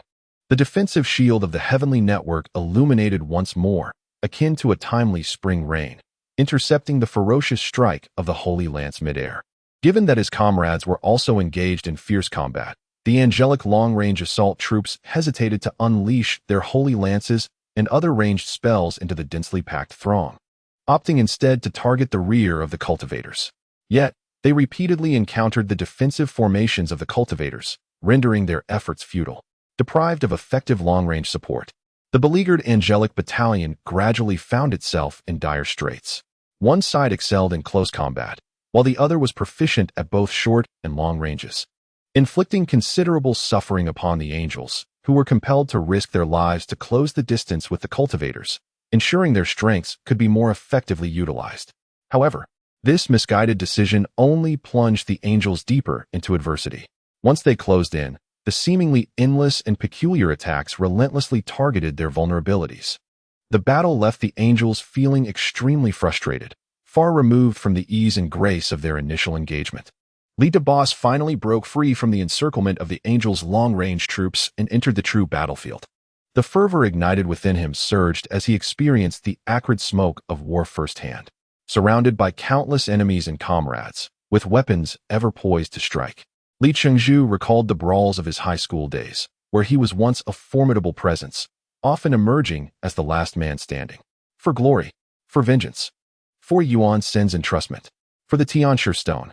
With the exquisite flying sword in hand, Lita Boss harnessed the wind control technique and charged towards the back of a two-winged angel, channeling the celestial energy within his nascent soul. Seizing the moment when the enemy was entangled with a cultivator, he thrust his sword forward, simultaneously activating the sword's attack formation. The exquisite unnamed flying sword became a veritable meat grinder in his hands, boring a large hole through the center of the angel's wings, which, augmented by the effects of the attack formation, expanded to the size of a fist. The cultivator, engaged with the angel, suddenly witnessed the angel's pupils dilate in shock, followed by a loss of color, as the sword's tip pierced through its chest. A sigh of relief escaped his lips as he offered Lita Boss a grateful smile, before swiftly seeking out an opponent of his own caliber. Guided by the little creature, Lita Boss prudently avoided confronting the formidable angels, instead opting to provoke the two-winged ones. The combination of the exquisite flying sword, the utilization of celestial energy, and the occasional stealthy strikes of the Lioli needle allowed Lita Boss to repeatedly outmaneuver his foes. While others toiled in fierce combat against the angels, Li Chengzhu found the time to eliminate one before waiting for the little creature to extract the divine crystal and seek his next target. The little creature's speed was remarkable. By the time it retrieved the divine crystal, the angel's corpse had yet to touch the ground. Gazing down at the multitude of angelic corpses, Lita Boss swallowed hard.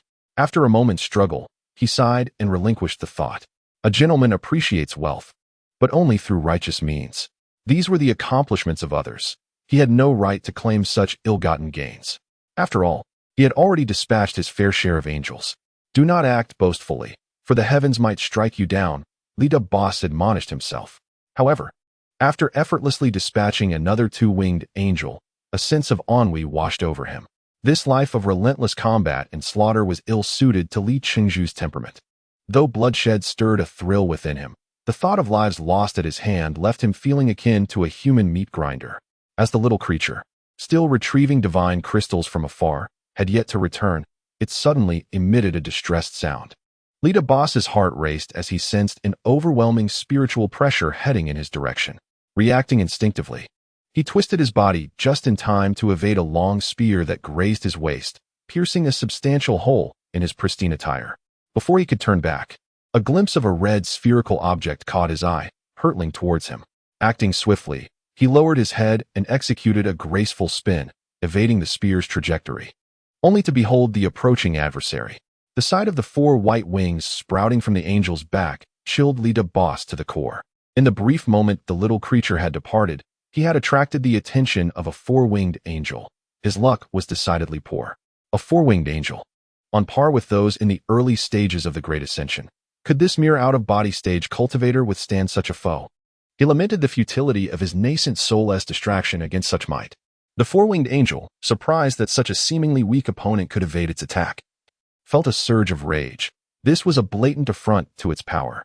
It resolved to eliminate Lita Boss with its next strike. Just as Lita Boss contemplated fleeing, the 4-winged angel launched its assault. Cornered, he had no choice but to raise his flying sword in defense.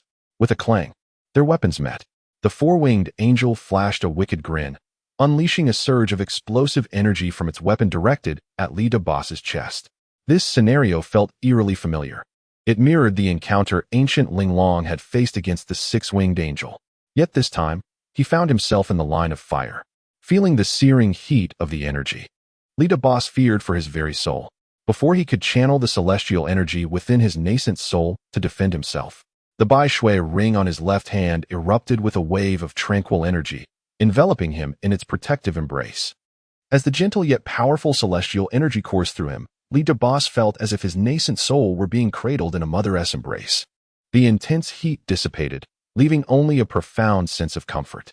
Observing the perplexed 4-winged angel beside him, Lita Boss could not help but smile.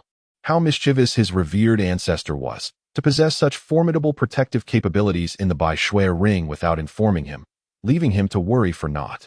Chapter 29. The Destruction of Strong Foes. The 4-winged angel, seasoned and knowledgeable, had gained insight into the formidable powers of its adversaries during the recent skirmishes with cultivators.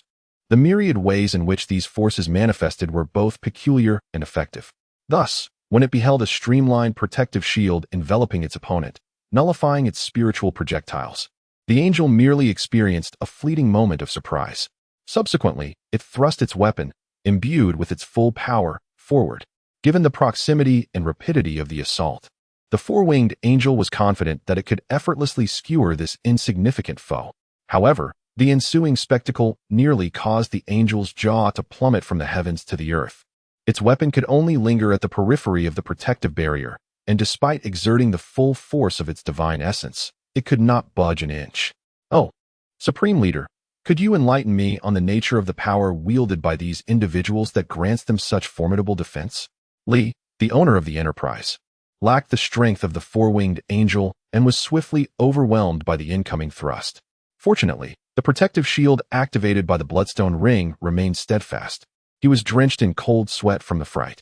Seizing the moment of the angel's bewilderment, Li Qingzhu's flying sword slashed upwards towards the angel's vulnerable region. Aiming for the weak point, he believed that no matter how powerful one might be, their most delicate area would always remain a liability. Having been steeped in the traditions of Chinese martial arts since childhood, Li had mastered a few techniques. His most favored move was known as the monkey steals the peach. This cunning maneuver had proven effective in many brawls. Aware of the world's inherent depravity, Li would fashion a funnel from sturdy cardboard to shield himself during skirmishes. In this moment, his adapted version of the underhanded strike surged forth with a swiftness reminiscent of his youthful exploits. The 4-winged angel, caught off guard, failed to react in time and was met with the strike. A wicked smile graced Li's lips as he recalled the misfortunes of those who had previously fallen victim to this tactic. Yet, the outcome was unforeseen. The previously unimpeded strike was halted mere inches from the angel's vulnerable area, and Li could see the faint glow where the sword met the protective energy. To his astonishment, it became evident that his opponent also possessed a protective aura. The 4-winged angel, enraged, glared at Li Qingzhu. In the angelic realm, those beneath the rank of 8 wings were devoid of gender or reproductive organs. The blatant attempt to humiliate it incited a fury within the 4-winged angel. As Li's attack failed, he was struck by the angel's furious gaze, reminiscent of a violated maiden, eyes ablaze and trembling with suppressed rage. Its spiritual pressure rising to unprecedented levels. Li was taken aback.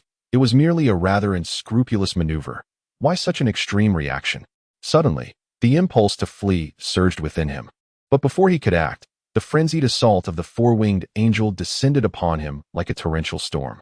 With no other choice, Li could only retreat while parrying its strikes, attempting to distance himself from the relentless adversary. Yet, the angel clung to him like a leech, refusing to be shaken off. After several exchanges, Li felt the painful reverberation in his wrist. The angel's strength was undeniably formidable. Thankfully, the shield of the bloodstone ring remained intact. Otherwise, he would surely have been cleaved into numerous pieces. Seizing the moment when the angel lifted its weapon, Li hurled his flying sword directly at the angel's face. Startled by the audacity of throwing a weapon mid-fight, the four-winged angel hesitated momentarily before smirking, interpreting Li's action as a sign of exhaustion and impending flight. It effortlessly deflected the flying sword and prepared to renew its assault. However, in an instant, a furry spherical creature dashed into the protective barrier, pressing itself tightly against the angel. The four-winged angel was struck with terror. Its protective shield was unblemished. How could anything breach its corporeal defenses? Before it could comprehend the situation, a sharp pain pierced its navel, followed by the shattering of its protective aura as if it were fragile glass. Li Chengzhu stood not far from the four-winged angel, sweat beading on his brow, the meteor sword drawn. As he witnessed the flash of light surrounding the angel's form, realization dawned upon him. Without hesitation, he commanded the meteor sword to strike at the angel's head. With its protective barrier breached, and in a state of panic, the four-winged angel had no time to react before Li's celestial blade severed its head. Blood gushed forth like a fountain, and the body spun in the air before plummeting to the ground in two halves. Li's eyes scanned the vicinity for the small, furry creature, which he promptly scooped up, muttering, "You little rascal." The creature chirped in response, lifting its head as if to boast. Startled, Li scolded it for emerging without warning during the battle. Earlier, in the midst of combat with the four-winged angel, Li had ensconced the creature within the bloodstone ring's pet space to protect it from harm. Unbeknownst to him, it had ventured out during the fray, clutching a glazed needle. Impressed by its capability, Li's stern demeanor softened into a smile akin to a blooming spring flower. He recalled from his experiences with the little creature that it possessed immunity to barrier-type spells, and he was astonished to see it penetrate the angel's protective aura directly. With a mere prick of the glazed needle, the angel's aura would dissipate, leaving it vulnerable to Li's celestial blade. Back to the embrace of the mother, he declared as he placed the glazed needle back into the bloodstone ring. The little creature darted away to the fallen four-winged angel's corpse, vigorously sniffing at it. Li, wielding the celestial sword, followed closely, uncertain of its intentions but instinctively protective of his companion. As the creature inhaled and exhaled rhythmically, a transparent stream of life energy surged forth from the angel's remains, gradually coalescing into a humanoid form. Once the figure materialized, Li was astonished to recognize it as the essence of the angel's soul. "I had no idea you possessed such abilities," he exclaimed in disbelief. The little creature chirped back at him and, without waiting for a response, opened its mouth and inhaled deeply. Li's eyes widened in shock as he realized the angel's soul was being drawn into the creature's body. "What have I done?" he lamented internally, regretting allowing the creature to consume the essence of Cui Xiaosa's nascent soul. Now, it appeared to have developed an affinity for these pure energies. Seeing that no one was paying attention, Li swiftly returned the little creature to the bloodstone ring and nonchalantly wandered off to search for his flying sword. Chapter 30. The mighty talisman with the little creature as a secret weapon. Li Chuzhu found that slaughtering the two-winged angels required little effort. As long as the creature swiftly pricked them with its needle, Li, the Grand Master, could simply await the accolades of battle achievements. Moreover, he discovered that the creature had a rather discerning appetite. It showed no interest in the energy of the two-winged angels, but eagerly absorbed the soul energy of any four-winged angels it helped to slay. Now, Li Chengzhu no longer feared enemies below the level of the four-winged white-winged angels. Those who could not keep pace with the little creature would inevitably fall victim to its strikes. Even if he encountered a few slightly more formidable angels, the creature could dance around them, distracting their minds, allowing Li to deliver a decisive blow with his celestial sword. Though the meteor was renowned for its speed, it was still a member of the celestial sword lineage. Even if Li Changzhu could not fully merge with its power, he could effortlessly rend the facade of the angelic gate using the celestial energy from his nascent soul. Li Changzhu strode forth like a battle god draped in a long robe, leaving a trail of destruction in his wake, quickly gathering a throng of cultivators behind him. On this battlefield, each individual was preoccupied with their own survival, paying little heed to the celestial sword in Li's hand or the unusually swift little creature. Li repeatedly cautioned the creature not to consume other souls. Even if it did, it should remain concealed from prying eyes, lurking beneath the bodies of the slain. It was imperative to slow its pace and avoid arousing suspicion. With Li Changzhu leading the charge, the number of cultivators behind him swelled. United, they advanced. And wherever they went, the angels crumbled. One cultivator chanted incantations, holding a piece of talisman paper. Upon finishing, he inscribed a few seals in the air. And with a whoosh, the talisman darted into Li Changzhu's body. Suddenly, amidst the chaos of battle, Li felt a surge of spiritual energy erupting from its hidden depths, converging within his meridians, revitalizing even the previously depleted celestial energy. With a sword stroke, he felled an angel nearby and turned to the cultivator with a broad grin. "Thank you. You're welcome," the cultivator replied. The others, witnessing this, expressed their astonishment, with one asking, "Friend, was that the mighty talisman?" "Indeed," came the reply, and the crowd erupted in exclamations, marveling at the legendary mighty talisman. This talisman could unleash a cultivator's latent potential for an hour, making it ideal for large-scale battles. Moreover, it was unique to the Longmen Dao sect. Many had heard of it, but never seen it. While crafting talismans may seem simple, most cultivators can only produce a few. The path of talisman crafting fundamentally revolves around the manipulation of energy. Talisman forms are variable, animated by spirit. However, to truly master the art of talismans is a feat only the Longmen Dao sect has achieved in the entire Immortal Realm. Seeing a disciple of the Longmen Dao sect present, the crowd clamored, "Give me one." "Me too. Let us roast these winged fiends." The smiling cultivator complied, bestowing mighty talismans upon each individual. Those adorned with the talisman felt their cultivation surge dramatically, affirming its formidable reputation. After experiencing this exhilarating increase in power, the crowd surged into the enemy ranks. The cultivator called out from behind, "Remember, friends, the effect lasts only 1 hour. After that, your cultivation will temporarily decline." "What?" Li Changzhu nearly stumbled in midair. "Every benefit comes with a price," the Longmen disciple shrugged helplessly. "Damn," Li Changzhu spat, feeling frustrated as he glanced at those empowered by the mighty talisman, who had already rushed ahead. It seemed everyone understood the side effects, except for him, who was seething with indignation. He thought, forget it, it's better to slay more angels than to dwell on this. And once the time was up, he could simply make his exit. Casting a glare at the Longmen disciple, Li Changzhu followed the main force. The cultivators, temporarily empowered, charged into the fray like butchers in a slaughterhouse, easily dispatching angels with coordinated strikes.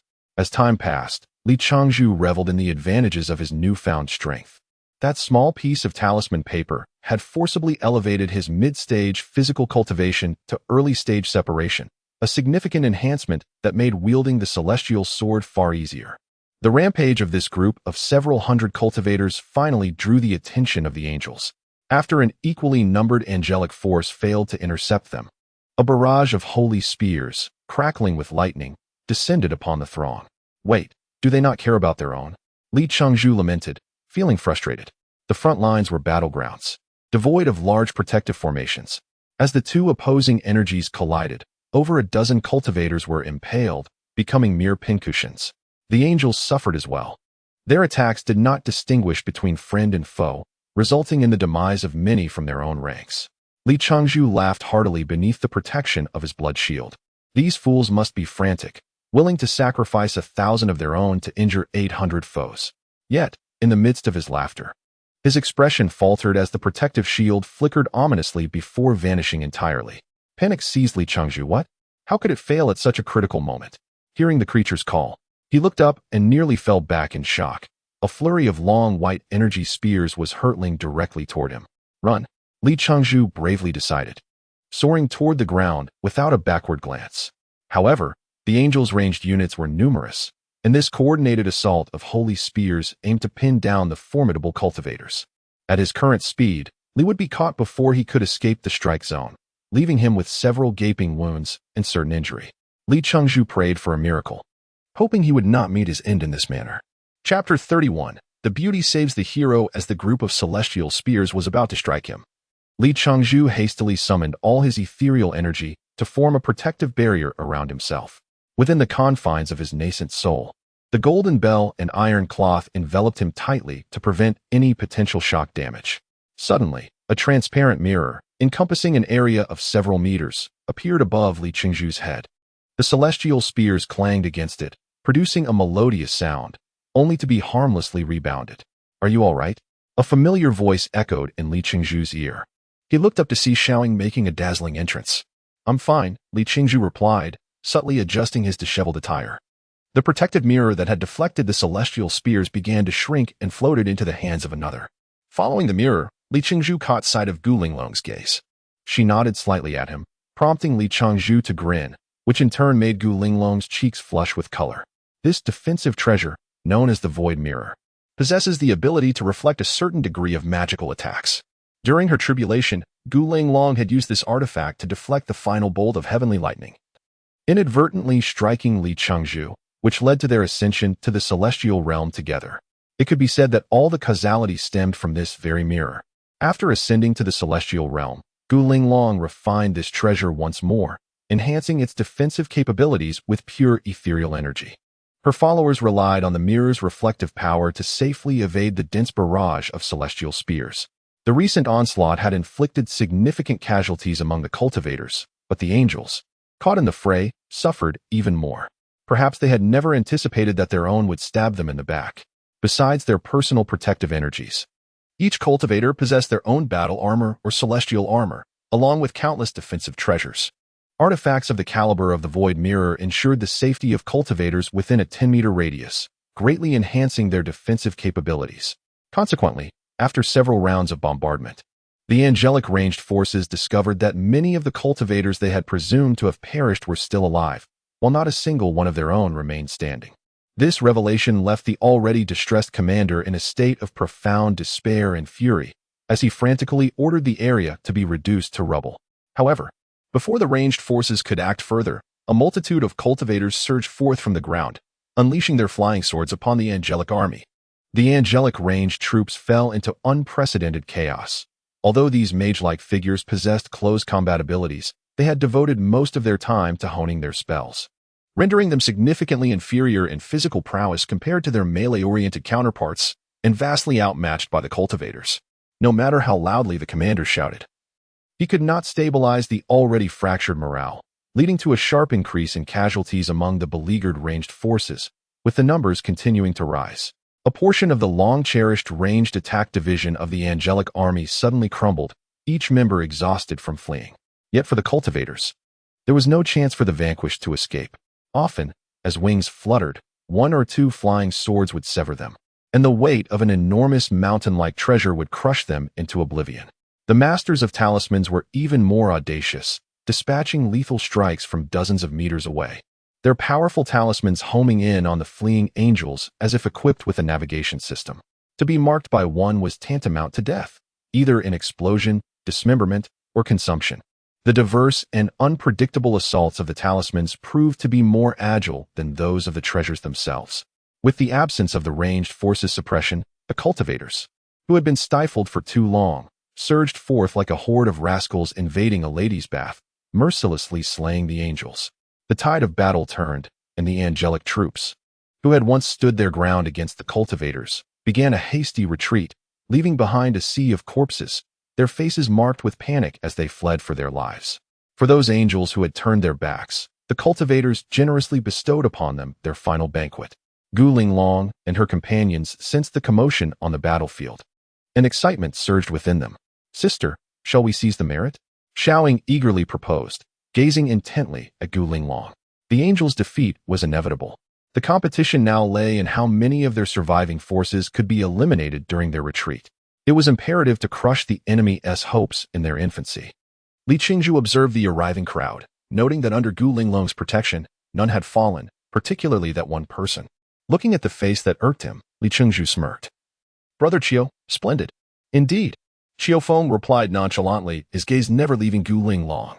It has been over 10 days since we last met, Brother Chiu. Yet you still appear spirited and imposing, Li Chengzhu remarked, squinting at Qiu Feng's bloodied and dust-covered attire and disheveled hair while adjusting his own pristine robe. Where can I compare to Brother Li, who has survived against all odds? Qiu Feng chuckled, refusing to back down. Gu Linglong slightly furrowed her brow, interrupting their banter. Let us pursue them. If we don't chase now, there will be no spoils left for us. She then led the way towards the retreating angelic forces. With Gu Linglong's command, no one dared to hesitate, and they followed in her footsteps. Xiaoying shot Li Chengzhu a fierce glare and whispered in his ear, "Where have you been these past days? Sister has been on edge. If it weren't for General Yi saying you were cultivating treasures, we would have thought you had fled or been captured by the angels." Oh? Li Chengzhu raised an eyebrow, a mischievous grin spreading across his face as he leaned closer to Xiaoying. Do you not worry about me, miss? You're incorrigible. Xiaoying furrowed her delicate brows, delivering a playful punch to Li Chengzhu's shoulder before quickening her pace to catch up with Gu Linglong. Li Chengzhu rubbed the spot where Xiaoying had struck, watching her retreating figure and laughing heartily. One who is shameless is invincible, Qiu Feng remarked sourly from the side. Li Chengzhu shot a sidelong glance at Qiu Feng, a cunning smile forming on his lips as he proposed, "Brother Qiu, how about a little competition?" "A competition?" Qiu Feng asked, puzzled. "Yes. Let us see who can gather more divine crystals during this battle. What is the prize?" Qiu Feng replied with a cold chuckle, incredulous that this nascent soul novice would dare to challenge him. "The victor shall claim all the divine crystals we gather." Li Chengzhu tilted his head provocatively. "Deal." Qiu Feng immediately accepted, disregarding the others as he stepped onto his flying sword, setting off to hunt the enemy on his own. That fool. Li Chengzhu laughed coldly to himself. With the little treasures and the Liuli needle in my possession, I have no fear of losing to you. Truly a simpleton. Chapter 32. The bet. Observing the retreating figure of Qiu Feng, the esteemed Li chose to separate himself from the crowd. Although camaraderie among the group could mitigate the risk of injury, the distribution of accolades was often fraught with complications, rather than a fear of inconvenience. It was Li's absolute confidence in his own prowess that compelled him to act independently, guided by a small creature. Li Chengzhu pursued a cadre of two-winged angels alongside numerous cultivators. At this juncture, the angels were devoid of fighting spirit, resorting only to futile defenses in a desperate bid to delay the relentless advance of the cultivators, remaining predominantly in a state of panic. This scenario bolstered Li's confidence in the contest. The battle had lost its significance. The angels had initially approached with fervor only to return as corpses, primarily due to the effective ambush executed by the cultivators' underground forces against the angels' ranged units. Standing upon a superior flying sword, Meteor, Li closely followed the small creature's lead, ready to unleash a decisive strike as soon as the creature breached the angel's defenses with its glazed needle. The small creature would then extract the divine crystals from the wounds.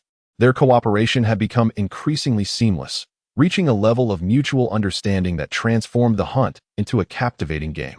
The sprays of blood, once gruesome, now appeared almost charming to Li. He calculated the remaining duration of the potency of his power-enhancing talisman, eager to slay as many angels as possible within its limited time frame to suppress Qiu Feng's audacious momentum. The cultivators pursued the angels for a full 80 miles, finally halting at the gates of the angel stronghold. The path was littered with corpses, and the once vibrant red rock plateau had morphed into a hell's cape of the celestial realm. Even from a distance, the cultivators' encampment could catch a whiff of the overwhelming stench of blood.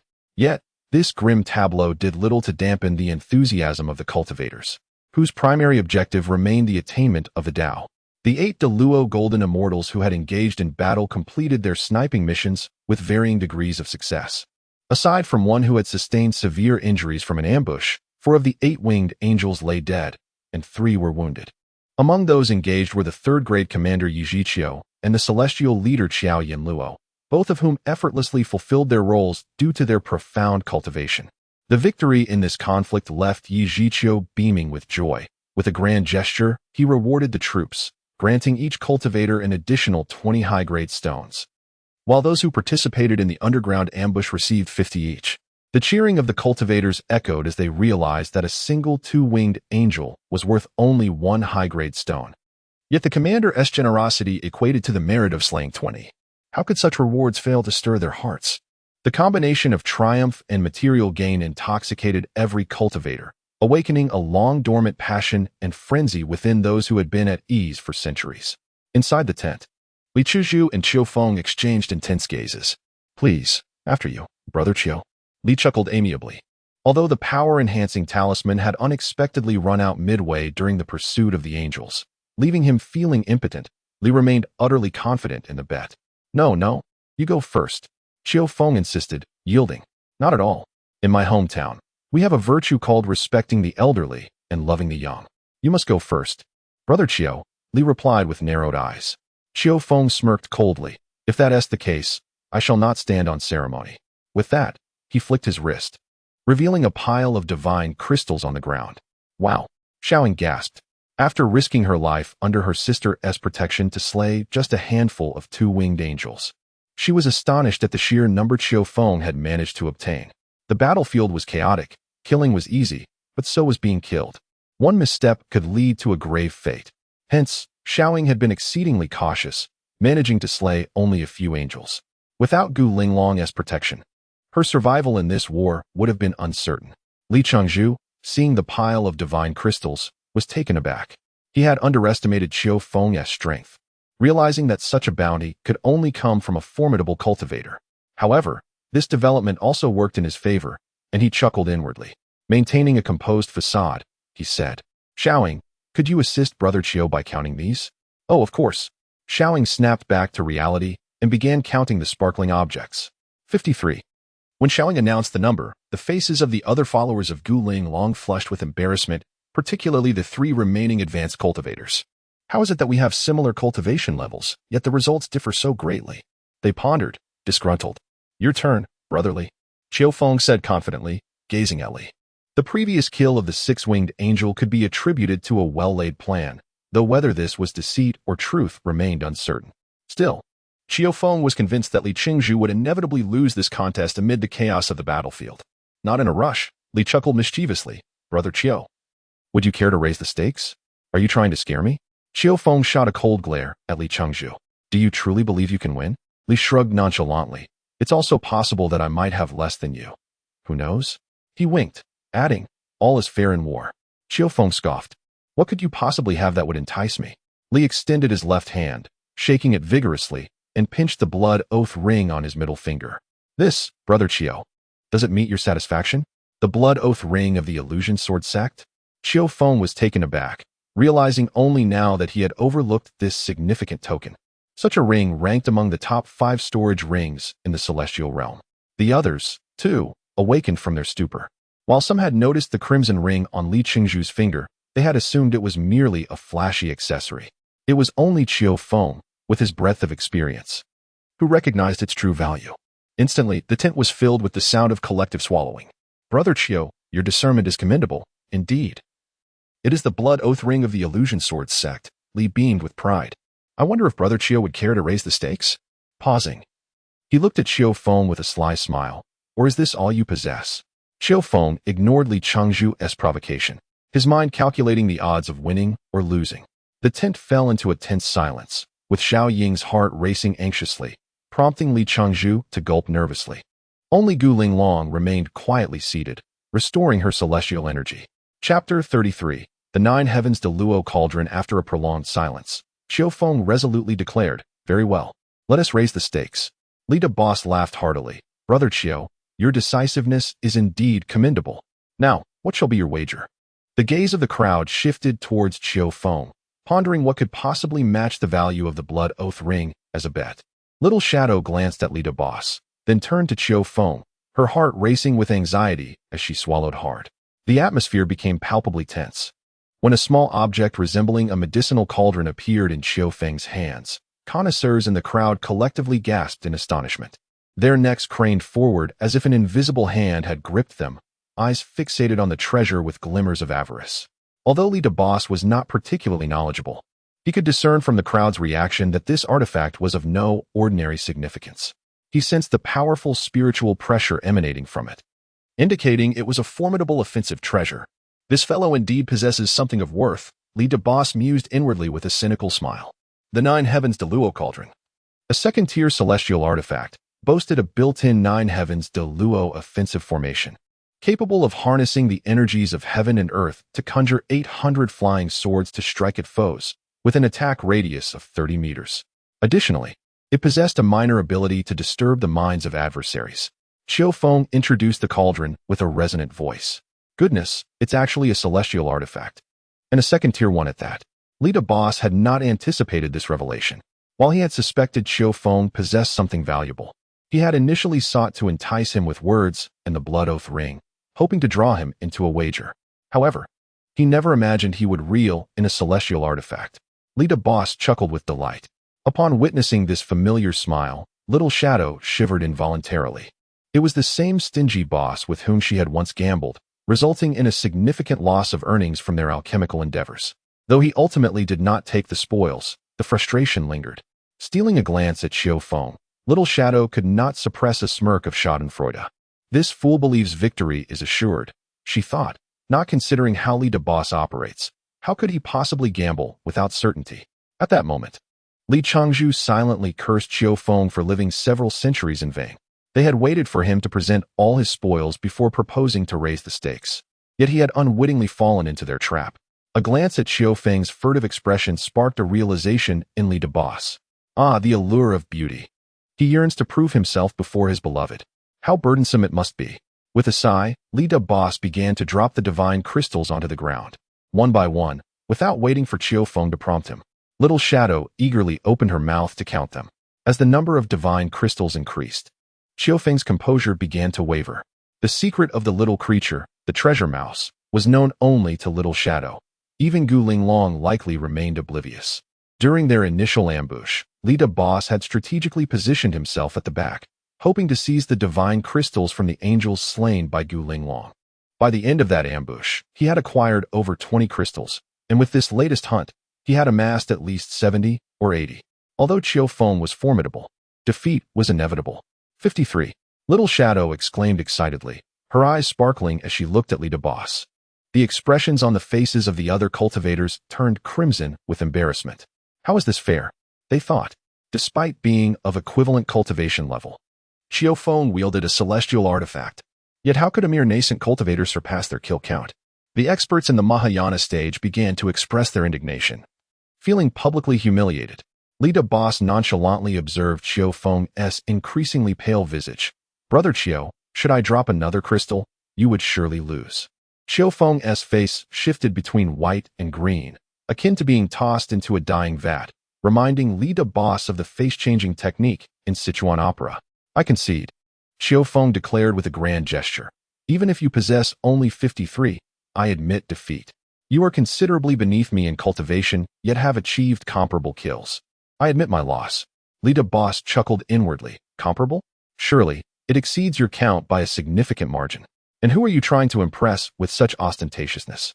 A glance at Gu Linglong, who appeared indifferent to the proceedings, led Lita Boss to conclude that this display was futile. This is yours, Qiu Feng said. His expression pained as he tossed the Nine Heavens de Luo cauldron towards Lita Boss. The little creature leapt from Lita Boss's shoulder, grasping the cauldron and executing a swift turn in midair before landing securely back on Li Qingzhu's shoulder, proudly presenting it to Lita Boss. Well done, Li Qingzhu said, patting the little one's head before retrieving a high-quality stone from his ring and handing it over. Let me see. Little Shadow, heedless of the crowd's reactions, eagerly grabbed the Nine Heavens de Luo cauldron, examining it from every angle with excitement. Lita Boss's victory was also her triumph. She felt a surge of pride. At that moment, Qiu Feng was engulfed in regret. He had long known this man was treacherous, yet he had still fallen into his trap. However, it was too late for remorse. Words spoken and gifts given could never be retracted. With a sullen expression, he excused himself to take a breath of fresh air. Once Qiu Feng departed, Lita Boss gleefully gathered all the crystals into the blood oath ring and snatched the Nine Heavens de Luo cauldron from Little Shadow. I haven't examined it yet. Little Shadow playfully pinched Lita Boss's waist, pouting as she moved to sit beside Gu Linglong. With the jade-green cauldron in hand, Lita Boss felt an increasing fondness for it. Qiu Feng had mentioned it could unleash 800 flying swords. Indeed, within that 30-meter radius, it would be a veritable storm of swords. Who could evade such concentrated assault? What is true power? To strike is not true power. True power lies in delivering a preemptive strike before unleashing 800 swords to decimate one's foes. Li Boss chuckled lewdly. A Mahayana expert interrupted Li Qingzhu's musings. Friend, may I inquire how you managed to slay so many angels? Li Boss leisurely placed the 9 heavens de Luo cauldron into the blood oath ring.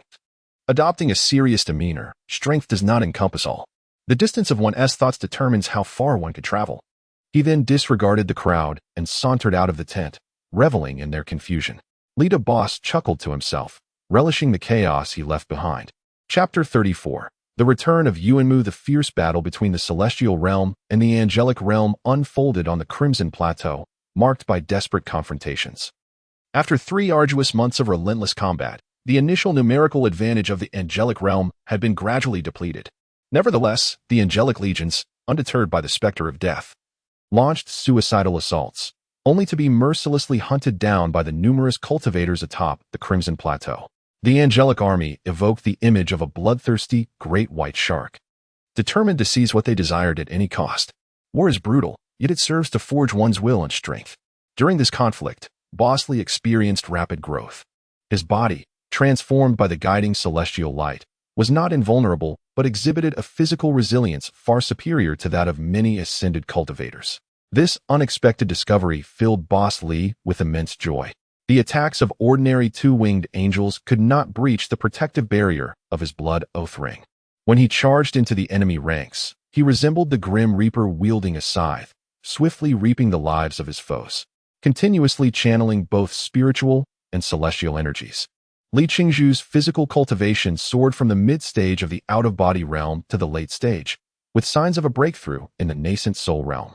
In contrast to the victory in the celestial realm's defense, the return of Yuanmu brought even greater joy to Gu Linglong and the others. The reunion of the 2 brothers was marked by a wave of emotion. To everyone's astonishment, Yuanmu had remarkably advanced to the mid-stage of the Immortal Realm. The Ascension Talisman had once again vividly demonstrated its power and allure in the eyes of the celestial beings. Through Yuanmu's recounting, they learned that he had undergone a tribulation of both heavenly and earthly trials, a perilous situation indeed. However, the angels had acted as a shield, allowing Yuanmu to ascend successfully. Ultimately, when 4 6-winged white angels arrived on the battlefield, the guiding celestial light had timely transported Yuanmu to the vicinity of the Lake of Nurturing Immortals, allowing him to narrowly escape calamity. Upon hearing this, Bosley could only click his tongue and utter a few expletives to calm his tumultuous emotions. Yuanmu's fortune was enviably extraordinary. Have you seen my master? Bosley inquired impatiently. Your master? Yuanmu replied, puzzled. This current celestial guide is the master of this friend. Yuan's son clarified from the side. Yuanmu, slightly taken aback, finally spoke. The process of ascension for those from the celestial realm differs from that of mortals. When celestial beings ascend, they arrive at a different location in the Lake of Nurturing Immortals, not near that reverse passage. Li Qingzhu sighed in slight disappointment, realizing the truth in Yuanmu's words. Otherwise, during the 2 years he had followed his master, only one immortal could have ascended from the reverse passage. Brother, make sure to express your gratitude to this friend. He avenged second brother. Yuan's son recalled Yuan Lin's tragic fate, tears welling in his aged eyes. What? Yuan's son exclaimed, his mouth agape. He is the one who killed that 6-winged angel, Yuan's son sobbed. Big brother, Yuanmu was astonished. Could it truly be this little one who defeated the 6-winged angel? Others might not know, but Yuanmu was all too aware. At the moment the 6-winged angel's spiritual pressure vanished, it was accompanied by a surge of formidable and domineering energy. Even with Yuanmu's current cultivation, he would not dare to confront that energy head-on. How could it possibly have been vanquished by this little one before him? After a moment of contemplation, Yuanmu inquired, do you have any evidence? Bosley chuckled coldly, believe it or not. I have no time to waste on your doubts. Yuan's son interjected, big brother, it is indeed him. The divine crystal of the 6-winged angel remains with him. Observing his brother's earnest expression, Yuanmu softened his demeanor and smiled gently. I apologize for my earlier rudeness, dear friend. However, this matter is not as simple as you might think. So I would like to confirm something. I wonder if you could accommodate me? As the saying goes, one does not strike a smiling face, especially when that face blooms like a spring flower. Bosley felt it inappropriate to maintain his stern expression and reluctantly produced the cherished divine crystal of the 6-winged angel. Upon sensing the familiar wave of spiritual pressure and gazing at the gray yet potent glow, everyone fell silent, reminiscent of the scene upon their first encounter. After scrutinizing the crystal, Bosley turned to Xiaoying and asked uncertainly, "Do you feel it seems much smaller?" Xiaoying, the authoritative figure, grasped the six-layered crystal, examining it closely and nodded. "I have that impression. Look, the edges of these layers are not as sharp as they once were. It seems to be gradually worn down." Bosley trusted Xiaoying's assessment, recalling how she had toyed with the divine crystal for an entire day, making her impression far more profound than that of others. After this confirmation, Bosley's eyes widened, and he seized the little creature perched on his shoulder, placing it before him, sternly admonishing, "You little rascal, how dare you steal food?" Squeak. The little creature protested, raising its tiny paws. If you didn't eat this, why has it shrunk so much?" Squeak. Ignoring Bosley's fierce countenance, the little creature leaped into Xiaoying's embrace, clinging tightly and feigning injury by burying its head in her ample bosom. "All right, it's just a crystal. Why not go out and slay another?" Xiaoying swatted Bosley's outstretched hand away, exclaiming in irritation, "Is it worth getting so worked up over a little creature?" Bosley, his robust frame trembling, retorted, "Go out and slay another? It's not that simple. They are six-winged angels, not mere roasted ducks with wings." Coughing to compose himself, Bosley added, "I am not concerned about the crystal. Rather, a child not taught is the father's fault. Do you understand?" Li Chengzhu endeavored to justify himself, realizing that if the little creature was indeed stealing, the precious stones and heavenly spirit stones he kept in the blood oath ring would likely not survive either. Who knows when the little creature might secretly consume them? Humph. Xiaoying huffed, turning to the little creature, soothingly saying, "Be good, don't mind him." She then left, casting Bosley a parting glance. Clearing his throat, Yuanmu coughed and bowed slightly to Li Chengzhu, expressing his gratitude. "I appreciate your assistance in avenging my brothers. Should you require anything in the future, do not hesitate to ask." Forget it, forget it." Bosley waved his hand in annoyance and exited. Gazing at the not-so-tall figure departing, Yuanmu smiled faintly. This individual is not simple. Yet, how exactly did he eliminate the six-winged angel? Or was it someone else who did the deed? What of the crystal? Yuanmu sighed softly, unable to fathom the mystery. Chapter 35. The conclusion of war. The divine crystals that had been previously acquired remained untouched, not exchanged for superior stones.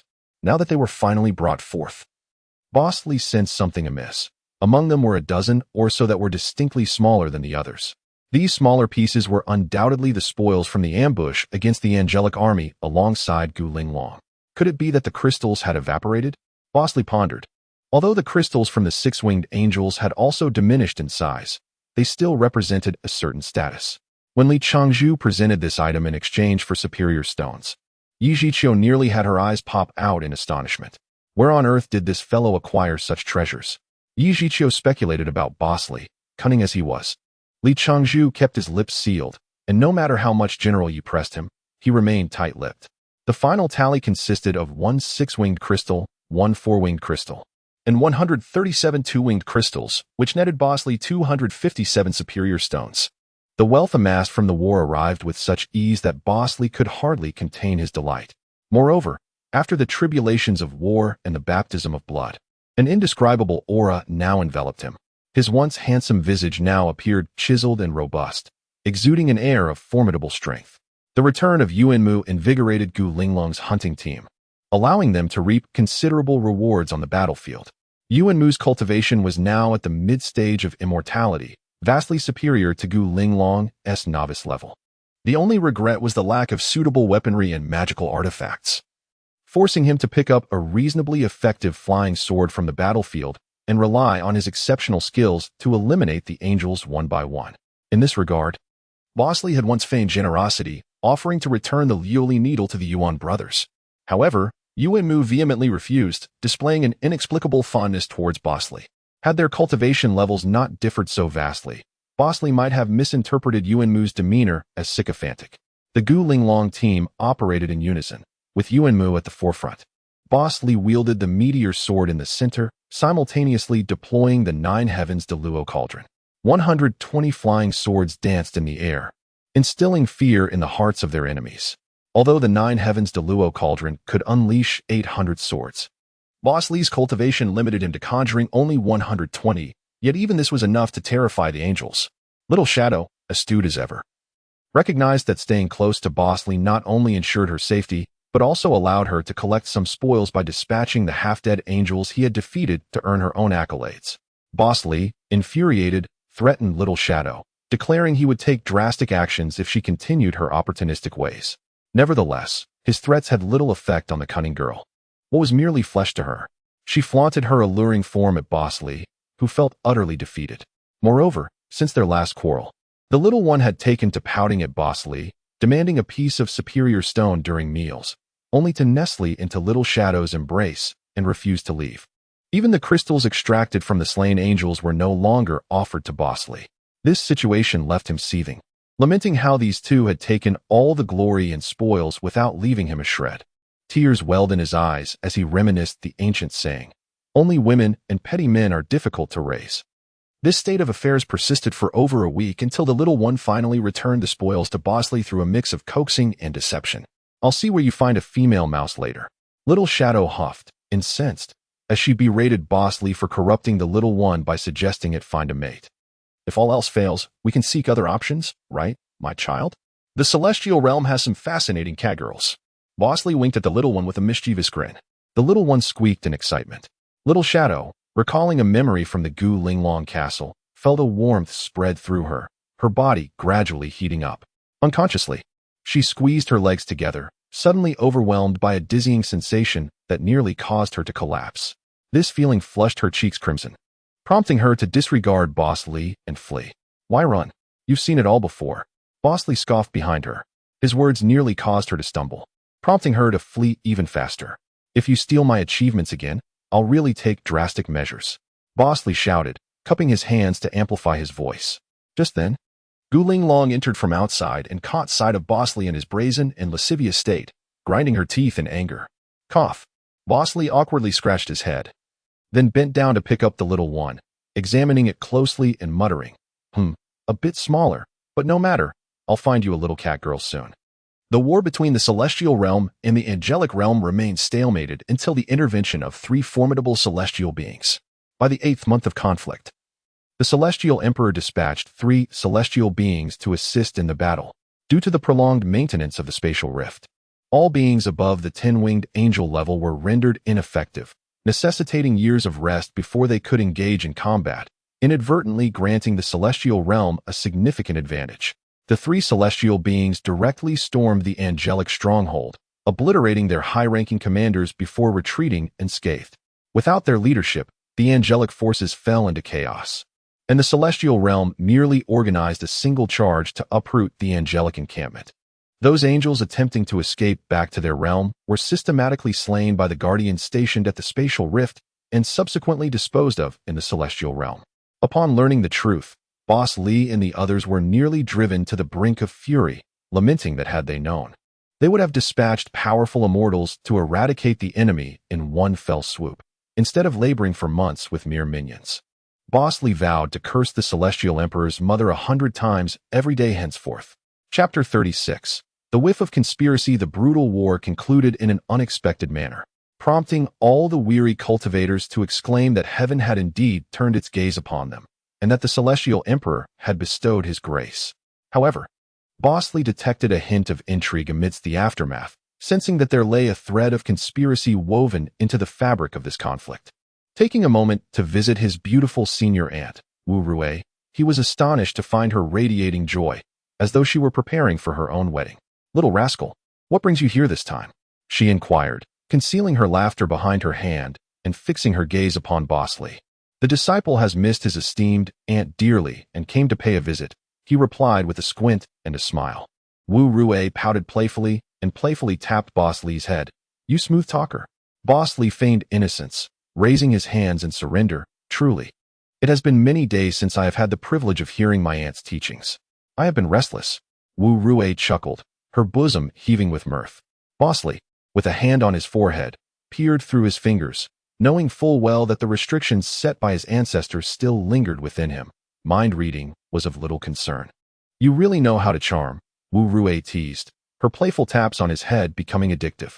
"I've heard that those with larger heads are often quite clever." Seeing her mischievous smile, Boss Lee's face flushed. "A big head means no worries in the rain, right?" Wu Rui shifted her hand from his head to his shoulder. Her smile warm. My dear, as your senior aunt, could you please exercise a bit more restraint in your gaze? I may be a bit lecherous, but I would never disrespect you, dear aunt. Alas, it is beyond my control, he replied with a sheepish grin.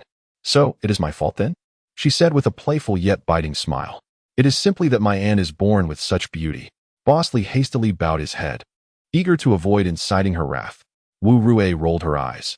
You have a seductive companion from the same sect, and a classical fairy who ascended from your homeland. Do you still remember to regard your aunt? Her words carried deeper implications, causing Bosley to raise an eyebrow in intrigue. Haha.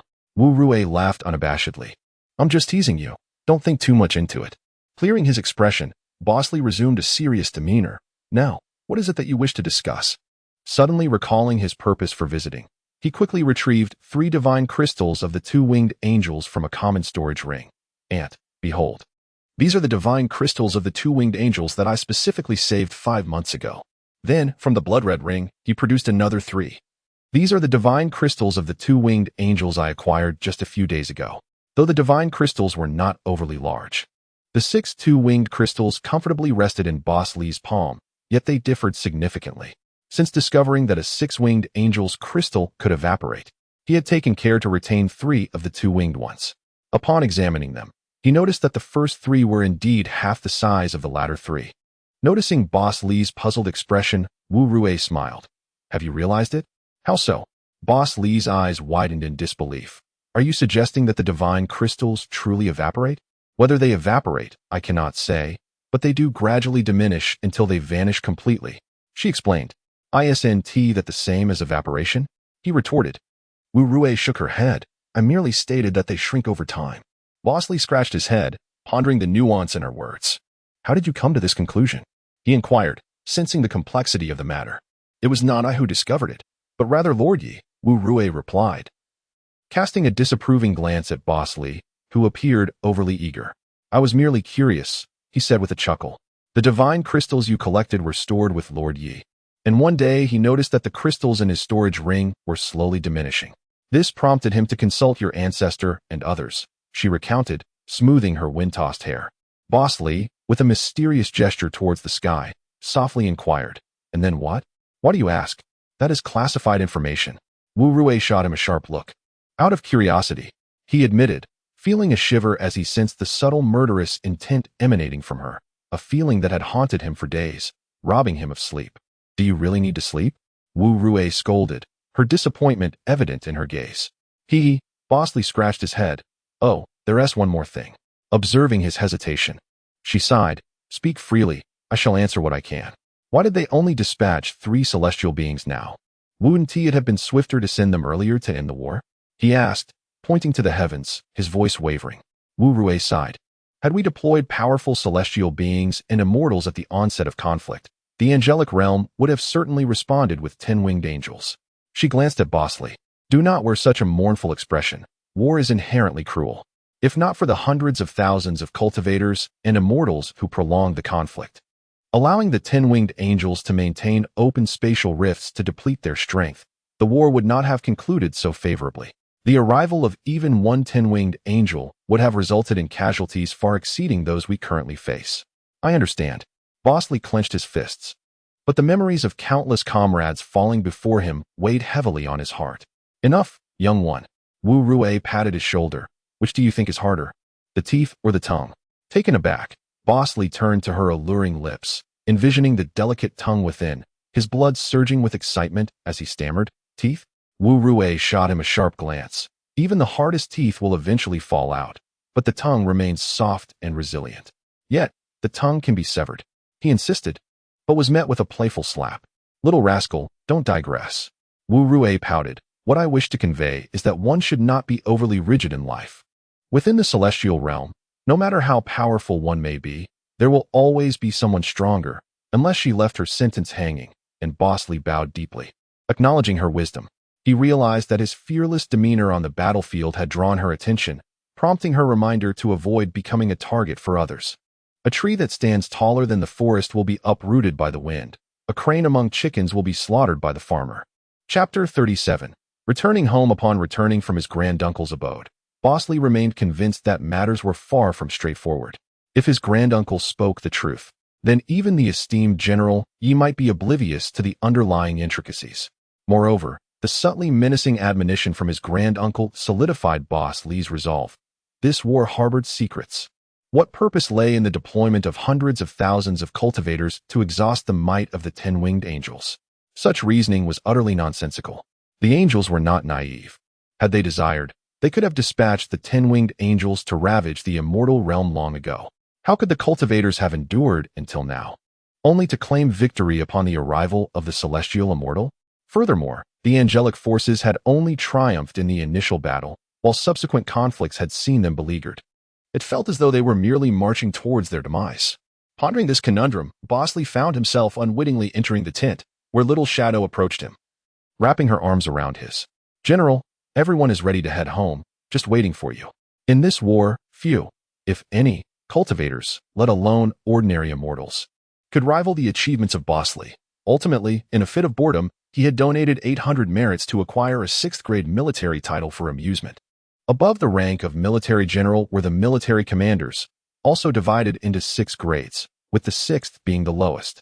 Little Shadow had been brooding over this matter, lamenting the fact that 800 merits had merely secured such a trifling title. How wonderful it could have been.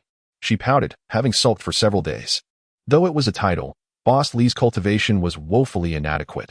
Those who could attain the rank of 6th-grade general typically possessed the strength of immortals. Who else, like Boss Lee, had managed to attain such a rank through sheer luck? Thus, while Boss Lee held the title, he remained an empty figurehead.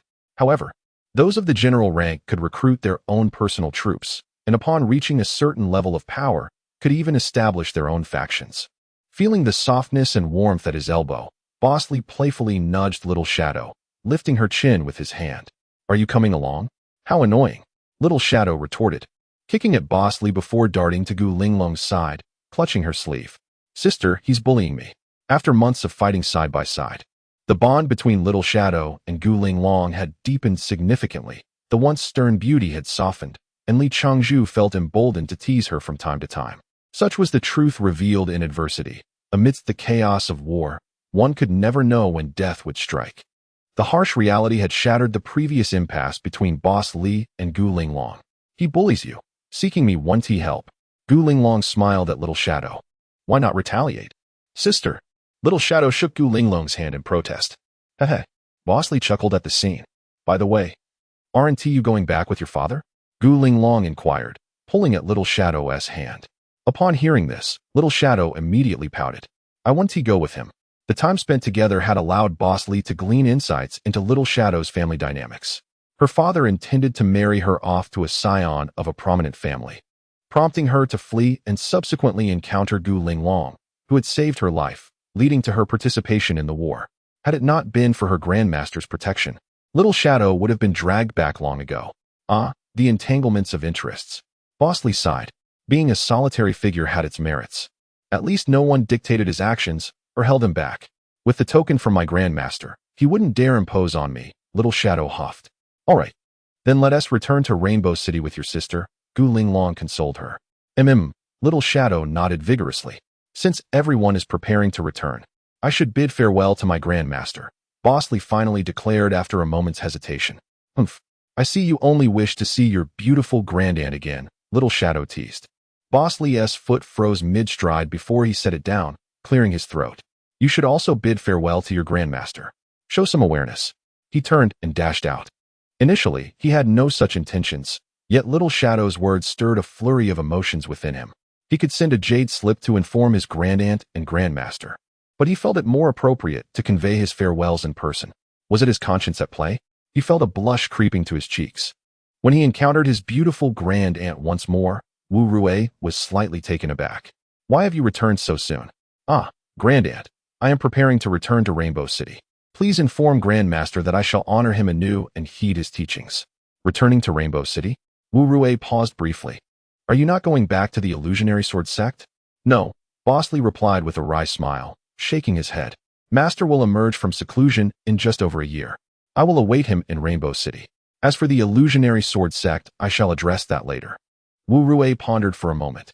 "Very well. Sigh, these unruly brats, When I return, I shall teach them a lesson. They have no sense of awareness. Witnessing the sudden surge of killing intent from his stunning grandaunt, Boss Li couldn't help but swallow hard. Wu Rui glanced at Li Changzhu and chuckled. I suspect you are reluctant to part with your two lovely confidants? Not at all. Boss Li protested, feeling unjustly accused. As a disciple, my heart is solely set on seeking the Tao. Matters of affection are but fleeting clouds. Wu Rui raised an eyebrow. Is that so? I recall a saying from the Immortal Realm, those who lie may lose their front teeth. Cough. Boss Li nearly choked on his words. Why were all women, regardless of age, so alike? Emerging from his grandaunt's presence, Boss Li remained in a contemplative mood. The combat team from Rainbow City was finally prepared to return. From the original 103 members, only 8 remained.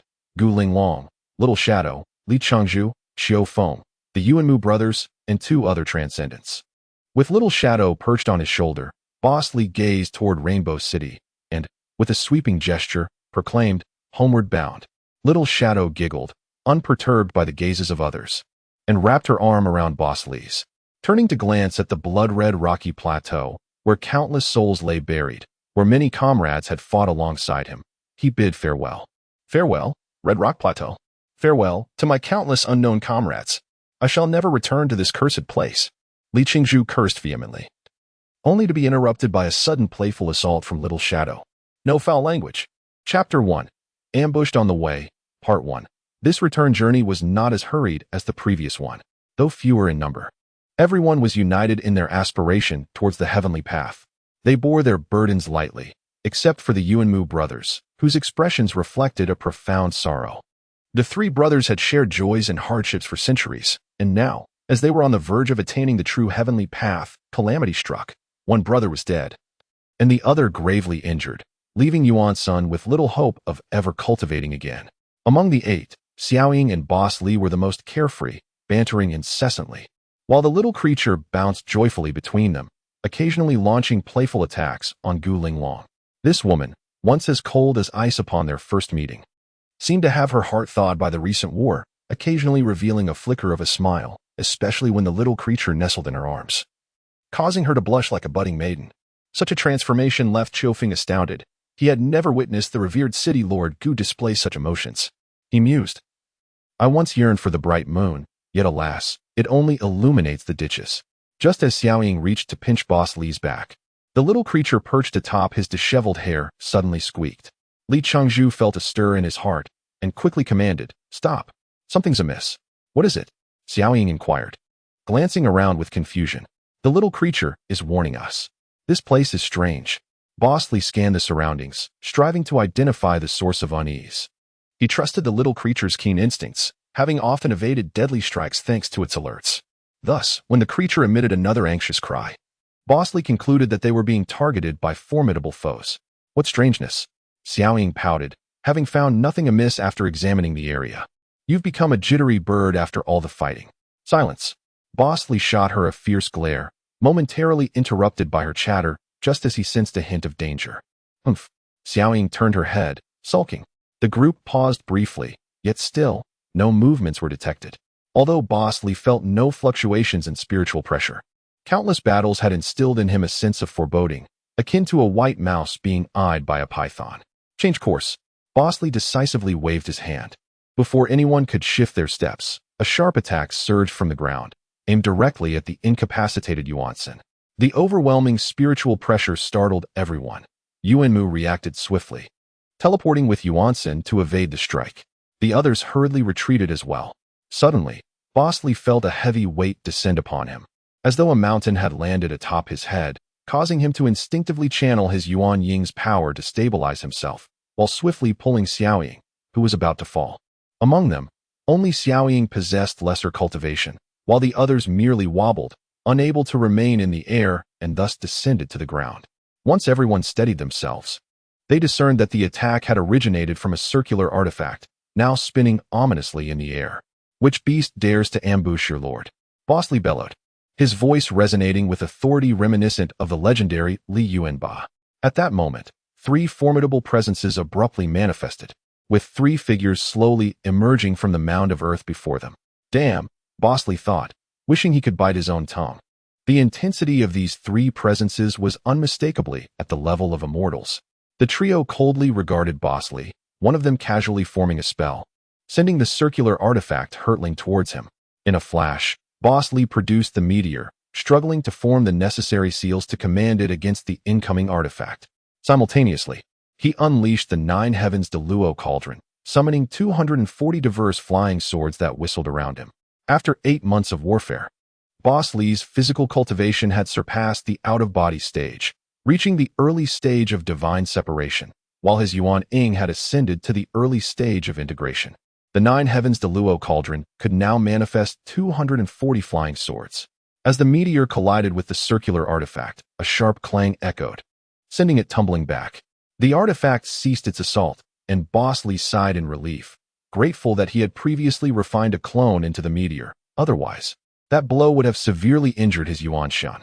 Even so, he could feel the clone within the meteor dissipating, nearly vanishing. These opponents were indeed formidable. Moreover, their current location was suspiciously peculiar, suppressing their powers by a third, limiting their capabilities to merely 70%. Glancing at the expressions of his companions, Boss Lee realized they had unwittingly walked into a trap, undoubtedly set by some formation. With a heavy sigh, Boss Lee clasped his hands and inquired, "Who are you?" "I am Li Chengzhu, a 6th-grade general of the Heavenly Court. Have you mistaken us for someone else?" He then adjusted the emblem on his chest, signifying his status as a 6th-grade general. The one who had attacked him scoffed coldly, "Do you think we would mistake our targets?" Boss Lee laughed heartily. "I don't think so. However, I fail to understand. Have we crossed paths before? If memory serves, this is our first meeting, isn't it?" The three remained icy, offering no response. Boss Lee persisted, shaking his head. "So, someone has ordered our demise? Might I inquire which esteemed immortal we have offended to incite the involvement of 3 immortals in our assassination?" "I'm not interested in conversing with the dying," the individual commanded, directing the circular artifact to strike once more, while the other 2 swiftly formed incantations.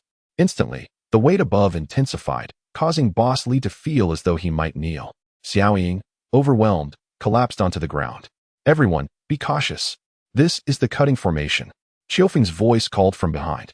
Boss Lee swiftly directed the 240 flying swords along with the meteor to counter the oncoming hula hoop. In a single exchange, half of the flying swords were destroyed by the artifact. Anxiously, Boss Lee conjured more. This artifact was undoubtedly an immortal weapon. Boss Lee calculated. Among them, only Yuanmu managed to safely teleport out of the so-called cutting formation, yet he still carried the defenseless Yuansen. Boss Lee attempted to utilize his Yuan Ying's power for another teleportation, only to fail spectacularly. Indeed, immortals were truly formidable, Boss Lee cursed inwardly. Chapter 2. Ambushed on the Journey, Part 2. In a life-and-death moment, Boss Lee swiftly regained his composure, his mind racing to untangle the intricate web of events. It was evident that he and his companions had offended someone, leading to their ambush by 3 celestial beings at this very location. This assailant must possess an intimate knowledge of their movements and capabilities. Otherwise, it would be impossible to have set up such a debilitating formation along their route. This formation effectively diminished their strength by 30%, seemingly crafted to counter Gu Linglong and Yuan Mu. The 3 celestial beings had concealed their spiritual pressure through some unknown means, burrowing underground, patiently waiting for the Rainbow City combat team to fall into their trap.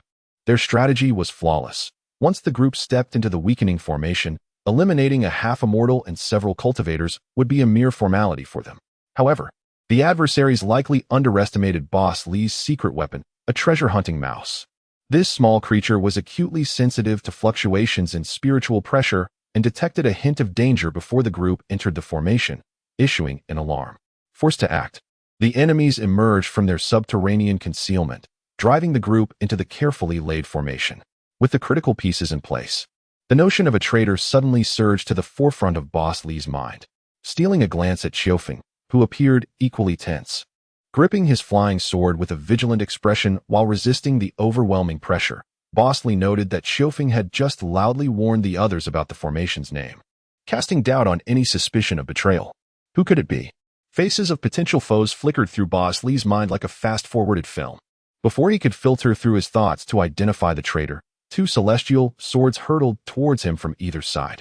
In a panic, Boss Lee swiftly commanded his 240 flying swords to intercept. Yet, those two celestial swords seemed to possess a will of their own. Deftly avoiding a direct confrontation with Boss Lee, darting through the encirclement of the Nine Heavens' great Luo cauldron, aiming directly at Li Qingzhu's head. Damn it! Boss Lee spat vehemently, just as he prepared to unleash the protective barrier of the Azure Blood Ring. A petite dagger suddenly soared through the air, blocking the advance of the two celestial swords and granting Boss Lee precious time to summon back the 240 flying swords that had lagged behind. A fierce clash ensued, the sound of metal ringing in the air, dazzling light assaulting the eyes of all present. When the cacophony subsided, Boss Lee despondently discovered that his 240 flying swords had been reduced to nothingness. The small dagger twirled back into the hands of Gu Linglong, the celestial sword known as Butterfly, which she had crafted. Though the losses were grievous, they had managed to halt the two celestial swords. This fierce skirmish transpired in the blink of an eye, leaving everyone stunned and Boss Lee drenched in cold sweat. Why is it always me who gets hurt? He lamented inwardly. Xiaofeng, momentarily stunned, attempted to break free from the weakening formation, only to find the barrier swiftly obstructing his path, forcing him to retreat. It was clear that the three celestial beings intended to trap the group within the formation before eliminating them. Evaluating their strengths, Yuan Mu could potentially entangle one opponent. But without a celestial weapon, he would inevitably suffer in the long run. Gu Linglong, though equipped with a celestial weapon, lacked sufficient power to contend with more than one of the three celestial beings. As for the remaining one, they possessed the capability to annihilate all the cultivators on their side without lifting a finger. The more Boss Lee contemplated, the more despondent he became. The only viable option was to catch one celestial being off guard and then combine their strengths to eliminate the others. Yet, they were celestial beings, not mere beasts that could be easily manipulated. The atmosphere grew excruciatingly tense, silence enveloping the surroundings. The two celestial beings continued to weave their spells, and as time passed, Boss Lee increasingly felt the weight of their predicament. Glancing at Yuan Mu, he observed his comrade caught in a dilemma, neither able to fight nor flee, wearing an expression of sheer frustration. Remarkably, the three celestial beings refrained from seizing the opportunity to attack him, indicating Yuan Mu's extraordinary luck. Boss Lee exchanged glances with Yuan Mu, who widened his eyes in disbelief. As if grasping the gravity of the situation, he subtly shook his head. Li Qingzhu grimaced, gritting his teeth in anger as he glared at Yuan Mu, gesturing towards Yuan's son and then to the ground. Yuan Mu immediately shook his head vigorously, resembling a bobblehead struck by a hammer. You coward! Boss Lee mouthed silently. Yuan Mu shrugged, adopting an expression of indifference. Taking a deep breath, Boss Lee opened his eyes, a sinister smile creeping across his face as he regarded Yuan Mu. In that moment, Yuan Mu felt a chill run down his spine, the next instant confirming his intuition. Seizing the opportunity while one celestial being remained vigilant and two others were casting spells, Boss Lee rapidly gathered his strength and unleashed the 240 flying swords outward. Simultaneously, he summoned the power of his nascent soul and, like an arrogant javelin thrower, hurled the meteor sword towards Yuan Mu. A brilliant flash erupted as all 240 flying swords were rendered useless. Yet a slight breach appeared in the formation at a certain point. Following closely behind, the meteor sword shot forth with a whoosh, accompanied by a blue-gray shadow that darted out of the formation. In a moment of astonishment, Yuan Mu understood his former comrade's intentions. Months of battles had forged an unbreakable bond among the members of the Rainbow City combat team. At that moment, Yuan Mu cast aside his concerns for his brother's safety, loosening his grip on Yuan's son and allowing him to fall, reaching out to grasp the incoming meteor sword. With a swift reversal, he aimed it at one of the celestial beings. The celestial being on guard sneered coldly, underestimating such a blatant attack. However, before that thought could fully form, a sense of foreboding surged within him, and as his vision blurred, a blue light flashed before his eyes. A sudden pain struck at his dantian, nearly shattering his protective spiritual energy. What is this? The celestial being, contemplating his final thoughts in the celestial realm, realized too late that a celestial sword had pierced into his dantian. Had it not been for the protective armor safeguarding his nascent soul, that strike could have pierced through it entirely. Chapter 3. The Wolf in Sheep's Clothing, Part 1. Yuan Mu had already attained the mid-level of immortality.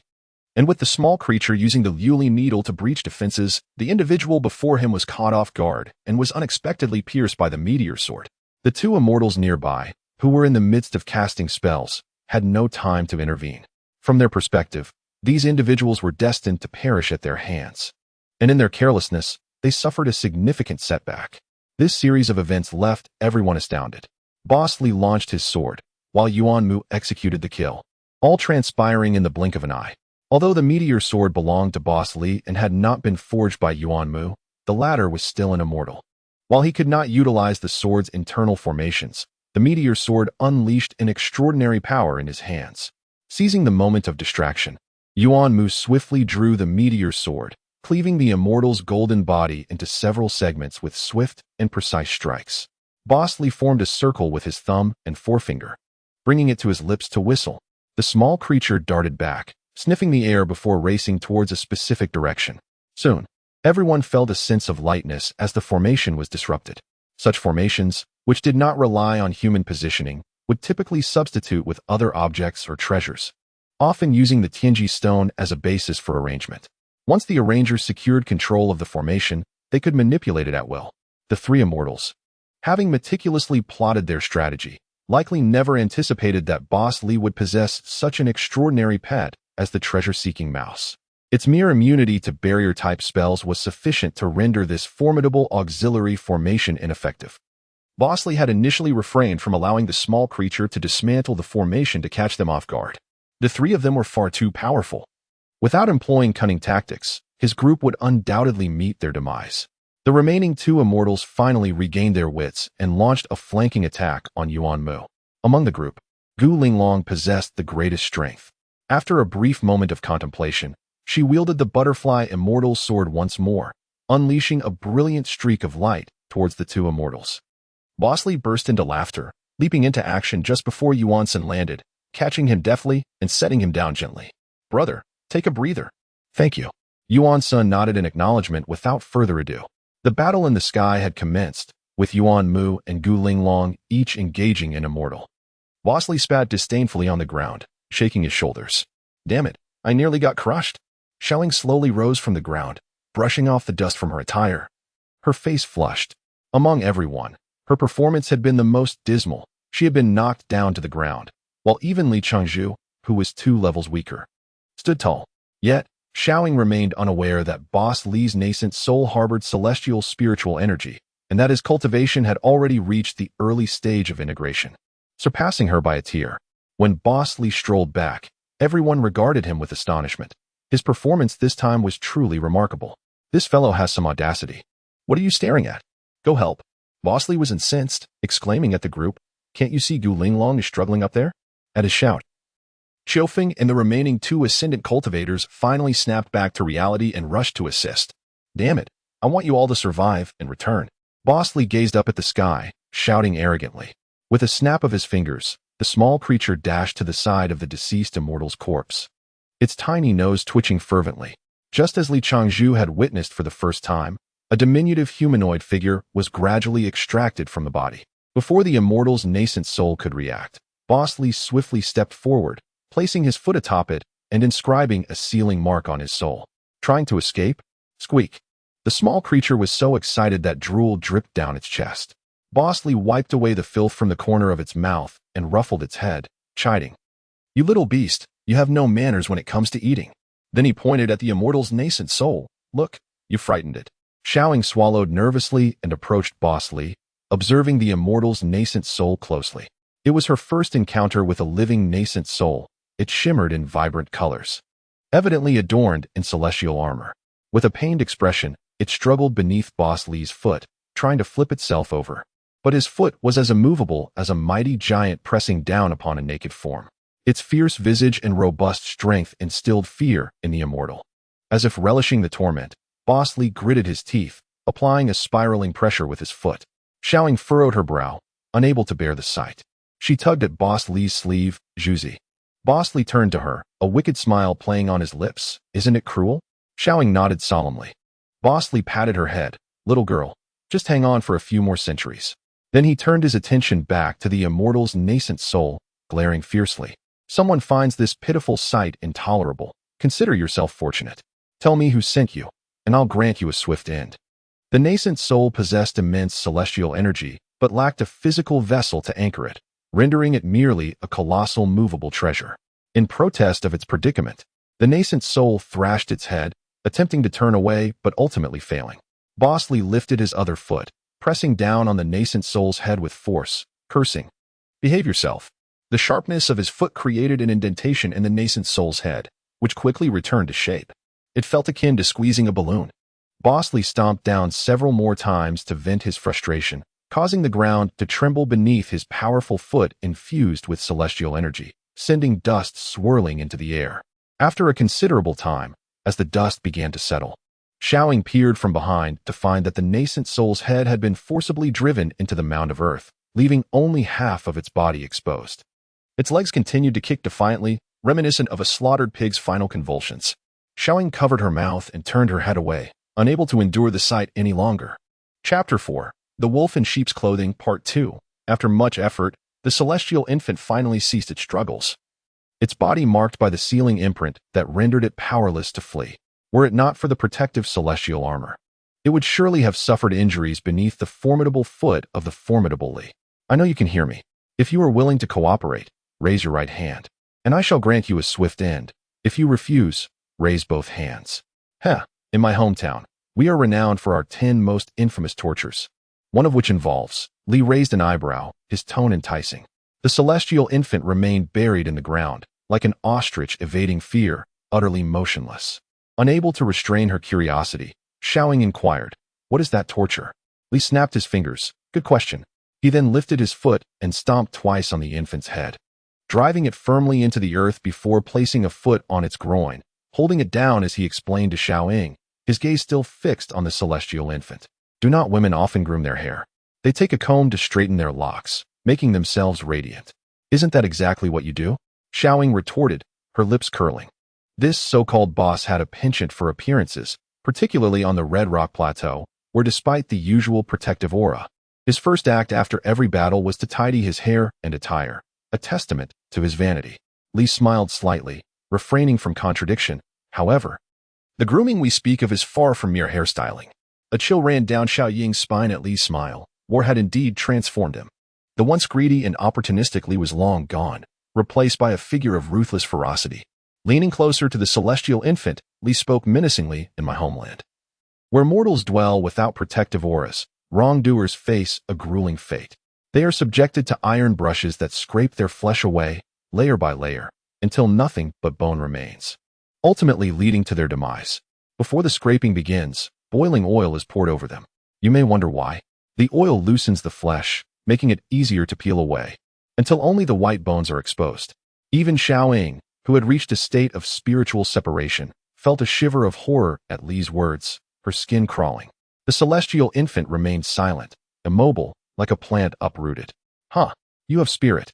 Li chuckled, then unleashed 240 flying swords from the Deluo Ding, declaring, "In my homeland, we have another method for dealing with enemies called Lingqi, which involves slicing away flesh, one cut at a time, until 1,000 cuts have been made to ensure death.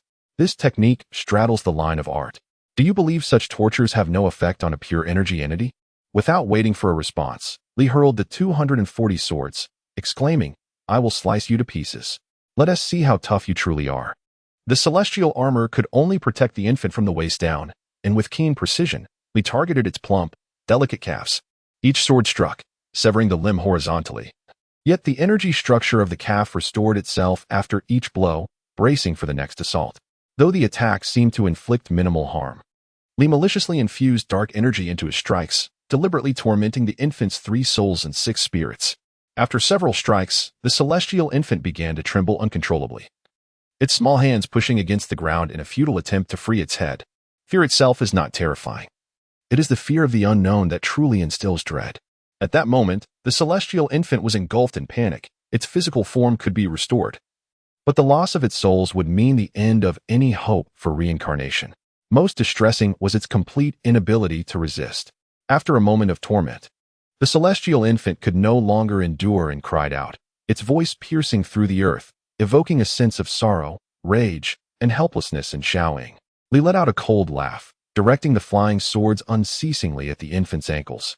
Unable to restrain herself any longer, Xiaoying approached Li from behind.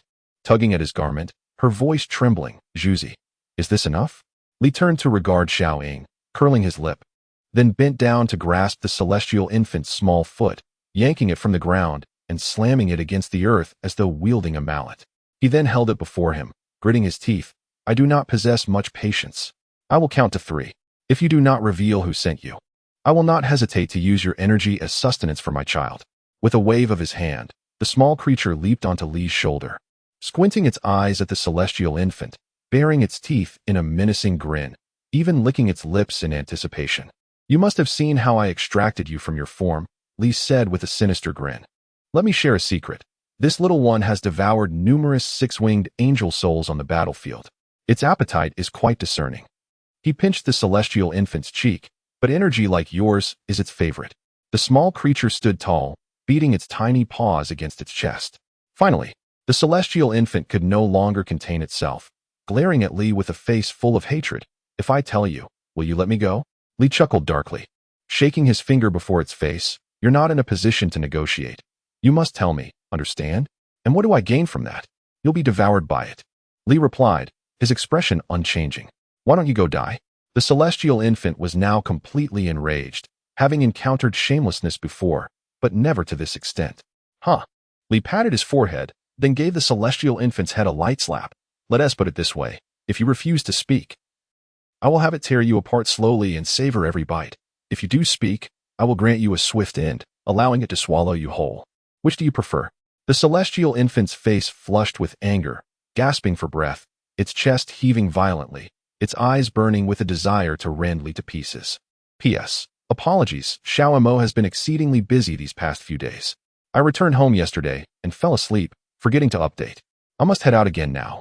Things will settle down soon. Chapter 5, The Wolf in Sheep's Clothing, Part 3. I highly recommend the new book Beast Demon Fox Immortal by the audacious author who specializes in provocative works. I am confident it will not disappoint you. Ignoring the intense gaze directed at him, Boss Li extended his finger and forcefully exhaled. I shall begin counting. If you do not speak the truth by the time I reach 3, do not blame me for being ruthless. The small creature complied, bending its hind legs on Boss Li's shoulder, mimicking a sprinting posture. The celestial infant's face turned pale, although it was protected by celestial armor. It seemed ineffective against the general threat of tearing. Moreover, given the earlier display of power by this hefty beast, it appeared utterly unfazed by the defensive array of its celestial armor, as if it were rendered irrelevant. Death is not fearsome. What is truly terrifying is the inability to escape even one's soul. The celestial infant began contemplating its options. 3. Boss Li exclaimed suddenly, a contemptuous smile gracing his lips. This abrupt declaration left even the small shadow bewildered. The celestial infant trembled. What the hell? You haven't even counted 1 or 2 yet. Boss Li responded with 2 resounding slaps. How dare you speak to me like that? He then flicked his hand. Son, attack. The small creature, having anticipated this moment, leapt forward, seizing the celestial infant's finger with its not-so-large mouth and tearing it off, chewing and swallowing it greedily. Despite the excruciating pain, the celestial infant remained silent, though its body shook violently in response to the agony that pierced its very essence. Boss Li reveled in the expression of torment on the celestial infant's face when suddenly, a warning from Gu Ling Long reached his ears. Be cautious. Simultaneously, a chilling sensation crept up his back. Alarmed, he redirected 240 flying swords to defend against an attack from behind, while swiftly pulling the stunned small shadow along, darting forward. A fierce clamor of clashing swords ensued. Once Boss Li regained his footing, he still felt the lingering chill at his back. Turning to check on the small shadow in his arms, he found that she had yet to recover from the horrific scene. He pinched her cheek. Hey, come back to your senses. Then, turning his back to her, he asked, Are you hurt? The small shadow cautiously glanced at Boss Li's back and noticed a gash, a foot long, carved into his originally pristine white robe. Her heart sank, and she reached out to touch it, finally saying, It's just your clothes that are torn. You aren't hurt. Damn it. Boss Li spat vehemently, looking skyward. Chiu Feng, are you an idiot? How could you let so many people get ambushed? The assailant who had just attacked Li Changzhu was none other than a celestial being encircled by Gu Ling Long, Chiu Feng, and 2 other powerful cultivators in the Great Ascension stage. Boss Li's reprimand caused Gu Ling Long to blush, her teeth clenched in silence. Yet her hand movements quickened as she performed incantations. Butterflies flitted around the celestial being like genuine apparitions, intermittently launching attacks. Since the onset of the battle, Gu Linglong had been leading the charge against the celestial being, but their combined strength was still insufficient to contain it. Meanwhile, the situation with Yuanmu was slightly better. Endowed with the celestial artifact meteor gifted by Boss Li, he managed 3 successful strikes amidst the chaos of defense. Qiufeng shot Boss Li a resentful glare before returning to the fray, and Boss Li wiped his mouth, exhaling sharply as he glared at the celestial infant still writhing in his grip. I don't have much time left. This is your final chance. The celestial infant offered a desolate smile, turning its head away, choosing silence. Very well. Boss Li gritted his teeth. Son, finish him. The small creature pounced like a tiger on an unsuspecting lamb, launching a relentless assault on the celestial infant. The sounds of tearing echoed. Finally, unable to bear it, the small shadow approached the creature, trembling as she reached out to stroke its head. Trying to avert her gaze from the celestial infant's agonizing plight. Be good. Don't make such noises while eating. After uttering this, she could no longer hold back. Covering her mouth and retreating to a corner, Boss Li chuckled darkly nearby. Before long, the celestial infant was entirely consumed, leaving behind only its celestial armor, which lost its vibrant hues and dimmed without its master's soul imprint. Boss Li swept the armor into the bloodstone ring and then proceeded to the hula hoop, picking it up and tossing it into the ring as well. The battle raged on, despite Boss Li's cunning ambush taking down one celestial being. The remaining 2 were still formidable opponents. It could be said that, barring unexpected developments, the Rainbow City combat team had an 80% chance of being buried here. The small shadow, with her limited cultivation, could offer no assistance and was relegated to a silent cheerleader.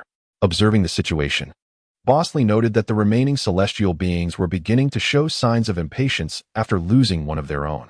It appeared that a formation would be necessary. After a moment of contemplation, he arrived at this conclusion.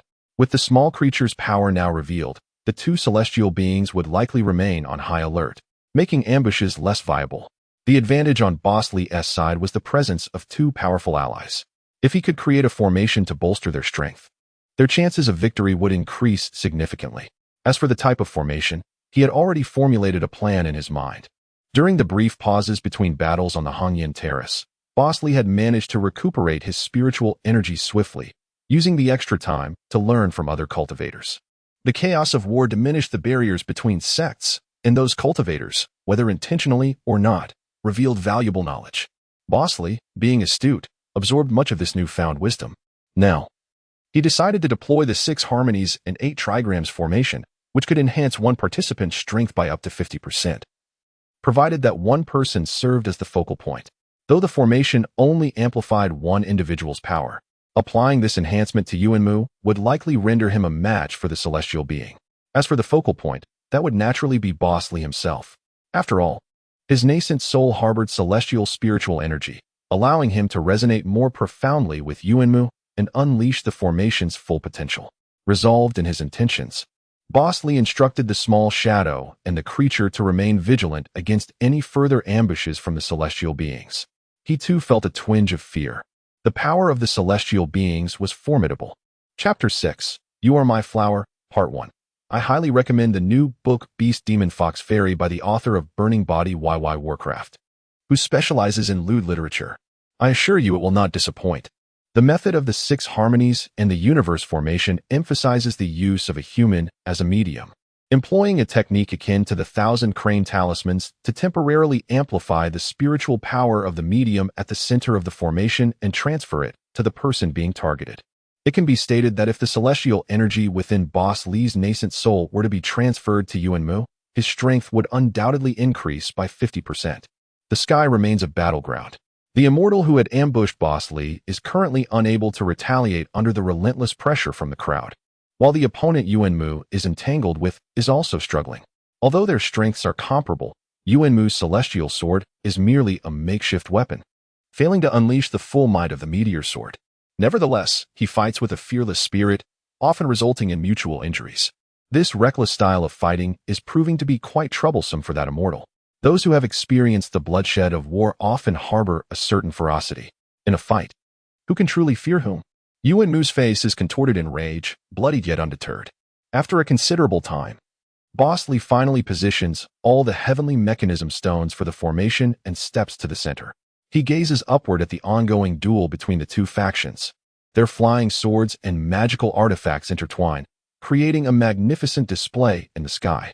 One of the two major cultivators has already sustained injuries, while the other immortal is equally distressed, entangled by Gu Linglong's butterfly sword, barely able to defend himself. Each time he is exhausted from fending off attacks, he suffers further wounds from the others, though he has managed to frighten them somewhat. Protect! Boss Lee exclaims as he tears down the tattered white robe, rolling up his sleeves and moistening his palms with saliva, calling out to Xiaoying. Xiaoying nods resolutely, her beautiful eyes fixed on the movements of the two immortals. Boss Lee, performing hand seals with unceasing variations, feels the spiritual energy around him intensifying with the passage of time, gradually forming a small vortex that whirls up the dust from the ground. The combatants on the battlefield simultaneously sense the shift, and the two immortals reveal anxious expressions. They had initially believed their ambush to be foolproof, only to find themselves in such a predicament, having already lost one warrior before the fight even commenced. This indignation drives the two immortals to madness. Observing the commotion below, they surmise that a formation has been established, and if they do not intervene, this operation will surely fail. The two immortals exchange glances in the sky, nodding to one another as they gradually draw their respective battles closer to the center. At the formation's center, Boss Lee feels the celestial energy within his nascent soul slowly gathering. This accumulation does not resemble the sensation of launching an attack. Rather, it is a gradual gathering, and remarkably, even with such a vast amount of celestial energy amassed, Boss Lee feels no discomfort. It appears that the 6 harmonies in the universe formation accommodates this celestial energy, merely waiting for Boss Lee to transfer it to Yuanmu. The ferocity and dominance of the celestial energy are beyond Xiaoying's imagination. Initially standing beside Boss Lee to protect him, she finds herself forced to retreat step by step, only feeling relief after distancing herself by 10 meters. After a long time, Boss Lee finally completes the operation of the formation and the extraction of celestial energy. He opens his eyes and lets out a strange shout. Yuanmu, receive it. With that, he sweeps his hands, sending a surge of celestial energy at a visible speed directly into Yuanmu's dantian, forming a curved bridge between them. At this moment, Boss Lee's face flushes crimson, veins bulging as if he were straining in a restroom, nearly emitting audible grunts. After laboring to complete the spiritual transfer, he finally relaxes. The arc formed by the celestial energy simultaneously dissipates. Exhausted of spiritual energy, Boss Lee's complexion turns pale, sweat beads forming on his forehead, his legs trembling as if he had squatted for an eternity. Xiaoying, quick-witted, rushes to support him before he collapses, holding him close. How are you? She asks tenderly, her small hand brushing his forehead. Hey, Boss Lee squints, leaning his head against her embrace. I'm fine. Really? Xiaoying's eyes well with tears. Despite countless battles fought on the Red Rock Plateau, she has never seen Boss Lee in such a pitiful state. This man possesses an exceptional recovery rate. How could he appear so defeated after merely operating a formation? Of course, I'm fine, just exhausted of spiritual energy. As he feels the softness of Xiaoying's body against his head, Boss Lee involuntarily swallows hard, striving to find a comfortable position while meeting Xiaoying's anxious gaze. Rest assured, I won't die. Just let me rest for a moment, he says, closing his eyes. Then you rest. Pure-hearted Xiaoying, disregarding the surroundings, squats down, supporting Boss Lee's head on her lap. Suddenly, a small creature leaps onto Boss Lee's handsome face, its chubby form burrowing into Xiaoying's embrace. Damn it, Boss Lee growls, irritated by the child's antics. He grabs the little creature and tosses it aside. Be careful. Xiaoying gently taps Boss Lee's head, worried he might hurt it. Ouch. Boss Lee complains, rubbing the spot where he was tapped, realizing he needs to rest longer. He turns around, his nose pressed against Xiaoying's abdomen. You. Xiaoying finally realizes something is amiss, but Boss Lee, using his last bit of strength, tightly grasps her small hands, leaving her feeling embarrassed. At this moment, she cannot move nor stay still, fearful of further injuring his frail body. Xiaoying grits her teeth and pinches Boss Lee's ear, allowing him to do as he pleases. Inhaling Xiaoying's fragrant scent, Boss Lee feels all his pores open in comfort. Unexplainably, there is a faint milky fragrance emanating from her. a discovery that sends his mind racing as he deeply inhales the unique aroma while nestled in her embrace. You little rascal know how to enjoy yourself. While we fight for our lives, you're here flirting. Yuanmu's voice echoes from the sky, tinged with undeniable jealousy. I strongly recommend the delightful urban fantasy novel My Cultivation Career, a stellar work from 2007 by author Xiao Sheng.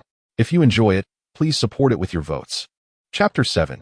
You Are My Flower, Part 2. I highly recommend the new book Beast Demon Fox Immortal by the author known for his provocative works. I believe it will not disappoint you. Yuanmu received the celestial energy transmitted through the array from Bosley, feeling significantly relieved. Amidst his entanglement with the celestial being, he found the leisure to mutter a few curses at Bosley. Bosley, nestled in Xiaoying's embrace, curled his lips, choosing to ignore him at that moment. Savoring the fragrance of Xiaoying was of utmost importance. Who knows when he would have the chance to openly hide in her warm embrace again. The scent of Xiaoying evoked a nostalgic sense of comfort, akin to returning to a mother's embrace, enveloping him in warmth, even revitalizing his depleted meridians. Bosley sighed in contentment. Yuanmu grew increasingly emboldened in the air, wielding the powerful celestial energy to keep the celestial being at bay, laughing heartily. Damn it. After all these years, this is the most exhilarating fight I've had. Hey, Shaoli, I've noticed your skills with the ladies. When we return to Rainbow City, help me find a beauty, and we can engage in some dual cultivation. These words flushed Xiaoying's cheeks. Bosley peeked at Guling Long through his half-closed eyes. She was fierce, teaming up with 3 other cultivators to push the celestial being into retreat. Her expression remained stoic, easing Boss Li's concerns. Suddenly, a wave of danger surged in Li Chengzhu's heart. He had sensed something amiss earlier, but couldn't pinpoint it. Now, that sensation intensified. He opened his eyes to gaze at the sky. Indeed, the celestial being battling Guling Long appeared disheveled but not fatigued, as if still possessing some strength. Observing the celestial being fighting Yuanmu, he seemed to be moving deliberately towards a specific direction, right between the 2 celestial beings. Don't let them unite, Bosley exclaimed urgently.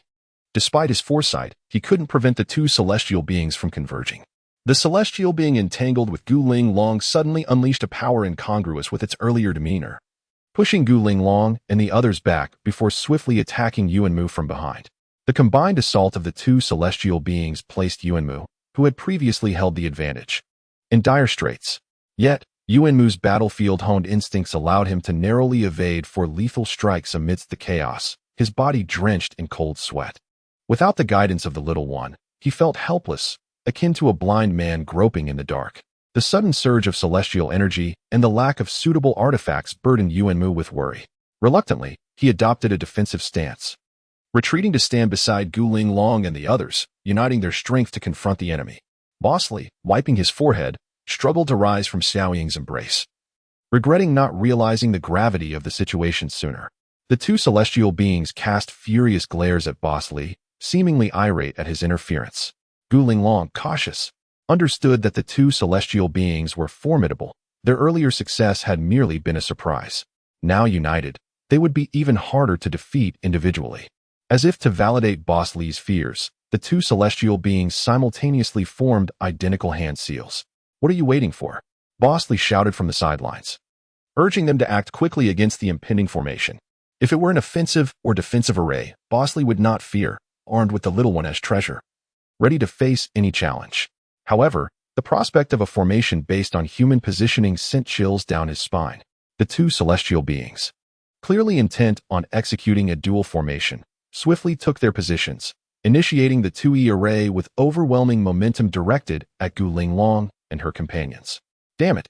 Bosley covered his face, gripping Xiaoying's hand tightly in agitation. Do not be reckless.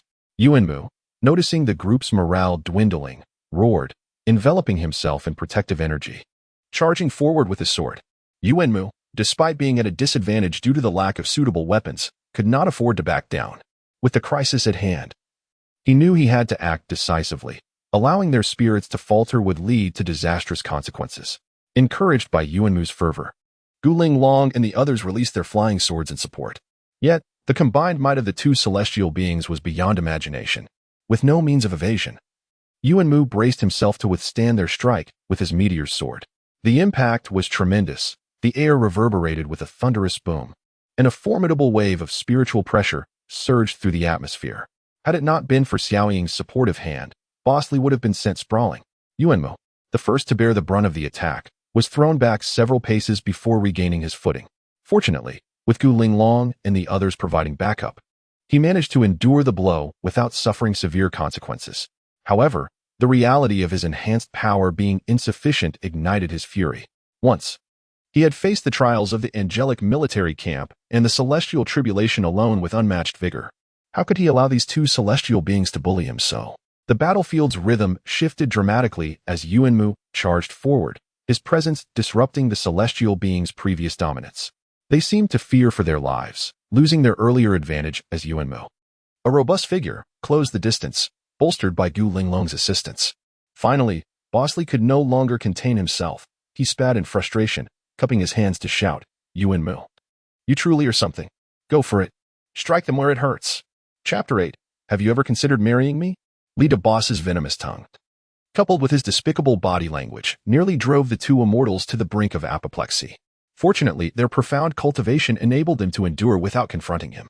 Xiaoying could not help but tug at Li Chengzhu from behind, exclaiming, enough already, your insults are unbearable. Lida Boss turned around with a smile and whispered, do you truly believe I wish to insult them? Nonsense. Cursing them won't cost me any flesh and would merely tarnish my pristine mouth.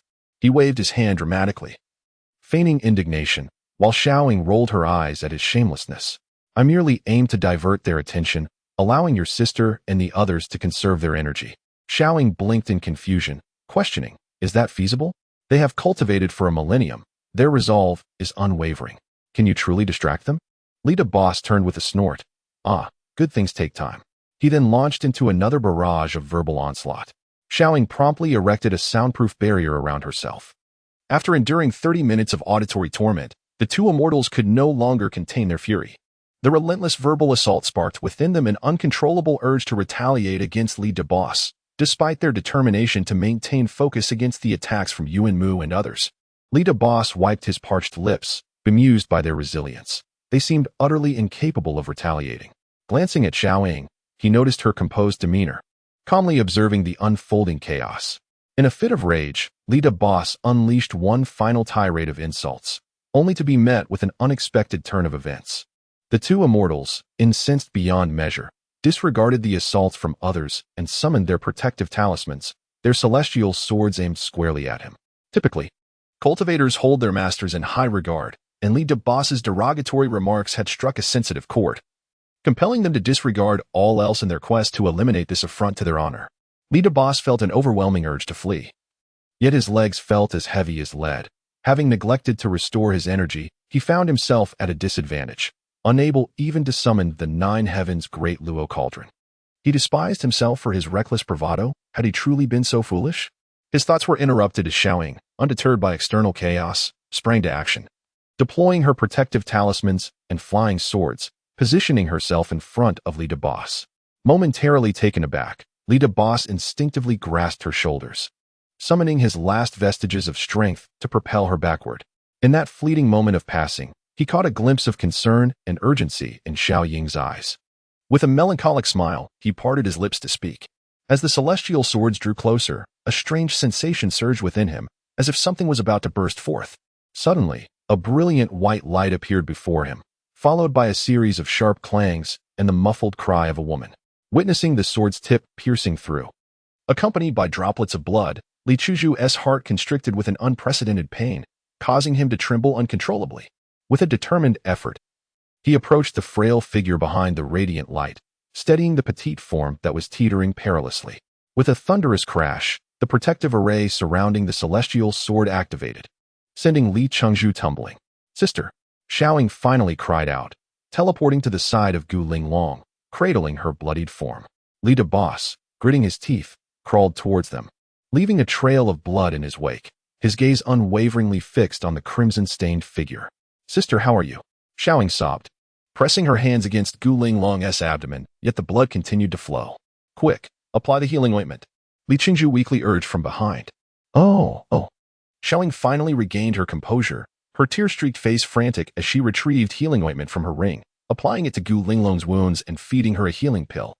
The excruciating pain caused Gu Linglong's body to convulse, her visage paling further. Lita Boss finally reached them, leaning against Xiaoying's shoulder, gently cradling Gu Linglong in his arms. Linglong, he finally uttered, the name he had long held close, smoothing her disheveled hair away from her forehead. Why? Gu Linglong gazed up at her first man, her lips trembling as she struggled to smile, but the agony caused beads of sweat to form on her brow, her complexion growing even more ashen. I don't know. My body acted on its own, she managed to say, a fresh trickle of blood escaping her lips.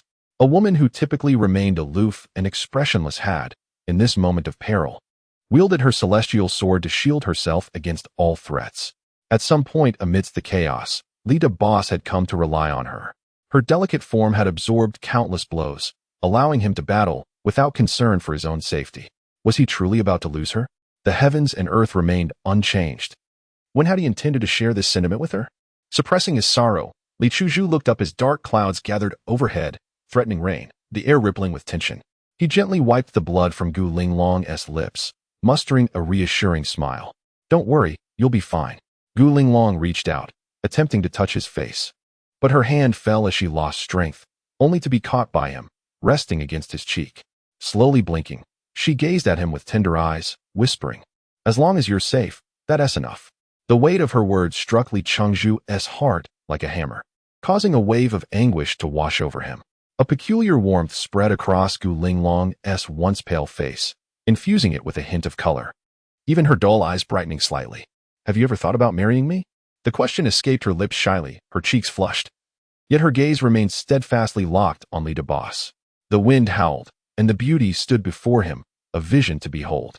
The notion of marriage resonated within Lita Boss's ears, sounding unexpectedly intimate. Yes, yes, he stammered, gazing at the revitalized Gu Linglong, an indescribable sorrow swelling within him, rendering him breathless. We shall return to Rainbow City and wed. He wiped away a tear, nodding resolutely. Chapter 9. The first reign of 4998. In a moment of vulnerability, Gu Linglong felt as fragile as a newborn babe. Xiaoying supported both their bodies from behind, tears streaming down her face as she finally could no longer contain her emotions. Trembling, she spoke softly, "You will be fine, sister," with a faint smile.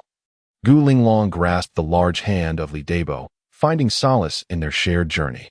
She looked at Li Chengzhu with a bittersweet expression and sang with a unique sorrow. The zither strings are 50 in number, each string and post reflecting memories of youth.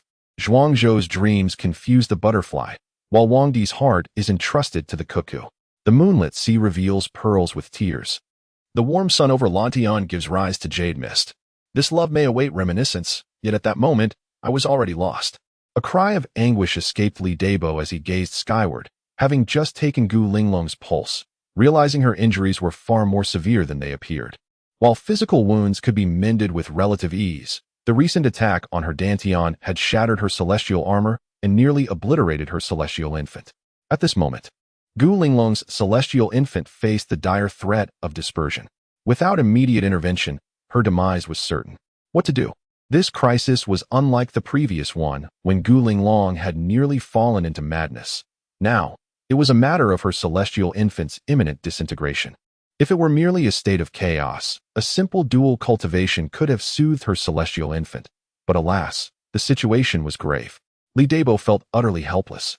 The small creature beside him chirped a couple of times before clawing at the blood jade ring on his hand.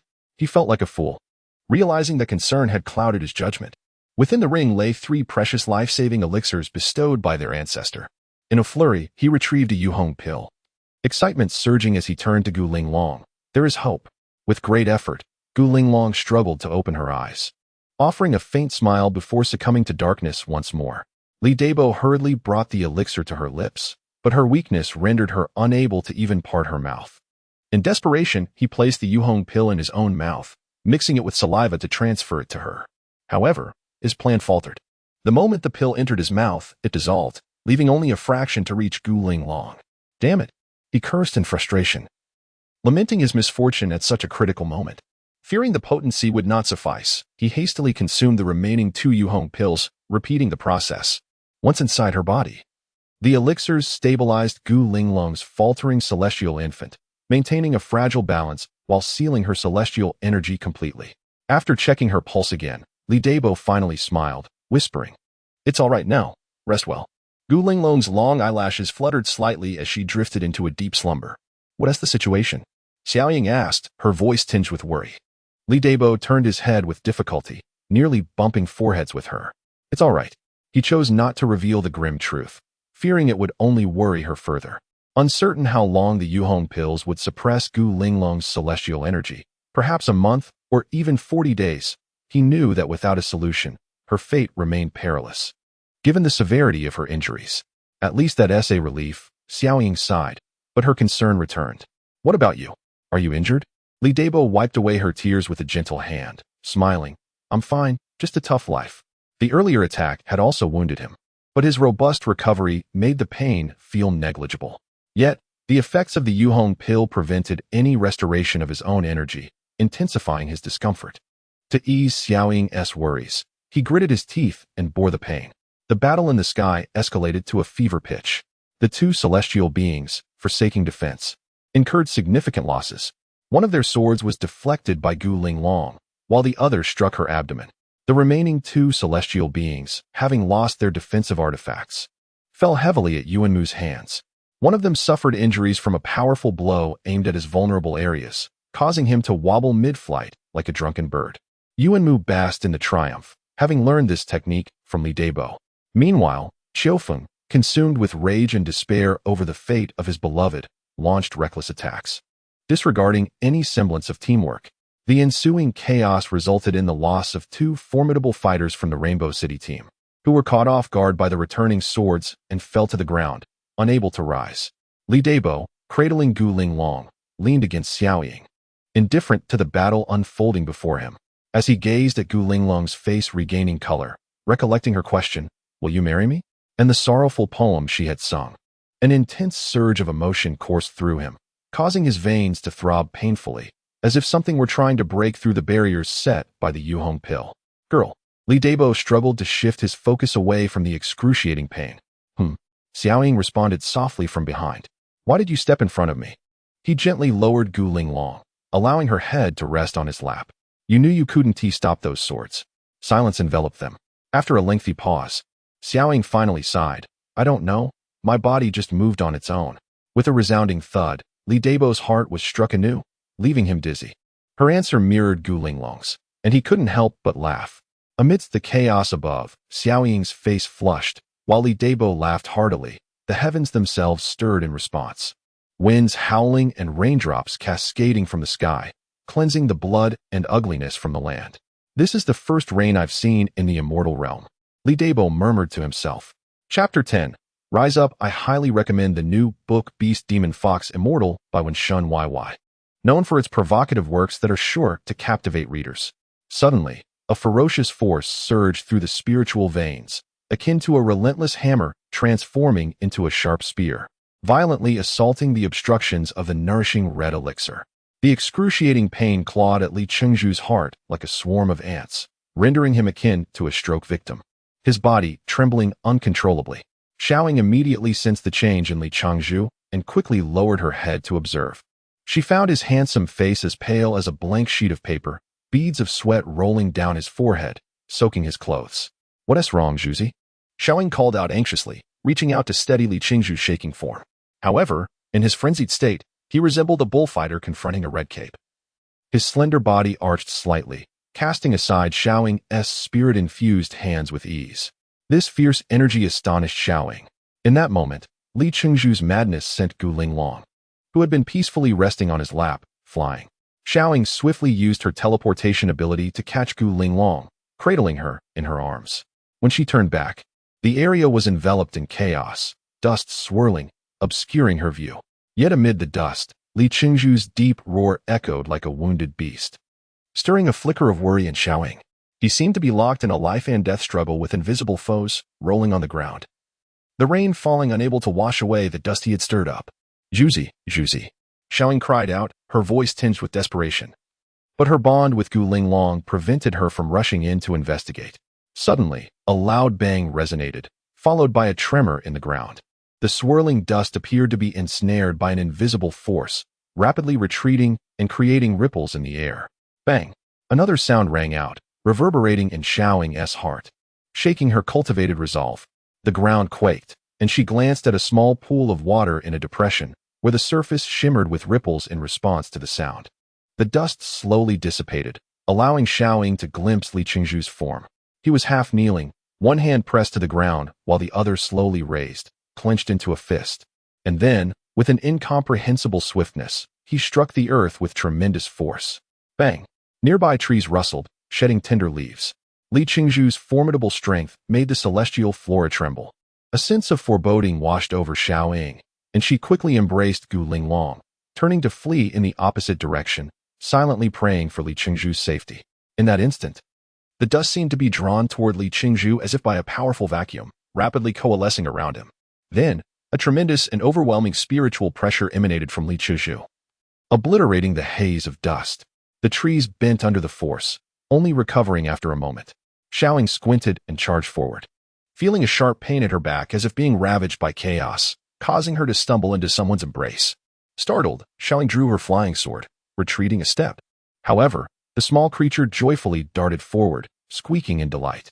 An irresistible pull then drew Xiaoying closer, enveloping her in a warm, comforting green aura. Looking up, she found herself face to face with Li Qingzhu's enigmatic smile. You. Xiaoying was momentarily taken aback. How had he moved from behind her to the front so swiftly? Even with teleportation, it was impossible for her not to feel it. The might of this spiritual pressure and the vibrant green aura left her astonished, momentarily rendering her speechless. Li Qingzhu grinned and playfully brushed Xiaoying's nose. We'll talk later. He reached for Gu Linglong in her arms. Though he felt incredulous, the urgency of the situation left no room for contemplation. Gently placing Gu Linglong on the ground, he tore and lifted her already crimson gown to reveal a gaping wound the size of a fist on her abdomen. Xiaoying gasped, not anticipating such severe external injuries. The attack from the celestial sword must have been formidable. Li Qingzhu smirked. Soon, they would settle this score. He placed his hand over Gu Linglong's wound, gradually infusing her body with vibrant green energy. In mere moments, when he withdrew his hand, Xiaoying was astonished to find the wound had vanished without a trace, leaving no scar behind. Keep an eye on her. Li Qingzhu gazed toward the sky, where Yuanmu and Qiufeng were engaged in battle with the two celestial beings. The situation appeared grim, as Qiufeng lacked the strength. Without Yuanmu's protection, he would have perished by now. Are you going? Xiaoying fixed her gaze on Li Qingzhu. He turned to her, noting her concern, and smiled faintly. Are you trying to urge me to leave quickly? Xiaoying nodded. This confusion must be resolved. Without waiting for her to speak further, Li Qingzhu teleported to the battlefield, a small creature perched on his shoulder. It was too humiliating to retreat without even knowing who they had offended. Moreover, the sudden surge of green energy instilled a sense of confidence in Li Qingzhu. The totem of the annihilation bow glimmered, and recalling the overwhelming force that had shattered the red elixir, he realized it was indeed the work of the annihilation bow. Approaching Qiufeng from behind, before he could react, Li Qingzhu struck with a knife-like hand to his neck, bypassing his defenses and knocking him unconscious. Qiufeng tumbled from the sky, landing with a thud like a fish out of water. Li Qingzhu's intrusion widened the eyes of the remaining three celestial beings, who sensed some commotion below but were too engrossed in their own battle to discern the details. Only Yuanmu recalled this spiritual pressure, reminiscent of that which had vanquished the six-winged angel. Reflecting on past conjectures, he began to connect the dots. Damn it, you've gone too far. Even if it's a rivalry, there's no need to resort to such underhanded tactics now, is there? After a moment of shock, Yuanmu finally reacted, speaking with righteous indignation. Li Qingzhu chuckled, dismissing the two celestial beings. Don't you think he is rather bothersome? Yuanmu laughed heartily. Only you can truly understand my sentiments. That guy just drags me down. Well done. Chapter 11. The White Club. I highly recommend the new book Beast Demon Fox Immortal by the author known for his audacious works. You won't be disappointed. Yuanmu, perceptive and understanding, tossed the meteor sword over to Li Qingzhu. With a gentle flick of his hand, Li sent the sword back. I have my own treasures, he asserted. Yuanmu grinned widely, not bothering to be polite with the boss, brandishing the meteor and spitting out words with fervor. Shall I go first or you? You go ahead. Li Qingzhu replied casually. If not for the concern of being unable to withstand the combined assault of the two celestial beings, he would have considered incapacitating Yuanmu. After all, The fewer people who knew about his secret, the better. Yet, Li Chengzhu preferred to trust Yuanmu's character, believing he would keep the secret safe. With swift movements, he formed a series of hand seals, summoning the 9 heavens de Luo Ding. At this moment, the second-tier celestial artifact revealed its peak form. As 800 golden flying swords circled around Li Chengzhu, the wind howling, causing the blades to emit a ringing sound. While directing the flying swords to support Yuanmu, he continued to weave hand seals without pause. Li Chengzhu recalled the vivid image that had flashed through his mind moments ago. Much like how the Demon Slayer Bao had first granted him the elemental avatar technique, this time, it bestowed upon him another extraordinary gift, the second form release of the Demon Slayer Bao. However, this release demanded immense energy, and Li Chengzhu was uncertain of the origin of the green spiritual energy coursing through him. Drawing on the essence of wood, he siphoned external spiritual energy for his own use. He could only discern that he had felt a surge of energy entering his body as he broke through the barrier of the Yuhong Immortal Pill. The overwhelming power frightened him. Had he not inadvertently consumed the Yuhong Immortal Pill earlier, he would certainly have been unable to contain such vast quantities of spiritual energy, leading to a catastrophic explosion. The forceful impact against the ground was an attempt to dissipate the excess energy. The green spiritual energy gradually coalesced, gathering at the totem on Li Chengzhu's left hand, the Demon Slayer Bao. The small creature perched on his shoulder excitedly twitched its nose, its tiny eyes widening in exhilaration. With each inhale, a wave of green energy surged into its body. This long-lost energy had not graced it since its last taste in the forest, and now, it eagerly absorbed it. Even with the extraordinary energy at his disposal, Li Chengzhu found the release of the second form of the Demon Slayer Bao to be a formidable challenge. Fortunately, he had already fused with the Bao, allowing him to barely maintain control. After executing 1,008 hand seals, the violent spiritual pressure suddenly vanished, and his left hand shone brightly. In the next moment, a colossal white wolf-toothed club, as long as 1.5 of Li Chengzhu's body, materialized in his grasp. Li Chengzhu nearly spat blood in frustration. After pouring his heart and soul into the release, he had anticipated a weapon that matched the audacious and flamboyant design of the Demon Slayer Bao. Instead, he was met with this pitiful excuse for a weapon. While it did possess a certain grandiosity, it was abysmally underwhelming. What disheartened him most was that the wolf-toothed club bore no trace of spiritual pressure, resembling something crafted from cotton candy, plump and white, with only the menacing spikes on its surface to provide any semblance of intimidation. Li Chengzhu could not fathom why the second form activated by the green spiritual energy would manifest as this white club. Yuanmu, single-handedly fending off 2 celestial beings, glanced back at Li Chengzhu, who was staring blankly at the white club, and gaped in astonishment. "Oh, is this what you call a treasure?" Li Chengzhu felt an overwhelming urge to shove the club into Yuanmu's mouth. Surely, that would be amusing, he darkly mused. The 2 celestial beings, relieved, had initially expected a formidable artifact from such a commotion, only to find this absurdity. Though they would not overlook the appearance of the weapon, it was evident that it radiated no spiritual pressure, rendering it nothing more than a decorative piece. Unable to contain their delight, they exchanged glances, realizing their task had become much more feasible. "Don't just stand there," Yuanmu shouted, charging forward. Accepting his despondency, Li Chengzhu cursed under his breath to calm his emotions and followed suit, brandishing the wolf-toothed club. With the 9 heavens de Luo Ding leading the way and the protective barrier of the blood oath ring still intact, Li Chengzhu felt assured of his safety. He aimed to test whether this club, as pale as a woman's skin, was truly as ineffectual as it appeared, having been tempered by the flames of battle. Yuanmu now fought like a rogue, using the meteor sword to target vulnerable spots while hurling insults at their opponents. Li Chengzhu, unable to suppress a twitching smile, joined the fray, dispatching 400 of the flying swords to protect Yuanmu while occasionally launching counterattacks. Yuanmu laughed heartily. "You're certainly more useful than that autumn wind fellow. No wonder the city lord holds you in such high regard." With 400 flying swords absorbing much of the incoming attacks, Yuanmu's confidence soared. "How much longer?" Li Chengzhu inquired amidst directing the 9 heavens de Luo Ding. He was aware that the infusion of spiritual power was limited in duration. "I don't know. It should be nearing its end," Yuanmu replied, suddenly realizing that his current strength was not his own, causing a wave of anxiety to wash over him. "One-on-one. Let's finish this quickly," Li Chengzhu declared, raising the wolf-toothed club and striking forward. The second form of the Demon Slayer Bao finally unleashed its maiden battle. It met a celestial sword coming in from the side. Li Qingzhu's eyes widened as he braced for impact, prepared to retract the flying swords should the club prove as brittle as tofu. The wolf-toothed club and the celestial sword collided silently, devoid of the expected clang of metal. The sword sank deep into the club, and Li Changzhu watched in disbelief as the club opened a gaping maw, swallowing the sword as if inviting it in. What the hell? Li Changzhu exclaimed, his mouth agape. I strongly recommend the light-hearted urban cultivation novel My Cultivation Career, a remarkable work from 2007. If you enjoy it, do consider casting your votes. Chapter 12, Fury for Beauty, Part 1. As the powerful energy surged through Li Qingzhu's hands, the essence of the celestial sword he consumed flowed into him, revitalizing his somewhat depleted primordial spirit after liberating the Annihilation Bao. The two celestial beings ceased their attacks, momentarily stunned as they gazed at the formidable figure of Li Qingzhu. Yuanmu, with bulging eyes and jaw nearly touching the ground, muttered in disbelief, unable to ascertain the true rank of Li Qingzhu's artifact despite his extensive experience. The atmosphere grew increasingly peculiar.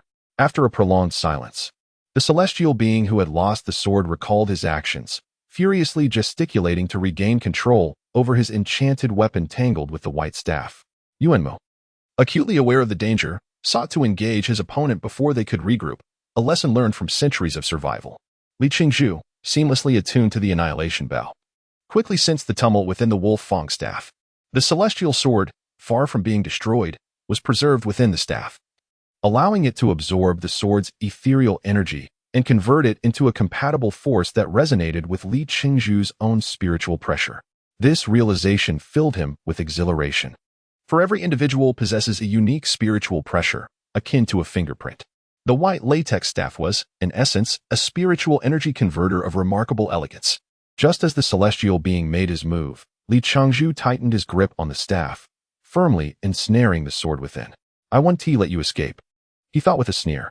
After a brief struggle, the sword remained trapped, leaving the celestial being in a state of utter despair. Just then, a fierce determination crossed the celestial being's face as he hastily manipulated his incantations. Li Changzhu felt an explosive energy emanate from the staff, causing it to swell dramatically. Yet, like a balloon reaching its limit, it soon deflated, resulting in a thunderous pop that sent ripples through the air. The celestial being staggered, blood trickling from his mouth, evidence of a damaged primordial spirit. Now was the moment to strike. With a snap of his fingers, Li Changzhu unleashed a small creature, darting toward the celestial being with astonishing speed. The creature, having feasted well, moved with fervor, while Li Changzhu wielded the Wolf Fang staff in one hand and summoned 800 flying swords above him, their tips aimed at the celestial adversary. He charged forward. However, another figure outpaced him. At the instant the creature's needle pierced the celestial being's dantian, Yuanmu materialized behind him, channeling all his spiritual energy into the meteor sword. Intent on delivering a decisive blow, Yuanmu, having expended significant energy to teleport, was desperate to seize the opportunity. As the creature's needle punctured the celestial being's defenses, he realized, too late, that he was under siege. Yuanmu's meteor sword struck the celestial being's back, barely thwarted by his remaining protective aura. Though Yuanmu's spiritual energy was abundant, the absence of a primordial spirit mark limited the sword's full potential. At that moment, Li Changzhu intensified the assault by activating the attack formation within the meteor sword, which housed his elemental avatar. He had refrained from assisting Yuanmu until now to avoid distracting him, but the time had come. With a blinding flash, the meteor sword erupted, shattering the celestial being's already compromised protective aura. Li Changzhu observed with cold satisfaction as despair filled the celestial's eyes. The 800 swords struck simultaneously at the celestial being's vulnerable dantian, unleashing a cacophony akin to aerial bombardment, painting the air with brilliant colors and spilling blood in profusion. With gritted teeth, Li Changzhu swung the Wolf Fang staff, bellowing, I curse your ancestors, as he delivered a crushing blow to the celestial being's head. The celestial being plummeted like a shooting star, crashing into the ground with a resounding thud. In that instant, Li Changzhu felt a surge of potent spiritual energy being absorbed into the Wolf Fang staff. The small creature, having awaited this moment, swiftly descended to extract the celestial being's primordial spirit. Chuzhu, lend me your strength, Yuanmu called out, drenched in sweat. The energy expended in his teleportation had taken its toll, and the effects of the formation had waned, leaving him weary from the prolonged battle. Despite his exhaustion, he fought valiantly to keep the remaining celestial being preoccupied, preventing any chance of escape.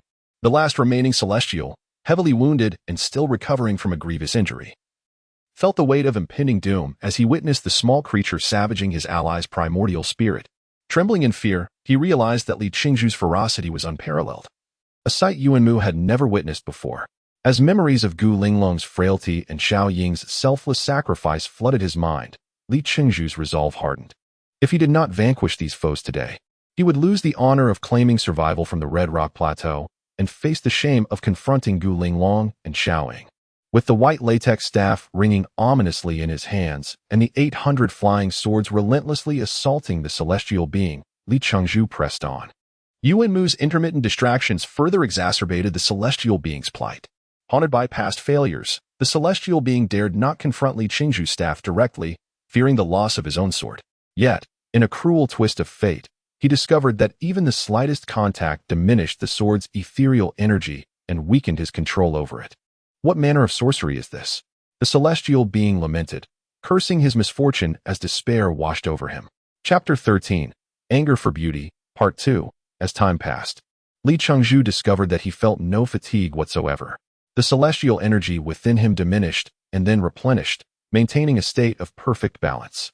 However, the movements of the celestial being grew increasingly sluggish, having absorbed too much celestial energy from that white rod, leaving him feeling somewhat powerless. His body was a patchwork of injuries, resembling a blood demon emerging from the depths of a hellish realm. After a prolonged struggle, the celestial being made a critical mistake, allowing his celestial sword to be devoured by the wolf-toothed club. Following this, he was struck by a small object, a glass needle, and then received 2 or 3 strikes from the source wood, causing him to become disoriented after being battered 4 or 5 times by Li Qingzhu's club. Li Qingzhu coldly regarded the celestial being, who was now lost in the air, as 800 flying swords clanged above him. With a single incantation, the swords surged toward the celestial being. The sound of piercing flesh echoed as the celestial being was impaled by numerous swords, resembling a swaying porcupine in the air. Li Qingzhu fiercely executed another incantation, sending the celestial being hurtling towards the ground with the 800 swords. A resounding crash erupted as the ground was hollowed out beneath him. Through the curtain of rain, Yuanmu observed the celestial being pinned within the crater, blood gushing forth and mingling with the rainwater to form a crimson stream. With a sigh, Yuanmu shook his head and descended. It appeared the celestial being was done for, and with Li Qingzhu presiding, it was unlikely he could even escape with his celestial infant. Hence, there was nothing further for him to do. After an exhausting battle, Yuanmu flew beside Yuan's son, smiling at his brother, before casting a rainproof barrier above him, shielding his already soaked form. Li Qingzhu approached the celestial being, resting one hand on the white rod and placing a foot upon the celestial being's midsection, coldly demanding, "I shall ask but once, who sent you?" The celestial being lifted his eyelids, regarding Li Qingzhu with wild laughter. "Huh. I never expected to fall at the hands of a mere cultivator. Huh. Laugh all you want." Li Qingzhu swung the wolf-toothed club fiercely at the celestial being's lower body. In the distance, Xiao Ying, who had been watching Li Qingzhu, quickly squinted and turned her head away. Even from 2 miles away, she felt the ground tremble violently beneath her, causing raindrops to cascade from the nearby grasses. The great trees around them groaned in sorrow. Suddenly, a deafening bang resonated in her ears as the earth quaked multiple times before finally settling. Turning back to the celestial being, she saw that his skull had burst. His body embedded in the crater, yet his eyes remained wide open, fixated on Li Qingzhu. "Yuanmu!" Li Qingzhu bellowed, "The meteor sword." Yuanmu quickly responded, tossing the meteor sword over. Li Qingzhu executed an incantation, retrieving the celestial sword into his grasp. Coldly observing the celestial being's unblinking eyes, he swung the sword down, releasing a spray of blood as he severed the celestial being's head. With a snap of his fingers, he commanded the small creature, "Devour him." The creature complied, swiftly extracting the celestial infant from the celestial being's corpse. "Are you not afraid of the wrath of heaven?" The celestial infant glared coldly at Li Qingzhu as soon as it emerged. Li Qingzhu smirked, bending down to lift the celestial infant's head, presenting it before him. "I admire your courage. But I also detest those who stubbornly refuse to yield. With a gentle flick of his wrist, he released 2 celestial swords. Previously consumed by the wolf-toothed club, devoid of celestial energy, the swords were now dull and lifeless, clattering to the ground. Li Chengzhu took one, piercing the celestial being's head before planting the celestial sword into the earth, standing it upright. He then picked up the other sword and strode towards the corpse of another celestial being. Halfway there, he paused, turning back to the celestial infant with a smile. But I am truly curious about who has managed to garner such loyalty from beings like you. I presume that individual possesses remarkable prowess? With that, he disregarded the celestial infant, continuing on his path. Behind him, the sound of the small creature crunching on food echoed. After replicating his actions on the other celestial being's corpse, Li Qingzhu leisurely approached Xiaoying, offering her a gentle smile. I have returned. Tears glistened in Xiao Ying's eyes as she supported Gu Linglong with a trembling voice. It is good that you are back. Juzi, breathing heavily after the fierce battle. Yuan Mu joined them, glancing at his brother. Li Chengzhu grinned at Yuan Mu, patting his shoulder and raising an eyebrow. Good teamwork. Yuan Mu scoffed. You beast dared to deceive me. Had that sword not taken down a celestial being, we would all be doomed. Li Chengzhu chuckled, neither confirming nor denying. That maneuver was indeed a gamble. Had Yuan Mu misinterpreted his intent, it would have been disastrous. Reflecting on it now, it was indeed perilous. Yuan Mu's gaze fixated on the white rod in Li Qingzhu's hand, swallowing hard, but words failed him. Li Qingzhu executed an incantation, retracting the wolf-toothed club into his being, then retrieved a complete set of celestial armor and the hula hoop used by the first celestial being, tossing them to Yuan Mu.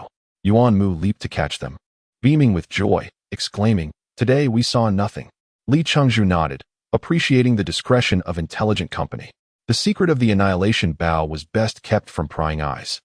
After the small creature devoured the celestial infant, it leaped onto Li Qingzhu's shoulder, chirping animatedly, its form shifting between hues of blue and white. Li Chengzhu frowned slightly, reaching to tuck the creature into the bloodstone ring. What is it? Xiaoying inquired. Nothing, he replied. The small creature indicates there are 2 more waiting for us. He gestured towards the battlefield's center, where the corpses of 2 advanced stage experts lay alongside the unconscious Qiufeng. Chapter 14. Protest in the distance.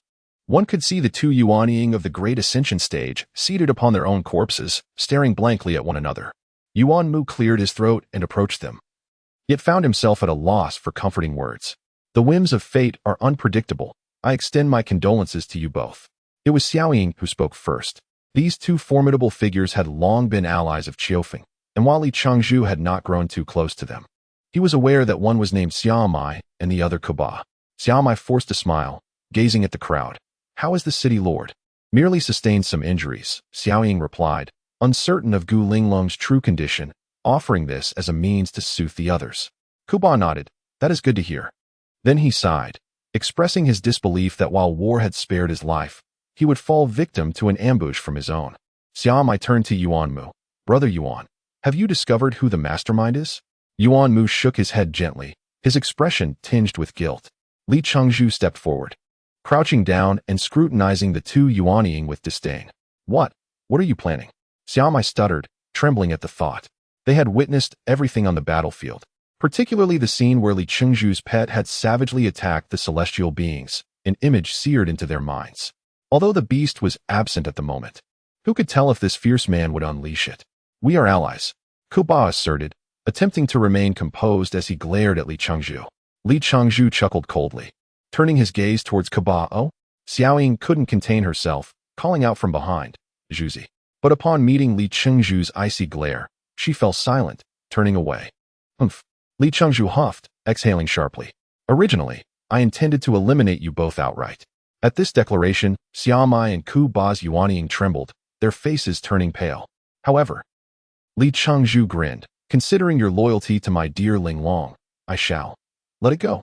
Both Xiaoying and Yuan Mu sighed in relief behind him, knowing that if Li Chengzhu were to suddenly turn on them, they would be uncertain whether to assist or not.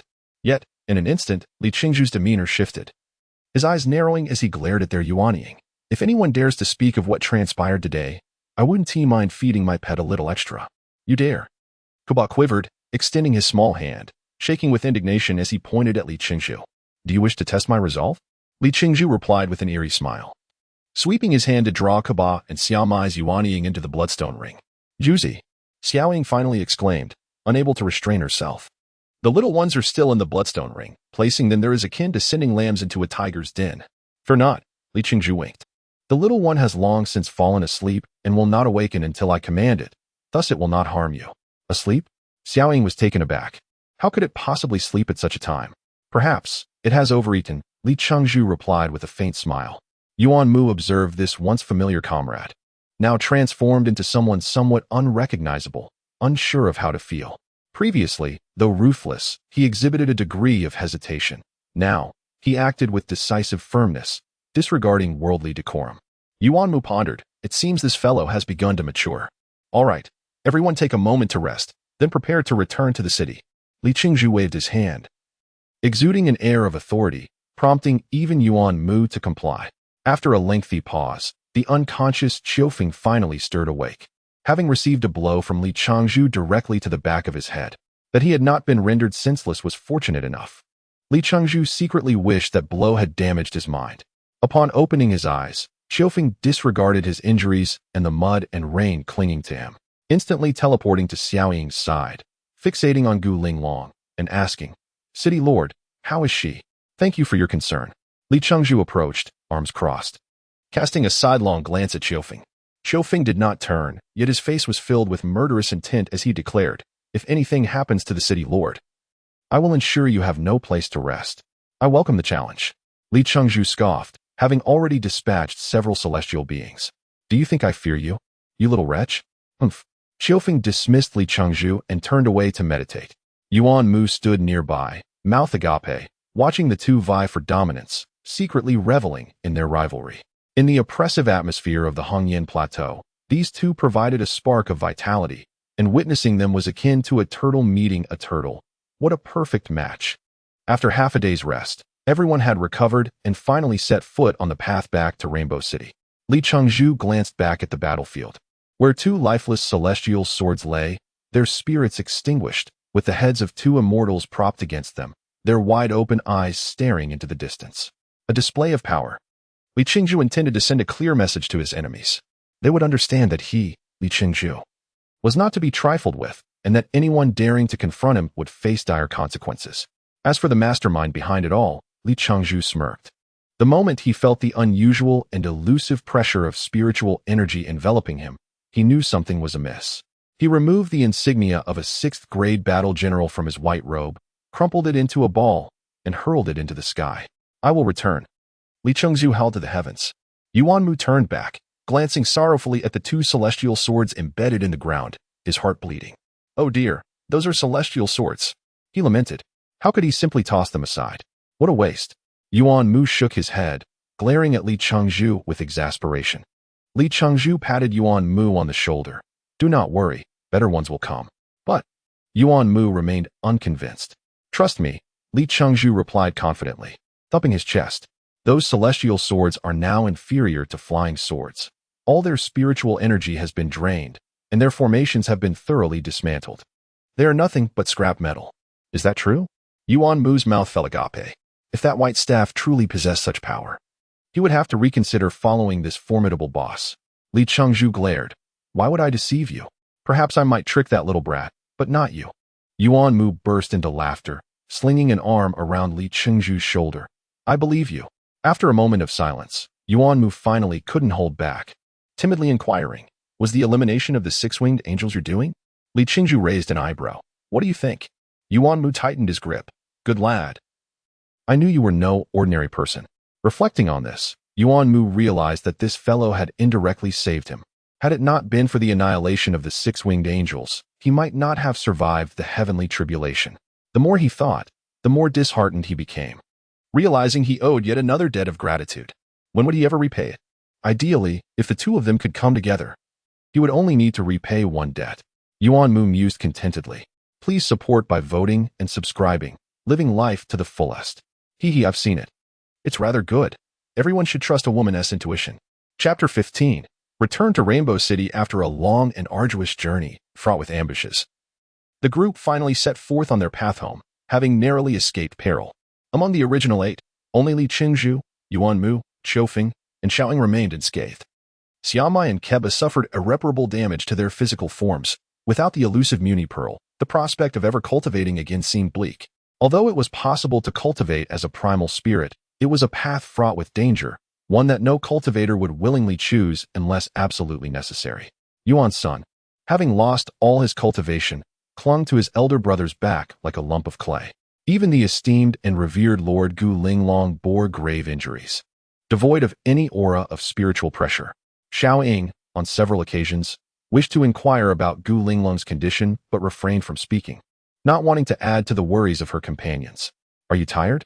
Gu Linglong rested her head on Li Chengzhu's broad shoulder, her hands clasping his neck, gently wiping the sweat from his forehead with her sleeve as she softly spoke. Li Chengzhu turned slightly, a grin breaking across his face. "Not at all. Was it not said that carrying someone while flying was as heavy as a mountain?" Ever since Gu Linglong had awakened, she had transformed into a refined lady. Her previous icy demeanor now a thing of the past. When conversing with Li Chengzhu, her tone was gentle and soft, as though fearing that a single breath might disperse him. As for how they triumphed and why they survived, Gu Linglong was indifferent to such matters. She was well aware of her own circumstances. The chaotic celestial energy within her had been soothed by some mysterious elixir, undoubtedly given to her by this man before she fell unconscious. Yet, she understood that her time was limited. While the elixir could temporarily suppress the celestial energy, it could not do so indefinitely. Moreover, could she, devoid of any self-defense capabilities, remain by his side and become a burden? She had harbored hatred for him, a resentment so profound it was as if she wished to see him utterly destroyed. Yet, had she not employed the empty treasure mirror to deflect the final bolt of heavenly lightning, he would never have been brought to the celestial realm, and she would not have tormented him for over a month. Reflecting on his foolish endurance during her trials, a pang of sorrow struck Gu Linglong.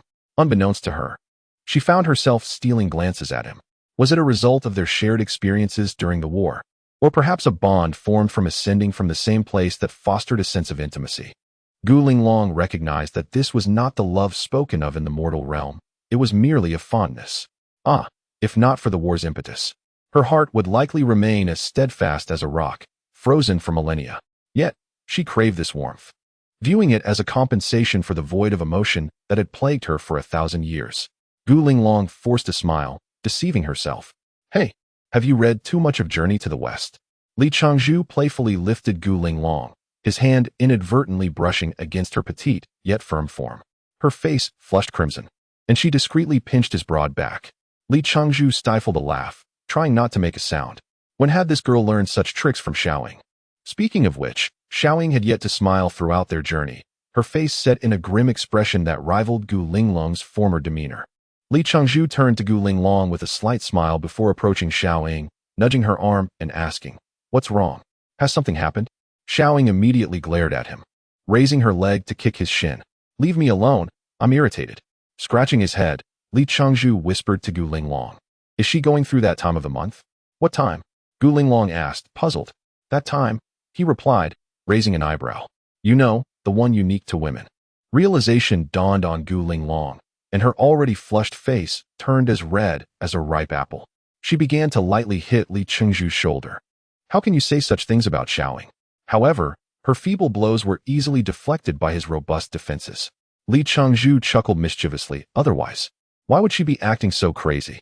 With a soft sigh, Gu Linglong whispered into Li Chengzhu's ear, "Cultivators have long transcended the mundane. Thus, that time holds no significance for us." "Is that true?" Li Chengzhu exclaimed, his surprise drawing the attention of those ahead, who turned to look at him in astonishment. He could only respond with a sheepish grin, enduring Gu Linglong's playful retaliation. Gu Linglong sighed softly as she watched Xiaoying's retreating figure. Yuan Mu glanced at Li Chengzhu with a sly smile, his lips moving as if sharing secrets with his brother. "What are you looking at?" Li Chengzhu mouthed angrily at Yuan Mu. Yuan Mu's grin widened, nearly causing Gu Linglong to hide her face in embarrassment. Among the group, only Xiaoying remained sullen, while Qiufeng appeared as cold and unyielding as a mountain, occasionally casting venomous glares at the blissful Li Chengzhu. In those moments, Li Chengzhu shamelessly grasped Gu Linglong's small hand, gently rubbing it against his face, taking advantage of her current weakness, knowing that she lacked the strength to resist. Having endured enough, Qiufeng resolutely refused to turn back. Focusing solely on the path ahead, Li Chengzhu was utterly shameless. Yuan Mu observed the subtle dynamics of this developing relationship with amusement, feeling a sudden desire to return home and find a woman to indulge with. After days of arduous travel, the group finally beheld the majestic Rainbow City, their hearts aflame with excitement. Time may be irrelevant to cultivators, yet the essence of home was ever present, and returning here brought warmth and familiarity, making them feel truly alive. The indigenous people of Rainbow City had long awaited the triumphant return of their lord, and their anticipation had culminated in this moment. As Li Chengzhu and his companions crossed the city gates, the resonant chimes of bells echoed throughout, summoning countless cultivators from all directions to converge upon them. Eager onlookers released pre-prepared firework talismans, painting the sky with vibrant displays. Li Chengzhu had never experienced such a jubilant welcome. After gently placing Gu Linglong down, he could not help but cheer, raising his arms to acknowledge the crowd. Yet, he slowly realized that the warm welcome was not directed at him, a realization that left him feeling somewhat despondent. To his surprise, Yuan Mu and Xiaofeng were also among those celebrated, receiving cheers that rivaled those given to Gu Linglong. Xiaofeng felt a newfound sense of superiority over the ignoble man, turning to cast a disdainful glance in his direction. Grinding his teeth, Li Chengzhu approached Gu Linglong, extending his arm toward her. The bustling crowd of cultivators fell into a hushed silence, wide-eyed as they beheld this audacious display. Yet, what transpired next left them utterly flabbergasted. The esteemed Lord Gu Linglong merely shot an admonishing glare at the audacious creature, then sweetly threaded her hand through his arm, embodying a scene of affectionate intimacy. Today must have been a sleepless night, Li Chengzhu thought to himself, as the bewildered cultivators around him struggled to comprehend the spectacle before their eyes. Chapter 16. The audacity of Li Chengzhu. The grand welcoming ceremony for the war heroes' return to Rainbow City was utterly disrupted by the outsider, Li Chengzhu. As Gu Linglong clasped her arm around Li Chengzhu's, the native residents of Rainbow City felt a chill of disillusionment. How could the beautiful and dignified lord of the city choose such a brutish man? Had it not been for her esteemed position, they might have taken to their shoes in protest.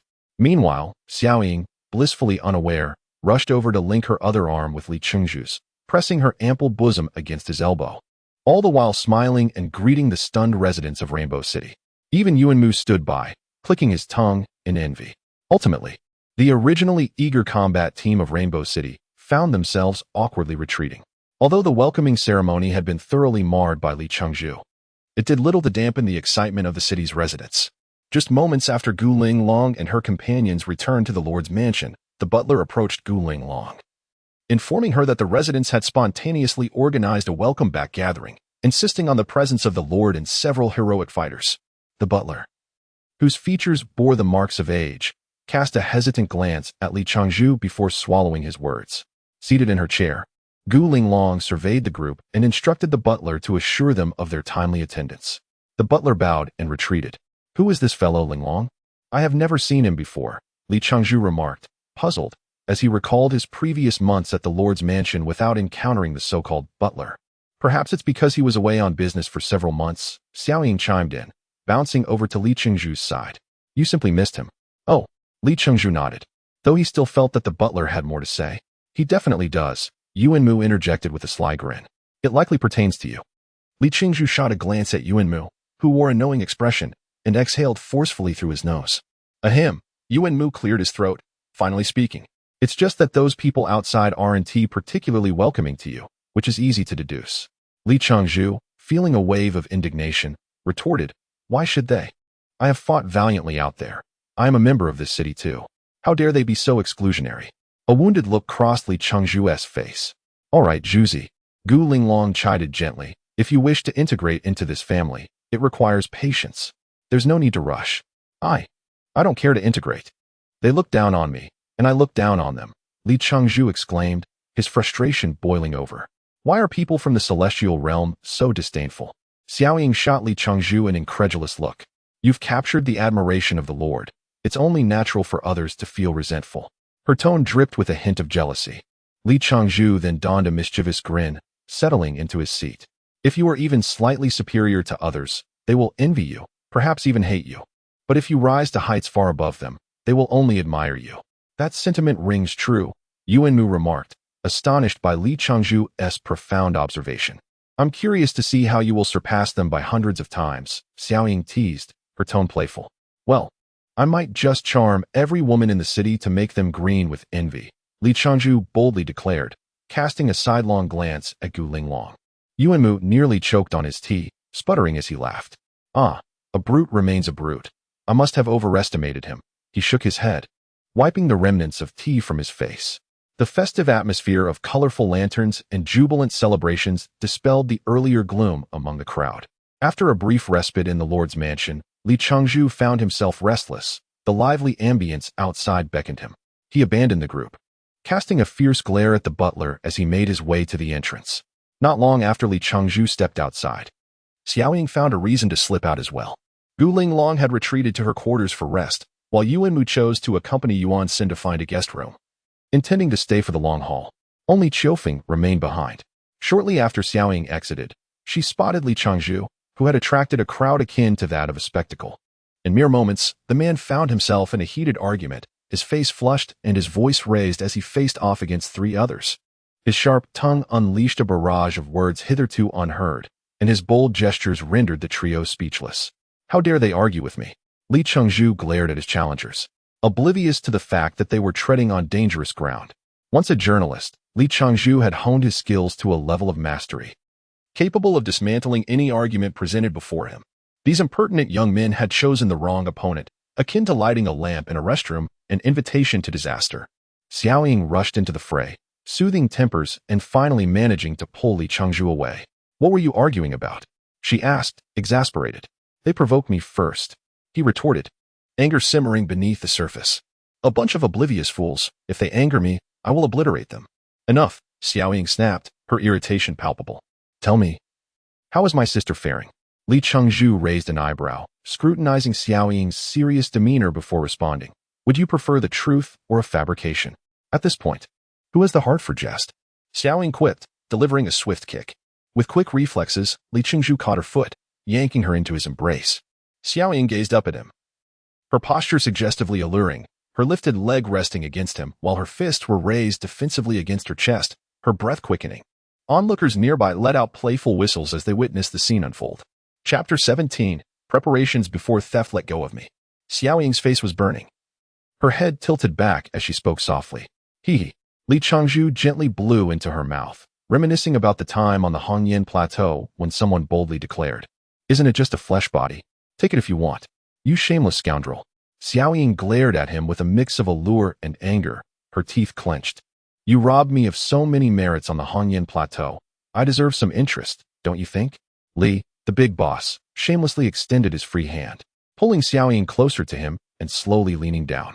Xiaoying, however, felt a surge of panic at this moment, realizing that despite her bravado, she was scared. Sensing the fluctuating spiritual pressure emanating from her, Li Changzhu tactfully released her, smirking. With our Linglong around, my dear girl, I wouldn't even glance your way. Li felt a twinge of self-deception at his own words, his old face slightly reddening, prompting him to divert his attention to the bustling street scene. Xiaoying stomped her foot in frustration. If you dare betray my sister, I will surely castrate you. Would you really? Li Changzhu raised an eyebrow. Xiaoying finally acknowledged that this man's shamelessness had reached an unprecedented level, quickly changing the subject. How is my sister's injury? Why has she lost all her spiritual energy? Mentioning Gu Linglong, Li Changzhu's expression turned serious as he sighed. Her celestial infant is severely damaged. I can only use medicine to seal her celestial spiritual energy. Otherwise, her infant will descend into chaos. For how long? Xiaoying asked anxiously. Li Changzhu held up 4 fingers. Based on my estimate, at most 40 days. And then what? Then? If no solution is found, Linglong will still. Li Changzhu lowered his head, sneaking a glance at Xiaoying. What shall we do? Xiaoying nervously clutched Li Changzhu's arm, her brows furrowing in deep thought before suddenly exclaiming, right? We should seek out our ancestral master. With her level of Deluo Jin Xian, there must be a way. She began to take out a jade slip to contact Xiao Yinluo. Wait. Li Changzhu hurriedly stopped her. If you call your ancestral master here, my plans will be ruined. Why? Xiaoying looked at him in confusion. Because I already have a solution. Li Changzhu was shamelessly boasting, his old face betraying no hint of embarrassment. Really? Xiaoying, teary-eyed, tightened her grip on Li Changzhu's hand. What method? Cough. Li Qingzhu adopted a mysterious demeanor. This will require your assistance. He glanced around to ensure no one was watching and whispered closely into Xiao Ying's ear. After a long while, Xiao Ying's face turned increasingly red. Unable to suppress her frustration, she stomped on Li Qingzhu's foot, exclaiming, "Your sister is already yours. Is such a sordid method really necessary? Just speak to her directly." Li Qingzhu shrugged innocently. "You don't understand.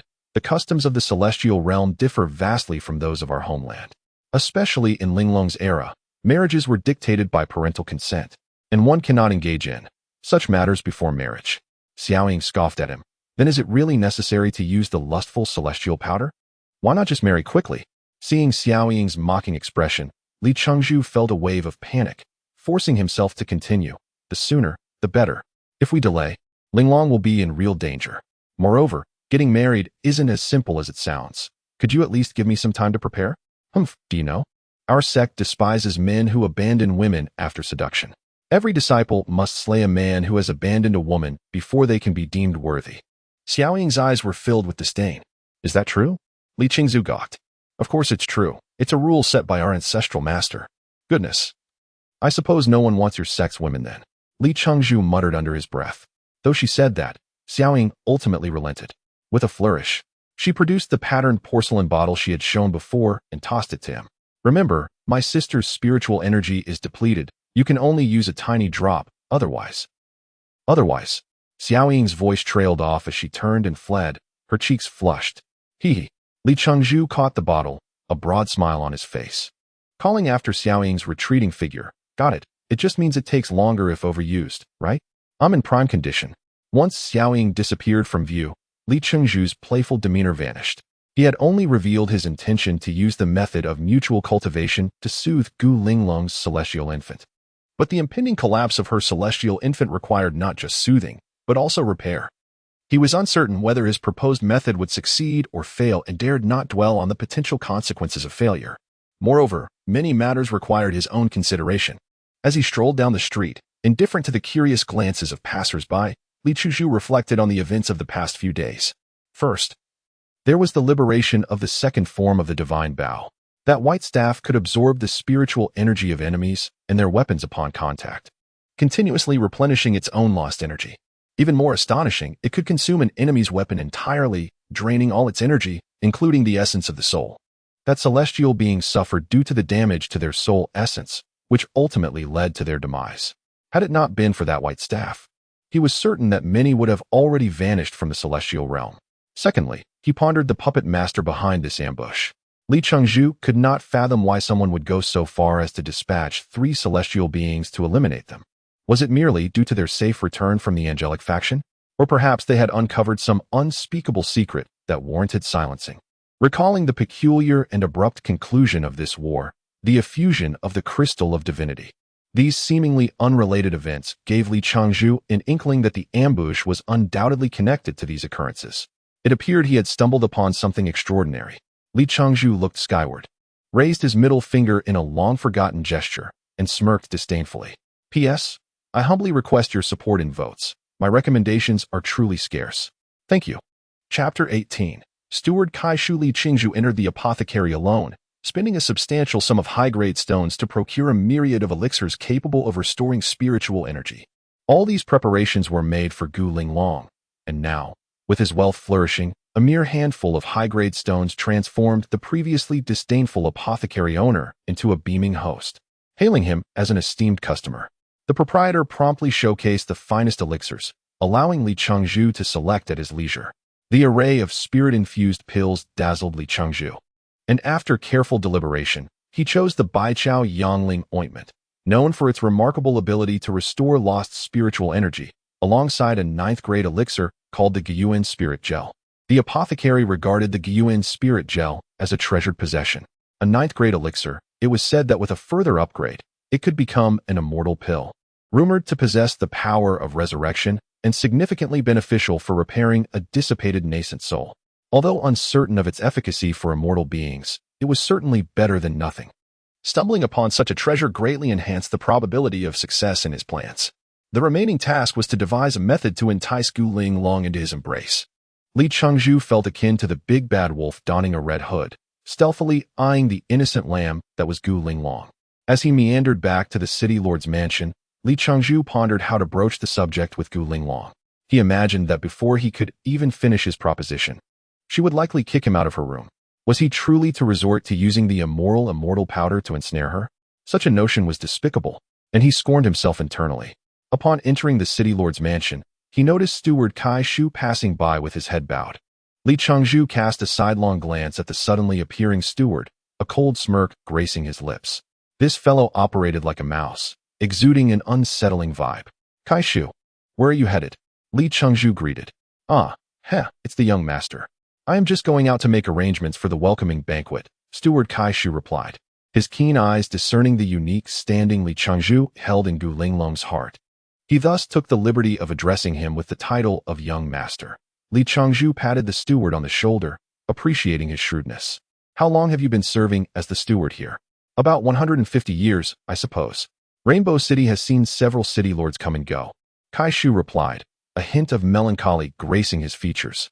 Li Changzhu raised an eyebrow and prodded at Kai Shu's weak spot. Then why is your cultivation level? Kai Shu awkwardly chuckled. Isn't it quite poor? Sigh, my aptitude has always been low. Coupled with a lack of background and no access to superior cultivation techniques or resources like the Heavenly Mechanism Stone, my advancement in cultivation has been. Sigh. Another low-tier cultivator, Li Changzhu couldn't help but feel a twinge of sympathy for him. Hasn't T.R. Linglong taught you any superior cultivation techniques?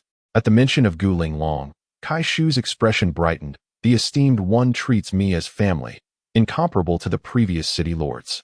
But, young master, you know I've already practiced other techniques. Even if she wished to teach me, I could no longer learn. Oh, is that so? Li Changzhu inquired, puzzled. Is it true that once one learns a technique, they cannot learn another? Don't you know? Kai Shu's eyes widened, astonished. This is common knowledge. Li Changzhu smiled awkwardly. No one ever mentioned it to me. I've been in the Immortal Realm for less than 4 years, and prior to that, I knew nothing of cultivation. Heavens! Kai Shu's eyes bulged, as if he were staring at pigeon eggs. Could this young master truly be boasting? To reach such profound levels in under 4 years? According to his discerning eye, Li Changzhu's cultivation must be at least mid-stage spirit division. This was a prodigy. Kai Shu couldn't contain his excitement. With the city lord aligning with such a young master, it was only a matter of time before she resolved her shortcomings in strength. This young master possessed the potential to directly achieve golden immortal status. Tears welled in Kai Shu's eyes. Miss Gu, you are finally on the path to success. Why are you so excited? Li Changzhu asked, bemused. Kai Shu wiped his tears, gripping Li Changzhu's hand fervently. Young master, with the city lord by your side, I feel at ease. Li Changzhu was perplexed. Why did Kai Shu seem to regard Gu Linglong as his daughter? After a moment of reflection, Kai Shu finally composed himself. To speak frankly, young master, the city lord has treated me with great kindness. Not only guiding me in my cultivation, but also generously allocating 30 high-grade stones from her annual 100 received from the Immortal Emperor. Such a city lord is truly irreplaceable in the Immortal Realm. Thus, the entire city holds her in high esteem, and I, shamelessly, regard her as my own kin. As long as she finds a good match, I would do anything for her. Coughing, Li Changzhu struggled to catch his breath. But Gu Linglong is at least 1,000 or so years old. I assent she. How old are you, Kai Shu? Kai Shu's face flushed crimson, mumbling. At least 800, maybe 900? Certainly not over 1,000. Goodness. Kai Shu's aptitude was indeed lacking. After nearly a millennium, he had only reached the out-of-body stage. No wonder he appeared somewhat aged. If he did not manage to break through his current realm within a century, he would surely return to the dust. Li Changzhu produced a storage ring containing no less than 100 high-grade stones and handed it to Kai Shu. Consider this a token of my filial respect. I want to say it's a reward for your care of Linglong. We are all family now. Should you face any difficulties, do not hesitate to seek me out. Li Changzhu thumped his chest confidently, and Kai Shu was immediately moved to tears, reluctantly accepting the gift. Ensuring no one was around, Li Changzhu leaned closer to Kai Shu and whispered, Kai Shu, could I trouble you with a favor? Don't be so formal, young master. Just command me, Kai Shu replied, now in high spirits after receiving the generous gift. Could you kindly ask the idle guests in the city lord's mansion to step out for a while? Li Changzhu fixed his gaze intently on Kai Shu's aging face. That might not be appropriate, Kai Shu hesitated. Aware that they were guests of the city lord. What is inappropriate? Just say the city lord has some private matters to attend to and request them to step outside for a day. A day? Kaishu exclaimed, then seemingly came to a realization, pointing at Li Changzhu. You. Li Changzhu's face turned red. Kaishu, you're misunderstanding. Let me be frank. Linglong has sustained some injuries, and I fear she may be disturbed during her recovery. That's why. Do you understand? Li Changzhu gently patted the little creature's head, expressing his uncertainty. I am not sure. I have never encountered such a being before. This statement rang true. For after wandering the forest for over 2 months, he had only seen a single spirit beast resembling this one. Apart from recognizing the Wengsiking from the celestial realm, he was unfamiliar with other spirit beasts or celestial creatures. The woman gazed at the little creature for quite some time before letting out a sigh, seemingly filled with disappointment. Perhaps I was mistaken, she mused. At this moment, Li Changzhu could no longer suppress his curiosity and inquired, does the treasure-seeking mouse resemble this little creature? What purpose does it serve? You seem quite intrigued by it. The woman looked at Li Changzhu with a hint of bewilderment, astonished that he was unaware of the renowned treasure-seeking mouse in the celestial realm. After scrutinizing him for a while and finding no signs of deceit, she replied, indeed. The treasure-seeking mouse closely resembles your little creature, albeit slightly smaller, about half its size, with a longer tail. Although classified as a mid-tier spirit beast, the treasure-seeking mouse is unique in its ability to sense areas rich in spiritual energy. As its name suggests, it is adept at locating treasures and is immune to barrier-type spells. Upon hearing the woman's explanation, Li Changzhu was taken aback, realizing that the treasure-seeking mouse was indeed impervious to barrier spells. He was now convinced that the little creature was the so-called treasure-seeking mouse, as it had effortlessly entered and exited the alarm barrier he had set when it stole his first piece of heavenly essence stone, without triggering any response. Furthermore, when he first encountered the little creature, it was merely half its current size. Chapter 20. Turmoil, Part 2. He embraced the already flustered Gu Linglong, swiftly carrying her to the bed, where he deftly undressed her, revealing her delicate form. Observing her petite figure, flat abdomen, and the dark forest of her hair, he was then met with a blur. Boss Lee erupted with primal fervor, hastily kneeling on the bed to shed his own garments. Before he could even unbutton his shirt, Gu Linglong ensnared him with her beautiful legs, her hands slithering like serpents to the back of his head, drawing him down. A lengthy kiss ensued, during which Boss Lee felt an overwhelming urge to exclaim, "This is intoxicating." Just before he entered, the unconscious Gu Linglong uttered a cry of beast, but her voice was drowned out by the fervent sounds filling the room. In the throes of passion, Boss Lee did not lose sight of his primary objective. He quickly invoked the combined cultivation technique taught to him by Xiao Ying, immersing himself in his primordial spirit. Perhaps due to a prior encounter or the intrinsic connection between their beings, he effortlessly established a communion with his primordial essence. Li Changzhu guided his essence through Gu Linglong's dantian, where the once vibrant realm appeared ravaged by a tempest, chaotic and disordered. Gu Linglong's petite celestial infant seemed to wither. Her eyes closed as if enduring excruciating pain, parts of her essence flickering like a fading light, encased within a faint red glow. The celestial infant was enveloped in a circular barrier. Li Changzhu understood that this red light was the manifestation of the Yunhong elixir. Had this barrier not severed the connection between Gu Linglong's celestial essence and her physical form, her spiritual energy would have become wildly chaotic. This situation was far more precarious than the last, where Gu Linglong nearly fell into madness. Not only did he need to calm her celestial infant, but he also had to repair it. The crux of the matter was to soothe Gu Linglong's essence the moment the barrier of the Yunhong elixir was broken. Considering their shared origin, he felt confident in his ability to do so. Having clarified his intentions, Boss Lee quickly withdrew. He summoned the Demon Slayer Bao, allowing Gu Linglong to writhe beneath him as he recalled the once familiar, yet strange, incantations. He pondered the peculiar nature of the Demon Slayer Bao, which seemed to possess a life of its own, imparting knowledge of techniques he had never encountered yet found exceedingly useful. As he chanted the incantations, the once still Bao began to levitate, its verdant frame darkening, seemingly poised to consume all light. In that moment, Boss Lee was caught in a tumult of pain and pleasure, balancing the incantations while attending to Gu Linglong's sensations. Vowing never to engage in such affairs again, he cursed inwardly, fearful of potential impotence. After completing the incantations, he was drenched in sweat, sprawled atop Gu Linglong's body, swaying with her tremors. The demon slayer bow emitted a resonant sound, quaking as it finally produced 3 soft thuds, causing the wood essence embedded within to float and revolve around it. A trickle of green light flowed from the wood essence to both Li Changzhu and Gu Linglong, akin to moonlight illuminating the earth, evoking involuntary groans of pleasure from him. Even in her frenzied state, Gu Linglong's expression softened, her movements slowing. In a short while, the energy Li Chuzhu had expended was restored, astonishing him. Could this phenomenon accelerate the recovery of his spiritual energy? He resolved to investigate further. Removing the demon slayer bow and the 3 pieces of wood essence, gazing at the vibrant wood essence, uncertainty crept into Li Chengzhu's heart. Could these 3 items indeed possess the power of resurrection as hinted in fleeting memories? The vitality emanating from them suggested such a possibility. Yet what if he failed? The consequence would be Gu Linglong's demise.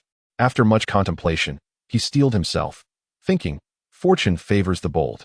With conviction, he chanted an incantation, introducing 1 piece of wood essence into Gu Linglong's purple abode. The moment it entered her body, he felt her celestial infant pulse with life. This revelation filled him with elation. What extraordinary substance was this? He grasped the wood essence and plunged into the barrier of the Yunhong elixir, enveloping Gu Linglong's pained celestial infant in a tight embrace. Even with prior experience of connecting with the primordial essence, he trembled at the profound pleasure of this deep communion, momentarily losing himself in the experience. After a lengthy duration, Li Chuzhu adapted to the exhilarating sensations, promptly working to mend the injured meridians within Gu Linglong's essence. The presence of the wood essence significantly eased his efforts. Once he completed his task, he left the wood essence within Gu Linglong's dantian and withdrew, retrieving the solidified essence from his ring before depositing it into her mouth, ensuring she swallowed before diving back into his primordial state. Everything unfolded as anticipated. As long as he executed the final step flawlessly, Gu Linglong would be reborn, potentially even stronger than before. Although the interior of Gu Linglong's purple abode was not as vibrant as before, Li Changzhu had organized it with care. Taking a deep breath, he prepared for the final step in reshaping her celestial infant. Chapter 21.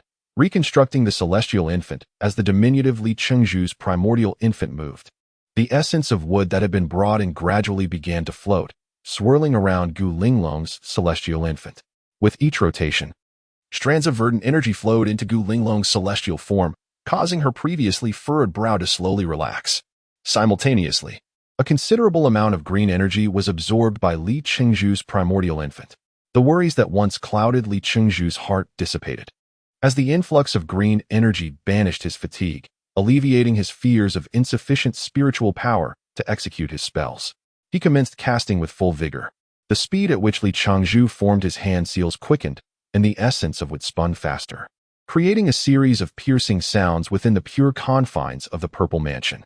At this moment, the essence of wood felt to Li Changzhu like a planet rapidly rotating around its sun. The green light cascaded incessantly into Gu Linglong's purple mansion and upon his own body, enveloping him in a comforting embrace. Not only was the green light mending Gu Linglong's damaged celestial infant, but in a fleeting moment of respite, Li Chengzhu noticed wisps of less potent spiritual energy streaming in from above, joining the restorative efforts.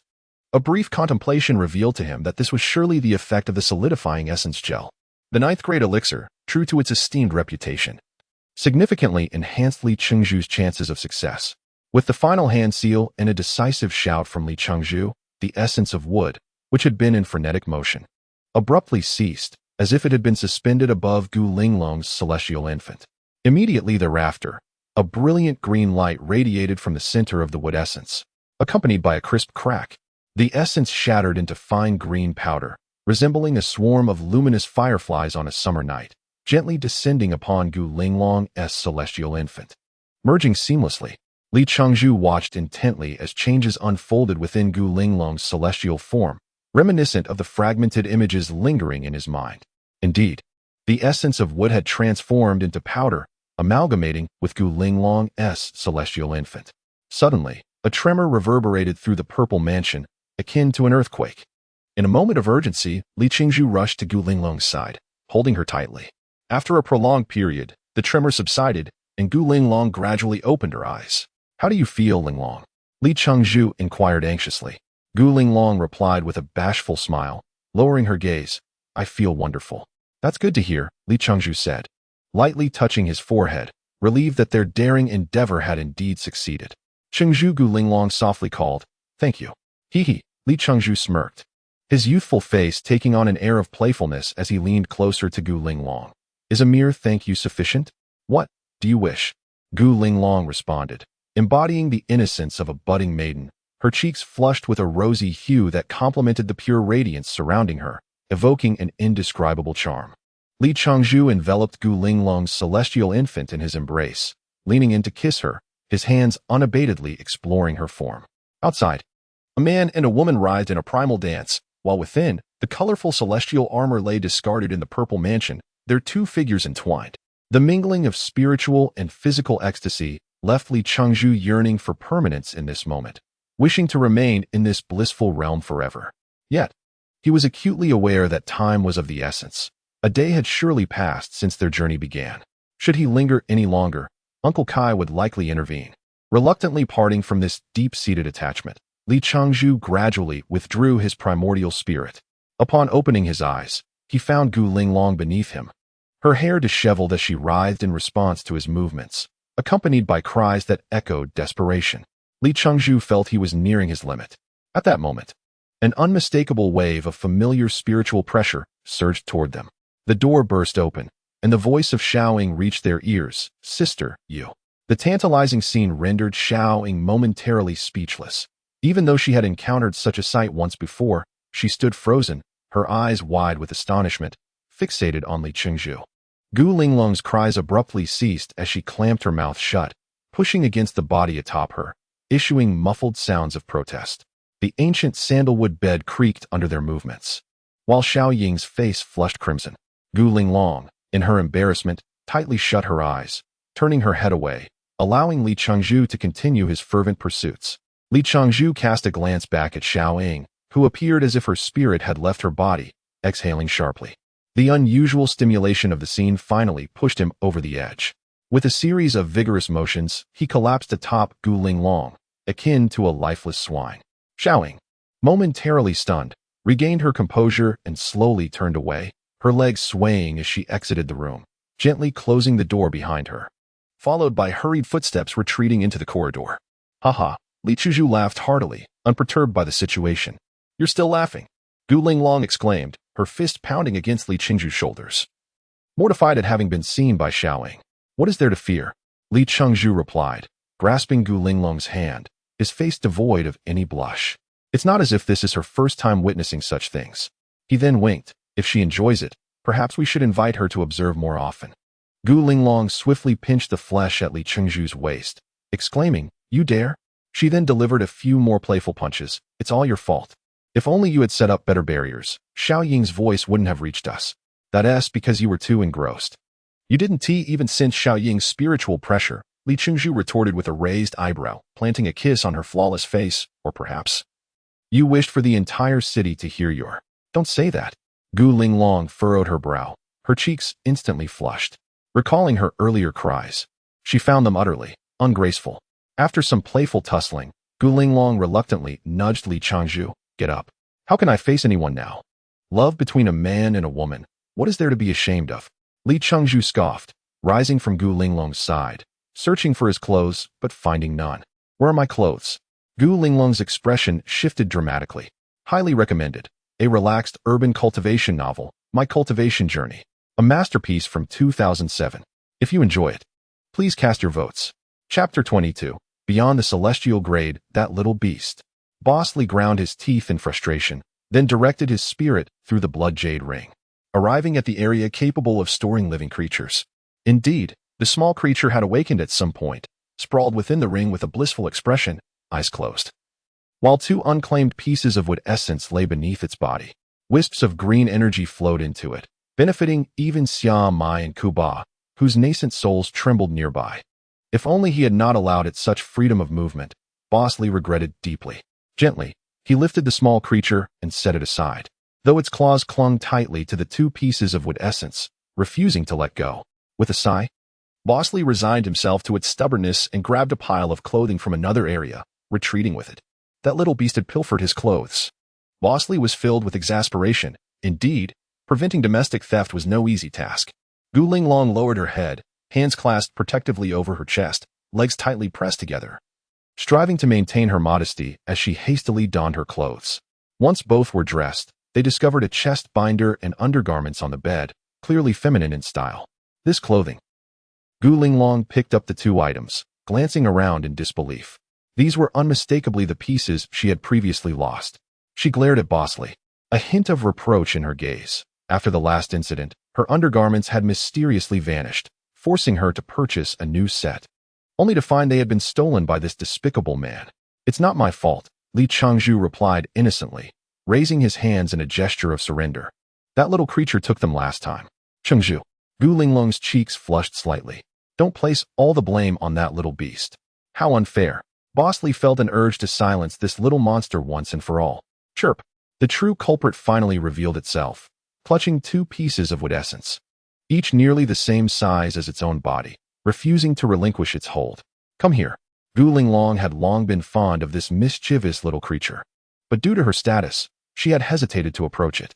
Now, however, she could no longer contain her maternal instincts and beckoned it over. Chirp. The little creature obediently bounded into Gu Linglong's embrace, lowering its head to nuzzle her abdomen with its tiny nose. Gu Linglong shot a playful glare at Bosley, her smile betraying a mix of affection and irritation. "It's all your bad influence." Clearing his throat, Li Changzhu remarked, "That is its nature. It has nothing to do with me." He then snatched the two pieces of wood essence from the little creature's claws, ignoring its protests, and inserted them into the demon slayer bow. Chirp. The little creature squeaked in distress at having its beloved items taken away. "Changzhu, if it likes them, just let it have them," Gu Linglong pleaded, her tone softening. "You can't spoil it. The more you indulge it, the more unruly it becomes," Bosley grumbled, adding, "Besides, this is my most powerful treasure." Gu Linglong gazed at the grand, emerald bow, unable to suppress her curiosity. "What is this weapon?" Sitting on the edge of the bed, Bosley recounted the tale of his experiences with the demon slayer bow to Gu Linglong in detail. Once he finished, Gu Linglong's eyes widened in astonishment. "This weapon is that formidable?" "Yes," Li Qingzu nodded, "but now that we're down a piece of wood essence, I wonder how its power will be affected." "Qingzhu," Gu Linglong said apologetically, "if it weren't to save me." "Silly girl," Li Qingzhu gently ruffled her hair. "For your safety, I would do anything." He glanced down at the little creature, now curled up and fast asleep, still clutching Gu Linglong's abdomen. "Little rascal," Gu Linglong smiled, patting the small creature's head. "By the way, Linglong, we should check on our own conditions," Bosley suggested. "Indeed," Gu Linglong replied, closing her eyes and immersing her spirit into her nascent soul. Li Qingzhu followed suit, though uncertain of what realm he might reach. He sensed it would not be insignificant.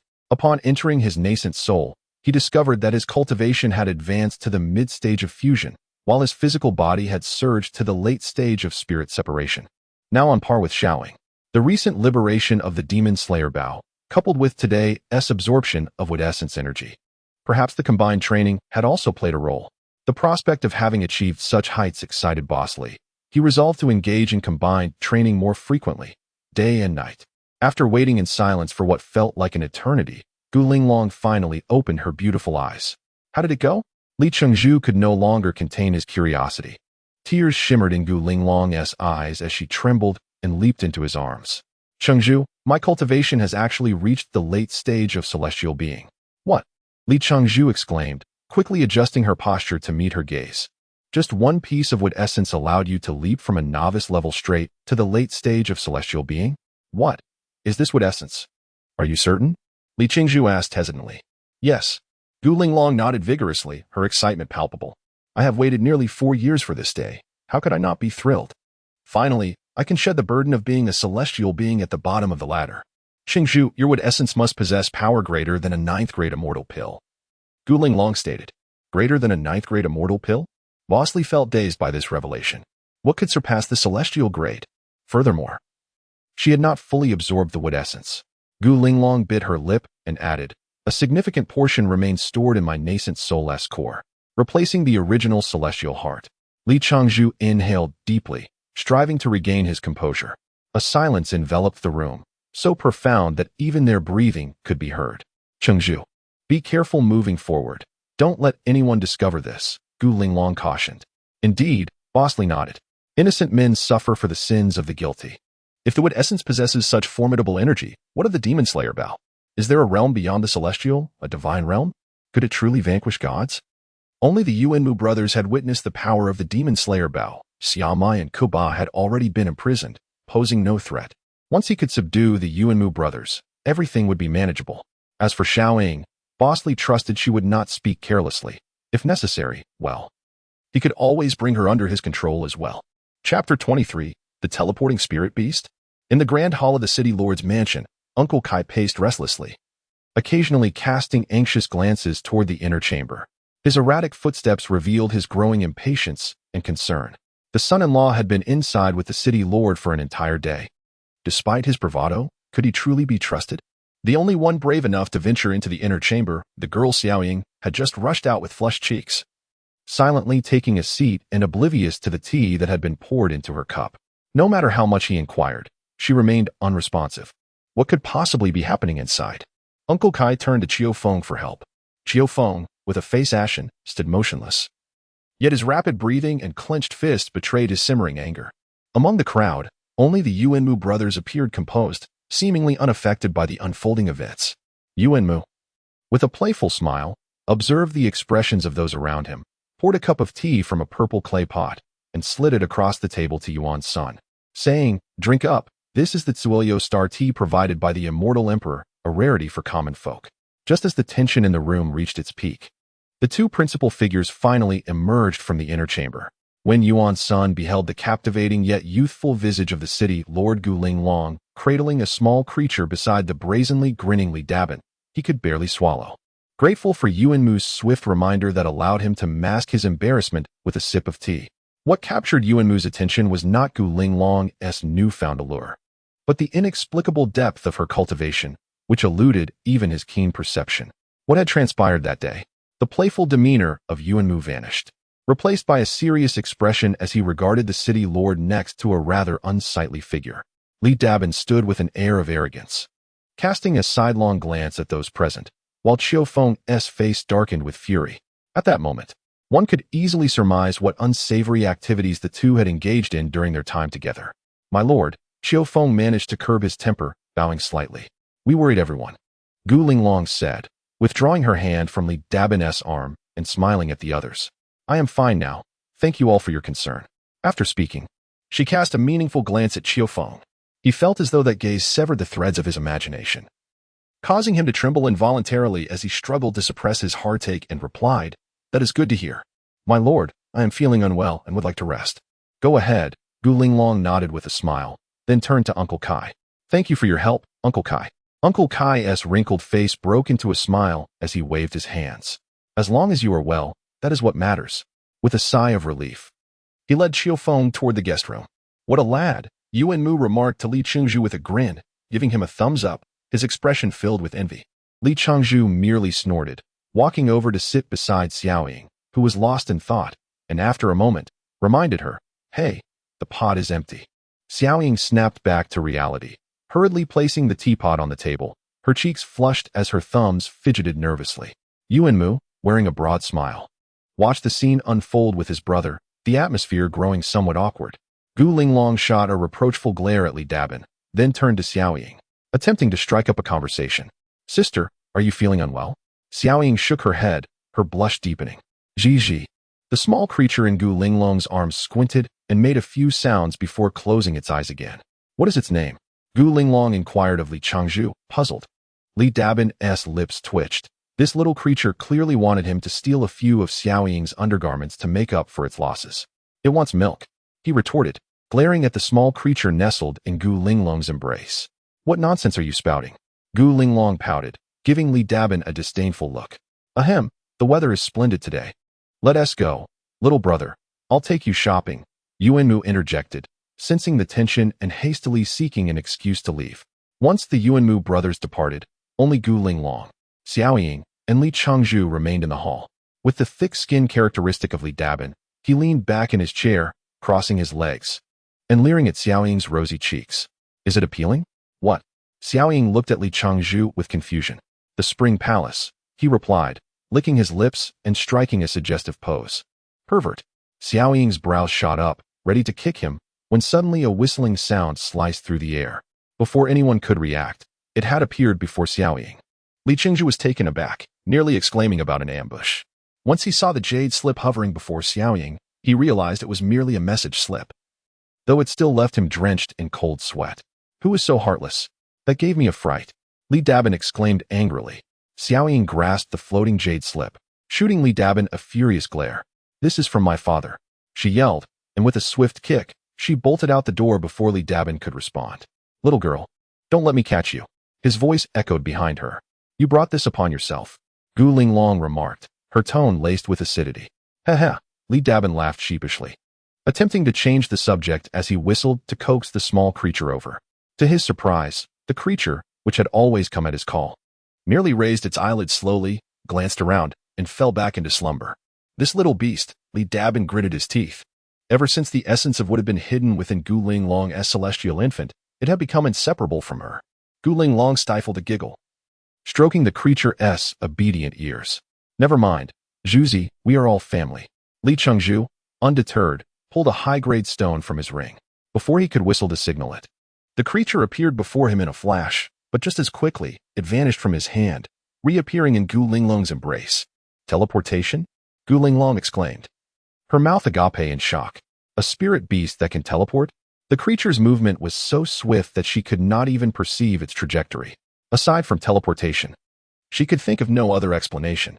Heavens, what is this creature? To possess a skill typically reserved for rare 8th-tier spirit beasts? No.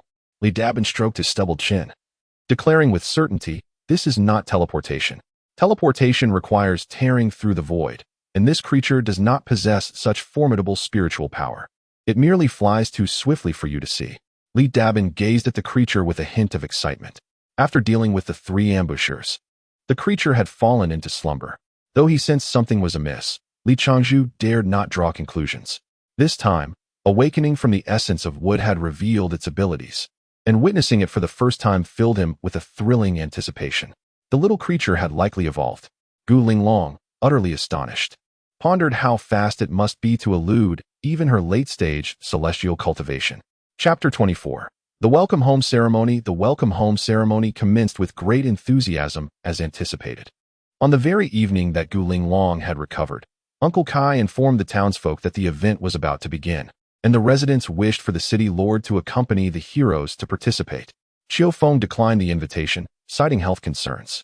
Thus, only Gu Linglong, Li Chengzhu, and the 2 brothers, Yuan Mu, remained, while Xiaoying seemed to have disappeared. That girl, perhaps she is too shy to show herself? Li Chengzhu ignored the murderous glares cast at him by the men on the roadside, quietly inquiring of Gu Linglong, who was linked to his arm, while maintaining a courteous smile and nodding at the young ladies in the city. Why provoke others when you have me? Gu Linglong replied with a beaming smile, her delicate fingers playfully pinching the tender flesh of Li Chengzhu's inner arm, chiding, you're still flirting with others. He chuckled, as long as I have you at home. That is sufficient. Li Chengzhu subtly nudged Gu Linglong's chest with his elbow, causing her face to flush crimson, adding a touch of allure to her already lovely visage. The quartet of the combat team took their seats amidst the jubilant cheers of the crowd, with a resounding explosion of fireworks illuminating the sky. The welcome home ceremony officially commenced. The residents of Rainbow City, having gleaned much about Gu Linglong's hometown from Uncle Kai, had creatively organized the ceremony according to earthly customs. The central square of Rainbow City served as the venue for this grand occasion. The first to perform was a dance troupe, comprised of self-organized female cultivators, each possessing exquisite figures and flawless beauty, nearly causing Li Chengzhu and Yuan Mu to gawk in disbelief. Yuan San, lacking any cultivation, was particularly flustered. His face flushed and breath quickened. When had this ancient virgin ever seen so many scantily clad women dancing before him? This truly was a lavish display, Li Chengzhu mused, casting a sidelong glance at the unfamiliar cultivators seated above. To have women devoted to the way of heaven performing for the audience in such revealing attire likely meant they were attempting to curry favor with one of the combat team members. Yuan Mu, sitting just beside Li Chengzhu, was smiling and nodding while conversing with a nearby cultivator. Li Chengzhu seized a spirit fruit from the table and bit into it with vigor. City Lord, a cultivator approached Gu Linglong, bearing a fine drink and bowing slightly. It is Chen Lin, the recluse, Gu Linglong acknowledged with a smile as she sat on her cushion. Thanks to your capable leadership, we have successfully repelled our enemies, bringing great honor to Rainbow City. Chen Lin flattered, his face betraying no embarrassment. Gu Linglong, Novice to his ingratiating words, replied, not at all. It was the efforts of the immortal emperor that orchestrated our success. We merely fulfilled our duties. Li Changzhu, chewing on the spirit fruit, observed Chen Lin with a discerning gaze. Chen Lin raised his cup, addressing the crowd. Let us toast to Lady Gu, to the victorious combat team of Rainbow City, and to those who remain forever on the Red Rock Plateau, for the peace of our era. The crowd's spirits soared as they raised their cups and chorused. To Lady Gu, to the peace of our era. Gu Linglong stood to acknowledge them, nodding graciously. Thank you all. I vow to manage Rainbow City well, and to live up to your expectations. Caught in the trap, are we? Li Changzhu mused, munching away. Once the crowd settled, Chen Lin shamelessly occupied the spot originally reserved for Xiao Ying, which was right beside Gu Linglong. City Lord, Chen Lin finally broached the main topic. I have something to discuss. Speak freely, Gu Linglong smiled. Li Changzhu, seated to her left, perked up his ears. It concerns a discovery, my lady. A vein of purple jade has been located 200 miles west of the city. Is that true? Gu Linglong could not contain her excitement. This was splendid news. When was it discovered? 3 months ago, Chen Lin replied. It was initially found by my family, and according to regulations, I should have reported it to the city lord first. However, you were at the Red Rock Plateau, so I took the liberty to commence extraction, intending to consult you upon your return. Yet, the Wang family from the south insists on claiming a share of the extraction rights. I see. Gu Linglong hesitated, recalling that both the Chun and Wang families had dispatched 10 cultivators to the Red Rock Plateau, none of whom returned. She felt a sense of obligation towards both family heads, and now this complication only deepened her dilemma. Linglong, to whom do the extraction rights belong? Li Changzhu interjected. Though he held little regard for purple jade, he could not allow his own people to suffer losses. They belong to me, Gu Linglong said softly. The Immortal Realm stipulates that all mining rights within the City Lord's jurisdiction belong to the City Lord, albeit with 70% payable to the Heavenly Court. Is that so? Li Changzhu exclaimed, swallowing his spirit fruit in surprise. It seemed the title of City Lord was not merely ceremonial, should one encounter a wealthy city. It could be immensely advantageous. And who might this be? Chen Lin feigned ignorance, directing his inquiry at Gu Linglong. His abrupt intrusion had already irked her, and judging by his cultivation level, he was merely at the later stage of the spirit separation realm. Were it not for his close connection to the City Lord, she would have slapped him already. Humph. Li Changzhu placed the half-eaten spirit fruit down on the table, casting a cold glare at Chen Lin. I am Li Changzhu, a 6th-tier battle general of the Immortal Realm as Cultivator Legion. A 6th-tier battle general?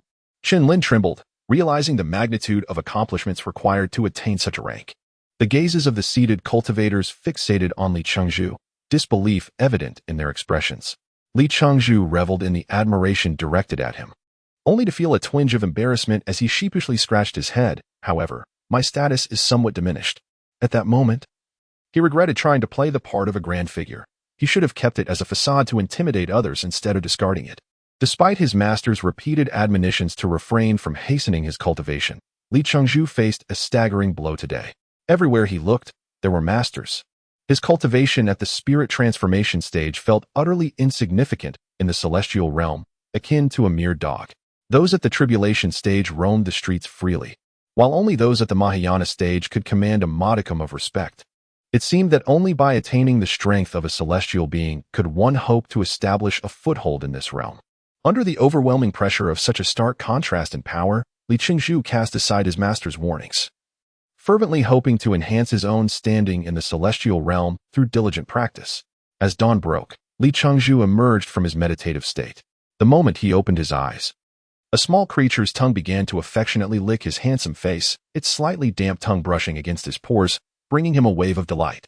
He retrieved a piece of heavenly mechanism stone from his ring and presented it to the small creature. With enthusiasm, the little one devoured its breakfast, swiftly consuming the low-grade heavenly mechanism stone. Watching the creature eat with a smile, Li Changzhu dismantled the alarm array he had set up the previous day and picked up the small creature, saying, "Let us go." Squeak. The little creature clung tightly to Li Changzhu's arm with its tiny paws. What's wrong? You don't want to stay in the bag? No. There are many big wolves outside that would easily overpower you, my little mouse. Suddenly, Li Qingzhu's eyes widened in astonishment as the creature spat out a ring. A storage ring? Li Qingzhu was taken aback. Trembling, he picked up the ring for a closer inspection. Indeed, it was a storage ring, and of a much higher quality than his own. Where did it come from? He felt an overwhelming urge to scoop up the little creature and shower it with affectionate kisses. Squeak! The small creature perched on the bed, its paws dangling in the air, wore an expression that seemed to beckon for praise as it called out to the next room. Shoo! Li Qingzhu, resembling a thief, placed his index finger to his lips in a gesture of secrecy. Eh? The small creature tilted its head, gazing at Li Qingzhu in confusion. Without the luxury of uttering another word to it, he swiftly seized the creature and stuffed it into his travel bag, simultaneously placing a piece of celestial stone into its mouth. He then opened the door and dashed outside. Not far from the inn, an irate shout echoed from the second floor. Damn it, who stole my storage ring? Chapter 6. Purchasing a flying sword after departing the small town. Li Qingzhu wore a mischievous grin as he retrieved the storage ring for inspection. Upon examining it, he was engulfed by a frenzy of excitement. The ring's original owner was either a master or an individual of considerable wealth.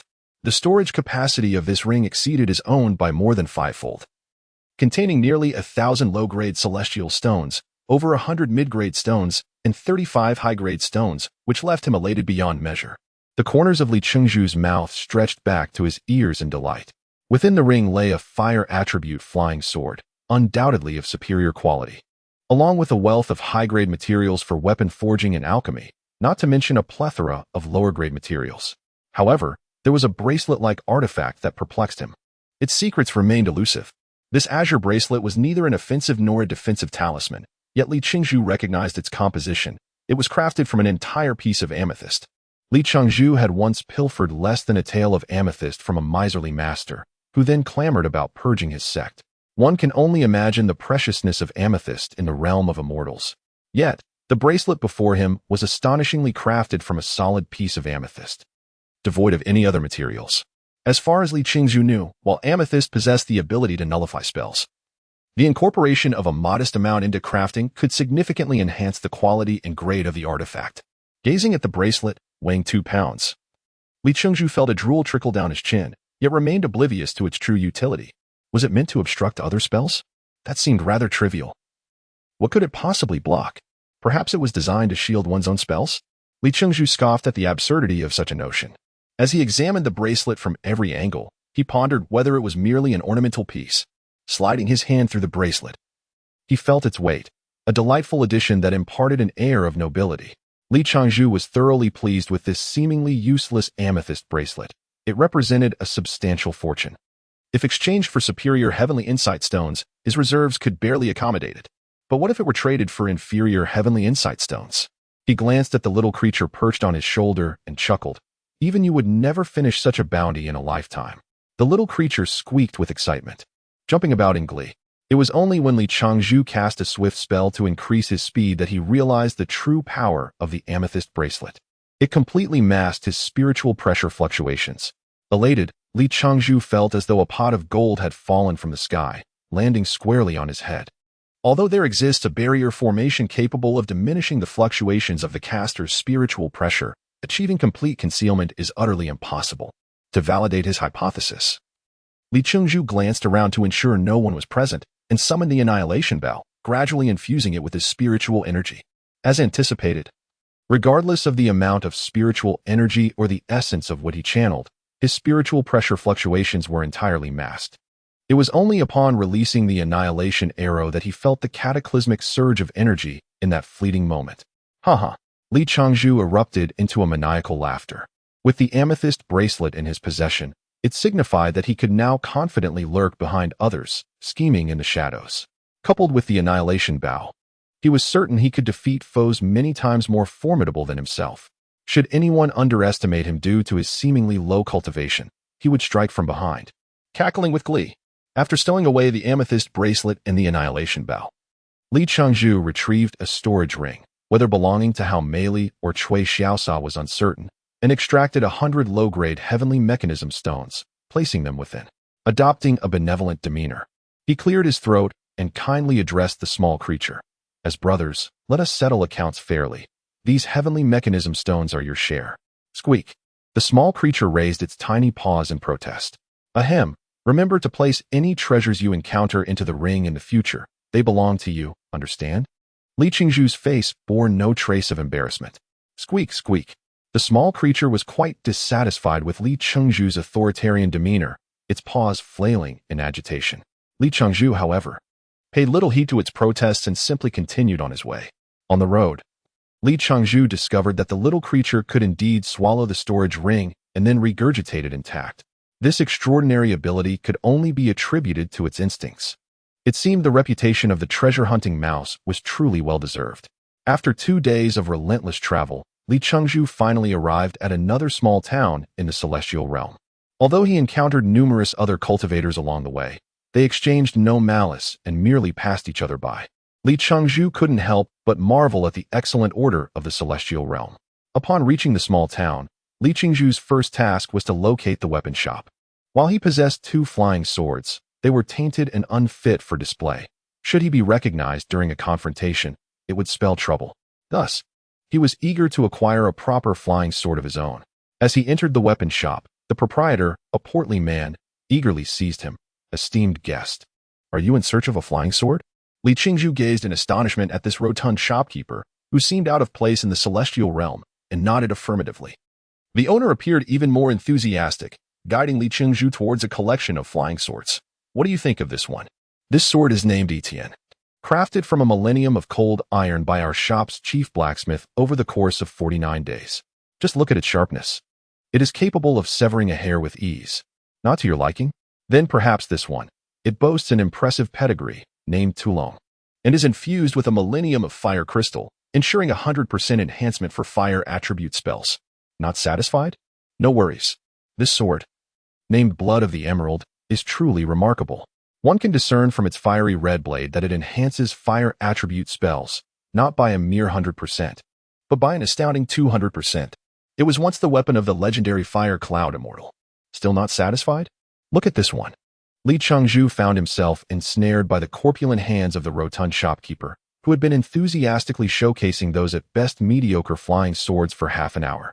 Remarkably, the shopkeeper maintained his composure, not a hint of fatigue upon his face. Noticing the shopkeeper's relentless enthusiasm, Li Qingzhu hastily interjected. If the flying swords in your shop are merely of this caliber, there is little point in continuing this business. The plump shopkeeper regarded the young novice before him. Noting his modest attire that suggested a lack of wealth, he possessed not even a single protective talisman. With a smile, he replied, higher quality flying swords do exist, but I fear in a bold display. Li Qingzhu produced 30 premium heavenly mechanism stones and slammed them onto the table, casting a sidelong glance at the shopkeeper. His expression reminiscent of a newly affluent individual. The shopkeeper stared in astonishment at this fledgling who had revealed such a fortune, internally lamenting his momentary lapse in judgment. Quickly donning a smile, he addressed Li Qingzhu. Please wait a moment, before turning to retreat into the inner chamber. Before long, the shopkeeper emerged, cradling several flying swords, which he delicately placed before Li Qingzhu. Please take a look at these exquisite flying swords. Do they meet your expectations? Li Qingzhu examined the swords with great care. Their quality was commendable, each one a premium flying sword. He selected one, weighing it in his hand. Its size was just right, and its weight was moderate. He then inquired, what is the name of this flying sword, and what is its backstory? This sword is called Shadowless, crafted by none other than myself. The rotund shopkeeper exclaimed, his pride evident as his flesh quivered. Li Qingzhu glanced at the shopkeeper in mild astonishment. Could this fellow truly possess the skill to forge a high-quality flying sword? His ability was indeed impressive. I shall take this sword. How much do you ask? Li Qingzhu stated. The shopkeeper's smile remained unwavering, his tone unchanged. 20 superior stones. Li Qingzhu scrutinized the shopkeeper's earnest expression. 10 stones. Not a single one more. The shopkeeper offered a wry smile. Dear customer, your bargaining is rather formidable.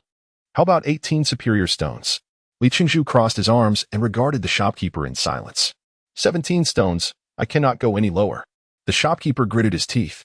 Li Qingzhu rolled his eyes in exasperation. 16 stones.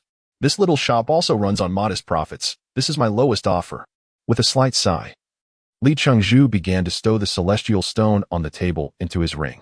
Very well, since you are unwilling to conclude this transaction, I shall not press further. As Li Qingzhu prepared to exit the shop, The shopkeeper's voice resonated behind him. 14 stones. This is already a bloodletting price. You cannot cut any further. Li Changzhu turned with a smile, stepping back beside the shopkeeper. 12 stones. Then, let us each make a concession. Observing the shopkeeper's pained expression, Li Changzhu understood that further negotiation was futile. The rotund proprietor, with a heart heavy with distress, wiped the beads of sweat from his brow and exclaimed, "Customer, you truly demand the very essence of life. Who bargains so ruthlessly?" Li Changzhu chuckled softly. There is always a profit to be made. The plump owner managed a wry smile. "Very well, dear customer. I hope you will continue to support my establishment." It was then that Li Changzhu offered a peculiar grin. "No rush. I have another item to sell. Do you accept flying swords?" The owner regarded Li Changzhu with a puzzled expression. "Of course. Do you intend to sell a flying sword?" Li Changzhu produced a sword brimming with spiritual energy from his ring, revealing a magnificent piece of high-quality treasure. Unable to contain his excitement, the owner trembled as he took the sword into his hands, murmuring, This is a flying sword that approaches the realm of celestial blades." After caressing it for a while, he turned to Li Changzhu, his face alight with fervor. "How much do you wish for it?" Li Changzhu, with an enigmatic smile, replied, 200 high-grade stones. Thud. The proprietor's face paled as he collapsed to the ground, overwhelmed. "Hey, owner, are you all right?" Ultimately, a deal was struck for 120 high-grade TNG stones. As the proprietor handed over 108 stones along with the exquisite flying sword, Li Changzhu glimpsed the genuine emotion and a tear of exhilaration welling up in the owner's eyes. I, too, am now a man of means." Li Changzhu strode down the street, exuding an air of confidence as if he were the wealthiest of men. Before Li Changzhu could fully savor his excitement, a sudden squeak emanated from his travel bag, followed by an overwhelming and terrifying spiritual pressure descending upon him.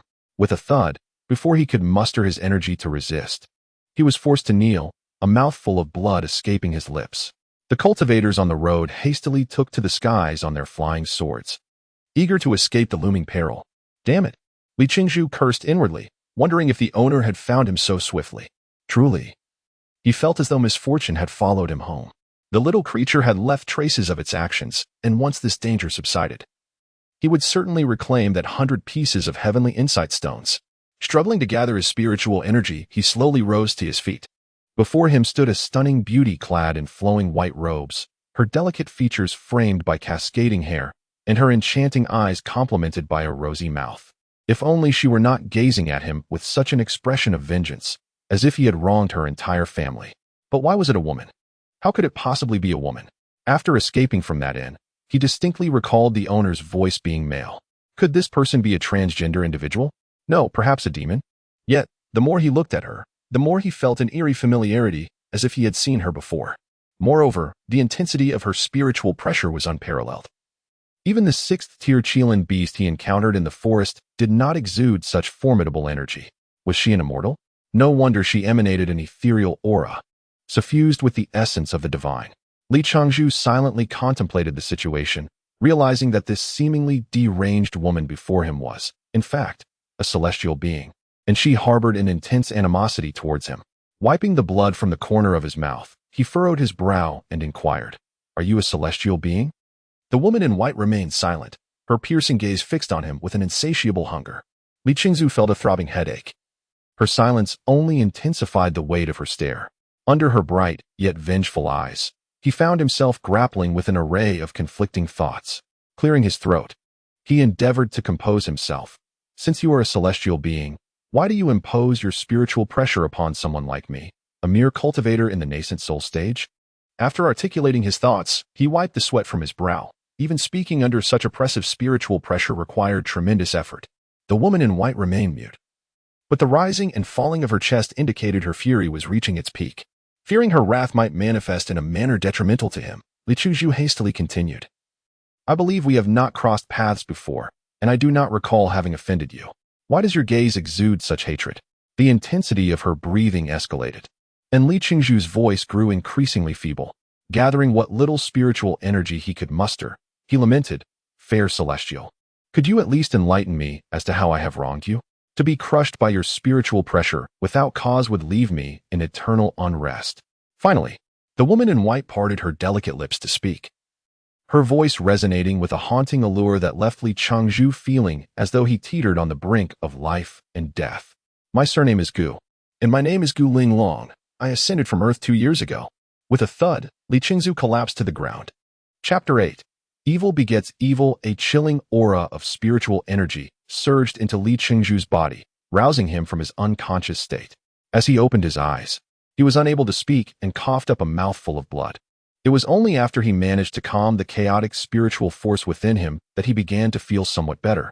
The tangible pressure of spiritual energy weighed heavily upon his head, and it took all his strength to prevent himself from collapsing again.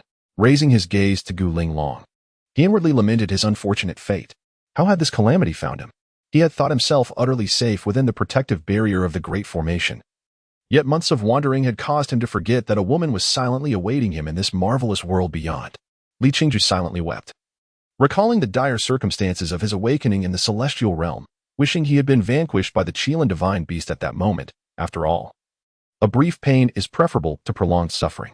Was it truly necessary for him to be scrutinized with such a murderous gaze merely for inadvertently seizing half of the guiding celestial light? Wiping the blood from the corner of his mouth, he forced a sheepish smile and raised his hand in greeting. Hello. Gu Linglong struggled to suppress her trembling body, unsure whether it was anger or excitement. After a millennium of cultivation, she had finally ascended to the celestial realm, taking her place among the immortals. Yet, to her astonishment, during her ascension, this mere mortal had brazenly snatched away half of her guiding celestial energy. The transformation that diminished her celestial aura significantly reduced the ethereal energy that her divine body could harbor, rendering her weaker than even the most inept celestial beings. She bore the unjust burden of a notorious reputation from the celestial realm. Ultimately, she was dispatched to this remote town to assume the role of a manager. Gu Linglong understood that the overseers of celestial towns were typically lower-ranking celestial beings with limited prowess. Those formidable celestial beings with influential backing would scarcely find themselves bored enough to linger in one place for hundreds or even thousands of years, managing the affairs of aspiring immortals. Celestials, too, required cultivation to elevate their strengths. Being tethered to a single location would hinder any advancement in their current state. All of this, every bit of it, was the fault of the individual before her. Initially, she had planned to report to the Celestial Emperor before seeking retribution against this youth. Yet unexpectedly, a critical miscalculation had occurred, and the Grand Formation had barred her entry. Thus, Gu Linglong begrudgingly took on the mantle of a manager in this town. However, lo and behold, this individual had audaciously ventured into her territory. Were it not for the spiritual fluctuations from the tracking spell she had embedded within him, she might have lost all chance of locating him again in the future. Gu Linglong gazed coldly at the person who teetered precariously under her spiritual pressure, astonished to discover that, merely 2 years apart, he had advanced to the late stage of the nascent soul. Such astonishing speed was truly alarming. Even with her prodigious talent, it had taken her nearly a century to reach his current level. Even with the enhancements from the celestial light, one's cultivation speed should not have accelerated to such an extent. Had he ingested some miraculous elixir? Nevertheless, it is perhaps for the best. With the protection of spiritual energy, he should, or might, not be so easily vanquished. A hint of a cold smile appeared on Gu Linglong's exquisite face.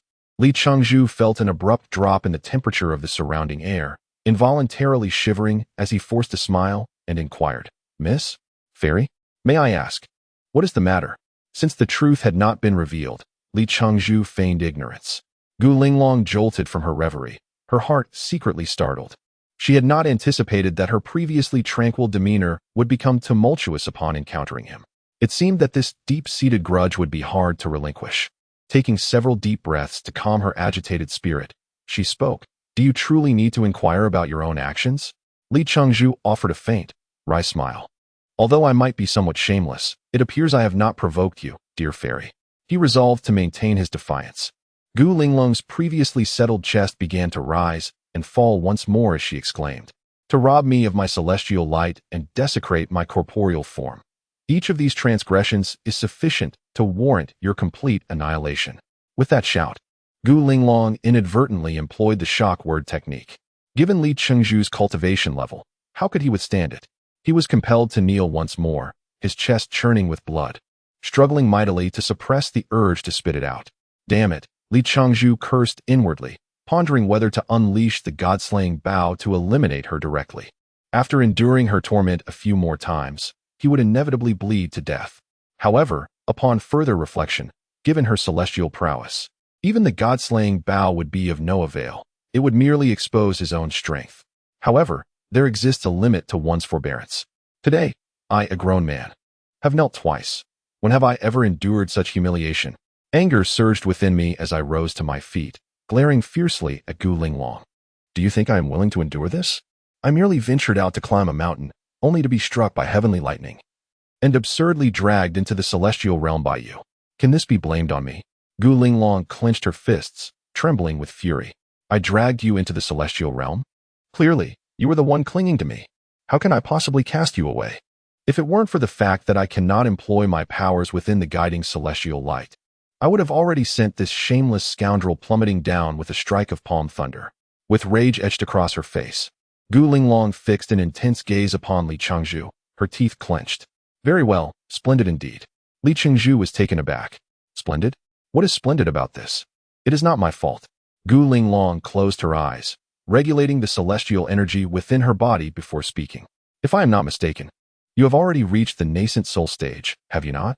Li Changzhu stood tall. So what if I have reached the nascent soul stage? Then, as if a malicious thought struck him, his voice trembled. You wicked woman, devouring another's nascent soul is a grave taboo. You dare entertain such a disgraceful notion? Gu Linglong smiled enigmatically. Did I ever claim I would consume your nascent soul? With your meager spiritual power, how could it possibly replenish the celestial energy I have lost? Observing Gu Linglong's malevolent demeanor, Li Changzhu could not help but step back. What are you planning to do? Gu Linglong spoke with a fierce tone. Do you not think it would be exceedingly entertaining if I were to shatter your corporeal form and extract your primordial spirit? Li Changzhu was taken aback, exclaiming, how could such a wicked woman harbor such a ghastly thought? Without uttering another word, Gu Linglong instantaneously transported herself before Li Changzhu, seizing him by the neck as one would a chick, and whisked him away in a flash. In an instant, Li Changzhu found himself in a grand hall. Before he could fully comprehend his surroundings, Gu Linglong released her grip, causing him to tumble to the ground. Indeed, the speed of her teleportation was astonishing. Just as Li Changzhu was about to marvel at this, another familiar female voice chimed in. Sister, have you captured our adversary? Turning his head, he beheld a figure clad in vibrant red. Feeling a bit awkward, Li Changzhu scratched his head and raised his hand in greeting. Hi, what a coincidence, everyone is here. He chuckled softly. Chapter 9. One peak surpasses another. The figure in crimson was none other than the alluring woman he had encountered in that small town, from whom he had, rather brazenly, acquired a piece of high-grade heavenly mechanism stone. Is it you? The enchanting woman inquired, astonished. Li Changzhu stood, dusted off his trousers, and grinned broadly. Indeed, it is I. Since our last parting, how have you fared? It's as if the incident of that day had never transpired. At that moment, Gu Linglong interjected, Xiaoying, do you know him? The alluring woman turned to Gu Linglong and nodded. Yes. He is indeed the person I mentioned to you a few days ago. Gu Linglong let out a cold laugh. This scoundrel truly embodies his notorious reputation. Li Changzhu protested loudly. My surname is Li, and my name is Changzhu. Xiaoying shot him a glance, inquiring, where's that little thing of yours? Li Changzhu was taken aback, sensing something amiss with her words. Casting a glance downward, he noted that it was not insignificant at all. Before he could respond, the little creature sprang from his travel bag and leaped into the embrace of the enchanting woman, Xiaoying, its tiny claws perfectly perched atop her prominent bosom, its wide eyes gazing up at her. Xiaoying giggled, producing a piece of celestial stone and presenting it to the little creature. Li Changzhu swallowed hard, his gaze fixated on Xiaoying's ample figure, wishing fervently to transform into that little creature in its place. Gu Linglong observed Li Changzhu's flustered demeanor and couldn't help but let out a cold snort. Li Changzhu shivered, muttering, Miss Gu, there seems to be a misunderstanding between us. Misunderstanding? Gu Linglong scoffed. Where did your bravado go just now? Now you dare claim it's a misunderstanding? Li Changzhu offered a wry smile. I didn't intend for this to happen. I merely wanted to climb a mountain and enjoy the scenery. Who could have foreseen this? As for your claim of me stealing your celestial light and defiling your corporeal form, I truly had no knowledge of it. Gu Linglong formed a seal with her hands. channeling several spiritual incantations into Li Chengzhu's body, stating coldly, "Regardless of your awareness, I will ensure you return everything." As the incantations entered his body, Li Chengzhu felt little. Yet he understood that this fierce woman would not act without purpose. He could only force a smile and inquire, "May I ask, what did you just do to me?" "I have sealed your meridians, rendering you unable to harness spiritual energy," she replied. Li Chengzhu was taken aback, hastily channeling his energy for an experiment. Indeed, it felt as though the spiritual essence within him had been frozen, rendering him utterly immobile. He sank his consciousness into his dantian, where his nascent soul was ensnared by vibrant strands of celestial aura, binding it within. Exhaling deeply, Li Chengzhu erupted in a torrent of curses. "You deranged woman. If you have the audacity, release me for a one-on-one battle."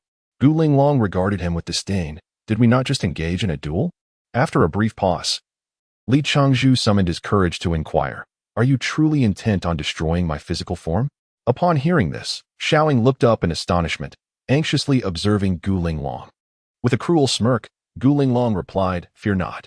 The celestial aura within your body that belongs to me is too precious for me to obliterate." Li Chengzhu wiped the cold sweat from his brow. "You nearly frightened me to death." Gu Linglong continued to sneer, "Once I extract that portion of celestial aura, annihilation will not be far behind. You wicked hag, deranged woman, abandoned by your mother. How can you still claim to be a celestial being? Why do you not just perish? I curse you to be ridden by thousands and crushed by millions." Puffed. Xiaoying looked on in terror at the menacing Gu Linglong. In her recollection, this celestial sister had always been quite amiable, albeit somewhat aloof, never once losing her temper. Yet today marked an unprecedented exception. Sensing Gu Linglong's escalating spiritual pressure, several figures swiftly approached from outside the city lord's mansion, with a few powerful beings teleporting directly into the hall of the mansion. One young man, puzzled, glanced between Gu Linglong and Xiaoying, then looked at Li Chengzhu, who lay on the ground, uncertain of his fate. He clasped his hands respectfully and inquired, "My lord, what has transpired here?" Xiaoying, observing Gu Linglong's frost-bitten countenance, turned to the newcomers and replied, "It is nothing. My sister shall handle the matters here. You may all leave." The young man, seemingly the leader of the group, hesitated, still bowing, "My lord." It was only then that Gu Linglong acknowledged their presence, dissipating her spiritual pressure, and gently said, "It is of no concern. You may go about your business." Although the young man remained perplexed, he obediently led his companions out through the main door. Once the crowd had dispersed, Xiaoying approached Li Chengzhu, crouched down, and checked for breath near his nose. "He still lives," Gu Linglong instructed. "Find a room and place him inside," before turning to enter the inner chamber. Suddenly, a small creature leaped from Xiaoying's embrace, scampering over to Li Chengzhu and gently licking his face with its tongue. Time passed, and eventually, Li Chengzhu regained consciousness, his face swollen and resembling that of a pig. Lacking any protective aura or talisman, Gu Linglong's slap had indeed been quite forceful. He felt as if his cheekbone might shatter. Raising his head, he surveyed the room where he lay. It resembled a modest inn, furnished only with a bed and a tattered quilt. Li Chengzhu nearly succumbed to the urge to exclaim for the humane treatment of prisoners of war. Fortunately, all his belongings remained intact, except for the small creature, which had mysteriously vanished. "Damn that ungrateful little beast." Li Chengzhu couldn't help but curse. Rising to his feet, Li Chengzhu felt a wave of weakness that caused him to sway momentarily. After a struggle to regain his balance, he made his way toward the door. Leaning his ear against it, he discerned no sound. Gently, he pulled the door open, yet still perceived nothing unusual. Stepping cautiously outside, he barely touched the ground when a beam of blue light erupted at the threshold, barring his escape. A barrier. How predictable. Li Chengzhu retracted his left foot and turned toward the window. He pushed the window open, revealing a bustling street outside. Extending his hand, the blue light flared once more. "I refuse to believe you are truly this formidable." Taking a step back, Li Chengzhu charged forward, crashing through the window without any obstruction. I am free." A surge of exhilaration coursed through him.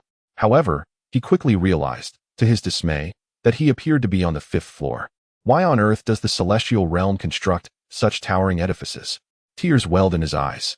With his spiritual energy sealed, he could not even employ the most basic wind control technique.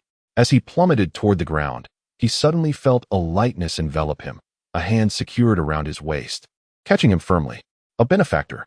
Indeed, the celestial realm is home to those who act with valor. Li Changzhu turned to face his savior, clad in fiery red attire. With captivating curves and a pair of alluring eyes, she regarded him with a smile that danced between amusement and mischief. Li Changzhu's lips twitched. Hi, Xiaoying. What a pleasure to see you again. Chapter 10. A narrow escape from the tiger's den. Xiaoying smiled seductively. My sister instructed me to watch over you. If you attempt to flee, it would put me in a rather difficult position. With a chirp, the small creature leaped from Xiaoying's embrace, landing steadily atop Li Changzhu's disheveled hair, gripping tightly. Once again casting Li Changzhu onto the bed, Xiaoying, along with the little creature, departed without a backward glance. Li Changzhu pushed open the door, only to find himself unable to leave, standing at the threshold and shouting loudly, I protest. I demand preferential treatment for prisoners of war. I am a disciple of the Celestial Guide. You cannot confine me. After shouting for what seemed an eternity without receiving a response, he sat down on the edge of the bed, panting heavily. Those two wretched women. Just wait until the day I rise again. You'll be in for it. He cursed under his breath. For a full fortnight, Li Changzhu remained imprisoned within the Lord's manor, never stepping outside. Aside from occasional visits from Xiaoying to check on his existence, he had not seen Gu Linglong again. And even the small creature was increasingly inseparable from the enchanting Xiaoying. Day after day, Li Changzhu either ranted in his room or leaned out the window, whistling at the ethereal cultivators walking below or soaring on their flying swords, shamelessly belting out, Sister across the way, look this way, look this way, look this way. Even the urge to hurl objects was thwarted by the emptiness around him. In a matter of days, nearly the entire town was aware of the presence of a mentally unstable man within the Lord's manor, causing a throng of idle onlookers to linger outside, eager to catch a glimpse of Li Changzhu's countenance. His audacity knew no bounds. The simple refrain of Sister across the way could no longer satisfy the crowd, and Li Changzhu boldly launched into renditions of infamous songs, such as The Wickedness of Lust Leads All, and A Blade Lies Above the Character of Desire. Through the influence of Li Changzhu, nearly all the men in the city found themselves humming a particular tune, and these songs enjoyed a significant wave of popularity. Had the Celestial Realm ever experienced such lively festivities? The Lord's mansion was surrounded by throngs of people, encircled in layers both inside and out. Li Changzhu was even bestowed with the esteemed title of Singing Deity. On one particular day, while Li Changzhu joyously belted out a playful tune, Touching Your Leg, Oh So Wet, Gu Linglong burst through the door, employing a swift capture technique to seize Li Changzhu and throw him to the ground. Upon witnessing the Lord's fury, the crowd hastily mounted their flying swords, scattering like startled birds.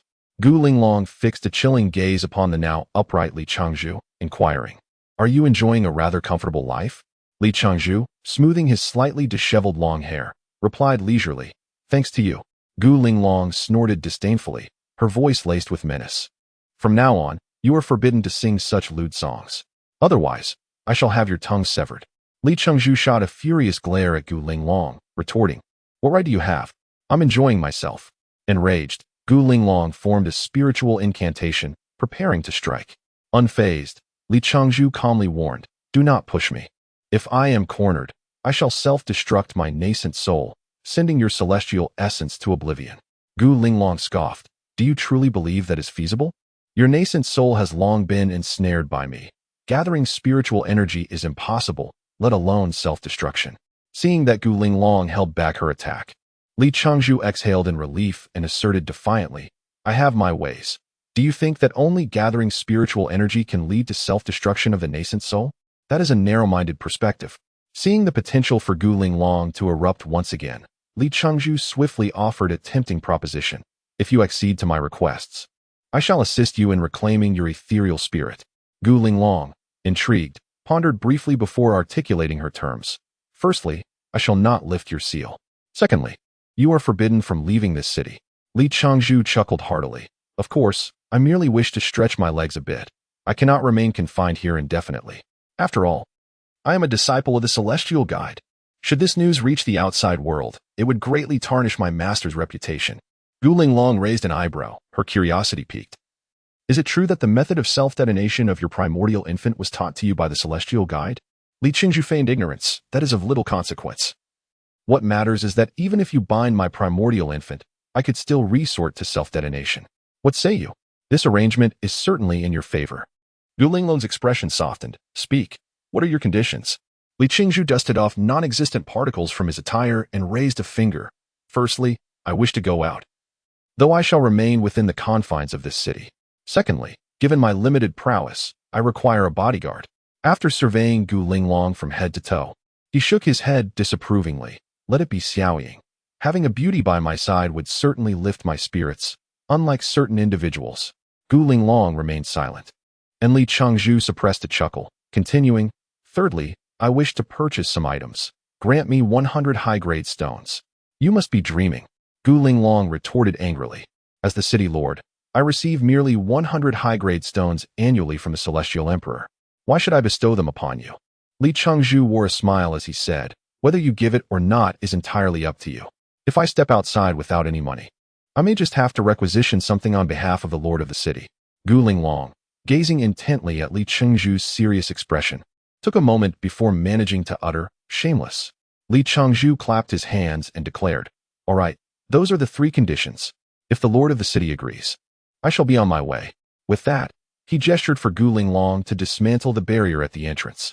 Gu Linglong's petite frame trembled for a while, but ultimately, she could not resist the allure of the heavy celestial energy, and with a wave of her hand, she dispelled the barrier. With a triumphant grin, Li Changzhu was about to step outside when he suddenly turned back and inquired, might I ask how you managed to find me? Moreover, how did you know I had exited the great celestial array? Gu Linglong, appearing relaxed, scoffed and replied, are you not aware that there exists a type of magic known as tracking technique? Li Changzhu's lips twitched, and he chose to ignore the madwoman any further. He dashed out of the room, casually pulling the small shadow standing at the door along with him as he made his way outside. The little creature sprang from the embrace of the small shadow and leaped onto Li Changzhu's shoulder. The feeling of freedom was utterly delightful. Strutting down the street with a swagger, Li Changzhu exuded confidence. The small shadow followed closely behind, slightly displeased. The individual before her had suddenly transformed from a prisoner under surveillance to her protector, which left the small shadow momentarily bewildered. Having overheard the conversation between Gu Linglong and Li Changzhu while standing outside, she had not anticipated that her sister would ultimately yield. It seemed she had underestimated her sister's obsession with the lost celestial energy. The soft sigh of Xiaoying caught Li Changzhu's attention. He turned to her with a smile and asked, "What's wrong? Are you feeling down?" Xiaoying shot him a disdainful glance, replying, "How could I possibly feel good when I'm acting as someone else's bodyguard?" Li Changzhu felt a wave of allure from her glance, nearly losing his composure. He quickly steadied himself and said softly, "Sister, I'm currently just an ordinary person without the use of spiritual power. Please refrain from casting those life-threatening seductive glances my way. Who knows, one day my soul might be ensnared by you." Xiaoying smiled charmingly. "I've never encountered such a smooth-talking cultivator." Li Changzhu, with a bold facade, replied, "I speak only the truth." This seemed to delight Xiaoying, as if her earlier displeasure had dissipated into thin air. Li Changzhu chuckled inwardly, realizing that women indeed relish flattery. "Let us go buy a flying sword," Li Changzhu suggested. "Don't you already have one?" Xiaoying asked in surprise. "It's for you. If I'm not mistaken, your flying sword should be of medium quality, right? Let us purchase a superior one. After all, someone else is footing the bill," he stated shamelessly. Xiaoying pouted. "A purchased flying sword may not necessarily suit one's needs. If I had the materials, I could forge a superior one myself." Li Changzhu's eyes widened in disbelief. Just because he was lacking did not mean others were as well. He had struggled with the crafting knowledge imparted to him by his master. Yet he had not anticipated that Xiaoying possessed the capability to forge superior flying swords. With a cunning glint in his eye, he suggested, "What materials do you need? Let us procure them, and then forge 100 or so to sell." Chapter 11. Preparation for Artifact Refining. A month swiftly passed, during which Li Changzhu and Xiaoying zealously acquired various materials for artifact refining. In the blink of an eye, over 200 superior stones had been spent, leaving Xiaoying dismayed by Li Changzhu's extravagant demeanor as he purchased without restraint. With only a handful of superior stones to her name, she felt a pang of distress at his reckless spending, while inwardly chastising him for his prodigality. Li Changzhu, on the other hand, was perplexed by the apparent poverty of the cultivators in the Immortal Realm. He had always envisioned this world as one overflowing with treasures and genius, where one might stumble upon celestial stones at every turn. Yet, the expressions of those cultivators upon seeing the abundance of superior stones in his possession resembled that of a long-imprisoned libertine beholding a naked maiden. In response to Li Qingzhu's inquiries, Xiaoying elucidated, in the Immortal Realm, there are approximately 100,000 ordinary immortals, 10,000 upper immortals, 2,000 golden immortals, over 400 great golden immortals, more than 50 celestial immortals, 10 celestial lords, and at the pinnacle, the celestial emperors. Despite the realm's wealth of resources, they have largely been claimed by those at the top. For us ordinary cultivators, who lack both background and power, merely discovering a few valuable items is quite fortunate. Li Chengzhu nodded in understanding. It was no wonder that Hao Meili and Cui Xiaosao would go to such lengths over 2 pieces of heavenly insight stones, culminating in Hao Meili's self-detonation of her nascent soul, which ultimately benefited him. It seemed that those two were also among the ranks of these lower-tier ordinary cultivators. In the past month, Li Chengzhu had not encountered Gu Linglong. When he inquired with Xiaoying, she gazed at him with a pitiful expression, revealing, "Sister is contemplating methods to extract the celestial essence from within you." As for Gu Linglong's intentions regarding reclaiming the celestial essence from her own body, it would be disingenuous to assert that she was unafraid. Who could possibly predict the outcome after such an extraction? Would he emerge as an ordinary person? A mere corpse? The thought sent shivers down Li Qingzhu's spine. Yet, Xiaoying lingered behind him like a shadow, rendering any attempt to flee utterly futile. Though the beauty was captivating, Li Qingzhu now wished fervently to sever his own tongue. How could he have thought of having Xiaoying as his bodyguard in his desperation to escape? A self-inflicted predicament, indeed. His eyes brimmed with unshed tears. Just a few days after Li Chuzhu departed from the lord of the city's residence, the entire realm of cultivators became aware that this once celebrated bard was now fervently acquiring materials for refining, all under the auspices of the Lord's esteemed envoy. Consequently, numerous individuals approached him, eager to showcase their collections, demanding exorbitant prices, with Xiaoying, a local expert, appraising the items. Li Chengzhu managed to navigate these transactions without incurring significant losses. He welcomed the honest cultivators' materials with open arms.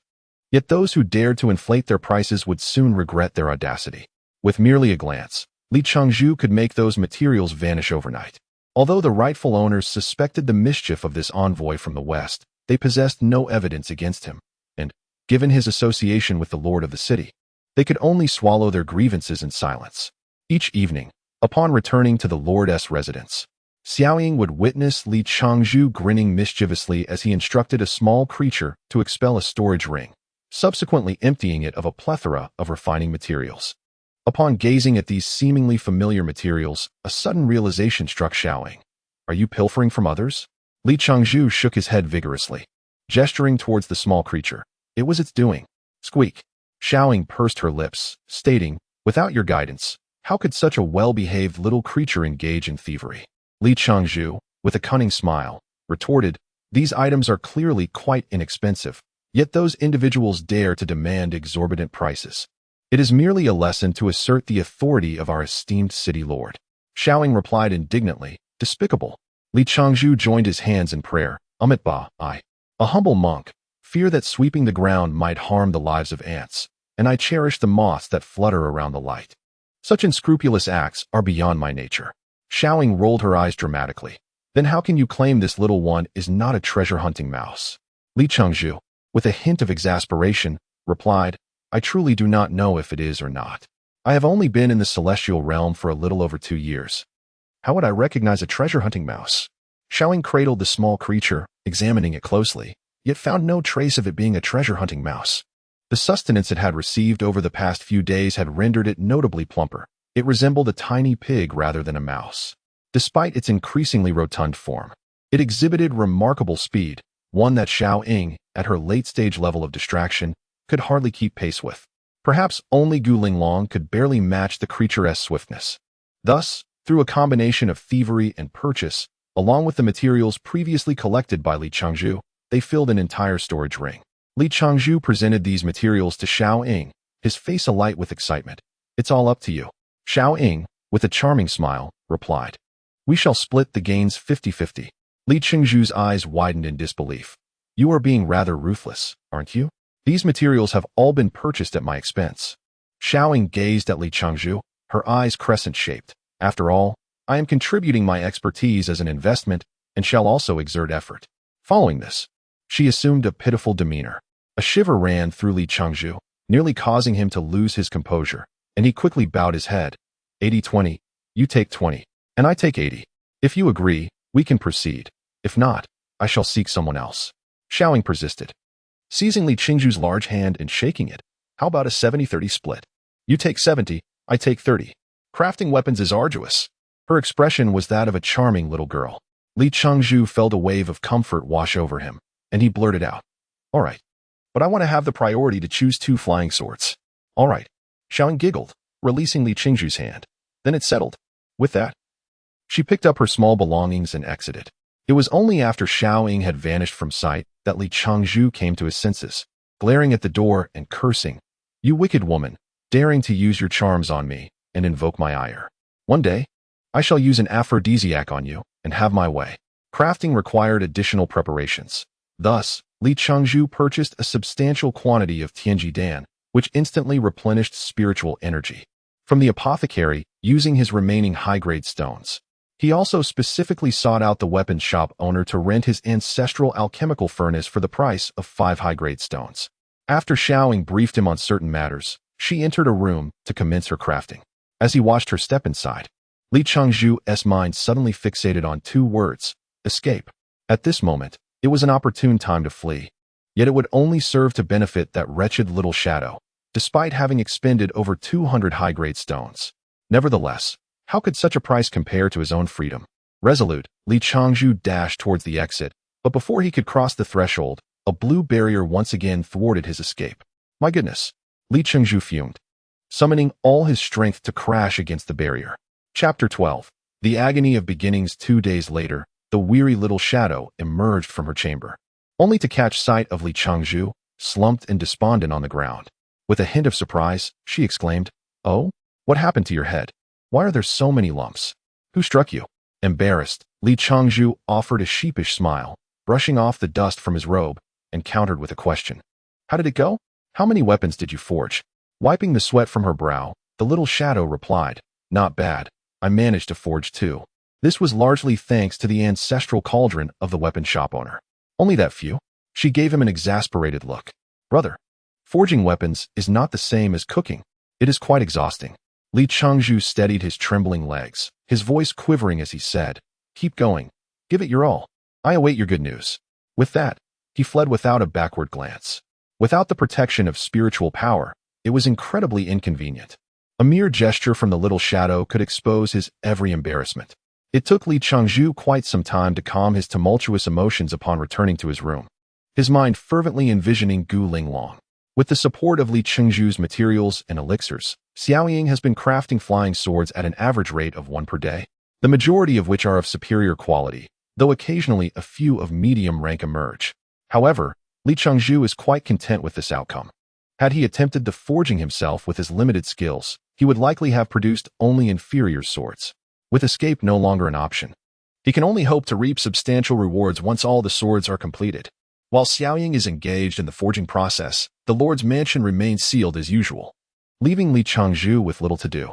He thus immerses himself in the mansion's library to study. After a month of intensive study, Li Changzhu's understanding of the crafting of weapons, pills, and formations in the Immortal Realm has significantly improved. One day, as he diligently explores the intricacies of a particular illusion formation, he is suddenly startled by the appearance of Gu Linglong before him. Observing her enigmatic smile, Li Changzhu feels a shiver run through him. The inevitable has come to pass. With a forced smile, he greets her. It has been a while, Master Gu.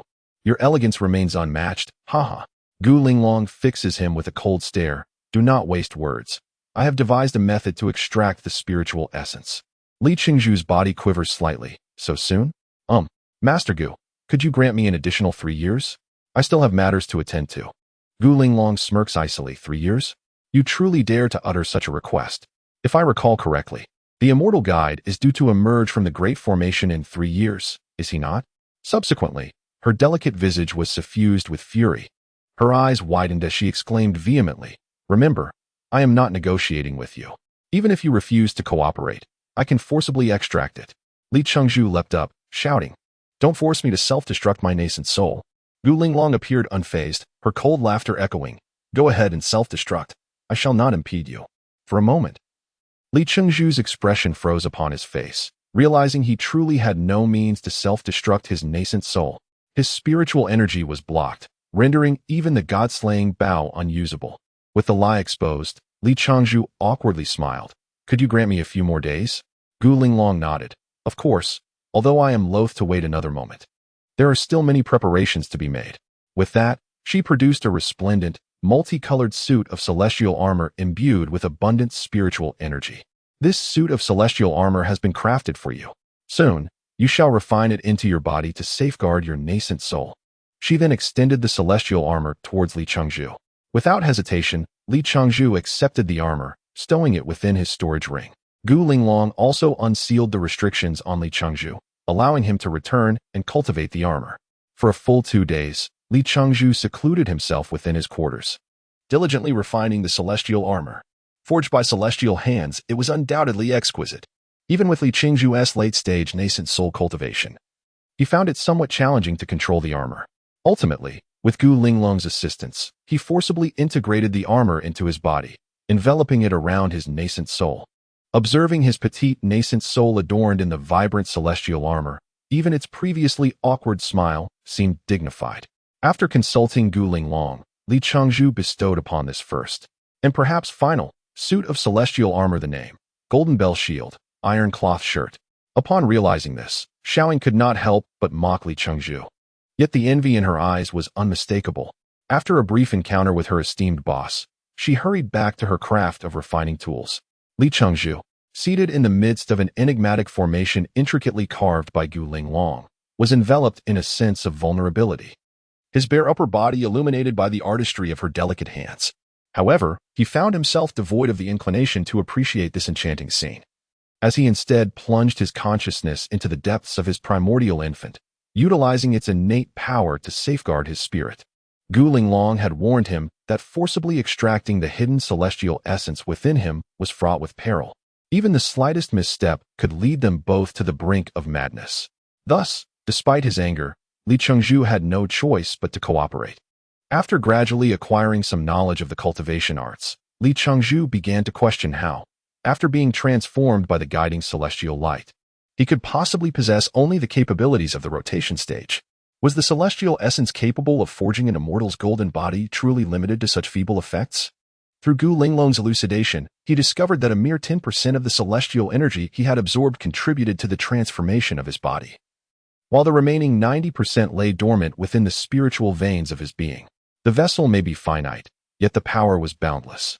Even after the guiding celestial light had meticulously refined his spiritual veins, it could not fully penetrate, leaving the majority concealed within.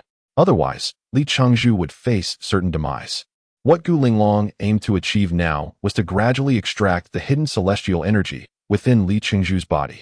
Fortunately, the celestial essence within Gu Linglong resonated with Li Chengzhu's own, allowing her to coax out the dormant energy with her own celestial essence. This realization brought a significant sense of relief to Gu Linglong. Though it seems simple in theory, the actual implementation proves to be exceedingly challenging. Gu Linglong must exercise utmost caution in controlling the pace of absorption. Even so, Li Chengzhu's primordial spirit, concealed within the nascent soul, acutely perceives the excruciating pain that pierces his very essence, prompting him to unleash anguished cries. Within a few days, the cultivators passing by the city lord's mansion would instinctively cover their ears to shield themselves from the harrowing wails, all the while speculating about the sinister events transpiring within. Each day, Li Chengzhu endures torment that oscillates between life and death. In her pursuit of enhancing the quality of the extraction, Gu Linglong deliberately slows her absorption, inadvertently prolonging Li Chengzhu's suffering. He feels his power gradually receding, while Gu Linglong appears increasingly enchanting. Is this what is referred to as the legendary yin-yang exchange? Li Chengzhu even entertains the notion that Gu Linglong might be a fox spirit in disguise. He laments his own plight, yet finds himself powerless under Gu Linglong's dual approach of carrot and stick. After each extraction of celestial energy from Li Chengzhu, Gu Linglong presents him with a platter of spirit fruits rich in ethereal energy, intended to replenish his lost vitality. However, Li Chengzhu is acutely aware that no amount of supplementation can restore what has been irretrievably lost. These spirit fruits, though rare, merely replenish the energy of cultivators, falling woefully short of the celestial essence. Thus, days pass in torment, with each extraction rendering Li Chengzhu more despondent than the last.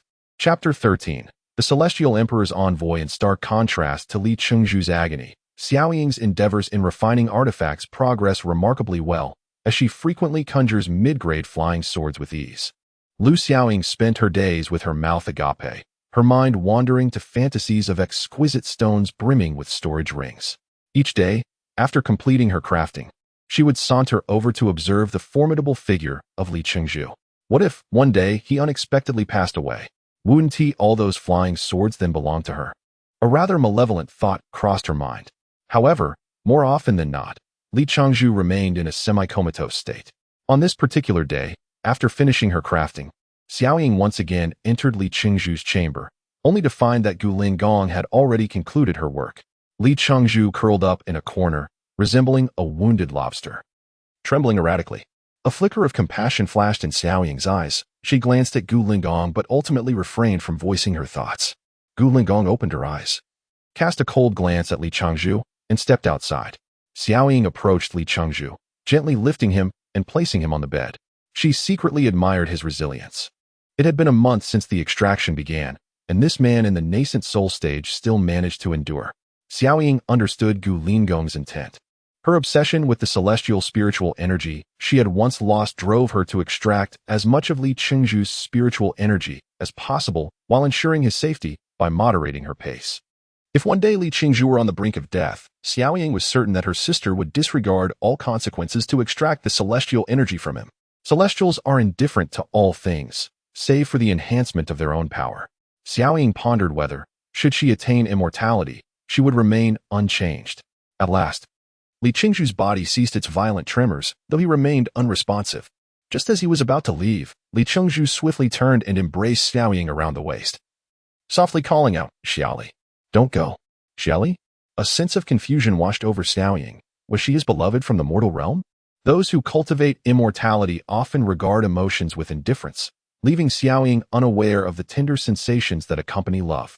Yet, curiosity ignited within her.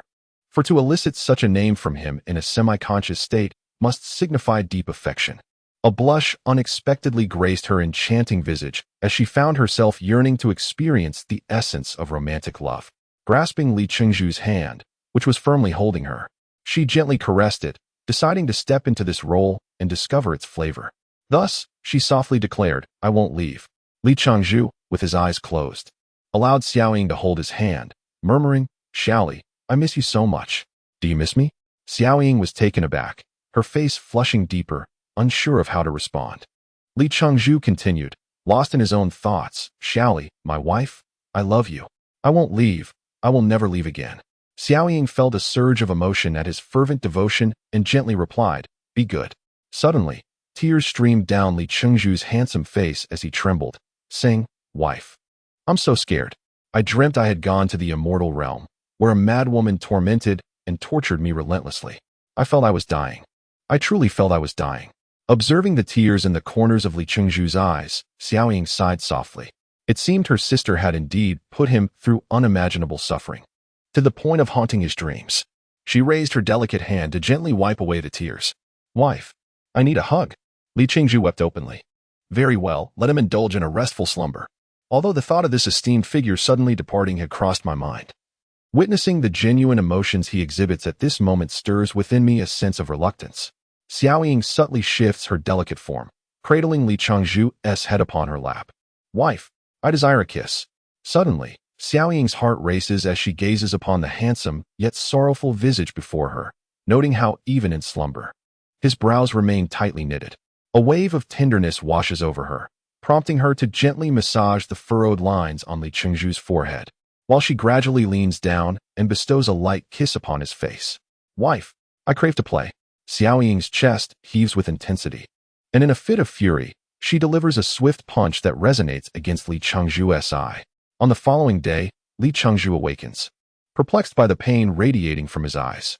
Upon peering into a mirror, he is dismayed to discover a panda-like bruise adorning his visage, leading him to mutter curses under his breath.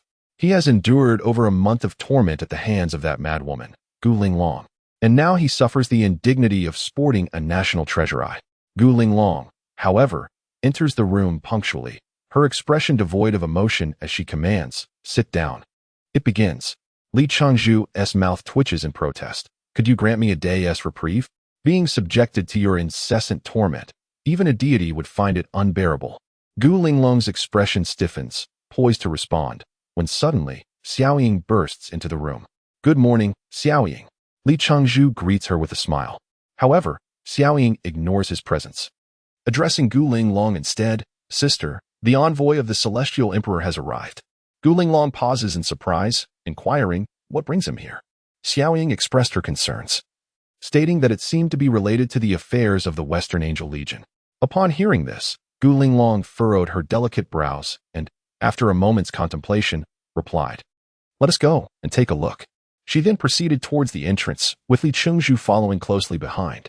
In the Grand Hall, Li Changzhu encountered the so-called envoy of the Celestial Emperor.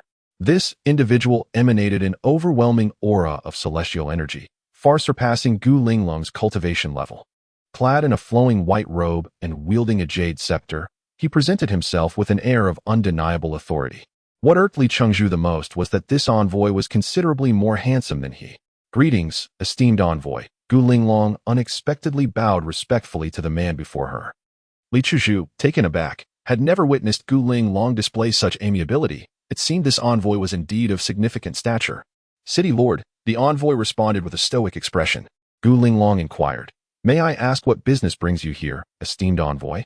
The envoy produced a jade tablet imbued with celestial energy, stating, "This is a summons issued by the Celestial Emperor, instructing you to select 100 individuals with a cultivation level above the divine separation stage from your territory within 2 months, to await further orders at the Red Rock Plateau." Gu Linglong hesitated slightly.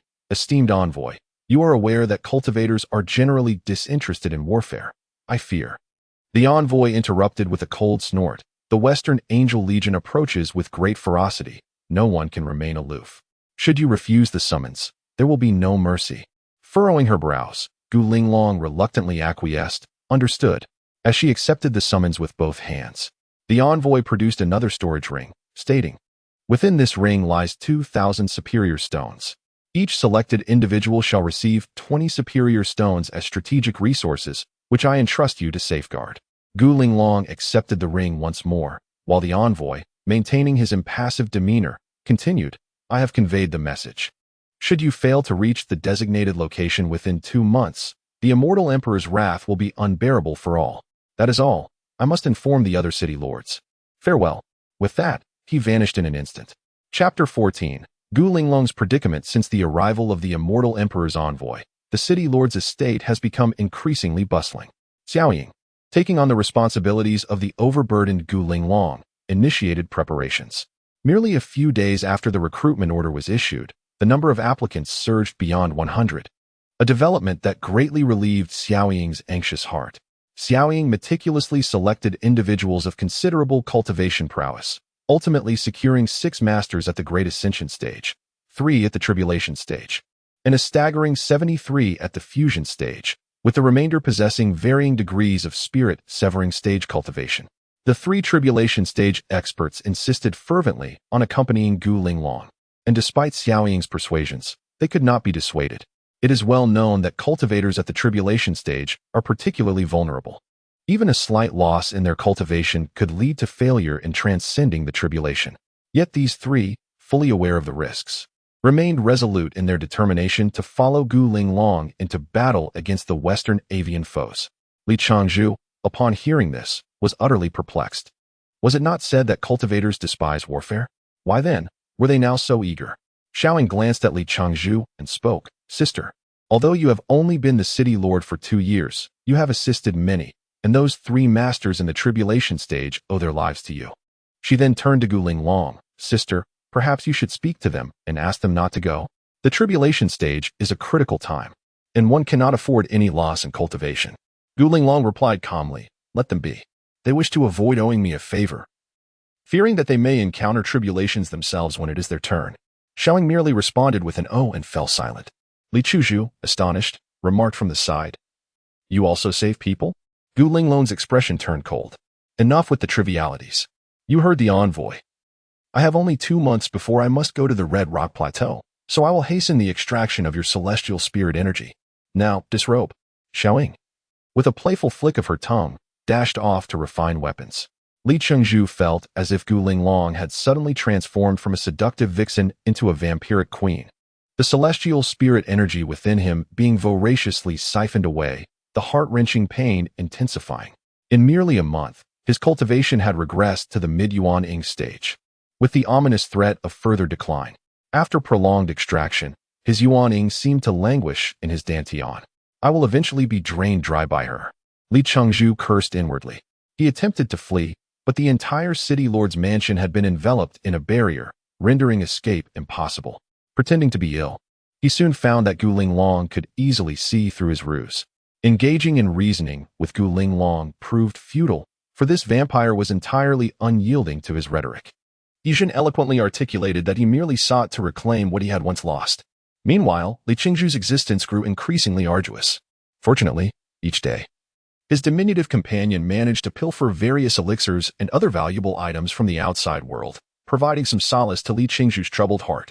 On one particular day, while Gu Linglong was drawing upon the ethereal essence, Li Chengzhu abruptly sensed the excruciating pain that had tormented him vanish, replaced by a tremendous influx of celestial energy coursing through his meridians and into his dantian, bringing him immense relief.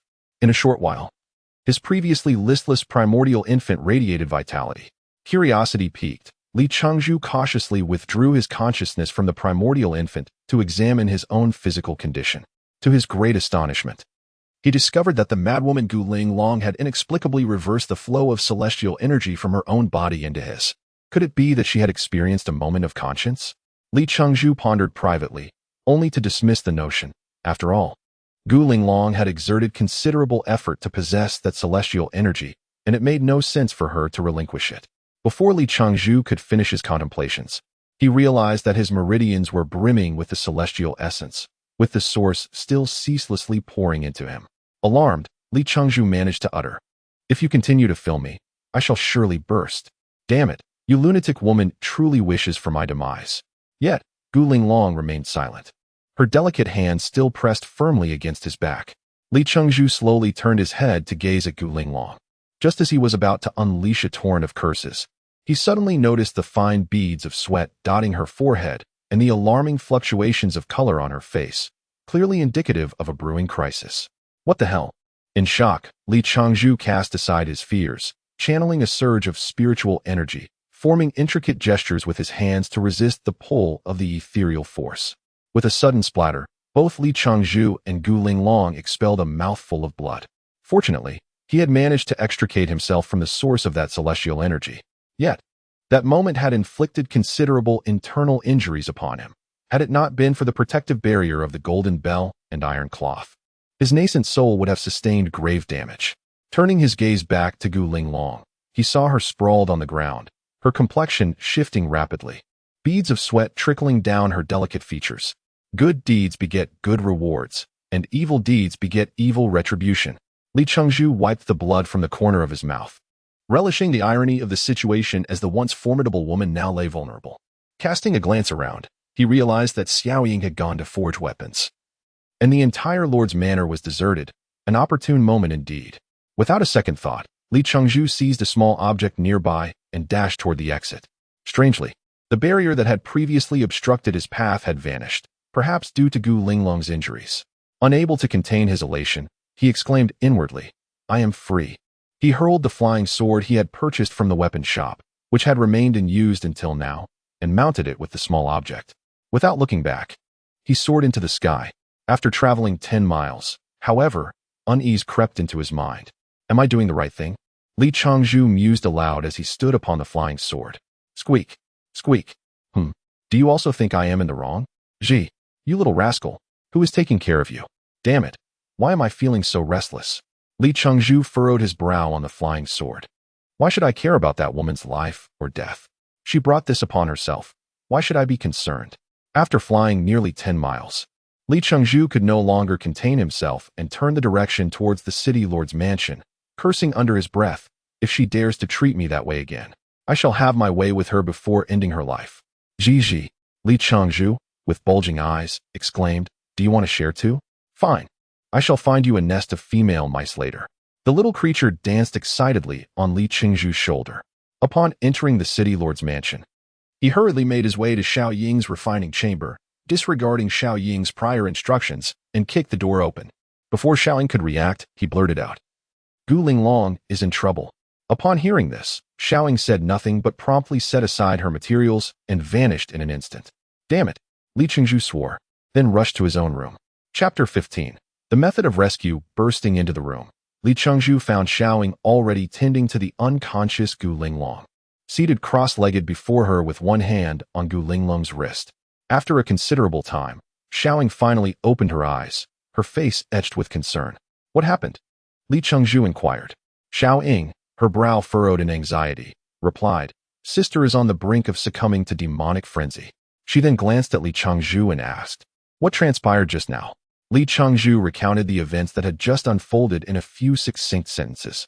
Xiao Ying lowered her head in contemplation, and after a while, she finally spoke. "It must be so." "It certainly is."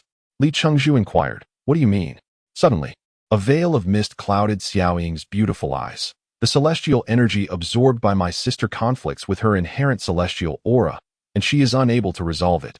Thus, it must be returned to you. However, your body can no longer accept such an abundance of celestial energy." The celestial energy within Li Changzhu typically lay dormant within his spiritual veins, had it not been for Gu Linglong forcibly extracting it. This energy could only be gradually mobilized as Li Changzhu's cultivation progressed, until he ultimately ascended to immortality to fully harness it. Yet, Gu Linglong had extracted an amount of celestial energy over the past month that equaled half of what was concealed within Li Changzhu. How could it possibly be returned? Not to mention that, given Li Changzhu's current cultivation level, he could not even begin to pacify such an overwhelming quantity.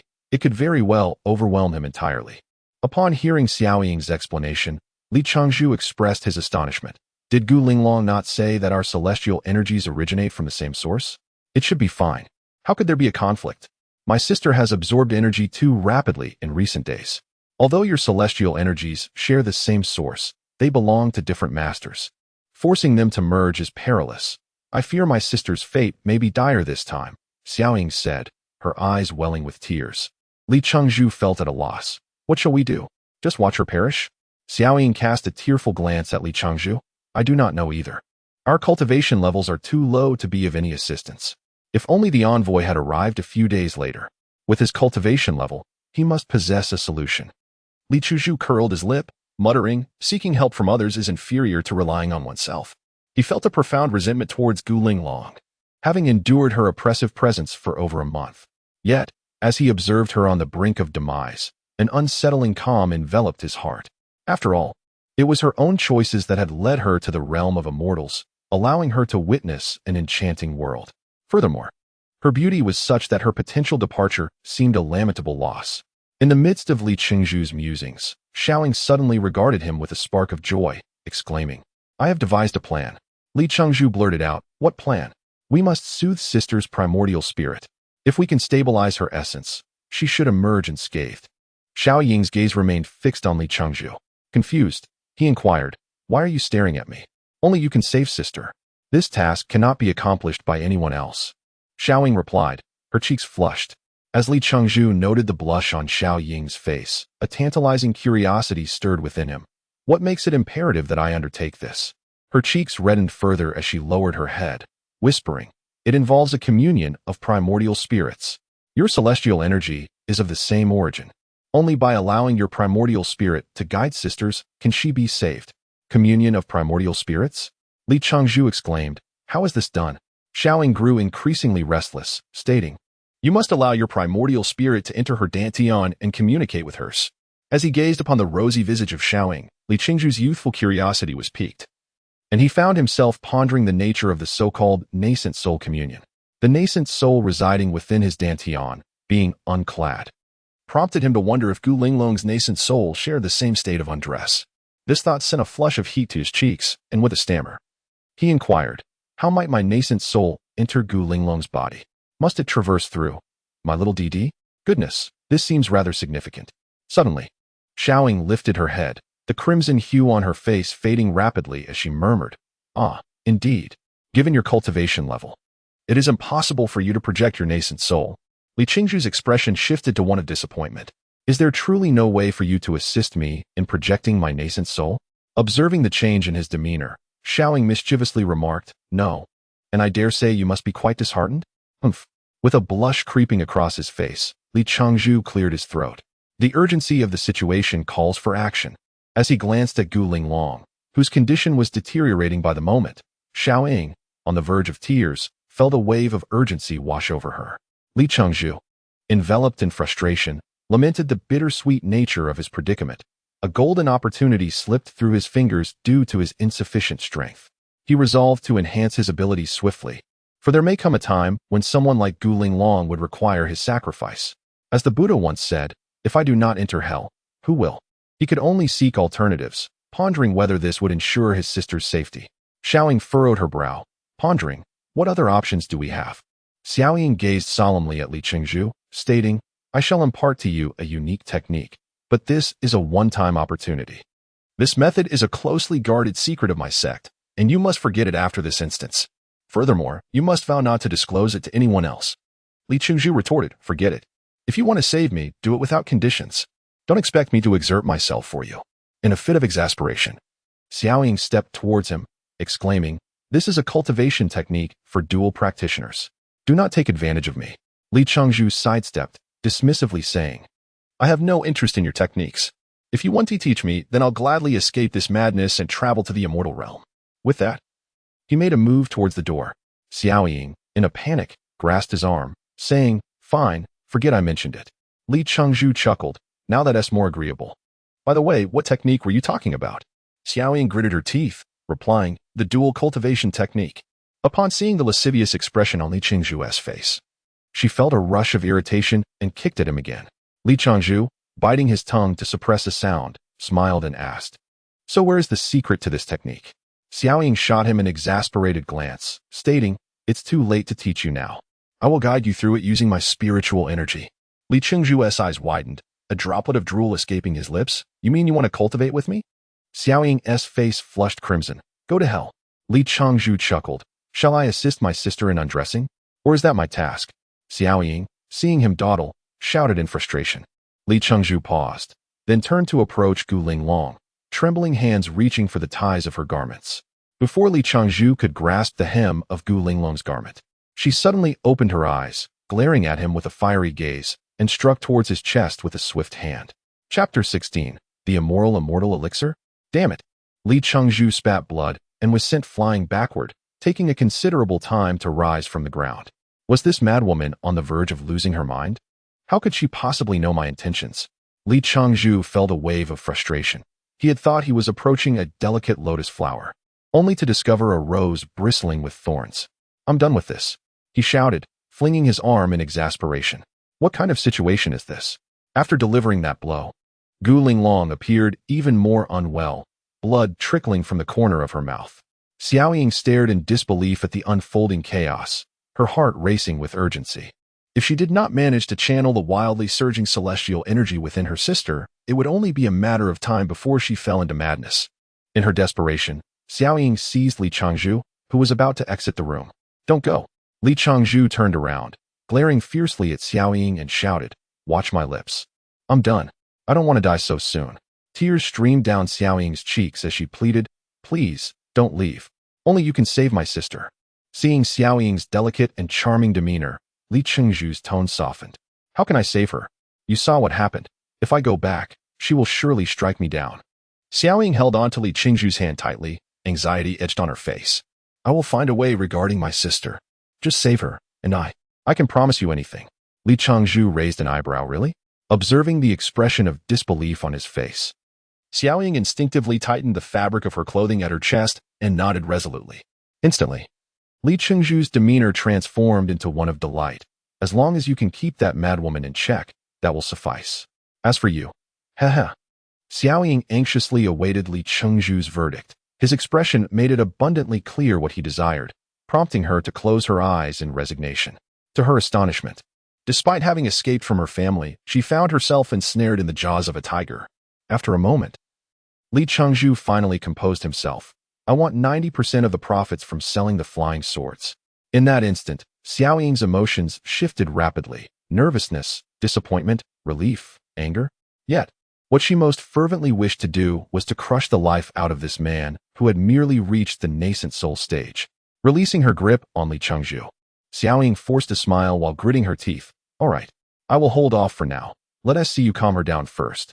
Li Changzhu wiped the sweat from his brow. Xiao Ying's beauty and allure were indeed remarkable, her seductive gaze still causing his heart to race. Although Li Changzhu was not a paragon of virtue, he was no villain either, and he could not stoop to such despicable behavior as kicking someone when they were down. Moreover, it was astonishing that Xiao Ying would go to such lengths for Gu Linglong. He could hardly fathom how Gu Linglong had garnered such loyalty. Xiao Ying strode confidently towards Gu Linglong and gently spoke. Sister, if the celestial energy within you is not properly channeled, the consequences could be dire. Do you truly wish for your 1,000 years of cultivation to be in vain? Now, it seems that the only solution lies in this method of mutual cultivation. Although that man is somewhat despicable, his character remains commendable. Sister, I hope you won't hold this against me. With a slight sigh, she flipped her hands, revealing a porcelain vial in Xiao Ying's grasp. She poured a few droplets of a liquid from the vial, binding it with spiritual energy, and with a hand gesture, infused it into Gu Linglong's body. Li Changzhu, standing at the door, inquired, What is that? Xiao Ying shot him a glare. Why are you still standing there? Hurry over. Li Changzhu pouted, Am I a fool? Why would I walk into danger? As Xiao Ying observed Gu Linglong's complexion gradually turning flushed, she exclaimed in frustration. Those few drops are known as in the mortal realm, and in the celestial realm, they are famously referred to as the lustful immortal powder. Even celestial beings must submit to the overwhelming power of this substance. Now, can you come over? Li Changzhu was taken aback. Mouth agape. Did you just give her? Xiao Ying, in a fit of urgency, stamped her foot. Are you not coming over? The effects need to take hold. Li Changzhu, feeling that today was unbelievably absurd, slowly approached Gu Linglong. Indeed, her delicate visage had taken on a rosy hue, most alluring. The fragrance emanating from her body was irresistible, causing Li Changzhu to swallow hard. This time, without Xiao Ying's urging, he gradually lowered Gu Linglong's long skirt. When a fiery red, ancient corset came into view, he felt as though his heart might leap from his chest. Having long since lost her sanity, extended her delicate arms to envelop Li Changzhu's head, drawing it down to her bosom. Her body trembled with increasing intensity. In this desperate situation, Li Changzhu could no longer concern himself with the presence of Xiao Ying beside him. He opened his mouth and bit into Gu Linglong's chin.